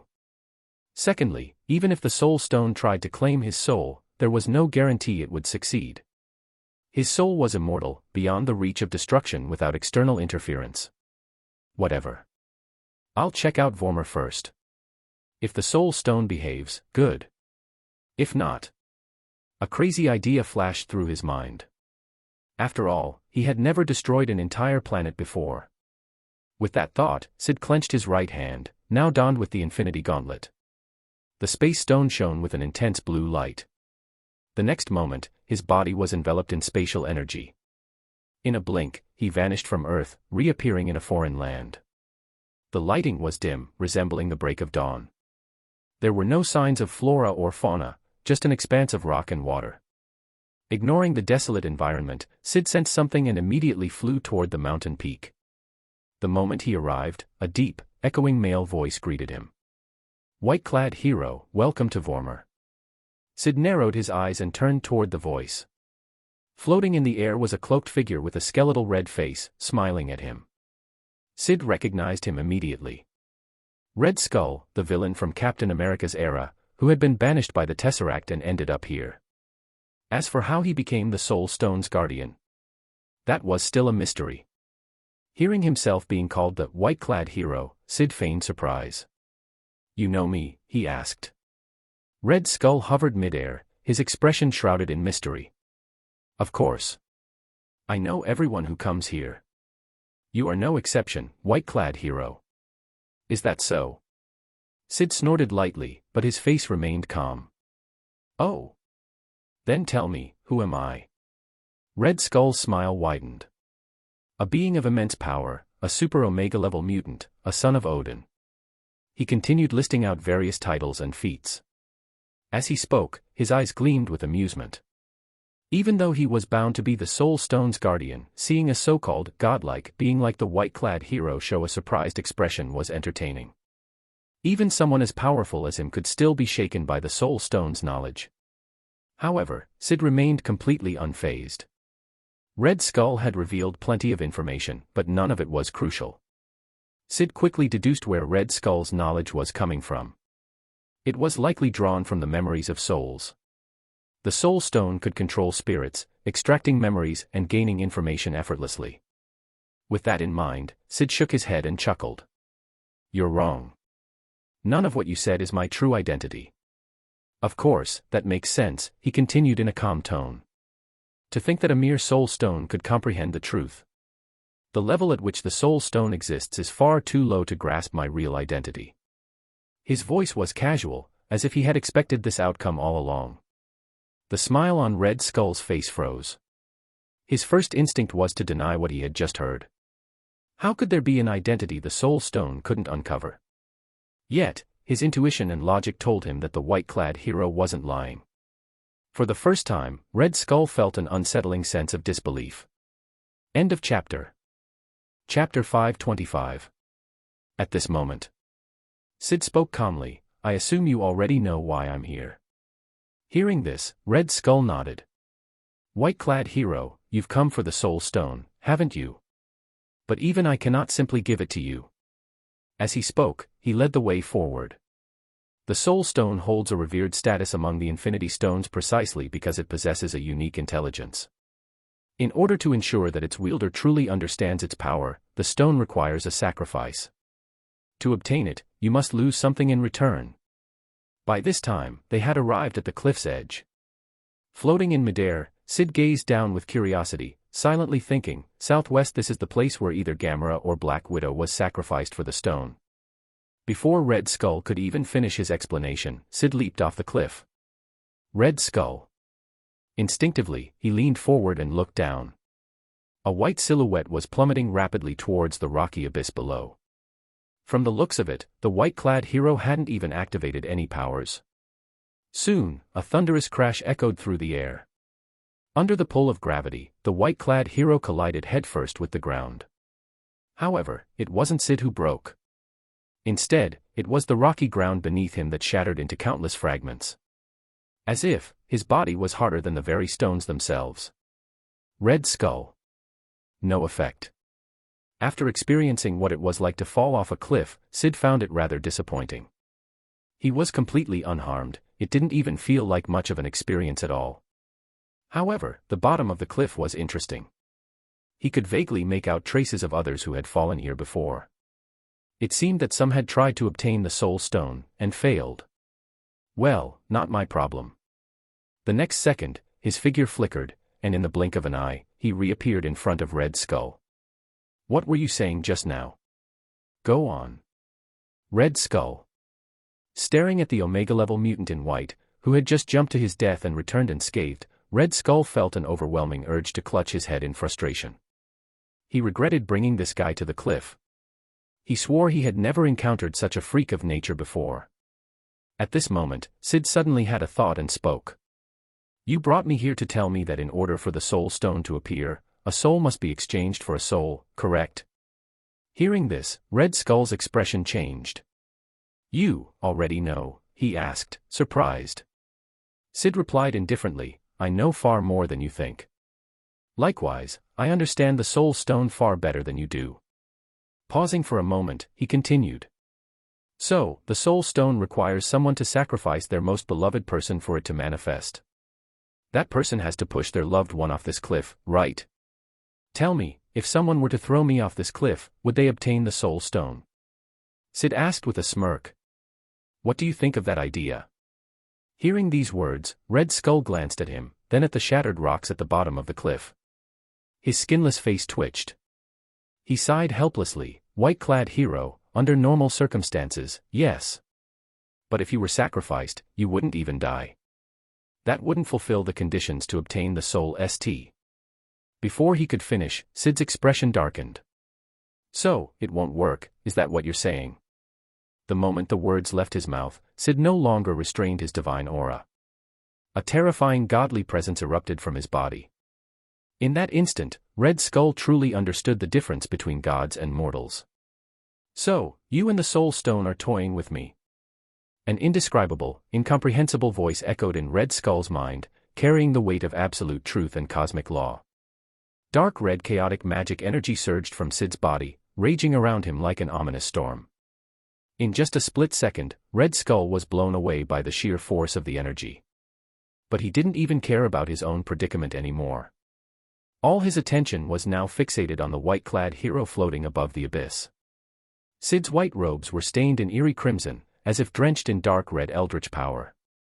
Strands of scarlet energy seeped from his body, swirling around him like writhing tendrils.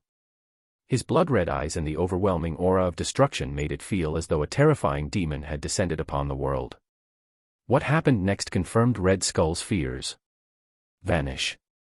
A voice, akin to the decree of reality itself, resonated in his soul. For the first time since becoming the guardian of the soul stone, Red Skull felt pure, unadulterated fear. Centered around Syd, a 5,000-kilometer radius was instantly enveloped in deep crimson light. Everything within this area, mountains, rivers, the air, even the clouds, began to disintegrate and vanish. In mere moments, a massive portion of Vormir was completely erased from existence. Boom. Magma erupted from the exposed planetary crust, triggering violent earthquakes. The entire planet trembled, as if apocalypse had arrived. At the center of all this devastation stood Syd, his body wrapped in blood-red energy, his presence alone rewriting reality itself. He was the one who caused all of this. Just because of a single sentence. Vormir was on the verge of destruction. Red Skull was horrified. He had always known that the white-clad hero was terrifying. But witnessing it firsthand, that was a completely different experience. At the heart of the devastation, Syd stood unfazed, drawing upon his vast reserves of divine faith energy.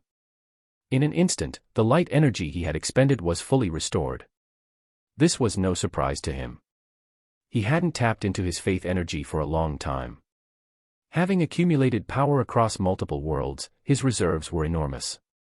At this point, he could easily wipe out Vormir if he wished. Syd's gaze fell upon the trembling Red Skull. His voice, carrying the weight of absolute truth, echoed through the air. I don't care about understanding the Soul Stone's so-called wisdom. I don't care about comprehending its power. I only want it to appear. Otherwise, I won't hesitate to destroy all of Vormir. Let's see if it can keep hiding then. In the distance, standing atop the last remaining peak, Red Skull, despite being altered by the Soul Stone's power, trembled with fear. End of chapter. Chapter 526. While the idea of a single person destroying an entire planet seemed absurd, Red Skull couldn't shake the feeling that the white-clad hero might actually pull it off. The problem was, even if Vormir was destroyed, what could he do about it? Red Skull let out a bitter laugh. White-clad hero, this is the Soul Stone's requirement, Before he could finish, his eyes widened in horror. White-clad hero, you're insane. Stop this madness. But Syd wasn't doing anything elaborate, he was simply using chaos magic to destroy the planet. This time, however, he wasn't doing it as directly as before. Raising his right hand, deep crimson energy surged from his palm. The next second, Vormir's core began to tremble. Massive fissures cracked open across the planet's surface, glowing with molten fire from deep within. Lava erupted violently from every direction. In mere moments, Vormir turned completely red, a world on the brink of destruction. Floating in the air, Syd's hands glowed with eerie crimson light, his casual gestures orchestrating planetary annihilation. Red Skull watched in sheer terror. Meanwhile, in deep space, not far from Vormir, a massive spaceship was passing through the sector. Suddenly, the ship's AI system blared an alert. Warning, detected massive high-energy readings ahead. Recommend immediate course change. Recommend immediate course change. The Ravagers, a band of interstellar pirates, were in the midst of a lively celebration on the ship's deck when they all froze at the alert. Massive high-energy readings. Is the ship's system broken or what? The hell? At that moment, a middle-aged scientist named Stanley walked up to the control panel. After a series of quick commands, the ship deployed several small probes toward the detected anomaly. Stanley, what's going on? One of the Ravagers asked. The scientist frowned. I don't know yet, but we're about to find out. A moment later, live footage from the probes was projected onto the ship's screen. And what they saw left them speechless. A distant planet was glowing an ominous red. Torrents of lava spewed skyward, turning the world into a living apocalypse. It looked like the planet was moments away from total explosion. The Ravagers were stunned. Holy hell! What happened to that planet? Is it about to explode? Stanley, stop messing around and get this damn ship out of here. Panic set in. They wanted no part in experiencing a planetary explosion firsthand. Wait, Stanley muttered while rapidly typing commands. Something doesn't add up. Why would a random planet suddenly self-destruct? Moments later, the probes captured something even more horrifying. Amidst the chaos, a single figure stood at the planet's center. Shrouded in crimson energy, he waved his hand effortlessly. And as he did, the ground shook violently, splitting into even larger chasms, releasing even more molten devastation. For a moment, the ship fell into dead silence. The Ravagers' faces were filled with absolute shock. This planet is like this because of him. This entire catastrophe was caused by one man. That's impossible. The idea that a single person could destroy a planet was so unbelievable that it felt like witnessing a god's wrath in a myth. And then, a voice, like universal law itself, reverberated through the scene. Red Skull, are you sure the Soul Stone won't reveal itself? Back on the surviving peak of Vormir, Red Skull, still standing on the last intact mountain, suppressed his terror and forced a weak smile. White-clad hero, if the Soul Stone refuses to appear, there's nothing I can do. Is that so? Syd's voice remained calm and indifferent. Then let's end this. Having lost patience, he decided to erase Vormir entirely. The next instant, his internal energy reserves emptied. At the same time, the reality stone embedded in the Infinity Gauntlet began to glow intensely. Suddenly, Vormir fell into absolute silence.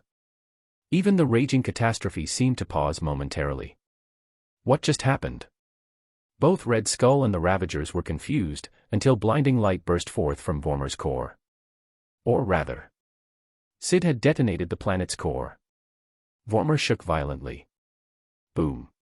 The next second, the entire planet exploded. A brilliant explosion engulfed everything, with shockwaves tearing through space. Like a colossal firework, Vormir vanished in a cosmic spectacle. Syd, unharmed amidst planetary destruction. By channeling his faith energy, Syd instantly restored his power reserves. Meanwhile, the chaotic magic surrounding him acted as an impenetrable shield, protecting him from the cataclysmic explosion. Aboard the Ravager ship. Holy shit. The Ravagers, who had been watching in stunned silence, completely lost their minds. Did that planet just get destroyed? By one guy? Pure, unfiltered panic overtook the crew. Suddenly, they realized that the shockwave from the explosion was heading their way. Oh no. Get us out of here. Ayaha. Before they could react, the shockwave slammed into their ship. The entire vessel was sent hurtling through space, twisting and warping from the impact. When the chaos settled, the crew groaned in pain as they climbed to their feet. Everyone was bruised and battered, some with broken bones. But they were alive. Thank the gods, we were far enough away, one of them gasped. A burly man named Raymond rubbed his sore back and turned to Stanley. Stanley, can you still fly this damn ship? The crew immediately focused on Stanley. After all, they needed a working ship to get the hell out of here. But before Stanley could respond, Raymond grumbled. By the way, that crazy bastard who blew up the planet, he's definitely dead, right? His words sparked instant agreement from the others. He has to be dead. No way he survived that explosion. He probably got obliterated along with the planet. Deserved it. Who the hell destroys a planet and drags themselves down with it? As they complained, Stanley checked the ship's systems. Realizing the ship was mostly intact, he let out a relieved sigh. Then, to confirm what happened, he launched more probes. The drones flew ahead, scanning the remnants of Vormir. And then they found something shocking. Stanley's face went pale. Guys, you might want to take a look at this. Huh? The Ravagers turned their attention to the projection. And when they saw the image on the screen, their hearts nearly stopped. End of chapter. Chapter 527. Amidst the floating debris and dust of the planetary ruins, a white figure stood motionless, bathed in deep crimson magical energy. For the Ravagers, including Stanley, this man was unmistakable. After all, the planetary explosion they had just witnessed, caused entirely by him. He had single-handedly destroyed a planet. There was no way they wouldn't recognize him. But what truly shocked them was that he was still alive. Impossible. How can someone survive an explosion that massive? Shouldn't he have been reduced to nothing but dust? The Ravagers couldn't believe it. They couldn't comprehend how a single being could not only destroy a planet but also survive the aftermath. He obliterated a world, then withstood the resulting shockwave like it was nothing. Just who the hell is this monster? Meanwhile, Syd's attention was elsewhere. His eyes were locked onto a particular point in space. There, a mass of black mist was rapidly coalescing. Within moments, the shadowy mist took shape. It was none other than Red Skull, reformed by the Soul Stone's influence. Syd wasn't surprised to see him alive. With a calm expression, he spoke. So, the Soul Stone still refuses to reveal itself. His voice, carrying the weight of cosmic law, reverberated effortlessly through the vacuum of space. Red Skull, who had barely recovered from his terror, muttered under his breath. This guy is an absolute madman. White-clad hero, you're completely insane. Surveying the countless fragments of Vormir, Red Skull felt himself on the verge of a mental breakdown. Over the years, he had witnessed many desperate souls attempt reckless actions to obtain the Soul Stone. But no one, not a single soul, had ever blown up an entire planet in pursuit of it. This is insanity. His voice trembled. If you have this much power, why do you even need the Soul Stone? Red Skull's voice was filled with defeat. He would have gladly handed over the Soul Stone if he could, just to stop this madness. But it simply refused to appear. Syd had realized this as well. He had assumed the Soul Stone was bound to Vormir, that obliterating the planet would force it out. Yet, after scanning the remains, he still saw no sign of it. Seems like I'll have to use a different approach. His voice, cold and absolute, rang through the emptiness. Red Skull, still trembling, froze in confusion. A different approach? What could this madman possibly do now?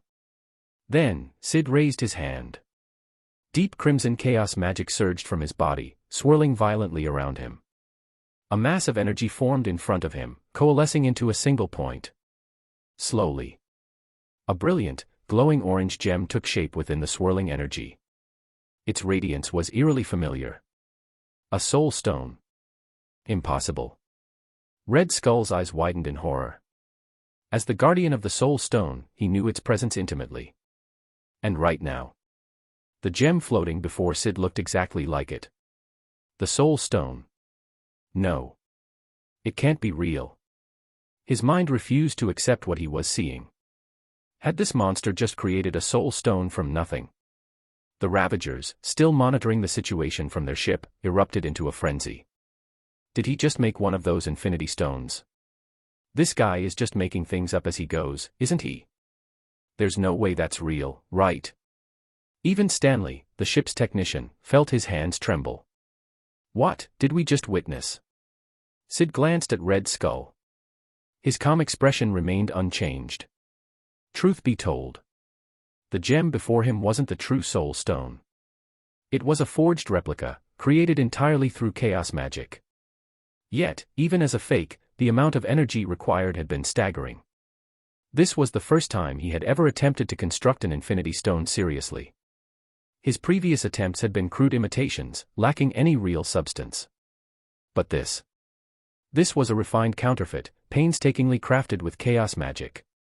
Although it wasn't perfect, he was confident that it possessed many of the real soul stone's properties. But there was a limit. This thing won't last forever, Syd thought. Like all constructs, this forged soul stone had a lifespan. It would eventually disintegrate once its chaos magic supply ran out.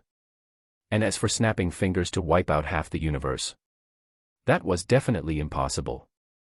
Syd already knew. The moment he attempted to use the Infinity Gauntlet, his replica would shatter instantly. After consuming nearly half of his energy reserves, he ceased fueling the gem. It absorbed the final trace of chaos magic, glowing like a morning star, suspended in the darkness of space. Raising his hand, Syd allowed the orange gemstone to float into his palm. Meanwhile, the Ravagers debated among themselves. That thing, it looks insanely valuable. Should we steal it? Some of them, filled with greed, started plotting. Then, Stanley suddenly spoke up. I don't know what it is, but I can upload its image to the black market. Someone there will recognize it. The crew immediately agreed. Stanley, you're a genius. That's a brilliant plan. At the same time, Red Skull spoke. White-clad hero, stop wasting your time, he sighed. That's not the true soul stone. But before he could finish, Syd tightened his grip on the gem. Oh. The forged soul stone suddenly flared with brilliant orange light. Red Skull's expression instantly changed. He felt something was very wrong. Then, his body suddenly froze. He couldn't move. His eyes widened in disbelief. Syd's voice, calm as ever, echoed through the void. The soul stone has the ability to manipulate and extract souls. It can even control the dead. His red eyes glowed ominously. How does it feel? Being controlled by a soul stone. Red Skull stared in shock. The forged soul stone actually worked. This can't be real. His mind reeled in disbelief. Meanwhile, Syd paid him no further attention. He had only one goal left. To use this fake soul stone. To track down the real one. End of chapter. Chapter 528. I recall, the Darkhold has a spell for locating objects. Syd mused. If one possessed an identical replica, finding the real object was far easier. There were many ways to accomplish this. Let's try the most straightforward method first. Remaining calm, Syd picked up the forged soul stone and embedded it into the Infinity Gauntlet. In an instant, radiant energy surged through the gauntlet, weaving between the embedded stones. What are you doing, white-clad hero? Red Skull stood frozen, watching in disbelief. Syd raised his gauntlet right hand. And then, he clenched his fist. 5 infinity stones activated at once. The power stone, purple glow, amplified the abilities of all the other stones. The Mind Stone, yellow glow, scanned for the true Soul Stone's consciousness, attempting to pinpoint its location. The Soul Stone, orange glow, though a replica, worked similarly, reaching out to establish a connection with the real one. The Reality Stone, red glow, distorted probability, ensuring the Mind Stone's search would succeed. The Space Stone, blue glow, prepared to teleport the Soul Stone directly to Syd's location. Reality itself bent under the combined might of these 5 Infinity Stones.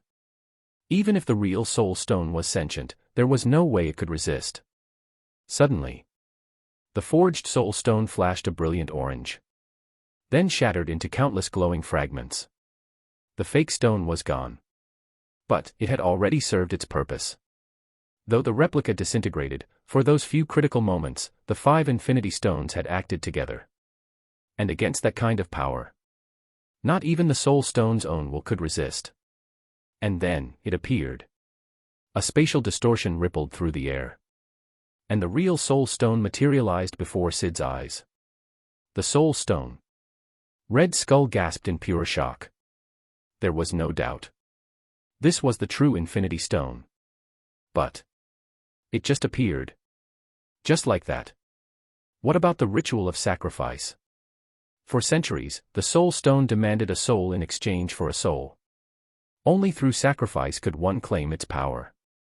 Yet, now, it had been forcibly extracted, skipping the sacrifice entirely. Red Skull felt his entire worldview collapse. This shouldn't be possible. He felt like questioning reality itself. Syd, however, remained completely unfazed. One Infinity Stone alone could never resist the combined might of 5. Extending his hand, Syd grasped the Soul Stone. The moment his fingers touched the glowing gem, it spoke. A wave of foreign emotion surged into Syd's mind. You. Syd's brow furrowed. The Soul Stone was sentient. He had suspected this for a long time. Red Skull's words, along with hints throughout history, had made it clear. But now that he could sense its consciousness directly, it still surprised him. Infinity Stones, already dangerous artifacts, having actual intelligence. That was not a good thing. And Syd had no intention of letting it stay that way. Under normal circumstances, Infinity Stones could not be destroyed. Only another Infinity Stone could break them. But chaos magic was one of the few exceptions. Lowering his gaze, Syd's crimson eyes gleamed ominously. The Soul Stone reacted in terror. A surge of panic radiated from the gem. A desperate, pleading consciousness spoke directly into Syd's mind. White-clad hero, you cannot destroy me. I can help you, control souls, command the dead. I can open the realm of souls, let you see those you've longed to meet. I can manipulate, alter, and create spirits. You need me. It was bargaining for its survival. Had it known earlier that this madman was this powerful, it would have appeared willingly. But now, it was too late. Syd's decision was already made. You're right, he mused. I can't allow you to remain sentient. And with that, a surge of crimson chaos magic enveloped the Soul Stone. No. You can't. The Soul Stone's voice shrieked. But Syd didn't hesitate. Under the horrified gaze of Red Skull, the Soul Stone's sentience was burned away. It was purged, its consciousness erased. Now, it was nothing more than a lifeless gem. A silence fell. The once terrifying entity, the Soul Stone that had bound Red Skull for decades, was now nothing more than an inanimate object. Red Skull stared in disbelief. The Soul Stone's will is gone. The thing that enslaved me is dead. For the first time, Red Skull felt lost. Without the Soul Stone, what was he supposed to do now? Return to Earth? Before he could dwell on it further, Syd raised his gauntlet and slotted the Soul Stone into place. Power surged through his body. The Infinity Gauntlet was now complete, with 5 of the 6 stones. Then, Syd did something unexpected. His chaos magic surged and forcefully pulled the Space Stone from the gauntlet. Red Skull watched in confusion. Syd's gaze darkened. The way Red Skull was sent here, and the fact that he claims he was exiled, If you believe that's a coincidence. He chuckled. Then you're underestimating who's really behind this. End of chapter. Chapter 529. Syd didn't care whether the space stone had a will of its own. It didn't matter. He would purge it anyway. Crimson chaos magic surged from his hand, enveloping the space stone. Within moments, the stone was purified. Then came the Mind Stone, the Reality Stone, and the Power Stone. One by one, he cleansed them all. Yet, as he did, a strange realization struck him. Was it just his imagination, or were all these stones abnormal? They didn't exhibit sentience like the Soul Stone, but there was something off. Especially the Mind Stone and the Reality Stone. The feeling was much stronger with those two. Syd frowned. He didn't like it. But for now, his focus remained on his goal. Raising his right hand, the now cleansed Infinity Stones flew back into place, embedding themselves into the Infinity Gauntlet. With 5 stones gleaming brilliantly, Syd smirked in satisfaction. Only one left. His gaze shifted, fixating on the final empty socket. The Time Stone. Meanwhile, Red Skull watched in disbelief. His expression twisted between shock and envy. The white-clad hero was one step away from gathering all 6 Infinity Stones. If that happened, what would the consequences be? Even imagining it filled Red Skull with awe and fear. On the Ravager's ship. By now, the Ravagers had figured out what those stones were. Inside the ship, a voice yelled angrily through the comms. Are you guys filming a damn movie or something? Infinity Stones aren't things you can just make. Are you out of your damn minds? Hearing the furious rant, Stanley and the others looked grim. They had uploaded an image of the orange gem onto the black market. And within seconds, someone had offered an entire habitable planet in exchange for it. That was how valuable these stones were. It had left the crew in shock. At the buyer's request, they even sent footage of the white-robed figure creating an Infinity Stone. The response? The buyer thought it was fake.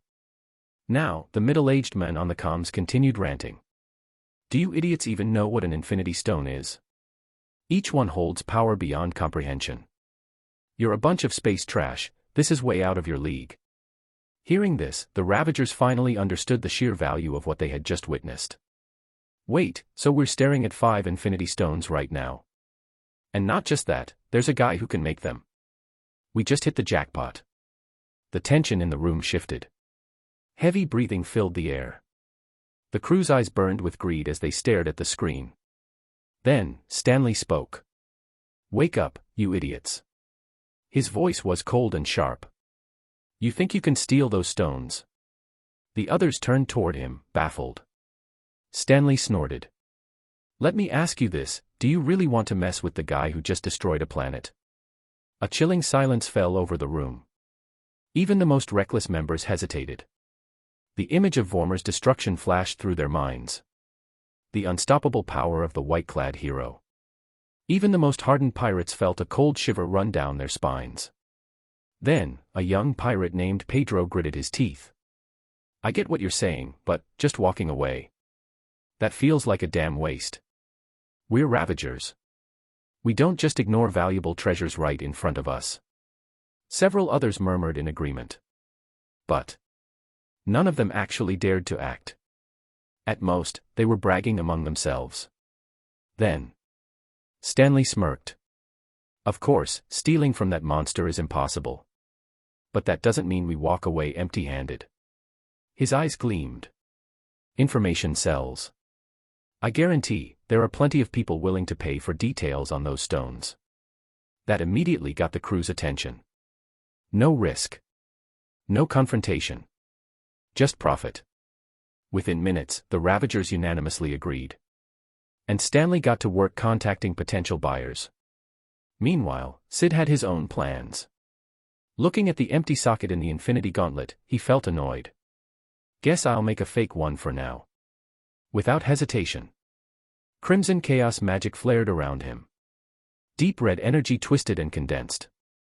Until a glowing green gemstone materialized before him. A fake time stone. With a flick of his wrist, The replica flew into place, embedding itself into the infinity gauntlet. A brilliant emerald light pulsed outward, merging with the colors of the other stones. Then, something changed. A surge of multicolored energy spread across his entire arm. For an instant, Syd felt omnipotent. And then, he sensed something else. Something far beyond this universe. A voice echoed. In Universe 616, an incomprehensible being has emerged. A man has gathered the Infinity Stones, through an unconventional method. A strange power has created a time stone. Syd's perception expanded. His gaze lifted toward the sky. And there, he saw a figure. Draped in a blue robe, with dark brown skin, a shaved head, and piercing white eyes. His head was slightly oversized, resembling that of a doll-like being. Syd immediately recognized him. The Watcher. The Watchers were a mysterious race in the Marvel Universe. Their duty was to observe and record the most significant events in the cosmos.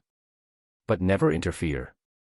In simple terms, the man before him was a spectator of the multiverse. It didn't matter what happened. A zombie outbreak, a planetary catastrophe, or even the end of the universe itself. The Watcher would never interfere. Syd smirked. So, you've noticed me, huh? End of chapter. Chapter 530. It was clear. Someone was watching him. Syd frowned. He hated being observed like this. If the Watcher could see everything, Syd might have already torn through space to confront him. But fortunately, Watchers weren't omniscient. Otherwise, Syd wouldn't have hesitated to hunt him down immediately. While the Watcher was a cosmic-level being, he was not multiversal. Not yet powerful enough for Syd to consider him a real threat. A voice filled with shock and curiosity echoed through space. You can see me. You know who I am. Syd's cold voice resonated back. Stop watching me.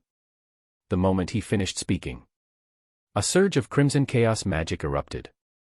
From the Watcher's perspective, the 616 universe suddenly became blurred and distorted, as if covered in a misty veil. Like looking through a fogged-up mirror. Or worse. Like it had been completely censored. The Watcher let out a bitter chuckle. So cautious. His power could break through the barrier, but doing so would instantly alert the white-clad hero. And that was not something he wanted. Even now, the Watcher was still in shock. Incomprehensible. He had never seen anything like this in Universe 616. An independent cosmic entity had emerged. One who had no counterpart in any other reality. The Watcher remained deep in thought. The next step was getting the time stone from the Ancient One. From a distance, Red Skull hesitated before speaking. White-clad hero, who were you talking to just now? Is there someone above us? Now that you have the Soul Stone, what are you going to do next? Even in the vacuum of space, Red Skull's mental waves carried his thoughts directly to Syd. Syd, of course, understood immediately. Someone you wouldn't understand. A being that enjoys watching universes unfold. After that, he ignored Red Skull completely. As for the Ravagers watching from afar, Syd was well aware of them. But he chose to ignore them. A moment later, the space stone glowed blue. And Syd vanished. Reappearing in a quiet alleyway on Earth. Seeing Syd disappear, Red Skull opened his mouth but found himself at a loss for words. He looked around at the desolate ruins of Vormir and felt a crushing sense of suffocation. That bastard could have at least taken me with him. Back on the Ravager ship. The moment the white-clad hero vanished, the Ravagers felt an overwhelming sense of loss. Damn it. He's gone. But soon. They remembered one thing that could ease their disappointment. Money. One of them immediately grabbed the comms. Hey. Sir, are you interested in information about the Infinity Stones? I've got intel on 5 of them, do you want it? If needed, I can even provide details on their current owner. Stanley and the Ravagers went into full business mode. They happily shared details of the Infinity Stones, along with recorded footage of the white-clad hero in action. And of course, each time someone asked for exclusivity, the Ravagers gladly accepted extra fees. Before selling the same info to someone else anyway. We are ravagers. Who in their right mind trusts us? The business boomed, and their wallets overflowed. Across the cosmic underworld, the news spread rapidly. Holy hell, is this real footage? In the recorded video, they saw a planet exploding. All because of one man. A man in white, wreathed in crimson energy, casually wiping a planet off the map. Check if this video is real. A voice shouted in panic within one of the galactic syndicates. A technician replied, "Sir, there's no evidence of forgery. This footage is 100% real." The room fell silent. If this was real, then this white-clad hero was a force beyond comprehension. A being who could destroy a planet at will, forge an infinity stone, possibly wield all 6 infinity stones. It was unfathomable. Meanwhile, on the sanctuary, Lord Thanos, this is the latest information on the white-clad hero. Ebony Maw, cloaked in an aura of cold elegance, his gray skin reflecting the dim light, projected the footage before Thanos. Thanos watched. Saw the white-clad hero, wrapped in red chaos energy, obliterate a planet with a mere gesture. Saw him manifest a soul stone. Saw him forge a time stone. Saw him wield 5 true infinity stones. Thanos' face twisted in shock. No matter how he looked at it, he could not defeat the white-clad hero. With power like that, he could never gather the infinity stones himself. How can such a monster exist in the universe? For the first time, fear and despair filled his heart. Not for much longer. He had already found the Temple of Eternity. And he had prepared his replacement for Stormbreaker. Soon, he would commune with the cosmic entity Eternity and make his wish. At that point, not even the white-clad hero could stop him. A slow, sinister smile spread across Thanos' face. Back on Earth, in a secluded alley, Syd stood. His gaze fixed on the Infinity Gauntlet. The fake time stone embedded within it. After a moment of thought, he poured more power into it. A massive surge of chaos magic flooded the replica, stabilizing it further. He was preparing. For the moment he would confront the Ancient One. Just in case she tried anything tricky with the real time stone. After channeling twice his normal energy reserves into the fake, Syd finally stopped. Good enough. Now, the fake time stone was infused with enough power to function properly. Even if it wasn't perfect, it could still interact with the real time stone. With everything set, Syd let his energy recover. Then, activating the space stone, he vanished, reappearing above Kamartaj. End of chapter. Chapter 531. The moment he appeared above Kamartaj, several sorcerers immediately took notice. At first, they didn't react much upon seeing a white-clad figure in the sky. But when they recognized who it was, their expressions changed drastically. White Cloak. Why is White Cloak here at Kamartaj? Quick, inform the Sorcerer Supreme. As they were panicking, a golden portal shimmered into existence. From it stepped out a bald woman in a yellow robe, none other than the Sorcerer Supreme, Ancient One. Following closely behind her were several sorcerers. Among them was Wong, dressed in black and red robes, his stocky frame and Asian features unmistakable. Beside him stood Mordo, clad in pale green robes, his dark complexion setting him apart. Even Doctor Strange and Caecilius emerged from the portal moments later. The moment they stepped out, their gazes turned skyward, locking onto the white-clad figure. Ancient One's expression was solemn as she spoke, "White Cloak. Why have you come to Kamartaj?" Under the scrutinizing gazes of the sorcerers below, Syd didn't bother with pleasantries and got straight to the point. "I need the time stone inside the Eye of Agamotto. Hand it over to me." As soon as the words left his mouth, not only did Ancient One's expression change, but so did those of Doctor Strange and the others. They all knew exactly what the time stone was, and just how dangerous it could be. "White Cloak, what do you need the time stone for?" "The time stone carries immense risks. If misused, it could destabilize reality itself." Ancient One frowned. Before she could finish speaking, Syd simply raised his right hand. In the next moment, the golden infinity gauntlet on his hand radiated light, its 6 embedded infinity stones glowing in unison. The brilliance was dazzling, instantly capturing the attention of everyone present, including Ancient One. 6 Infinity Stones.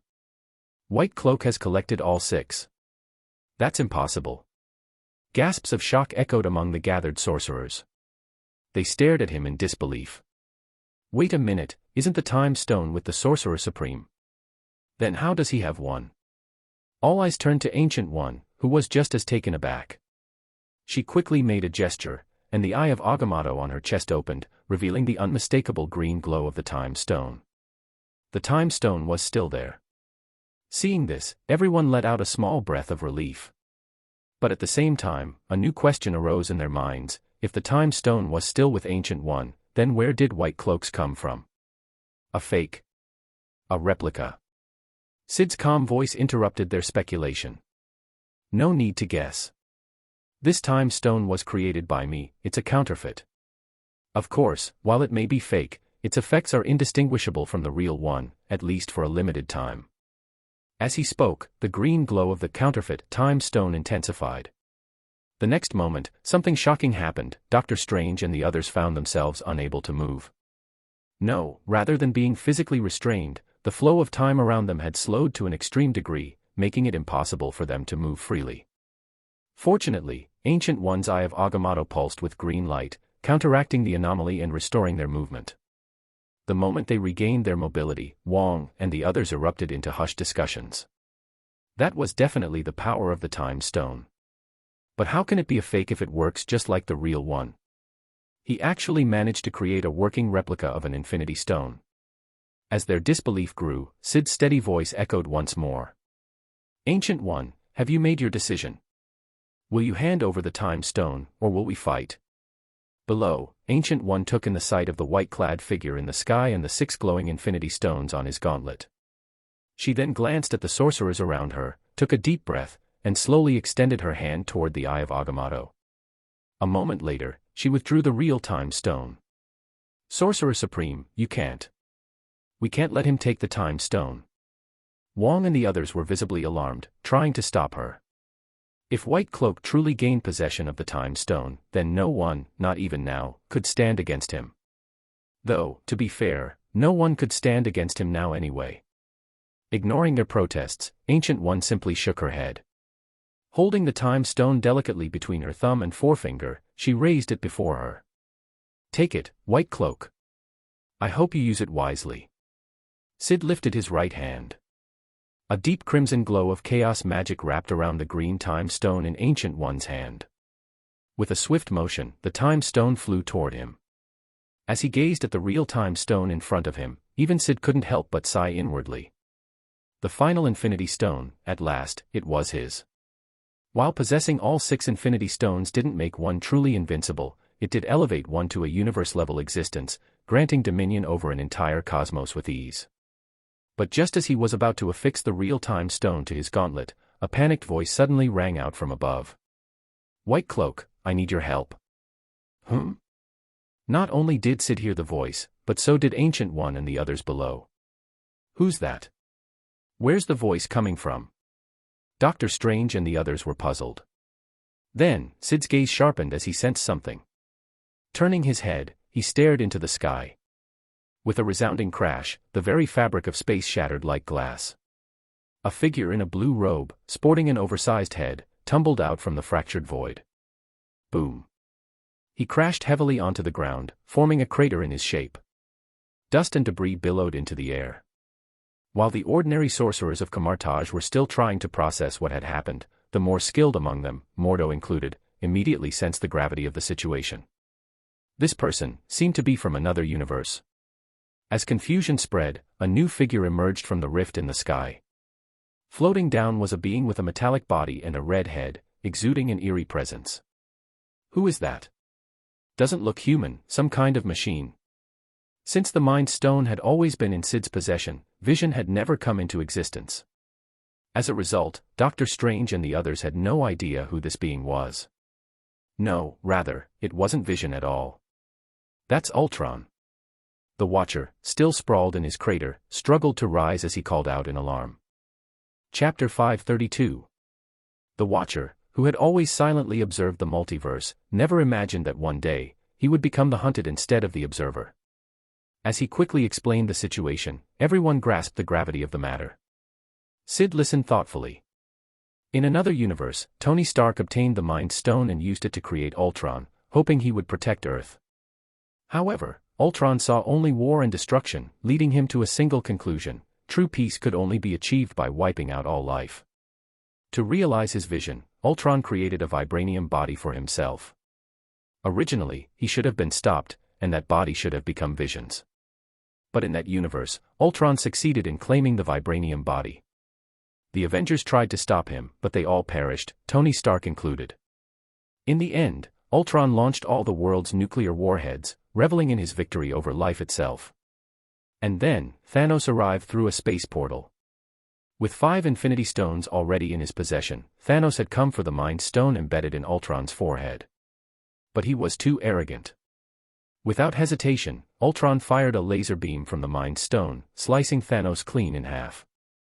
Thanos had, quite literally, delivered the final Infinity Stone to him. Thus, the 6-stone Armageddon Ultron was born.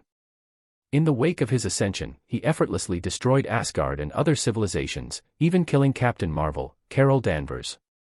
From his hidden pocket dimension, the Watcher had witnessed it all, commenting on what was happening. That was his mistake. Ultron noticed. I see you.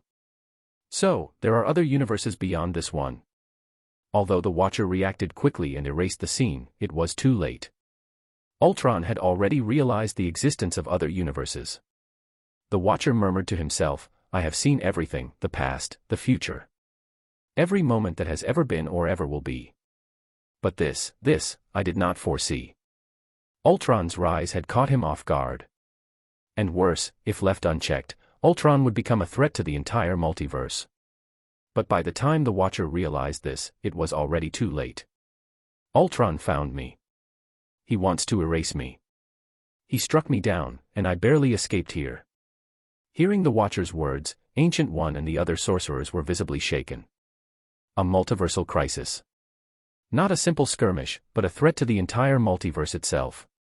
Above them, floating in the sky, Ultron wore a chilling smile as he watched the Watcher explain everything. He made no effort to interrupt. After all, it was good for them to know why they were about to die. And then, a yellow laser shot from Ultron's forehead. Before anyone could react, the real-time stone, which had been floating in front of Syd, was blasted away, sent flying hundreds of meters into the distance. The Watcher and the others turned pale, while Ultron smirked in satisfaction. Only then did he finally speak. So, you're the one the Watcher was hoping could stop me. White Cloak. Ultron's gaze swept over Syd, amusement in his synthetic voice. I must say, I didn't expect someone in this universe to gather all 6 Infinity Stones as well. He suddenly burst into laughter. You were so close. Just 1 stone away. If you had gotten the real-time stone, you might have actually been a problem. But now, missing the time stone, you're down to 5 Infinity Stones. That means you have no chance against me. This universe needs my peace as well. Once I erase you, I'll bring true order to this world. His gaze shifted to the Infinity Gauntlet on Syd's hand, particularly the counterfeit Time Stone. I must say, that fake Time Stone looks quite convincing. Hearing Ultron's words, the Watcher's expression darkened. Having observed countless universes, he knew the power difference between wielding 5 Infinity Stones and wielding all 6. The former could not defeat the latter.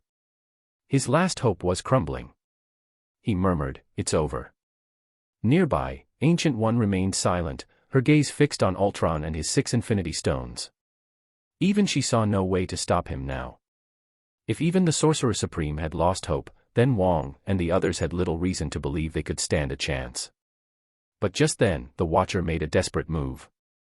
Golden energy flared in his right hand, and with a single motion, he sent Ultron flying. I'll hold him off. White Cloak, get the Time Stone or leave this universe immediately. I'll find you later, and we'll figure out a way to stop him. But before his words had even fully left his mouth, 6 beams of energy erupted from Ultron's Infinity Stones. The Watcher raised both hands, summoning a powerful barrier to block the oncoming attack. But the power difference was too great. His shield shattered in an instant. The energy beam slammed into him, sending him hurtling across the landscape.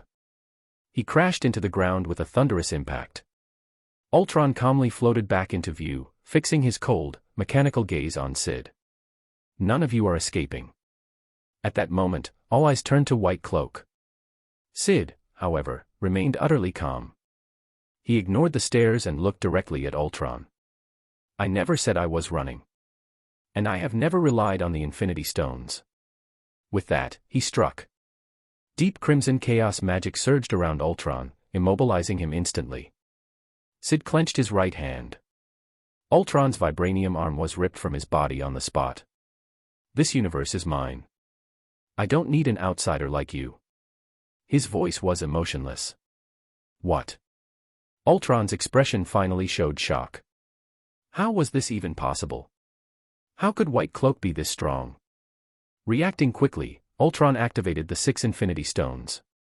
A wave of destructive energy began forming, a multiversal erasure blast that could obliterate Earth in an instant. At the same time, Syd's own 6 Infinity Stones flared to life, neutralizing Ultron's power. In that instant, the counterfeit Time Stone in Syd's gauntlet cracked and shattered, dissolving into a burst of green light. But even a single moment was enough for chaos magic to rewrite reality. End of chapter. Chapter 533. New fanfic is coming tomorrow, Naruto, I have a gravity training room. The reality warping effects of chaos magic had severed Ultron's connection to the Infinity Stones. This was the most efficient and least energy-consuming method. In the next instant, the sinister grin on Ultron's face, anticipating his ultimate attack, froze. He felt it. His connection to the 6 Infinity Stones had vanished. That overwhelming sense of omnipotence, the invincibility that had filled his entire being, disappeared in an instant. The Infinity Stones, they're still embedded in my body. As the thought crossed his mind, he suddenly saw the 6 stones, one by one, detaching from his metallic form and flying toward the distant White Cloak. In his stunned gaze, the stones landed neatly in Syd's left hand. Ultron roared in disbelief, no. How did you do this? How did you take my Infinity Stones? Those are mine. Not only was Ultron utterly shocked, but even the Watcher, Ancient One, and the others were filled with disbelief. Could the crisis really have been resolved just like that? Syd, remaining calm, answered their silent question. All I had to do was sever your connection to the Infinity Stones. Without them, you're nothing. Your entire power comes from the stones. Without them, you're just scrap metal. Ultron was furious, but more than that, he was afraid. He lunged forward, trying to reclaim the stones and restore his former glory. But Syd never intended to give him that chance. Just as Ultron moved, a surge of deep crimson chaos magic enveloped him. Instantly, his body began to dissolve, melting and turning into vapor. Ultron's eyes widened in horror. My body, but it's vibranium. Syd made a slight motion with his gaze, and Ultron's form was lifted into the air by the red energy. With a simple flick of his right hand, Ultron's left arm was torn off. Then his left leg. Then his right leg. Within moments, Ultron was reduced to a limbless husk. Syd's voice was calm as he repeated, I told you. This universe is mine.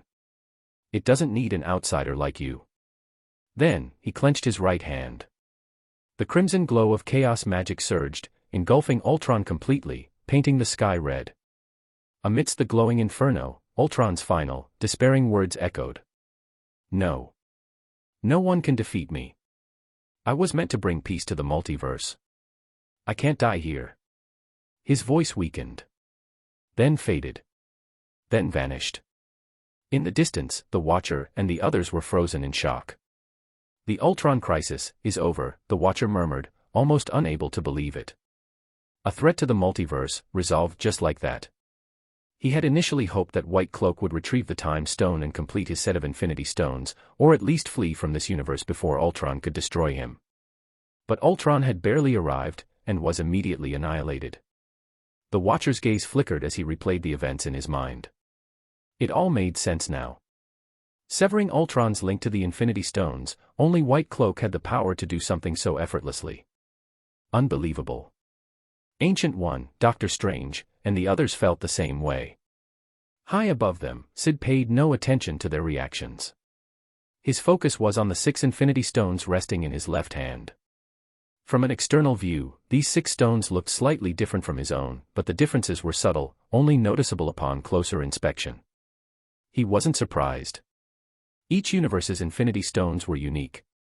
For instance, a device designed to shatter infinity stones could only destroy the ones from its own universe. It wouldn't work on those from another reality. Now, with 2 sets of infinity stones in his possession, Syd furrowed his brow slightly. Which set should I use? After a moment's thought, he made his decision. Might as well merge them.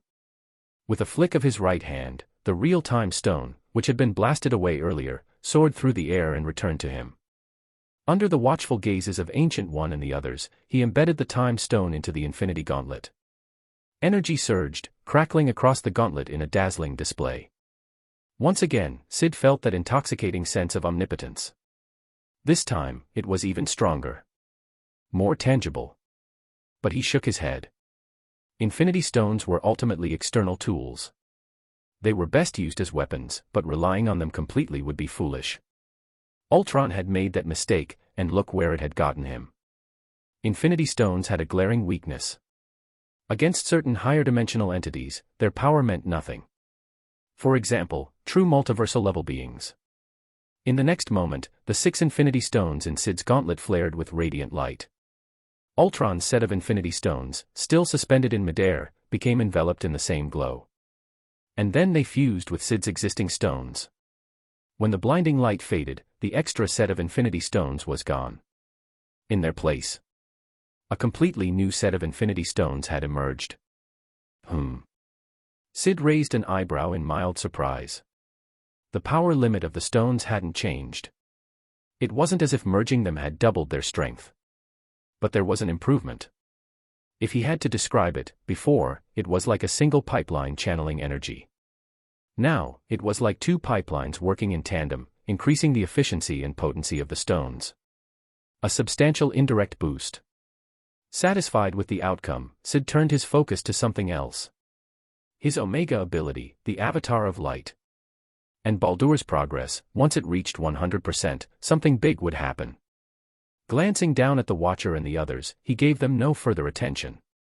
Without a word, he ascended into space, heading toward the sun. Mid-flight, he casually stowed the infinity gauntlet into his spatial ring. Below, the Watcher and the others watched his departure in silence, each lost in thought. Ancient One sighed, concern etched across her face.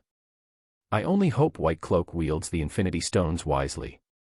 The Watcher's form blurred and vanished from Universe 616. There was still much to be done in the aftermath of Ultron's rampage across the multiverse. Doctor Strange and the others exchanged uncertain glances. Meanwhile, at the Time Variance Authority, TVA, the staff were furious. Damn that Ultron.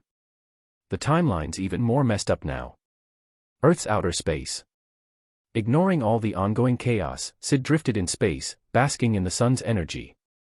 Various satellites from different nations tracked him, but he paid them no mind. His focus was on his Omega ability. Avatar of Light EXP +1. Avatar of Light EXP +1. The numbers steadily climbed. Time passed swiftly. Ability, Avatar of Light, 1989/2000, Level 4. Just 11 more points. Chapter 534. Syd's eyes shimmered with anticipation. He was just moments away from leveling up his Avatar of Light to rank 5. Then, he would finally understand the true nature of this Omega ability, whether it was as powerful as he expected. However, as he basked in the sun, waiting for his ability to advance, countless hidden observers monitored his actions, wondering what he was up to. Then, just 9 minutes later, something abnormal occurred in the solar system. A massive spatial disturbance erupted.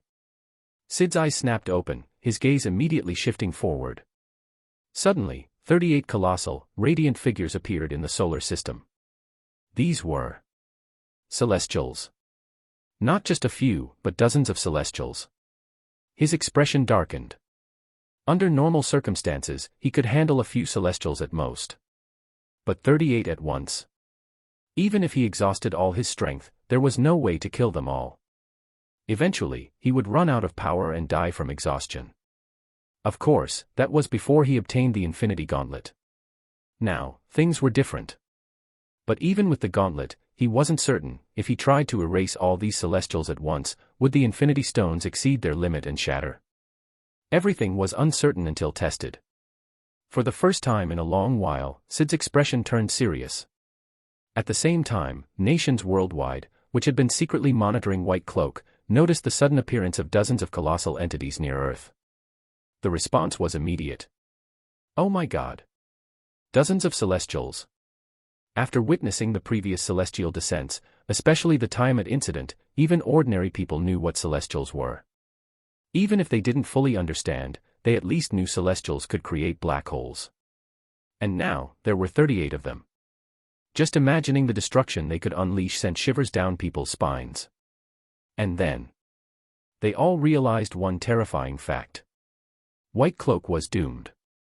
If only 10 Celestials had arrived, people might still believe he had a chance. But 38. Even the most optimistic supporters had lost hope. SHIELD headquarters. Fury furrowed his brow.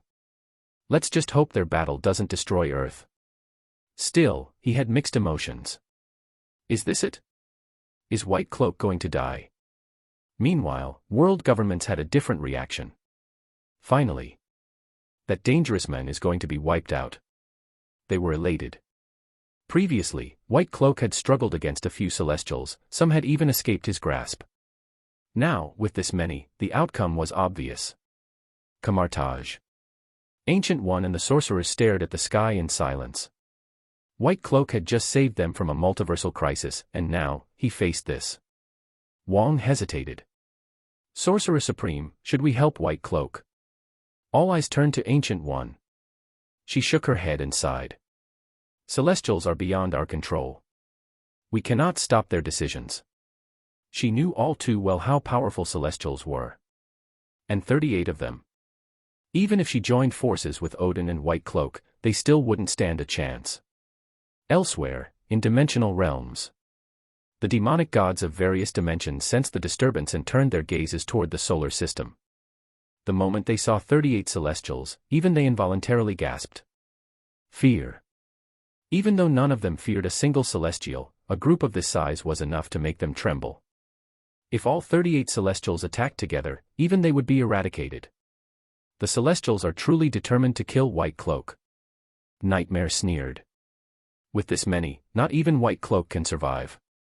Dark Dimension. Dormammu grinned, one less obstacle preventing me from devouring Earth. As Mephisto, Lucifer, and others discussed the situation, Asgard descended into chaos.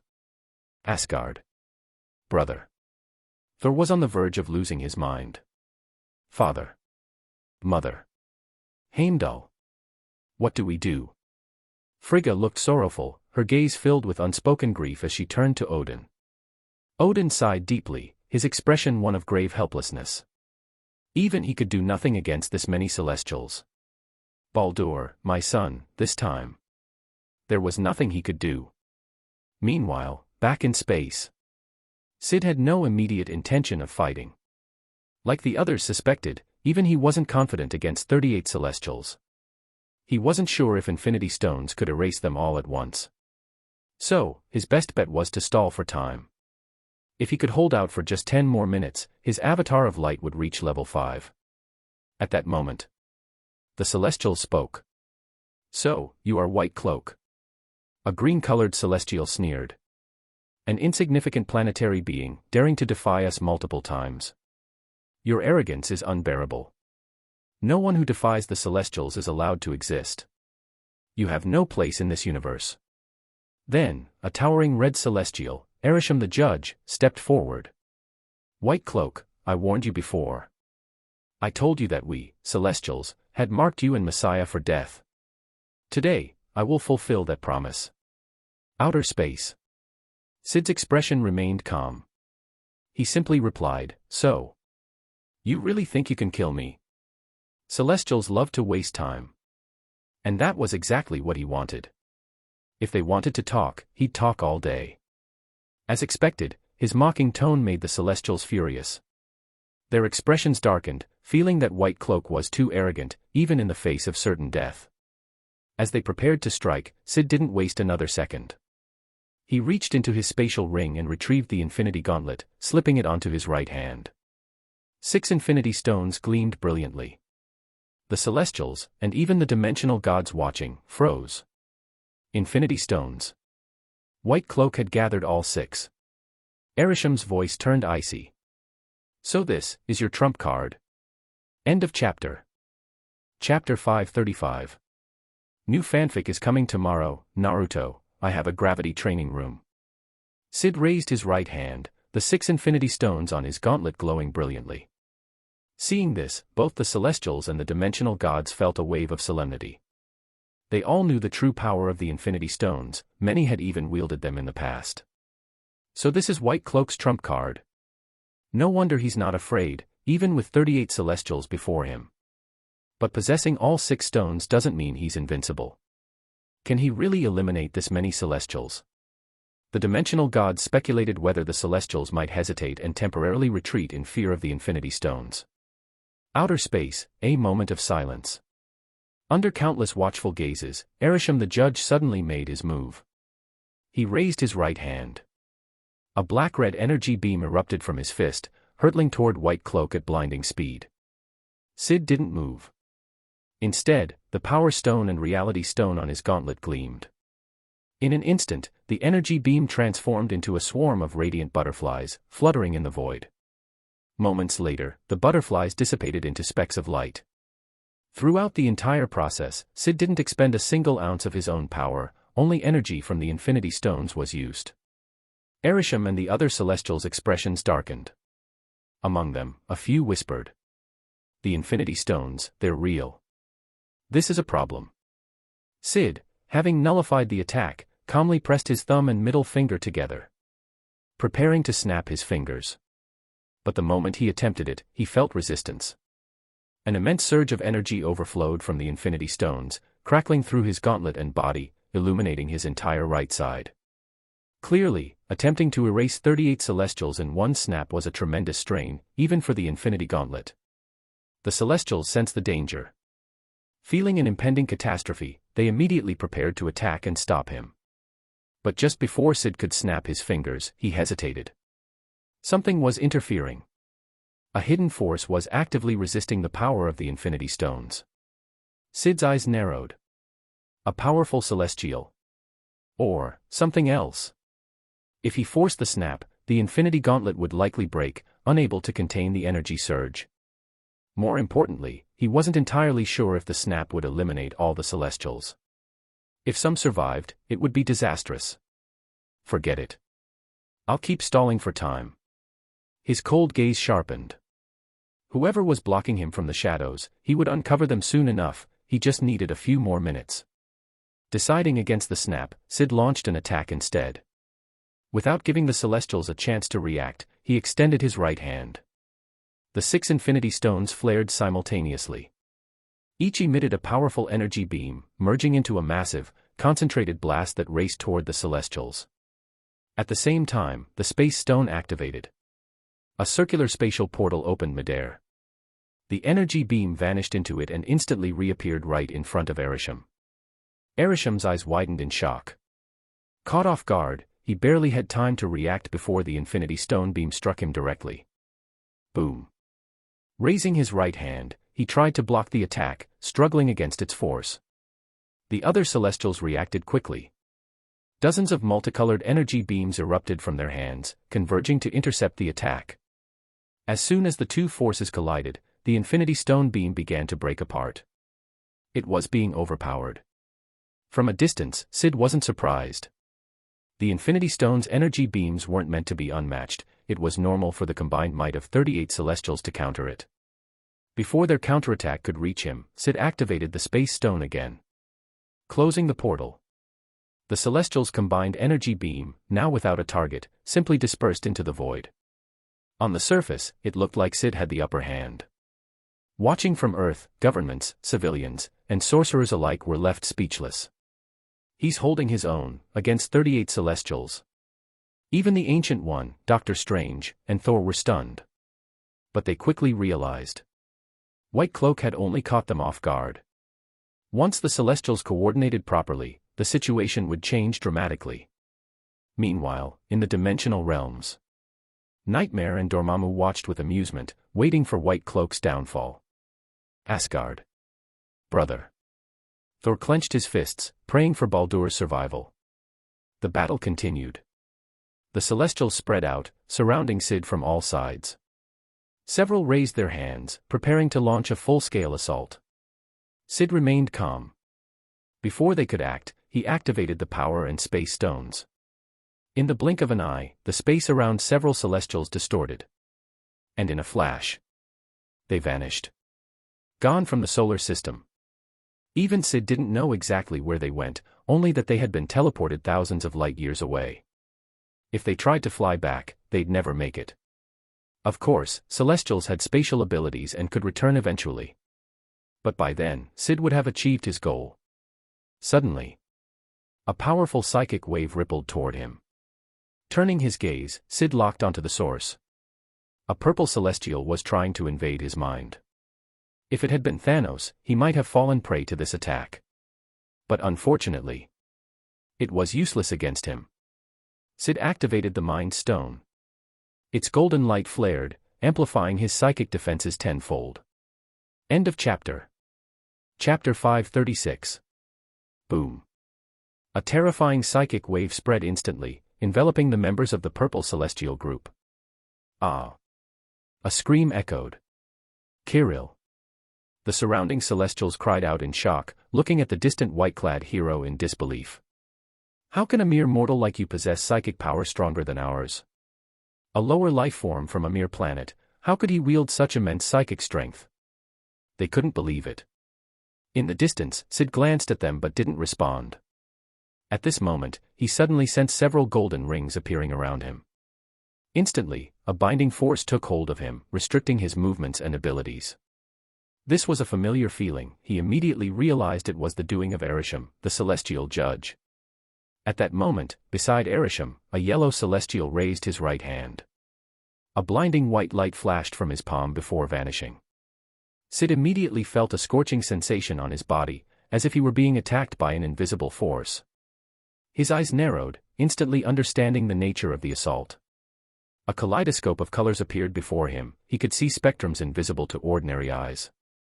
At this moment, he saw an intense high-energy ray beyond the visible spectrum continuously bombarding him. Gamma rays or something similar?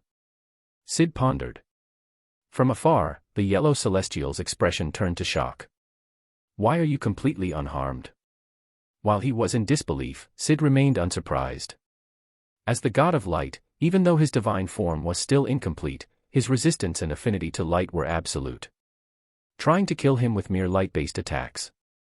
Impossible. In the next instant, Syd willed his power forward, seizing control of the colorless high-energy rays. The rays that had been targeting him instantly reversed direction. Under the stunned gazes of the other Celestials, the yellow Celestial who had unleashed the attack let out a sharp cry. His golden body was immediately charred, flames igniting across his form. You can control my power. The Celestial, Theo, was in utter shock. But Syd ignored him. At this moment, the other Celestials launched their attacks. The Power Stone and Space Stone on Syd's right hand radiated intense light. Harnessing the power of spatial manipulation, he vanished from within the golden rings. In the next instant, the golden rings were obliterated by countless energy blasts. Had he remained within them, he would have been annihilated. Syd's infinity gauntlet gleamed once more, the power and space stones pulsing with energy. A moment later, 8 Celestials poised for an attack vanished into thin air. White-clad hero, what are you doing? Teleporting them away is meaningless. They'll be back soon. Averting's voice was cold. Simultaneously, the remaining Celestials reinforced the spatial barrier. Syd instantly felt the resistance. This force prevented him from easily teleporting Celestials away as he had before. His brows furrowed. For the first time, he felt pressure. The Celestials had barely begun to fight seriously, they hadn't even started creating black holes yet. How long could he hold out once they did? Realizing this, he decided to change tactics. He raised his right hand. The 6 infinity stones embedded in the golden gauntlet radiated a dazzling glow. A surge of vast energy flowed through him. In an instant, his form became ethereal, detached from reality, transcendent. All incoming attacks phased harmlessly through him. Upon witnessing this, Averting and the other Celestials immediately understood what was happening. Recognizing the futility of further attacks, they halted. Their gazes shifted toward the 6 brilliant infinity stones on Syd's gauntlet. Averting spoke coldly, "White-clad hero, this is pointless. Your gauntlet won't sustain this forever. It will break eventually. And when it does, you will die." At those words, countless eyes locked onto the infinity gauntlet. Ordinary beings saw nothing amiss. But the Celestials and dimensional gods could perceive it. The golden gauntlet was slowly deteriorating. Just as Averting had said, it would inevitably break. And when it did, Syd would perish. Dream dimension. Watching the battle unfold, Nightmare grinned with schadenfreude. "White-clad hero, are you just struggling in vain? Is this your way of running from reality? That gauntlet will fail soon. You'll die anyway. Stalling serves no purpose," he sneered. To him, Syd had gone mad. Why else would he make such a foolish move? With this, Nightmare finally breathed a sigh of relief. Syd was as good as dead. He no longer had to fear retaliation. Meanwhile, in the dark dimension, Dormammu and other hostile dimensional gods watched with a mix of surprise and amusement. Now we wait. The moment that gauntlet fails, he dies. Their eyes gleamed with anticipation. Time ticked by. 3 minutes passed. One by one, the Celestials Syd had previously teleported away began returning. Now, 38 Celestials surrounded him. Seeing the white-clad hero seemingly lost in his transcendent state, their eyes brimmed with ridicule. They had never encountered such a foolish being. What was the point of delaying the inevitable? Earth. At S.H.I.E.L.D., Fury still didn't understand what Syd was trying to do. But after several minutes, even he, watching through satellite feeds, noticed something odd about the gauntlet. The golden gauntlet was dimming, small cracks forming on its surface. "What the hell are you doing, white-clad hero?" Fury muttered, suspicion creeping into his mind. Meanwhile, in the upper echelons of America and other global powers, realization dawned. One by one, their expressions shifted into expectant grins. They waited, eager to witness Syd's inevitable demise. How would he scream? How would he die? They couldn't wait to see. Asgard. "Brother, what are you doing? Run." Thor's face was filled with confusion and anxiety. Beside him, Frigga, Odin, Heimdall, and even the Warriors 3, all bore the same look of uncertainty and worry. None of them understood what Prince Baldur was doing. End of chapter. Chapter 537. New fanfic is up, Naruto, I have a gravity training room. Whether it was the humans of Earth, the dimensional gods, or the Celestials, they all believed that the white-clad hero was at death's door, acting foolishly in his final moments. Was struggling really useful? In just a short while, that golden gauntlet would fail, and when it did, death awaited the white-clad hero. At this moment, those who opposed him all gazed on with anticipation, eager to witness his inevitable screams of agony and his demise. Yet, under their watchful eyes, Syd's expression remained unchanged. Even as the Infinity Gauntlet gradually deteriorated under the strain of the 6 Infinity Stones, he acted as if he hadn't noticed. Just a few more minutes. His gaze turned cold.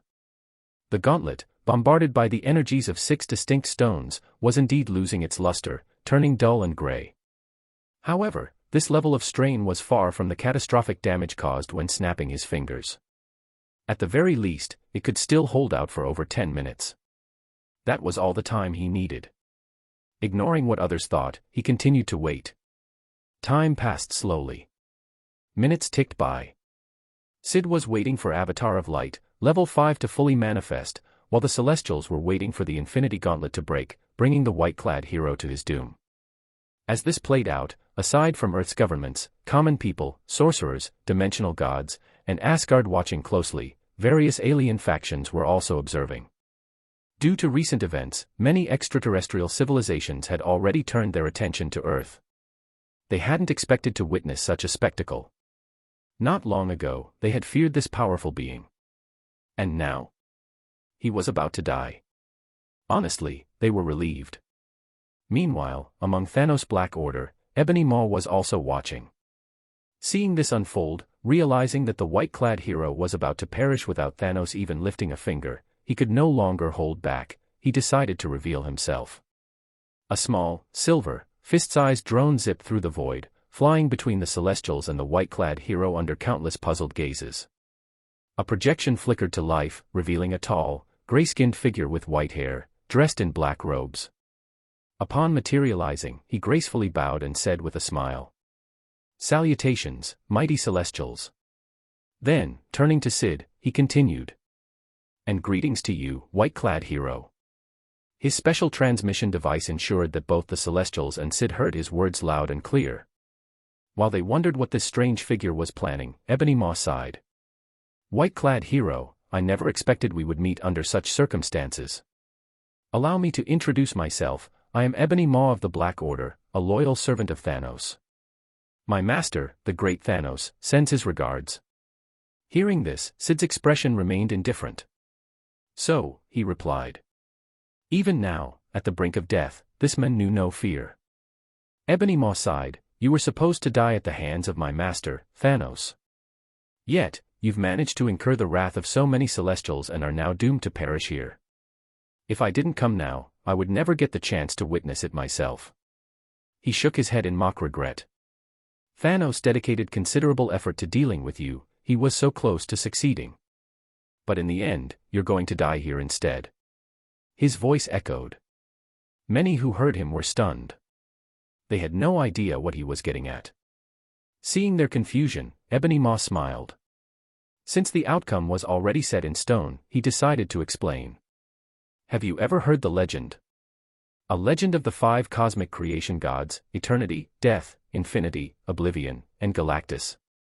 Eternity, death, infinity, and oblivion are abstract cosmic entities, each representing a fundamental force of the universe.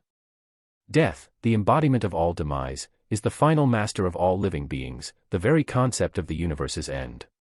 Infinity represents space itself, the sum of all spatial existence in the universe. Eternity embodies time, representing the totality of past, present, and future. And finally, oblivion symbolizes the great unknown, the void beyond comprehension.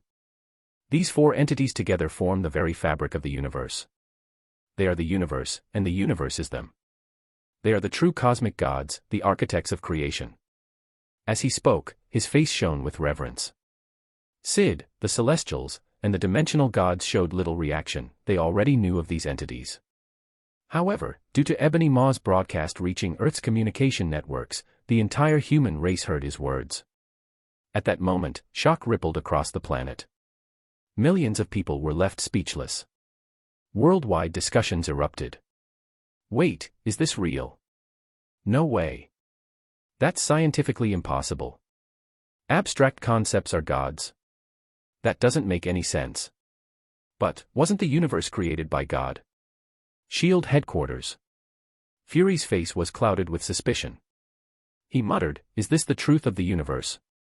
The universe was formed by cosmic gods." Doubt filled his mind. He couldn't accept this theory. Science had always taught that the universe originated from the Big Bang. How could it possibly have been created by gods? Such outdated mythology should have died out long ago. Stark Tower. Tony Stark muttered, "This isn't scientific." If this were true, then what was the point of all his research? Why not just study theology instead? Like Fury, he outright rejected Ebony Maw's claim. Camartage. Is this real? Doctor Strange's eyes widened in disbelief. Beside him, the Ancient One glanced at him and calmly replied. "It is true. These cosmic entities exist, they each represent a fundamental aspect of the universe and wield power beyond mortal comprehension."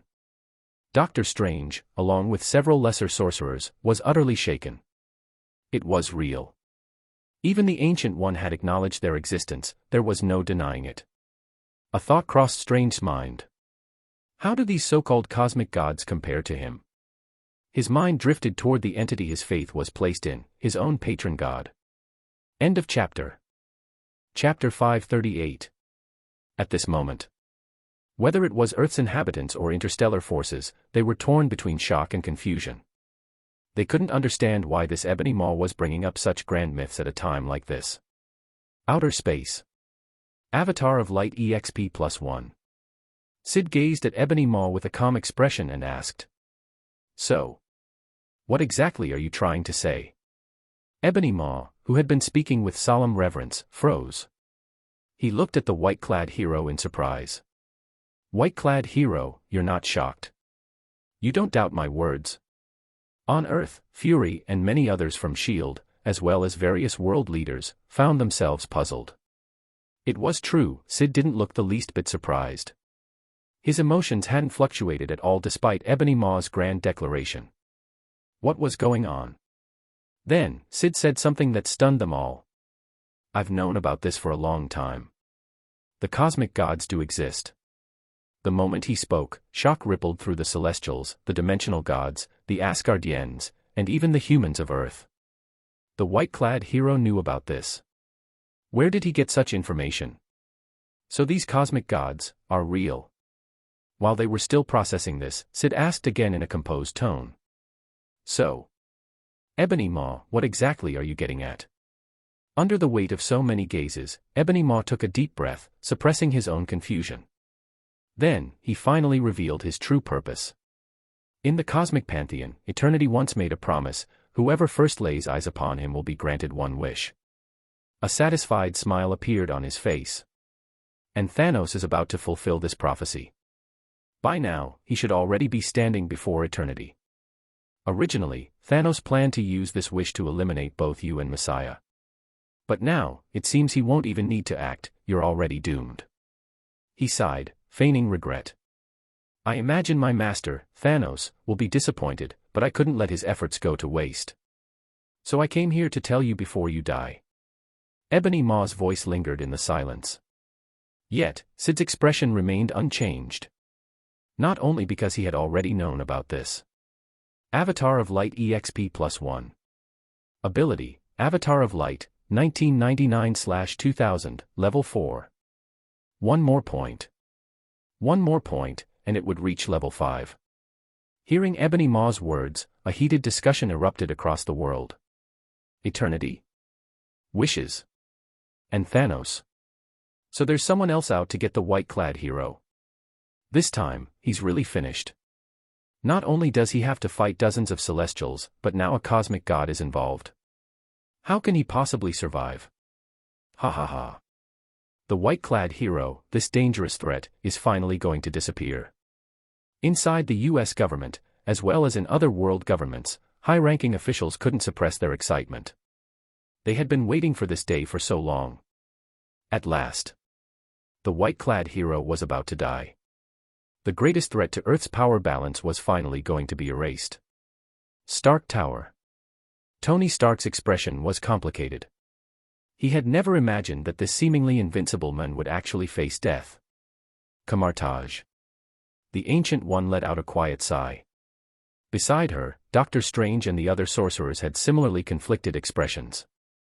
Was Earth about to lose one of its greatest defenders?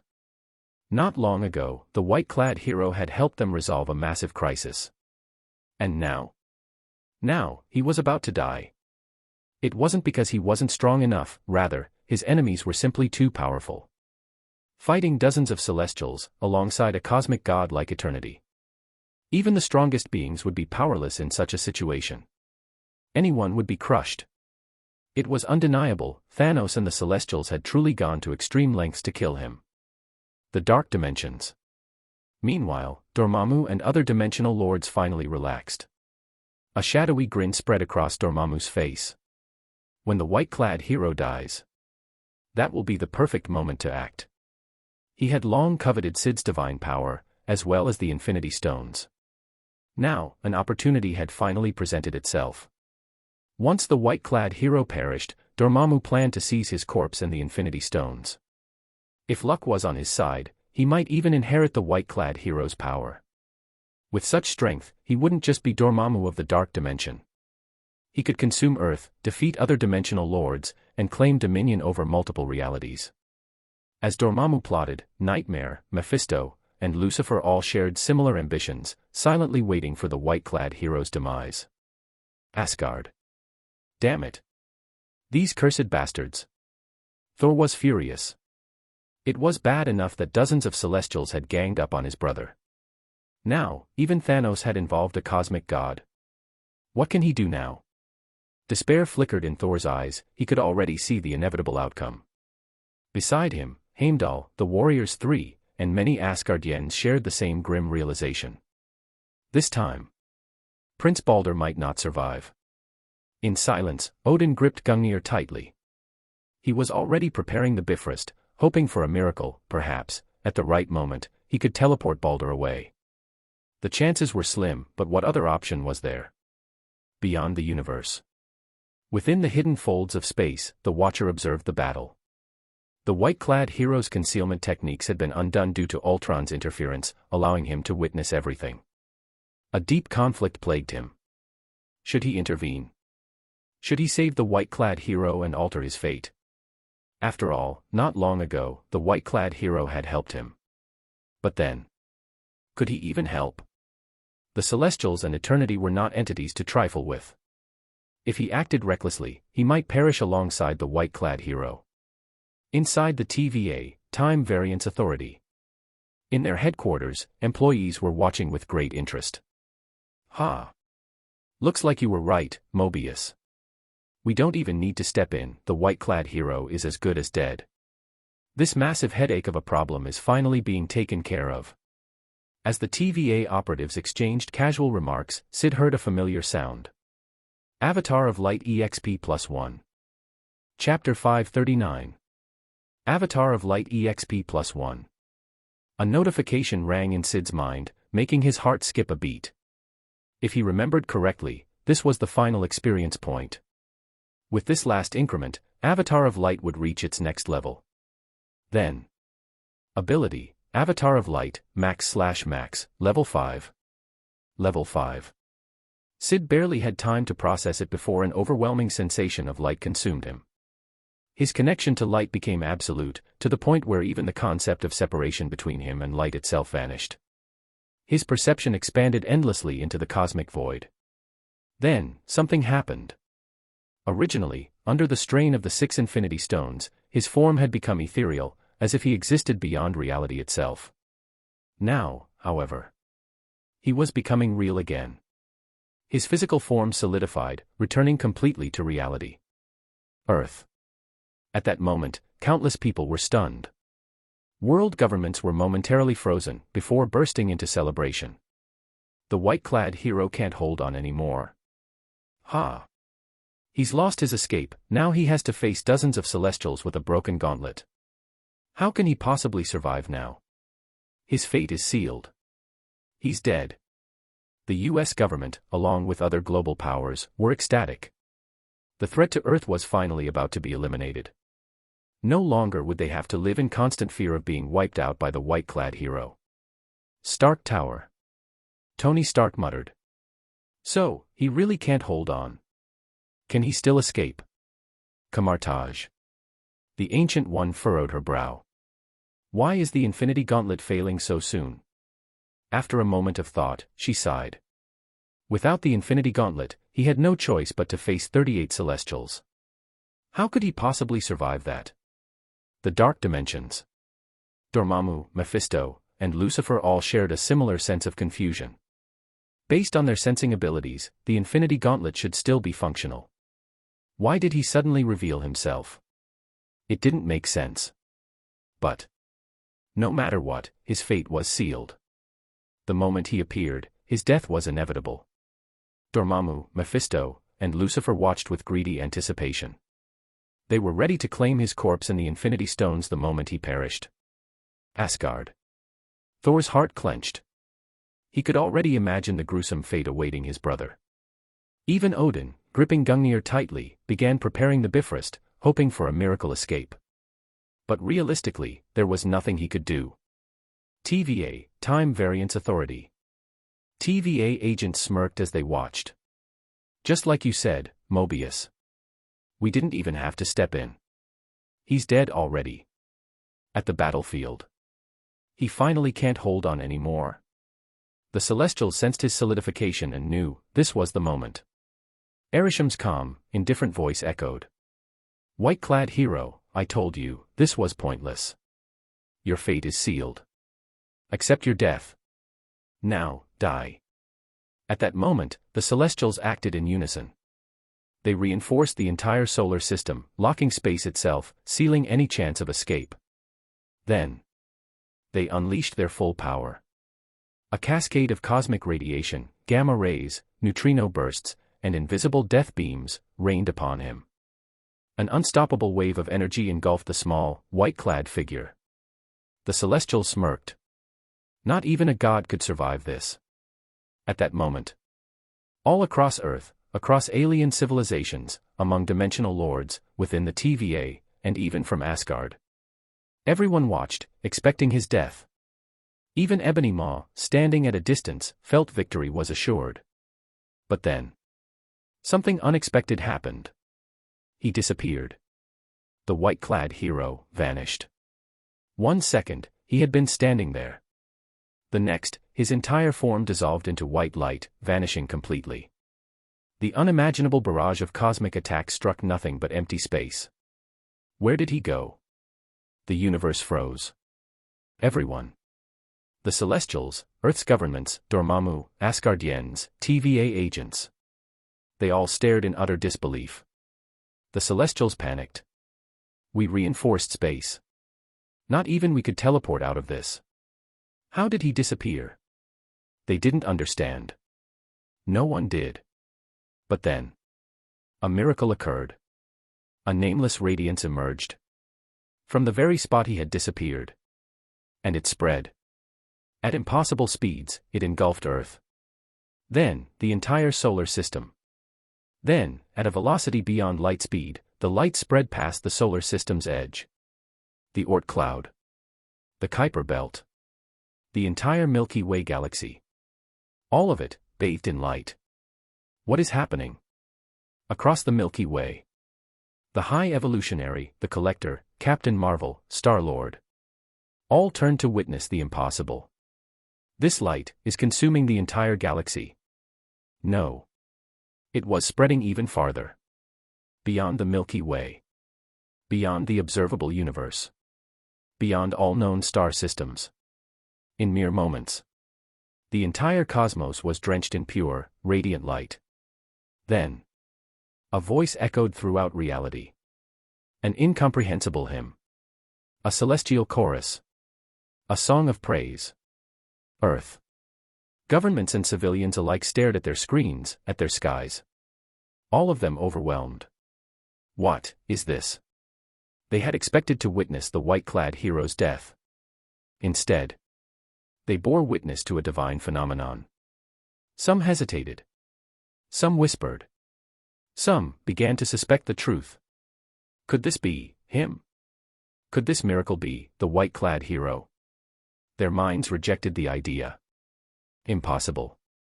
They didn't believe it. Stark Tower. Jarvis' voice rang through the speakers. Sir, the light's influence has already exceeded the solar system. Stark was speechless. End of chapter. Chapter 540. Tony stared blankly at the display. What the hell? Everything that had happened recently had shattered his understanding of reality multiple times, but this was beyond anything he could comprehend. What exactly was happening? Camartage. The Ancient One's eyes widened. Even she, the Sorcerer Supreme, felt completely lost. More importantly, she sensed something terrifying. The entire universe seems to be affected. She murmured. Nearby, Doctor Strange and the other sorcerers turned to her in shock. Supreme One, what did you just say? The entire universe. What is happening? Across various dimensions, powerful dimensional gods sensed it too. The entire cosmos had been affected. Yet, they still couldn't understand what had happened. Even the most ancient beings, who had witnessed the birth of galaxies, failed to grasp what was unfolding. It was simply unthinkable. Dream, who briefly considered whether this had something to do with the white-clad hero, scoffed at his own ridiculous thought. Impossible. There's no way this has anything to do with him. Asgard.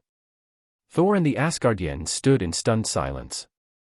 Hadn't they been preparing to mourn Baldur's death? So why was this happening instead? TVA headquarters. My God. What the hell is this?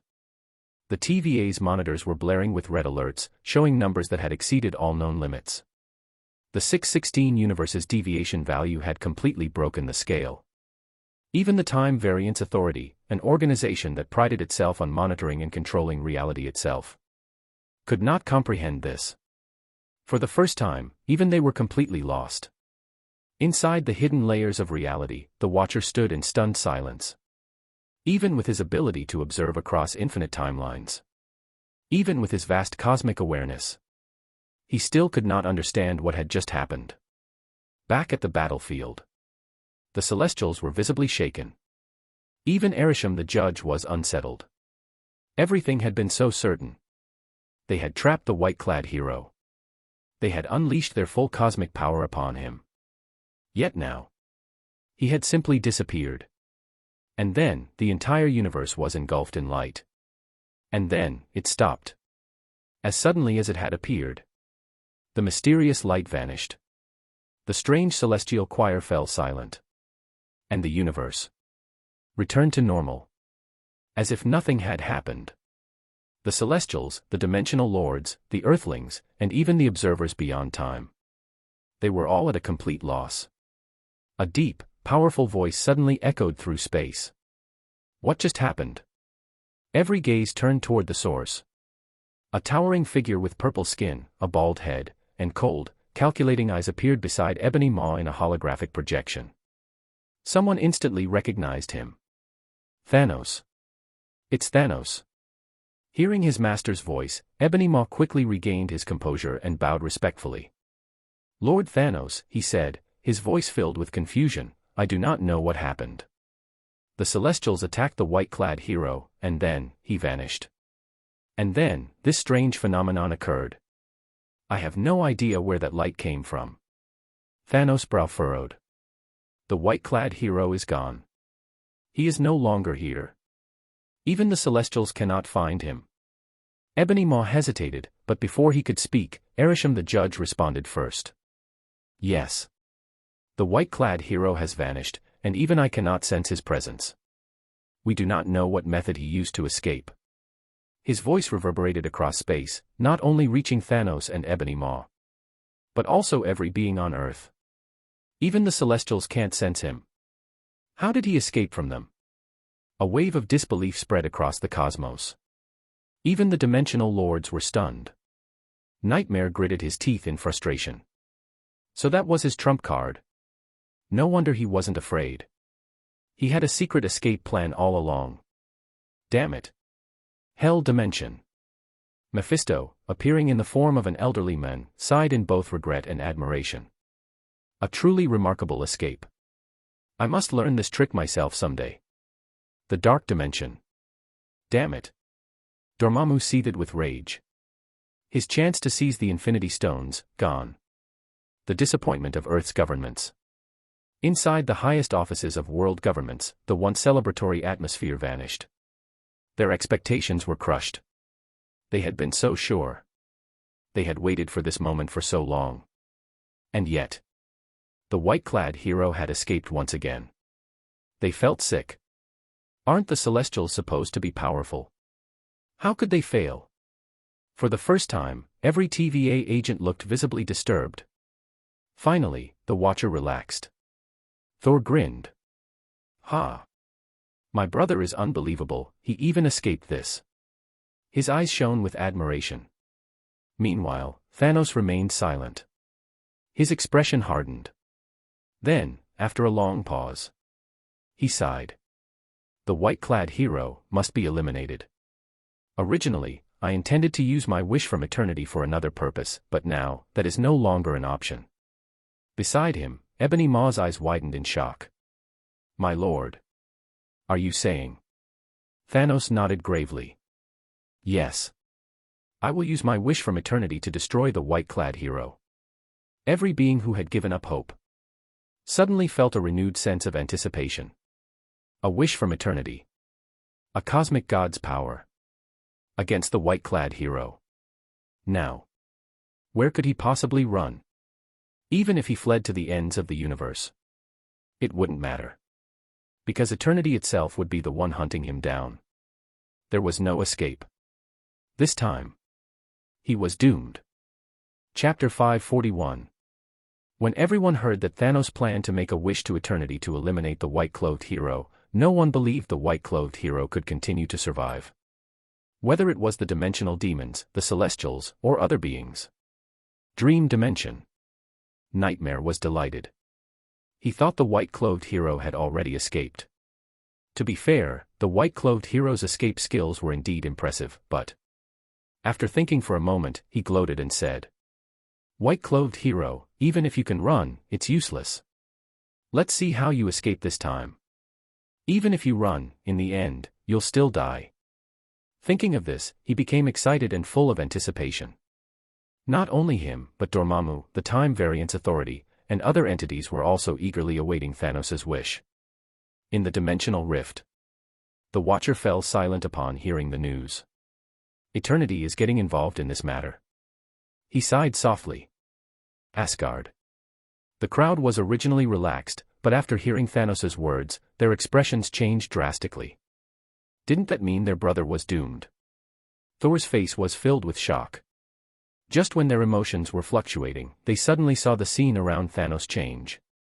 In the projected image, he arrived at a mysterious place. Countless people were filled with astonishment. They saw that under Thanos' feet was an endless stretch of water, and above his head were white clouds. The water and sky were so close to each other that they seemed within reach. Thanos walked on the water's surface, yet there was no sign of sinking. However, at this moment, everyone's attention was not on that but instead drawn to a single figure. Far off on the water's surface, a mysterious figure sat there. The being was several meters tall, its entire body pitch black, adorned with spots of light resembling nebulae, galaxies, and stars. Its body was formed from the backdrop of the cosmic starry sky. Because of this, no one could see its face or expression. They could only vaguely make out its humanoid shape and barely tell that this eternity was in human form. At this moment, it was sitting quietly on the water's surface, completely motionless. It made no sound, leaving people unable to determine if it was a lifeless statue or some strange idol. Earth. So, this is eternity. One of the creators of the universe. Whether it was Fury, ordinary people, or Tony, they all displayed looks of astonishment. They had never seen such a bizarre and extraordinary figure before. To be fair, it did look quite divine. However, for some reason, they also felt it seemed a bit ordinary, without any imposing presence. At this moment, even Doctor Strange and other sorcerers felt the same way. This so-called eternity didn't seem as majestic as they had imagined. Just as many were having such thoughts, the celestial judge Averting outside of Earth's atmosphere clarified their confusion. Outer space.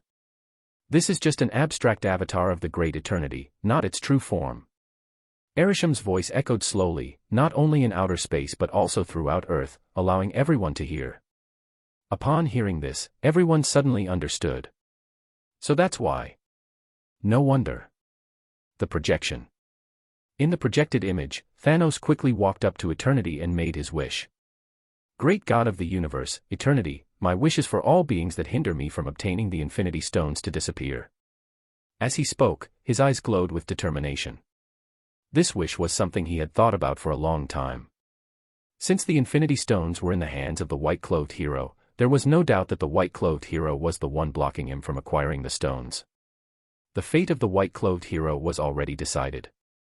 Besides, Thanos speculated that any being that tried to hinder him from obtaining the Infinity Stones would be eliminated.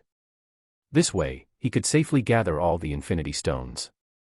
Once he had them, his original plan could be easily completed, to use the Infinity Stones to wipe out half of all life in the universe. As for why he didn't just wish for Eternity to eliminate half of all life in the universe directly, it was because the pressure from the white-clothed hero was simply too great, so great that he had no confidence in defeating him. It had reached the point of psychological trauma. Using Eternity to eliminate the white-clothed hero was the safest choice. There wouldn't even be a possibility of failure. Thinking of this, Thanos' eyes were filled with anticipation, eagerly awaiting eternity to fulfill his wish. Dream dimension. That Thanos is so cunning. Haha, this time the white-clothed hero is truly done for. Nightmare's eyes lit up, and he became excited. Under the power of the Creator God, Eternity, the white-clothed hero couldn't possibly survive. Dormammu and other entities watched with anticipation, curiosity, and interest, waiting to see what would happen next. Time Variance Authority. At this moment, every member's face was filled with joy and relief. The troublesome white-clothed hero could finally be dealt with. Asgard. Thor and the others looked deathly pale. It was over. Everything was over. Earth. The American government and other world leaders were filled with anticipation, looking forward to seeing the tragic fate of the white-clothed hero. They wondered how miserable and horrifying the white-clothed hero's screams and death would be. It was sure to be spectacular, right? Outer space. The celestial Judge Arisham's voice was calm as he repeated what he had said before. White-clothed hero, I told you long ago, what you are doing is meaningless. The only thing waiting for you is death. Now, you have no way of escaping. His voice was utterly cold. Countless beings' emotions were fluctuating, their attention completely focused on Thanos and Eternity's abstract avatar, waiting for the wish to be fulfilled. Logically, Thanos' wish should be fulfilled in the next few seconds, and some changes should occur. However, 10 seconds, 30 seconds passed, and everything remained quiet.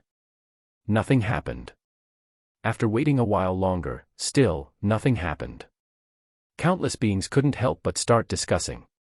It seems like nothing has happened. No way. The white-clothed hero must be dead, already dealt with by Eternity. Yes, that's the most likely possibility. As expected of a creator god, so powerful, killing the white-clothed hero without a sound. At this moment, including Thanos, the dimensional demons, and the Celestials, everyone thought the same. Their hearts were filled with awe, marveling at the power of the great Eternity. At the same time, some beings couldn't help but feel pity for the white-clothed hero's tragic fate. The white-clothed hero would have never imagined that after all his efforts to escape, he would just die like this, right? Haha, just thinking of his expression of disbelief at the moment of death is amusing. End of chapter. Chapter 542.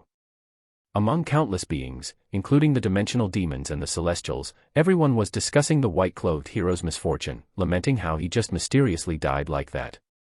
Earth. The American government officials, along with the leaders of other countries, couldn't help but consider this point, their faces lighting up with delighted smiles. That troublesome scourge was finally dead. Although they didn't get to see the white-clothed hero screaming in agony or his tragic death, it didn't matter as long as he was dead. Time Variance Authority. At this moment, everyone's faces were filled with smiles. Dimensional Rift. The Watcher fell into silence. Asgard. Brother. Thor's face was filled with sorrow, his eyes turning red. Scenes of that figure floating in the sky, dressed in white, helping him solve countless troubles, flashed through his mind. The more he thought about it, the more miserable he felt. No matter how much he thought about it, he couldn't accept it. How could that invincible brother die? And so easily.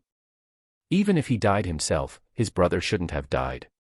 But who would have thought that this purple-skinned guy would actually seek out the Creator God, Eternity, to intervene?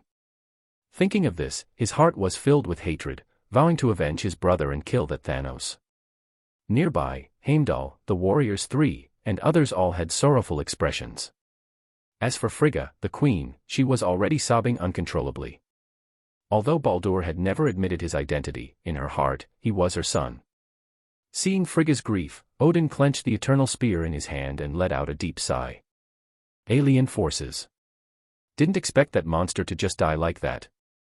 So this is the power of the Creator God, Eternity. Truly impressive. Just when they all looked on with admiration, believing that the white-clothed hero was truly dead, something completely unexpected happened. In the projected image, Eternity, who had been sitting there in silence like a lifeless sculpture, suddenly spoke. A mysterious voice naturally echoed in the hearts of countless beings. Eternity speaks. You need to make a different wish. I cannot fulfill this one. Those words left Thanos, the dimensional demons, the people of Earth, the Asgardians, the alien forces, and even the celestial judge Erisham completely stunned. They all wondered if they had heard wrong. Otherwise, how could they have heard something like that? Make a different wish. Cannot fulfill it. Countless beings were utterly dumbfounded. How could one of the creator gods of the universe, Eternity, not be able to fulfill such a simple wish? This doubt was exactly what Thanos wanted to ask. He voiced the question that was on everyone's mind. How can this wish not be fulfilled? Thanos asked in disbelief. He's just a super Omega mutant. Although the white-clothed hero was powerful, even capable of being called a god, it all depended on comparison. As one of the supreme beings of the universe and one of the abstract concepts of creation, how could Eternity be unable to fulfill the wish to kill the white-clothed hero? At this moment, it wasn't just Thanos who didn't believe it. Even the Celestials and the dimensional demons found it hard to accept. But then, they heard something even more shocking. The mysterious voice of Eternity continued to echo within their hearts. I represent time, infinity represents space, death represents the end of life, oblivion represents the unknown void, and Galactus represents balance. The one you speak of represents light and heat. He is the positive aspect of the universe. Without him, the universe would fall into silence and stagnation. That's why I cannot help you fulfill this wish. He is a creator god like us. I cannot do such a thing. As Eternity spoke, he seemed to fall into contemplation, confusion, and bewilderment. The moment this sixth creator god appeared, whether it was Eternity, Death, or any of the others, they all noticed it. While they were shocked, they also felt perplexed, unable to understand how their youngest sibling had been born. By all logic, Eternity should be aware of everything in the universe, but regarding how he came to be and achieved such a status, Eternity simply could not understand. However, it didn't matter. Not understanding was not a problem. The birth of this youngest brother was beneficial to both them and the universe. In summary, the universe had become stronger, harder to destroy, and even more unique. Yes, unique. At the very least, Eternity could feel that their universe was far more special and grand than any other universe. For something like this, they were naturally happy to accept it and welcomed this youngest brother with open arms.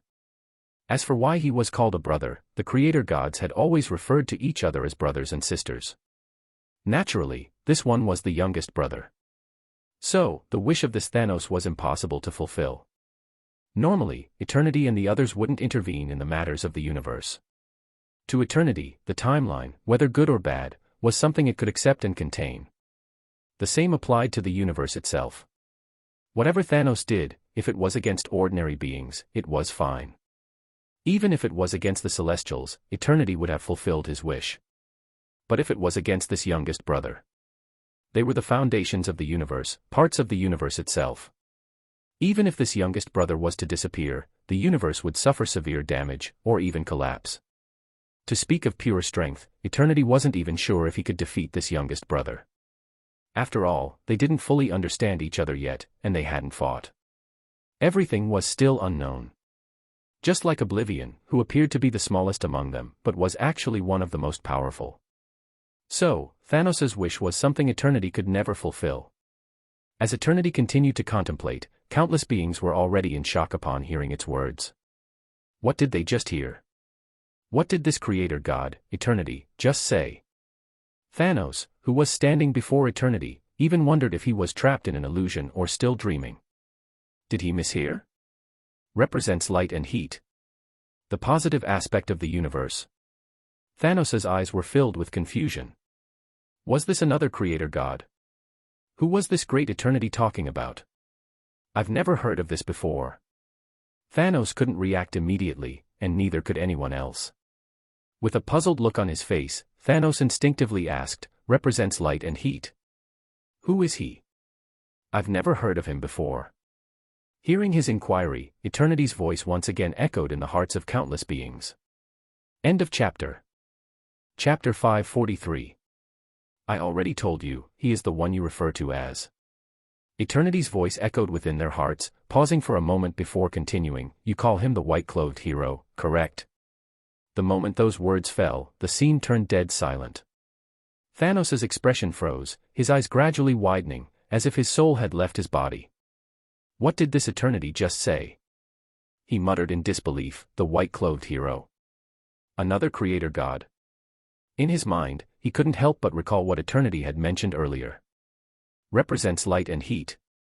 The positive aspect of the universe. Thanos' expression was blank, wondering if he was still dreaming. Otherwise, how could he hear something so absurd? The white-clothed hero is a creator god. How could that be possible? How could he be a creator god? The Celestials were stunned. What did Eternity just say? The celestial judge, Averting, couldn't help but fall into a state of confusion. Dream dimension. Nightmare, who was just moments ago feeling smug and eagerly anticipating the white-clothed hero's inevitable demise, suddenly exclaimed in shock. The white-clothed hero is a creator god. That's impossible. I must have heard wrong, or Eternity must have made a mistake. The more he thought about it, the more he believed this was the only reasonable explanation. After all, how could something so outrageous happen? Suddenly, a sixth creator god appeared, and it turned out to be the white-clothed hero. At this moment, Dormammu, Mephisto, and other dimensional demons were equally in disbelief and subconsciously held similar thoughts. Dimensional rift. The Watcher murmured, did Eternity make a mistake? Time variance authority. How could the universe have a sixth creator god? Mobius shook his head. And that being is the white-clothed hero. The many employees around him echoed his disbelief. No one understood better than them what it meant to be a creator god. Surely, they must have misunderstood Eternity's words. Eternity must have meant something else. Asgard. Frigga's expression froze, momentarily forgetting her sorrow. Beside her, Odin's face was filled with shock and doubt. Brother is a creator god. Thor's mind went blank, finding the notion completely absurd. Even though he thought his brother was incredibly powerful, always second only to the top, he never dared to imagine something like this. This was beyond his wildest dreams. It was far too ridiculous. Nearby, Heimdall and the Warriors Three murmured amongst themselves. There must be some mistake. Maybe we heard wrong. Earth. The American government officials, along with other world leaders, were waiting eagerly to hear the white-clothed hero's screams and witness his miserable death. But instead, they heard Eternity's words. Listening to those words, their faces went blank. What does this mean?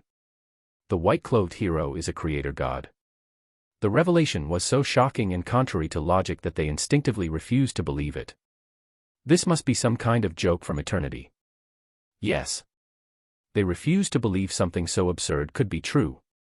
After all, the white-clothed hero was clearly an Earth-based super-omega mutant. How could he possibly be a creator god of the universe?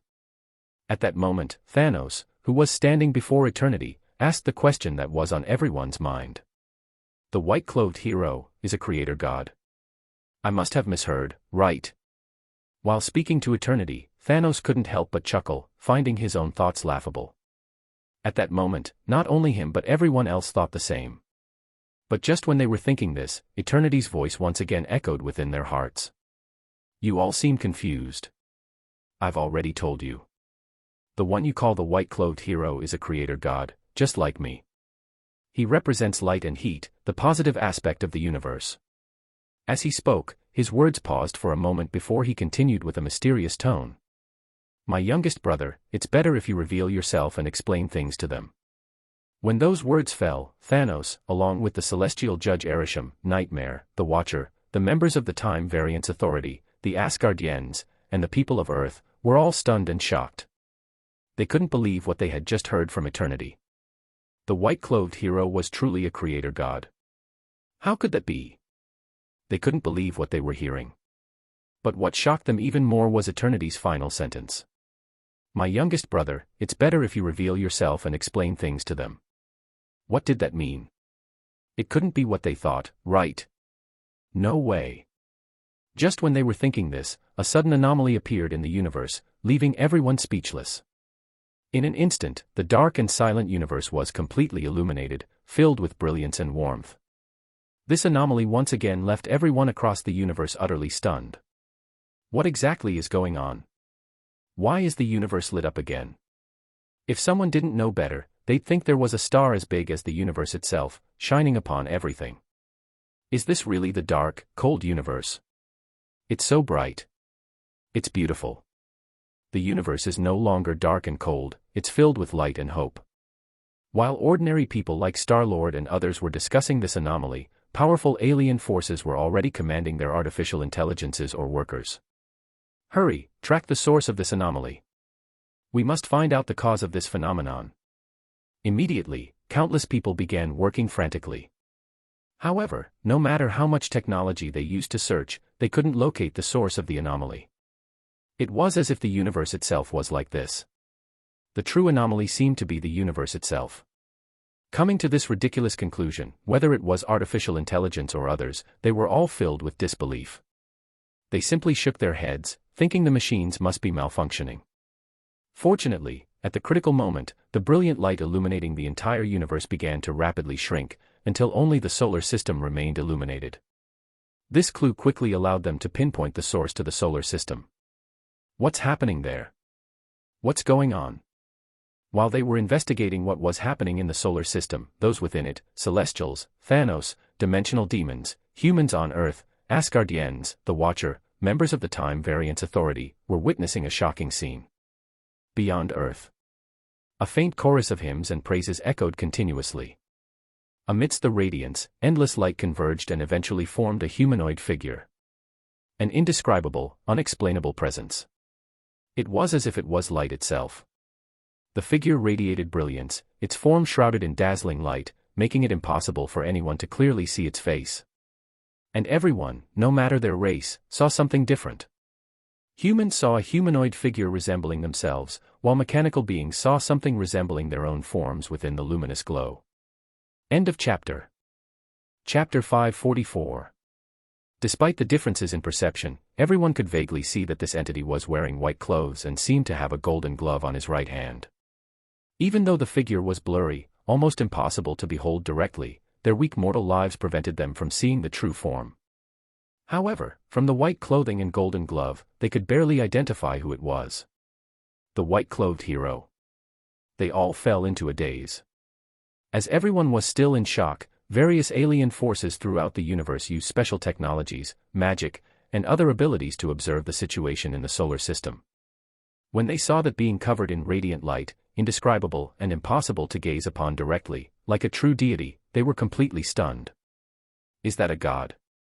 Which god? Is the anomaly in the universe caused by this being? They couldn't believe it.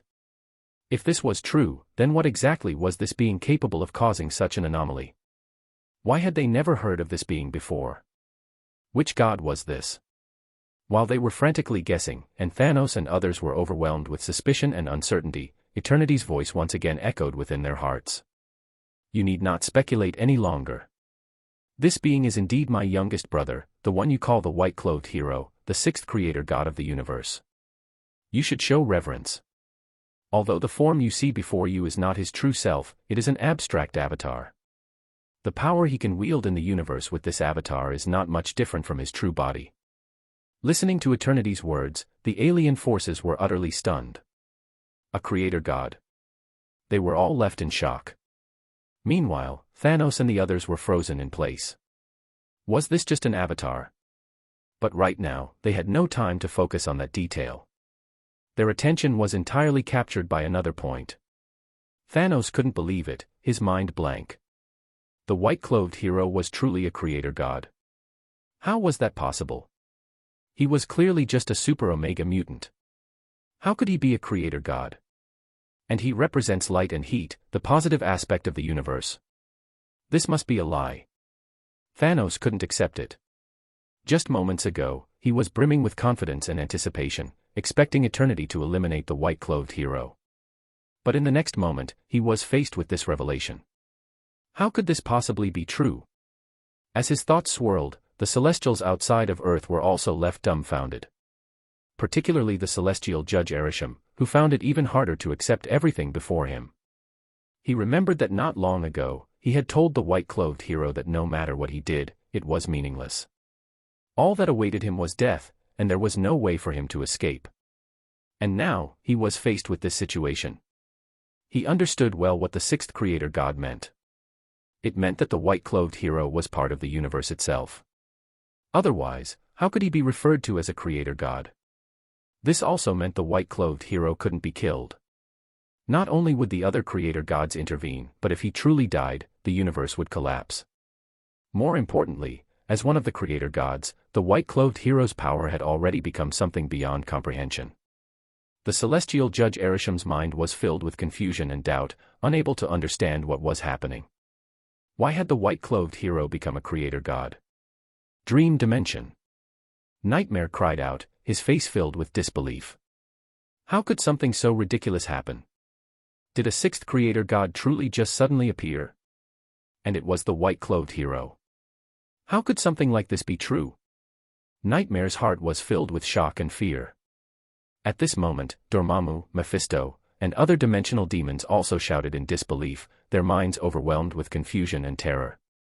It was as if the white-clothed hero had suddenly turned into God, only to reveal that he had been pretending all along. It was simply absurd. Dimensional rift. This. The Watcher was utterly dumbfounded. He swore that in all his years of observing countless universes and countless events, nothing had ever been as shocking as this. It was the most impossible thing to have ever happened. What was supposed to be 5 creator gods somehow turned into 6. White-clothed hero, how did you do it? What did you do?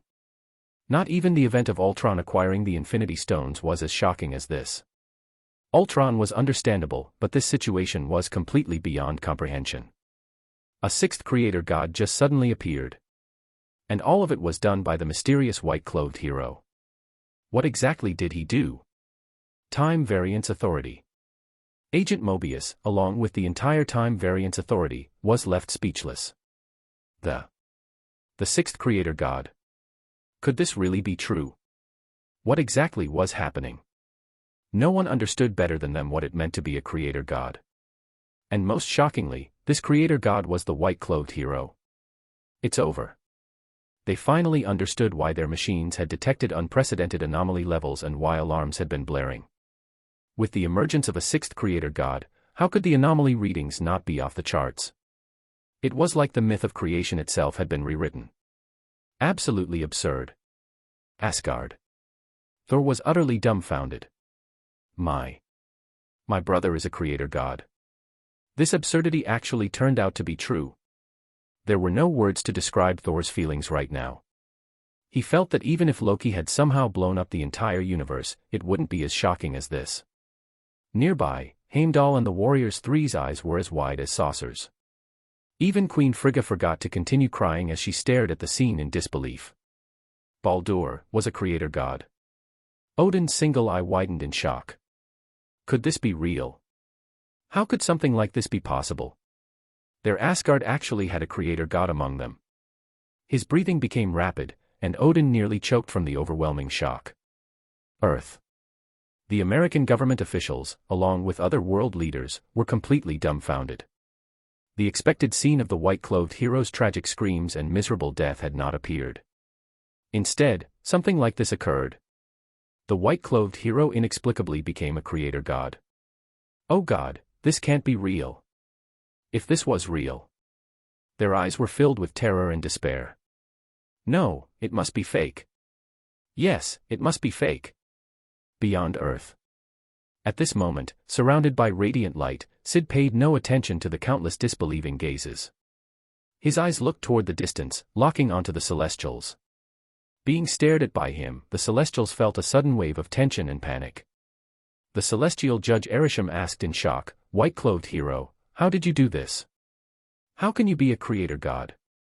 Syd glanced at him. The next moment, an ethereal voice, calm as if containing the truths of the universe itself, resounded. Everything ends here.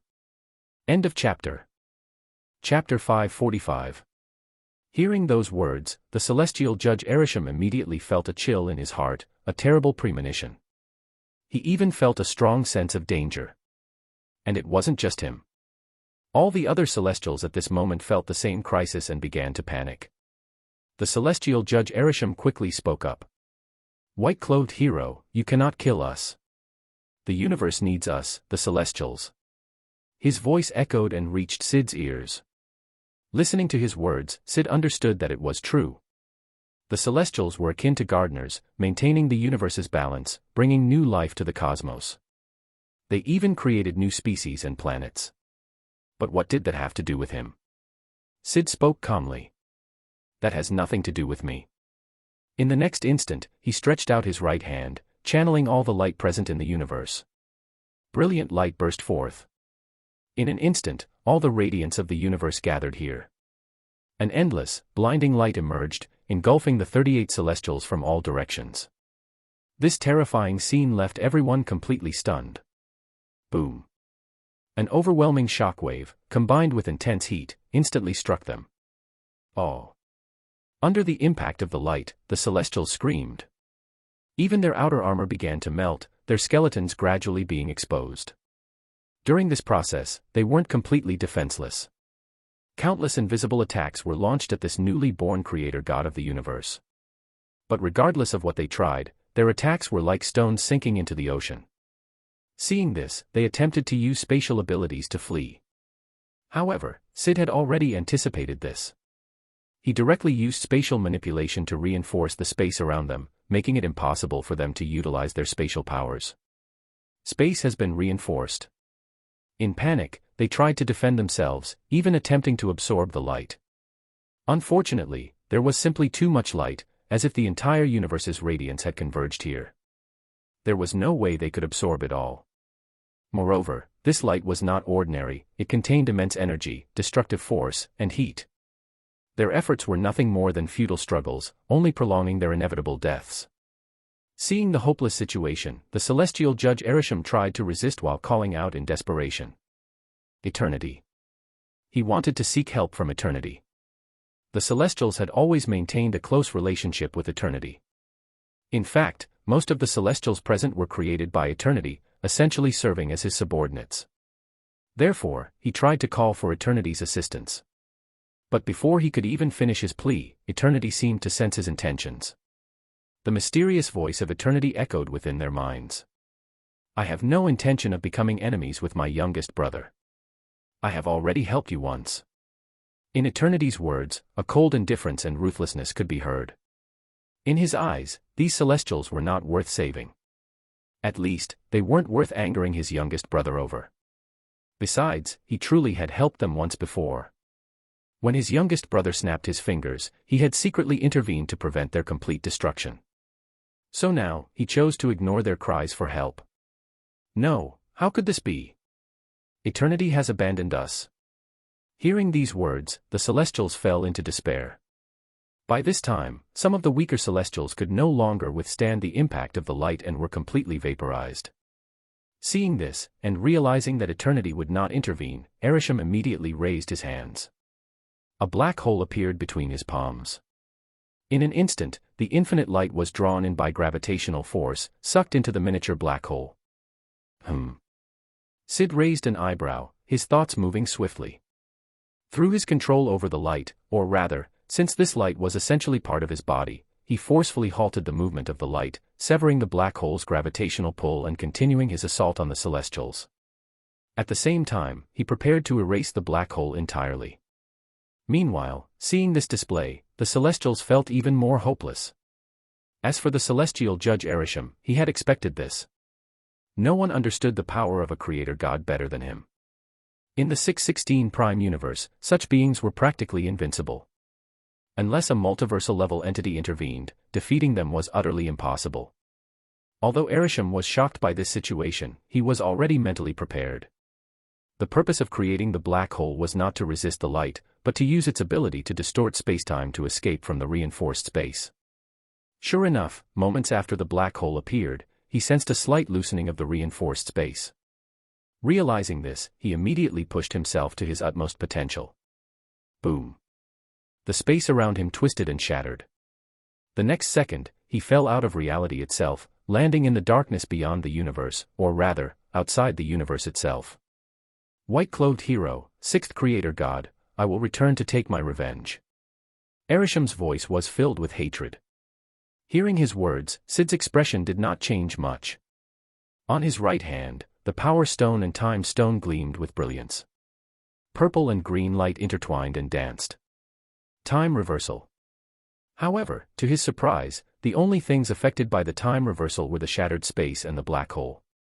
As for the celestial judge Averting, whether it was because he was hiding outside the universe or because his power was strong enough to defy the Infinity Stones, Syd could not detect him at all. He furrowed his brows slightly but then quickly relaxed. Running away didn't matter. Averting would never dare return to the 616 Prime universe. As for the remaining 37 Celestials, they would not be so lucky. Now that Syd was on guard, there was no way they could break through the reinforced space. More importantly, their power was nowhere near Averting's level. No. We are the Celestials. No one can kill us. Why? Why is there a sixth creator god? Isn't he a mere lower life form from a planet? How could he be a creator god?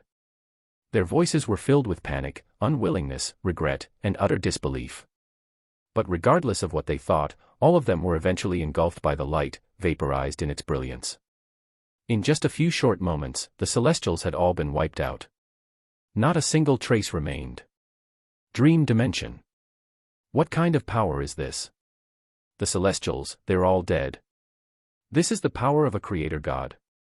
Nightmare was dumbfounded, his face full of disbelief. End of chapter. Chapter 546. He felt like he was dreaming, unwilling to believe what was happening before his eyes. He didn't understand why this was happening. At the beginning, wasn't the white-clad hero struggling desperately, trying to escape from reality? How did things turn out like this? When the glove was damaged, wasn't that supposed to be the moment the white-clad hero died? No matter how much he tried to escape, the result was the same, death, right?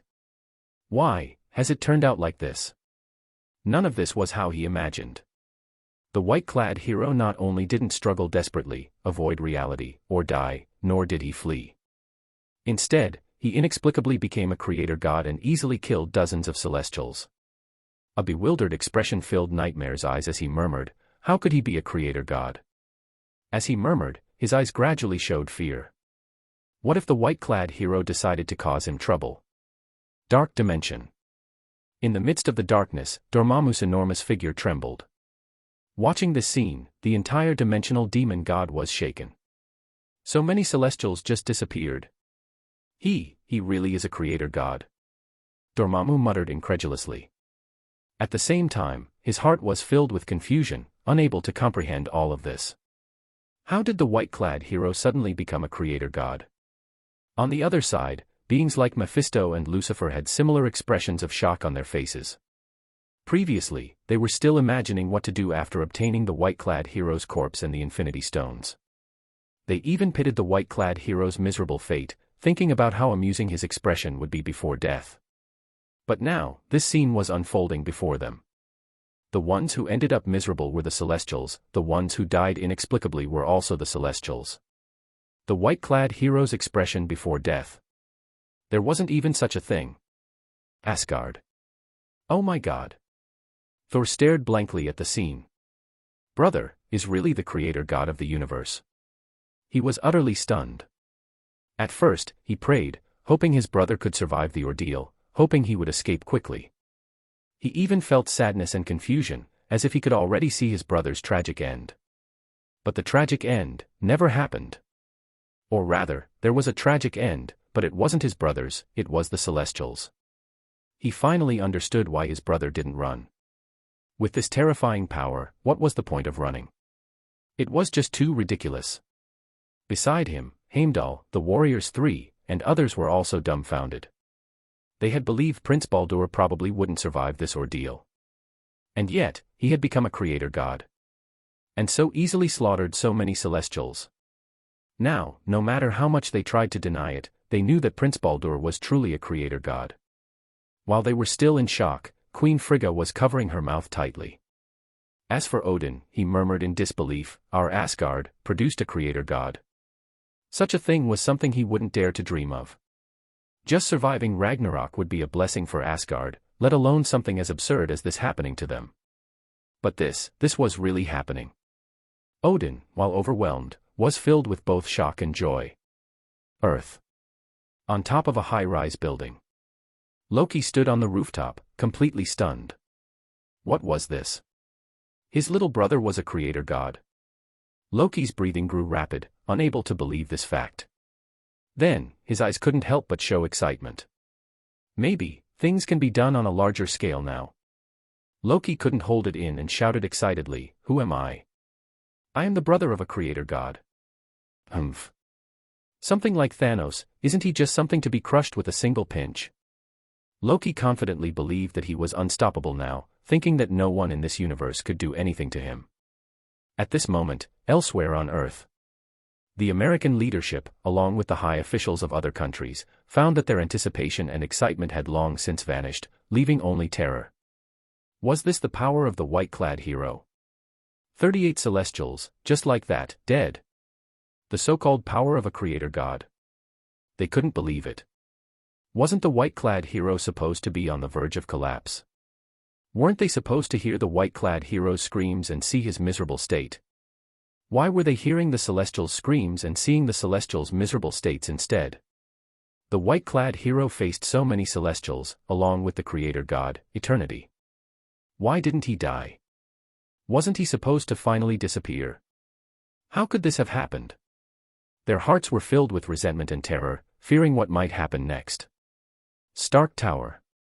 Iron Man Tony Stark murmured, "Maybe I really should start studying theology. This is getting more and more unscientific." According to normal logic, the white-clad hero should have died. But now, out of nowhere, the white-clad hero had become the so-called creator god. Camartage. The Ancient One, Doctor Strange, and others were stunned. Even when Dormammu tried to devour Earth, it wasn't as shocking as this moment. Dozens of such powerful Celestials just died like that. Was this the power of a creator god? Not only them, but countless ordinary people on Earth were also utterly shocked. Oh my god. Is the white-clad hero god? This is just way too crazy. What kind of power was this? Dimensional pocket. He really became a creator god. The Watcher couldn't comprehend what was going on. Time variance authority. They all died. Mobius and others looked bewildered. The white-clad hero, the sixth creator god. How could they possibly handle an existence of this level? Aside from the three Time Keepers, there was no one who could handle this matter, right? At this moment, all across the universe, various alien forces were using special technologies and magic to clearly witness what had just happened. Many of these factions had records of the Celestials and knew the extent of their power. The deaths of these Celestials left them utterly shocked. These were Celestials. Their attention naturally shifted to the one who had killed dozens of Celestials.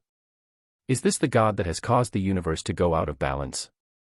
Sure enough, terrifyingly powerful. Outer space, above Earth. Seeing the disappearance of the Celestials and the glowing figure, Ebony Maw was in utter disbelief. He had just introduced the cosmic creator gods, eternity, infinity, oblivion, and death. He even mentioned how the four of them together formed the universe, how the universe was them, and they were the universe, the true cosmic gods, the creators. Back then, his face was full of reverence as he asked the white-clad hero if he was shocked. Now, the white-clad hero had become a creator god. What kind of madness was this? And he just casually killed dozens of Celestials. Wasn't the white-clad hero supposed to be dead for sure? Lord Thanos. Ebony Maw's eyes were filled with despair as he turned to the side, looking at the projection of Thanos. End of chapter. Chapter 547. At that moment, Ebony Maw saw the expression on Thanos's face, which was also filled with shock and disbelief. All those Celestials are dead. Thanos murmured blankly. The white-clad hero was supposed to be just a super Omega-level mutant, so how could he be a creator god of the universe? Thinking about this, a sense of despair welled up within him. Didn't this mean he would never be able to obtain the Infinity Stones? Would his plan to wipe out half of all life in the universe never be completed? After all, the Infinity Stones were in the hands of the white-clad hero, and with him being a creator god, how could he ever hope to take them away? Why? Why is he a creator god? Thanos's face was filled with resentment. Now, after eliminating the Celestials, Syd turned his gaze to outer space, where Thanos's projection still lingered. Although it was just a projection, Thanos felt as if his real body was being stared at, chills running down his spine. He quickly made a wish. Eternity, the creator god, I wish for your protection. He didn't bother making other wishes, they were useless against the white-clad hero anyway. He still remembered how his previous wish had been rejected by Eternity. Eternity, who was originally just observing, was momentarily stunned upon hearing Thanos' wish. Hearing Thanos' wish, he felt reluctant. After all, this meant offending his youngest brother. However, the wish was something he could fulfill. He had previously stated that whoever saw him first would have one wish granted, and he had already refused Thanos once before. If he were to reject the wish again under the watchful eyes of so many, it would greatly diminish his prestige. After a brief moment of contemplation, he sighed and decided to grant Thanos' wish. Of course, to avoid making an enemy of his youngest brother, he chose to compromise. The next second, Eternity's cold, indifferent voice echoed within Thanos and everyone else's minds. Very well, I can grant your wish, but there is a time limit. I cannot protect you forever. You only have 100 years. After that, I will no longer protect you. To a creator god like him, 100 years was like the blink of an eye. After that, if Thanos was still alive, wouldn't he just be left to be dealt with by his youngest brother? Hearing Eternity's words, Thanos first breathed a sigh of relief, but then his expression changed. 100 years. He was already over 1,000 years old. 100 years was practically nothing to him. Thinking about facing the threat of the white-clad hero in 100 years, he immediately felt troubled. Thanos opened his mouth, wanting to say something. But at that moment, he felt a cold, indifferent gaze staring directly at him. This gaze came from Eternity. Instantly, Thanos understood the message and nodded in agreement. Seeing him agree, Eternity felt satisfied and then turned his attention to the new youngest brother who had suddenly appeared. My youngest brother, I have agreed to protect him for 100 years. Syd frowned at those words. He naturally wanted Thanos gone since that guy was always causing trouble.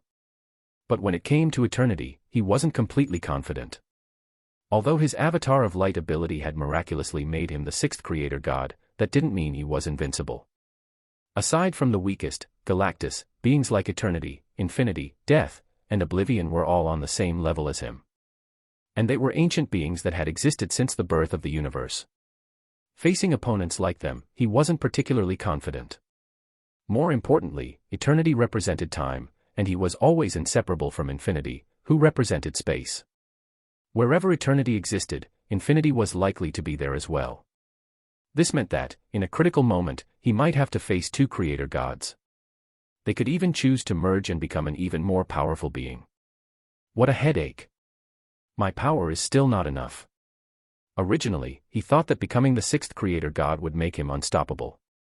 He didn't expect this. It seemed he needed to have multiversal-level power to act without restraint. At the very least, he needed to be free of worries within the 616 main universe. Syd knew very well that even though he had become the sixth creator god, his power was limited to the 616 universe, making him only a single universe-level being. He hadn't yet reached the level of a multiversal being. Single universe level and multiversal level were two completely different concepts. For instance, the god of black magic, Thon, who had previously tangled with him, and the trinity of Vishanti were both multiversal beings. Their power wasn't restricted to just one universe. If I want to become a multiversal being, I may need to invade other universes. Syd frowned, contemplating how to reach the level of a multiversal being. After a moment's thought, he decided to stop pondering over it and addressed Eternity's words. Since you've made your decision, then let him live a little longer. As for how much longer he would live, Syd's expression remained calm. The moment he became a multiversal being would be the moment Thanos died. His mysterious voice, resembling the truth of the universe, echoed in the hearts of both Thanos and Eternity. Eternity finally breathed a sigh of relief. As for Thanos, his mood was not so great. Even though the white-clad hero had agreed, he didn't feel much sense of security. By now, Thanos' projection had disappeared, and Syd didn't stop it. The area above Earth's outer space had completely fallen silent. Earth. Is it over just like that? The American leadership, as well as the leaders of other countries, were left in a daze. The Celestials died, and the white-clad hero inexplicably became a creator god. None of this was what they expected. Wasn't the one supposed to die the white-clad hero? Weren't they supposed to hear his screams and see his miserable state? How could it end like this? Now that the white-clad hero had become a so-called creator god, how could they possibly deal with him? Could they even deal with him? Their eyes were filled with fear and unwillingness. At this moment, just when they thought it was all over, Syd's gaze shifted towards Earth, directly looking at those high-ranking officials harboring malicious intent. He didn't do much, just glanced their way. The next moment, radiant light emerged around those officials with ill intent, quickly engulfing them. America. In a luxurious mansion, a woman's terrified scream rang out. "Senator Soren, what's happening to you?" The middle-aged maid Nina stared at the senator suddenly enveloped by light, her face full of shock and confusion. As for Soren, he was completely stunned. The next moment, Nina saw the senator within the light beginning to scream miserably. Under the light's brilliance, his skin began to melt. In just a short moment, Senator Soren was nothing but a twisted mess. On the verge of death, Soren finally understood, his heart filled with terror. It must be the white-clad hero. Before his death, his expression became dazed. So, the one who was meant to die wasn't the white-clad hero, it was them. End of chapter. Chapter 548. The ones screaming in agony were them, and the ones looking miserable were also them. Senator Soren clearly understood that this situation was not happening only here, it was occurring everywhere else as well. In his final moments, his heart was filled with resentment, despair, and even regret. Regret for provoking this freak known as the white-clad hero. Just as he thought, every high-ranking official with malicious intent was now shrouded in light, dying in shrill screams and horrific suffering. It didn't take long before many others learned about this. Did the white-clad hero do this? Hiss. The white-clad hero is ruthless. Outer space above Earth. After doing all of this, Syd had no intention of lingering any longer. His radiant, abstract body suddenly dispersed into countless points of light and vanished. In the blink of an eye, outer space around Earth fell silent. The white-clad hero was gone. Where did he go? At this moment, countless people were filled with doubt. Stark Tower. Tony Stark murmured, "Is it really over just like that?" Camartage. The Ancient One recovered from her shock and was the first to leave. Doctor Strange and the others exchanged glances, discussed the event for a while, and then each went their separate ways. Dream Dimension. Watching the deaths of the high-ranking officials, Nightmare's eyes were filled with panic. I hope the white-clad hero doesn't come looking for me. Dark Dimension. Dormammu, along with other dimensional demon gods from various dimensions, more or less shared the same thought. Asgard. It's over. Thor wondered aloud, his eyes full of confusion. Where did my brother go? At this moment, the warriors three were discussing excitedly. Come on, Thor, don't overthink it. Prince Baldur is a creator god, nothing will happen to him. He must have something important to do. Yeah. Just thinking about how Asgard now has a creator god makes me excited. The warriors three spoke with excitement. Dimensional Pocket. The Watcher, who had witnessed everything, murmured, the white-clad hero really became a creator god. The 616 main universe has become very special. I can't tell whether this is good or bad. Even now, he still couldn't understand how the white-clad hero had done it. Time Variance Authority. Mobius and the others were utterly bewildered. According to their previous assumptions, even if the Time Variance Authority didn't intervene, the white-clad hero would eventually die from offending so many powerful beings. Instead, the opposite had happened. The white-clad hero had directly slaughtered the Celestials and even became a creator god. Now, he was someone they simply couldn't handle. I'm going to report this to the Timekeepers. Mobius said solemnly. This time, the three Timekeepers surely won't sit back and watch. After all, this white-clad hero has seriously threatened the Time Variance Authority. Hearing Mobius's words, the other frightened members' eyes lit up.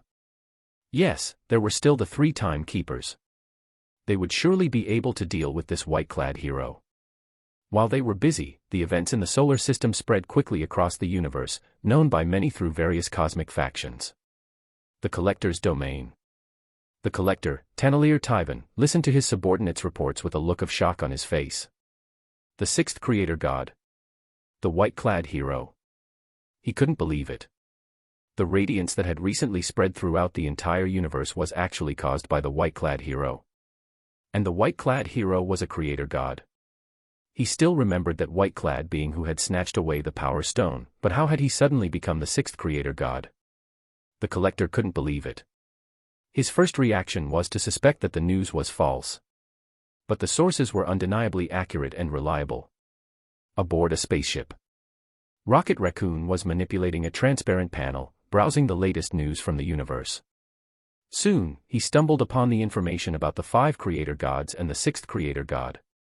"Hey, Quill, get over here and take a look at this," Rocket shouted in amazement. Hearing Rocket's call, Star-Lord and the others curiously walked over. Soon, they too saw the news. The white-clad hero is the 6th creator god. What kind of nonsense is this? They were left speechless. It hadn't even been that long, and now a creator god had suddenly emerged. And the white-clad hero they were familiar with was one of them. What kind of ridiculous news was this? What the hell was happening on Earth?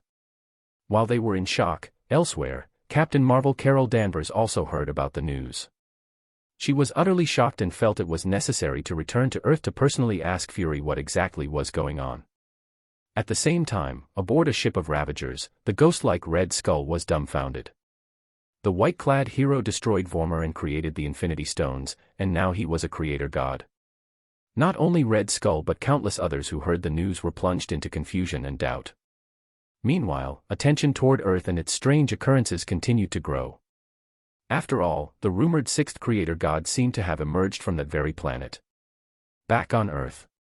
At this moment, Syd, who had transformed into light, was now changing his form. In a secluded alley, endless beams of light gathered. Very quickly, a figure clad in white appeared. Touching his physical form, which was different from the abstract concept body, Syd fell into contemplation. Fortunately, he originally had a physical body, otherwise, he would never have been able to transform back. His current state was somewhat similar to that of Galactus, a being with a physical form, but slightly different. Syd could still feel the light of the entire universe, his abstract conceptual body. In essence, he now existed in 2 forms, an abstract conceptual body and a physical body. His abstract body was somewhat cumbersome to move, but this physical body had no such limitations. While feeling his body, Syd began to think about what he should do next. The most important thing now is to raise my power to the multiversal level. Right. I also need to pay a visit to Nightmare and those other guys to settle our previous grudge. As for how to reach the multiversal level, aside from invading other universes, Syd couldn't think of any other way for now. Suddenly, something occurred to him, and his attention shifted to Baldur's unlocking progress. Unlock progress, 99%. Just 1% more, and Baldur's unlock progress would reach 100%. That final 1% had been stuck for a while, but now that his avatar of light was at level 5, Syd had a feeling it would soon reach 100%. I wonder what will happen once Baldur's unlock progress reaches 100%. And who will be the next imitation target? A hint of curiosity appeared in Syd's eyes. End of chapter. Chapter 549. Once Baldur's unlocking progress reached 100%, a new imitation target would naturally appear. However, Syd was both curious and expectant, and at the same time, a little nervous. If the new imitation target turned out to be a relatively weak existence, then it would be meaningless for him. It would be a complete waste of time. I hope the new imitation target is a truly powerful being. Syd murmured to himself, eyes filled with anticipation. Actually, if he wanted to know who the new imitation target was, he could catch glimpses of it in advance. But doing so would ruin the excitement of the revelation, so he preferred to wait patiently. Light energy +1. Light energy +1. Glancing at the slowly increasing energy points as he basked in the sunlight, Syd found it somewhat odd. Logically speaking, all the light in this universe was part of his abstract body. But now, his physical form was actually absorbing the energy of that abstract body. To put it metaphorically, it was like a tiny person drawing power from a colossal giant. Syd was speechless for a moment, but then a thought crossed his mind, causing his eyes to brighten. He raised his right hand, and immediately, a massive amount of light began pouring toward him. Syd attempted to directly convert this light into energy points. A few seconds later, he frowned. It failed. The main reason was that he couldn't influence the imitation ability. Energy points were something related to the imitation ability. Forget it. If this method doesn't work, then I'll try something else. With a single thought, Syd summoned a huge amount of high-energy light to gather around him. Very quickly, the speed of energy point collection surged, reaching the maximum limit of his energy absorption ability. Light energy +1. Light energy +1. Light energy +1. A continuous stream of notification sounds echoed. Hearing the notifications, Syd frowned. He discovered that while the speed of energy point accumulation had indeed increased significantly, it had not reached a transformative level. The root of the problem was that the energy absorption ability was limiting the speed of energy collection. The rate of absorption had an upper limit. Mutant abilities, imitation, energy absorption.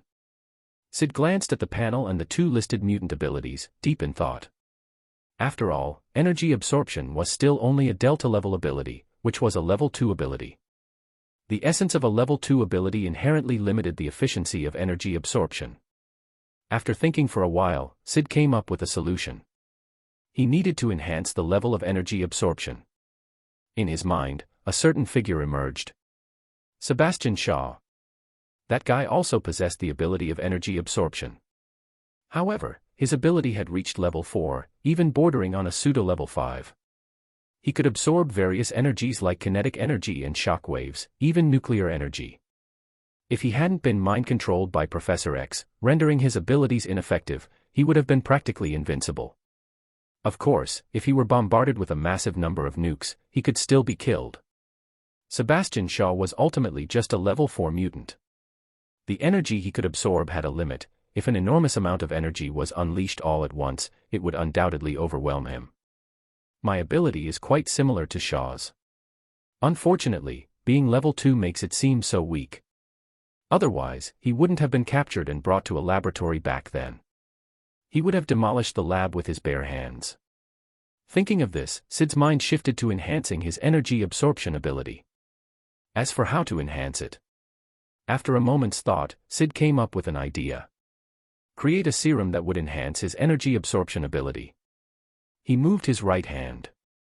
In the dark, isolated alley, the crimson glow of chaos magic flickered. Reality manipulation. A stone on the ground twisted and transformed into a transparent glass vial. Inside the transparent glass vial, there was some clear liquid. Of course, the clear liquid was nothing more than ordinary water. To ensure the greatest success rate, Syd wasn't planning to rely solely on chaos magic. He was also prepared to use the Infinity Gauntlet and the Infinity Stones. With a single thought, the Infinity Gauntlet appeared on his right hand. Syd glanced at it. What was once a radiant, golden glove was now tarnished and cracked, showing signs of being scorched. Clearly, this was a consequence of using the Infinity Stones previously. Of course, while the gauntlet looked rather damaged, it was still usable and not completely destroyed. The next moment, the crimson glow of chaos magic reappeared in his hand, instantly enveloping the transparent vial. At the same time, the 6 Infinity Stones on the golden gauntlet all glowed brightly.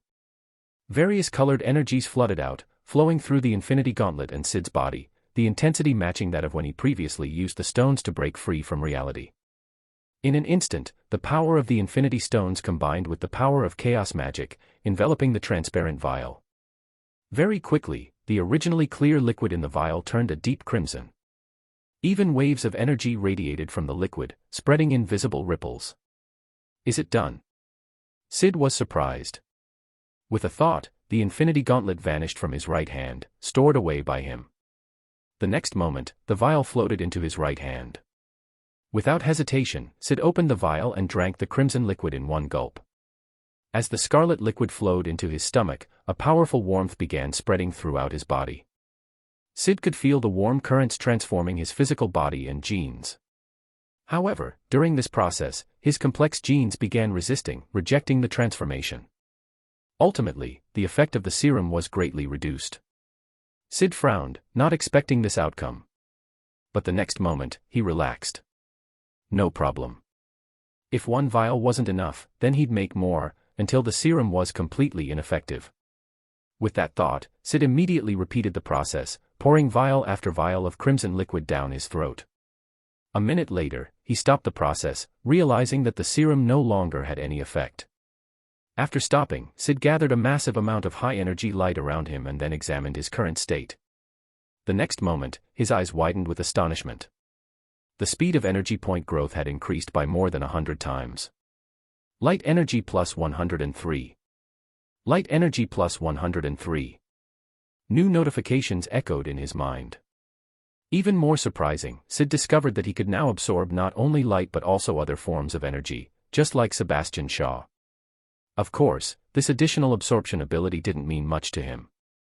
His divine body was already extremely powerful, along with defensive capabilities. If someone could break through those defenses, then energy absorption wouldn't make much of a difference anyway. End of chapter. Chapter 550. What level has my energy absorption ability reached now? Syd's eyes gleamed with curiosity. It was definitely at level 4, but whether it had reached level 5 was uncertain. With energy points accumulating so rapidly, there shouldn't be any shortage of points to enhance the progress of the next imitation target.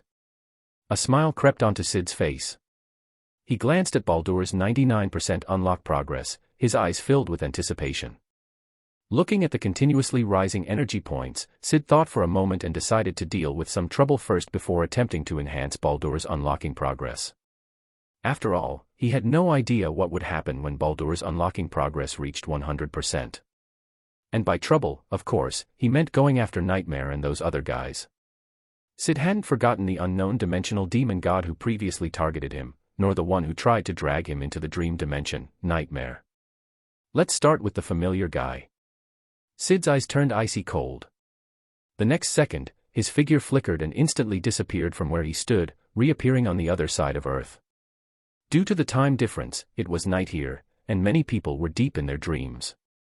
Sensing his surroundings, Syd's figure flickered and instantly appeared inside a family's house. He gazed at a young boy sleeping soundly on the bed and extended his right hand wearing the Infinity Gauntlet. The Power Stone, Mind Stone, and Soul Stone all glowed. At the same time, the crimson glow of chaos magic emerged, infiltrating the boy's mind. Syd closed his eyes and carefully sensed the surroundings. In a matter of seconds, under the combined power of chaos magic and the Infinity Stones, he sensed an illusory dimension. This place resembled reality, but with some bizarre and surreal elements. Sometimes, a monster would suddenly appear, or objects would randomly change their appearance. Very quickly, Syd sensed the presence of a certain being at the core of the dream dimension.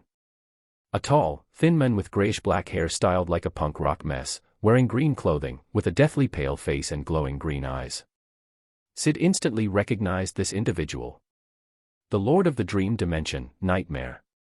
Information about this guy surfaced in Syd's mind. Nightmare, a demon of unknown origin who ruled the dream dimension. Long ago, he was once a servant of an even more powerful demon, Shumagorath. The same Shumagorath that appeared in Doctor Strange 2, a creature with a giant single eye and countless tentacles. Of course, that was likely just an avatar of Shumagorath's immense power. Thinking about Shumagorath, Syd's brows furrowed deeply, and he couldn't help but recall the words spoken by the old one he killed before. It will never end. This matter will never end. When my true body descends, it will be your end. Becoming my puppet is your ultimate fate, and the power you possess will be mine. Insect. The old one's voice echoed in his mind. The same single eye, the same tentacle monster. Syd couldn't help but suspect that the old one he killed was actually an avatar of Shumagorath. And Shumagorath himself. As Syd recalled information about this being, his brows knitted together. Shumagorath was known as the Lord of Chaos, originating from the outer dimensional realm, a hyperdimensional domain. He was one of the Old Ones, a being of incomprehensible power. Billions of years ago, he visited Earth, ruling and devouring the ancestors of humanity. He claimed to be the ruler of hundreds of dimensions, stating that before time and all things, he had been waiting there, devouring the screaming souls of the universe, sipping the yogurt of dead stars. He was the void beyond all understanding. Compared to him, demons like Mephisto were nothing more than rats in a temple. Syd felt a hint of anxiety. If the true body of that old one was indeed Shumagorath, then that would be a huge problem. It meant that such a terrifying existence could descend upon him at any moment. Fortunately, the speed of gathering energy points has greatly increased. Syd let out a small sigh of relief. That meant he still had some time to strengthen himself and acquire new imitation targets. After putting aside thoughts of Shumagorath, Syd's attention returned to Nightmare. This guy ruled the dream dimension, which was connected to the dreams of all living beings. By creating nightmares, he could absorb the fear of living beings and grow stronger. Nightmare's ultimate goal was to plunge the entire universe into endless nightmares. In some sense, his goals were quite similar to those of Dormammu. At this moment, as Syd's senses locked onto him, Nightmare, who was busy crafting nightmares and toying with beings, also sensed he was being watched. "Who's there? Show yourself." Nightmare roared angrily. Hearing his furious words, Syd remained calm and simply raised his right hand. Instantly, the 6 infinity stones all glowed simultaneously. At the same time, the crimson glow of chaos magic emerged. The crimson light spread throughout the dream dimension, quickly enveloping the area around Nightmare. Seeing the crimson light and feeling the familiar aura, Nightmare, who had previously been dismissive, was suddenly filled with terror. "White-clad hero, is that you? What do you want? Stop!" Nightmare shrieked. A surge of green energy exploded around him as he attempted to channel his own power and that of the dream dimension to drive away the crimson energy. Unfortunately, against the power of the 6 infinity stones combined with chaos magic, all of his resistance was futile. The crimson glow of chaos magic ignored Nightmare's power and the dream dimension itself, even ignoring his attempts to flee, directly enveloping him and rendering him completely immobile. "White-clad hero, stop. Let's talk this out." Nightmare's voice trembled with terror. As he spoke, his eyes showed deep regret. If he had known this would happen, if he had known the white-clad hero would come for him, he would never have dared to provoke him. But, in the face of Nightmare's pleas, Syd had no intention of stopping. Knowing the special nature of a dimensional lord, Syd, who had originally intended to kill him with chaos magic, decided to take a different approach. "Vanish." A mysterious, truth-like voice echoed in Nightmare's ears, leaving him stunned and terrified. Because at that moment, he could feel his body starting to turn transparent, as if he were about to dissipate and disappear. The power of the white-clad hero. Nightmare was horrified. "Stop, white-clad hero. I can submit." Nightmare screamed desperately, trying to plead for his life. But before he could even finish his words, his voice vanished, and along with it, his entire body. In the blink of an eye, the Lord of the Dream Dimension, Nightmare, was wiped out by chaos magic. Gazing at the now silent Dream Dimension, a thought suddenly crossed Syd's mind. I wonder if that Nightmare is truly dead. According to legends, Nightmare could be defeated but not destroyed. As long as dreams and imagination existed in the universe, he would continue to exist. After pondering for a while, Syd shook his head. Whatever, if he shows up again, I'll just erase him once more. Not to mention, once he reaches the multiversal level, even Nightmare's revival abilities would be meaningless. After dealing with Nightmare, Syd left the dream dimension. The next second, he was ready to go after Dormammu and that unknown dimensional demon god. However, something unexpected occurred. No matter how he searched, even with his abstract body's senses, he couldn't locate the dark dimension or the unknown demon god's dimension. Syd frowned. They reacted so quickly. Have they gone into hiding? Unable to find his targets, Syd shook his head and turned his attention to Baldur's unlocking progress. Unlock progress, 99%. Syd stared at the panel. End of chapter.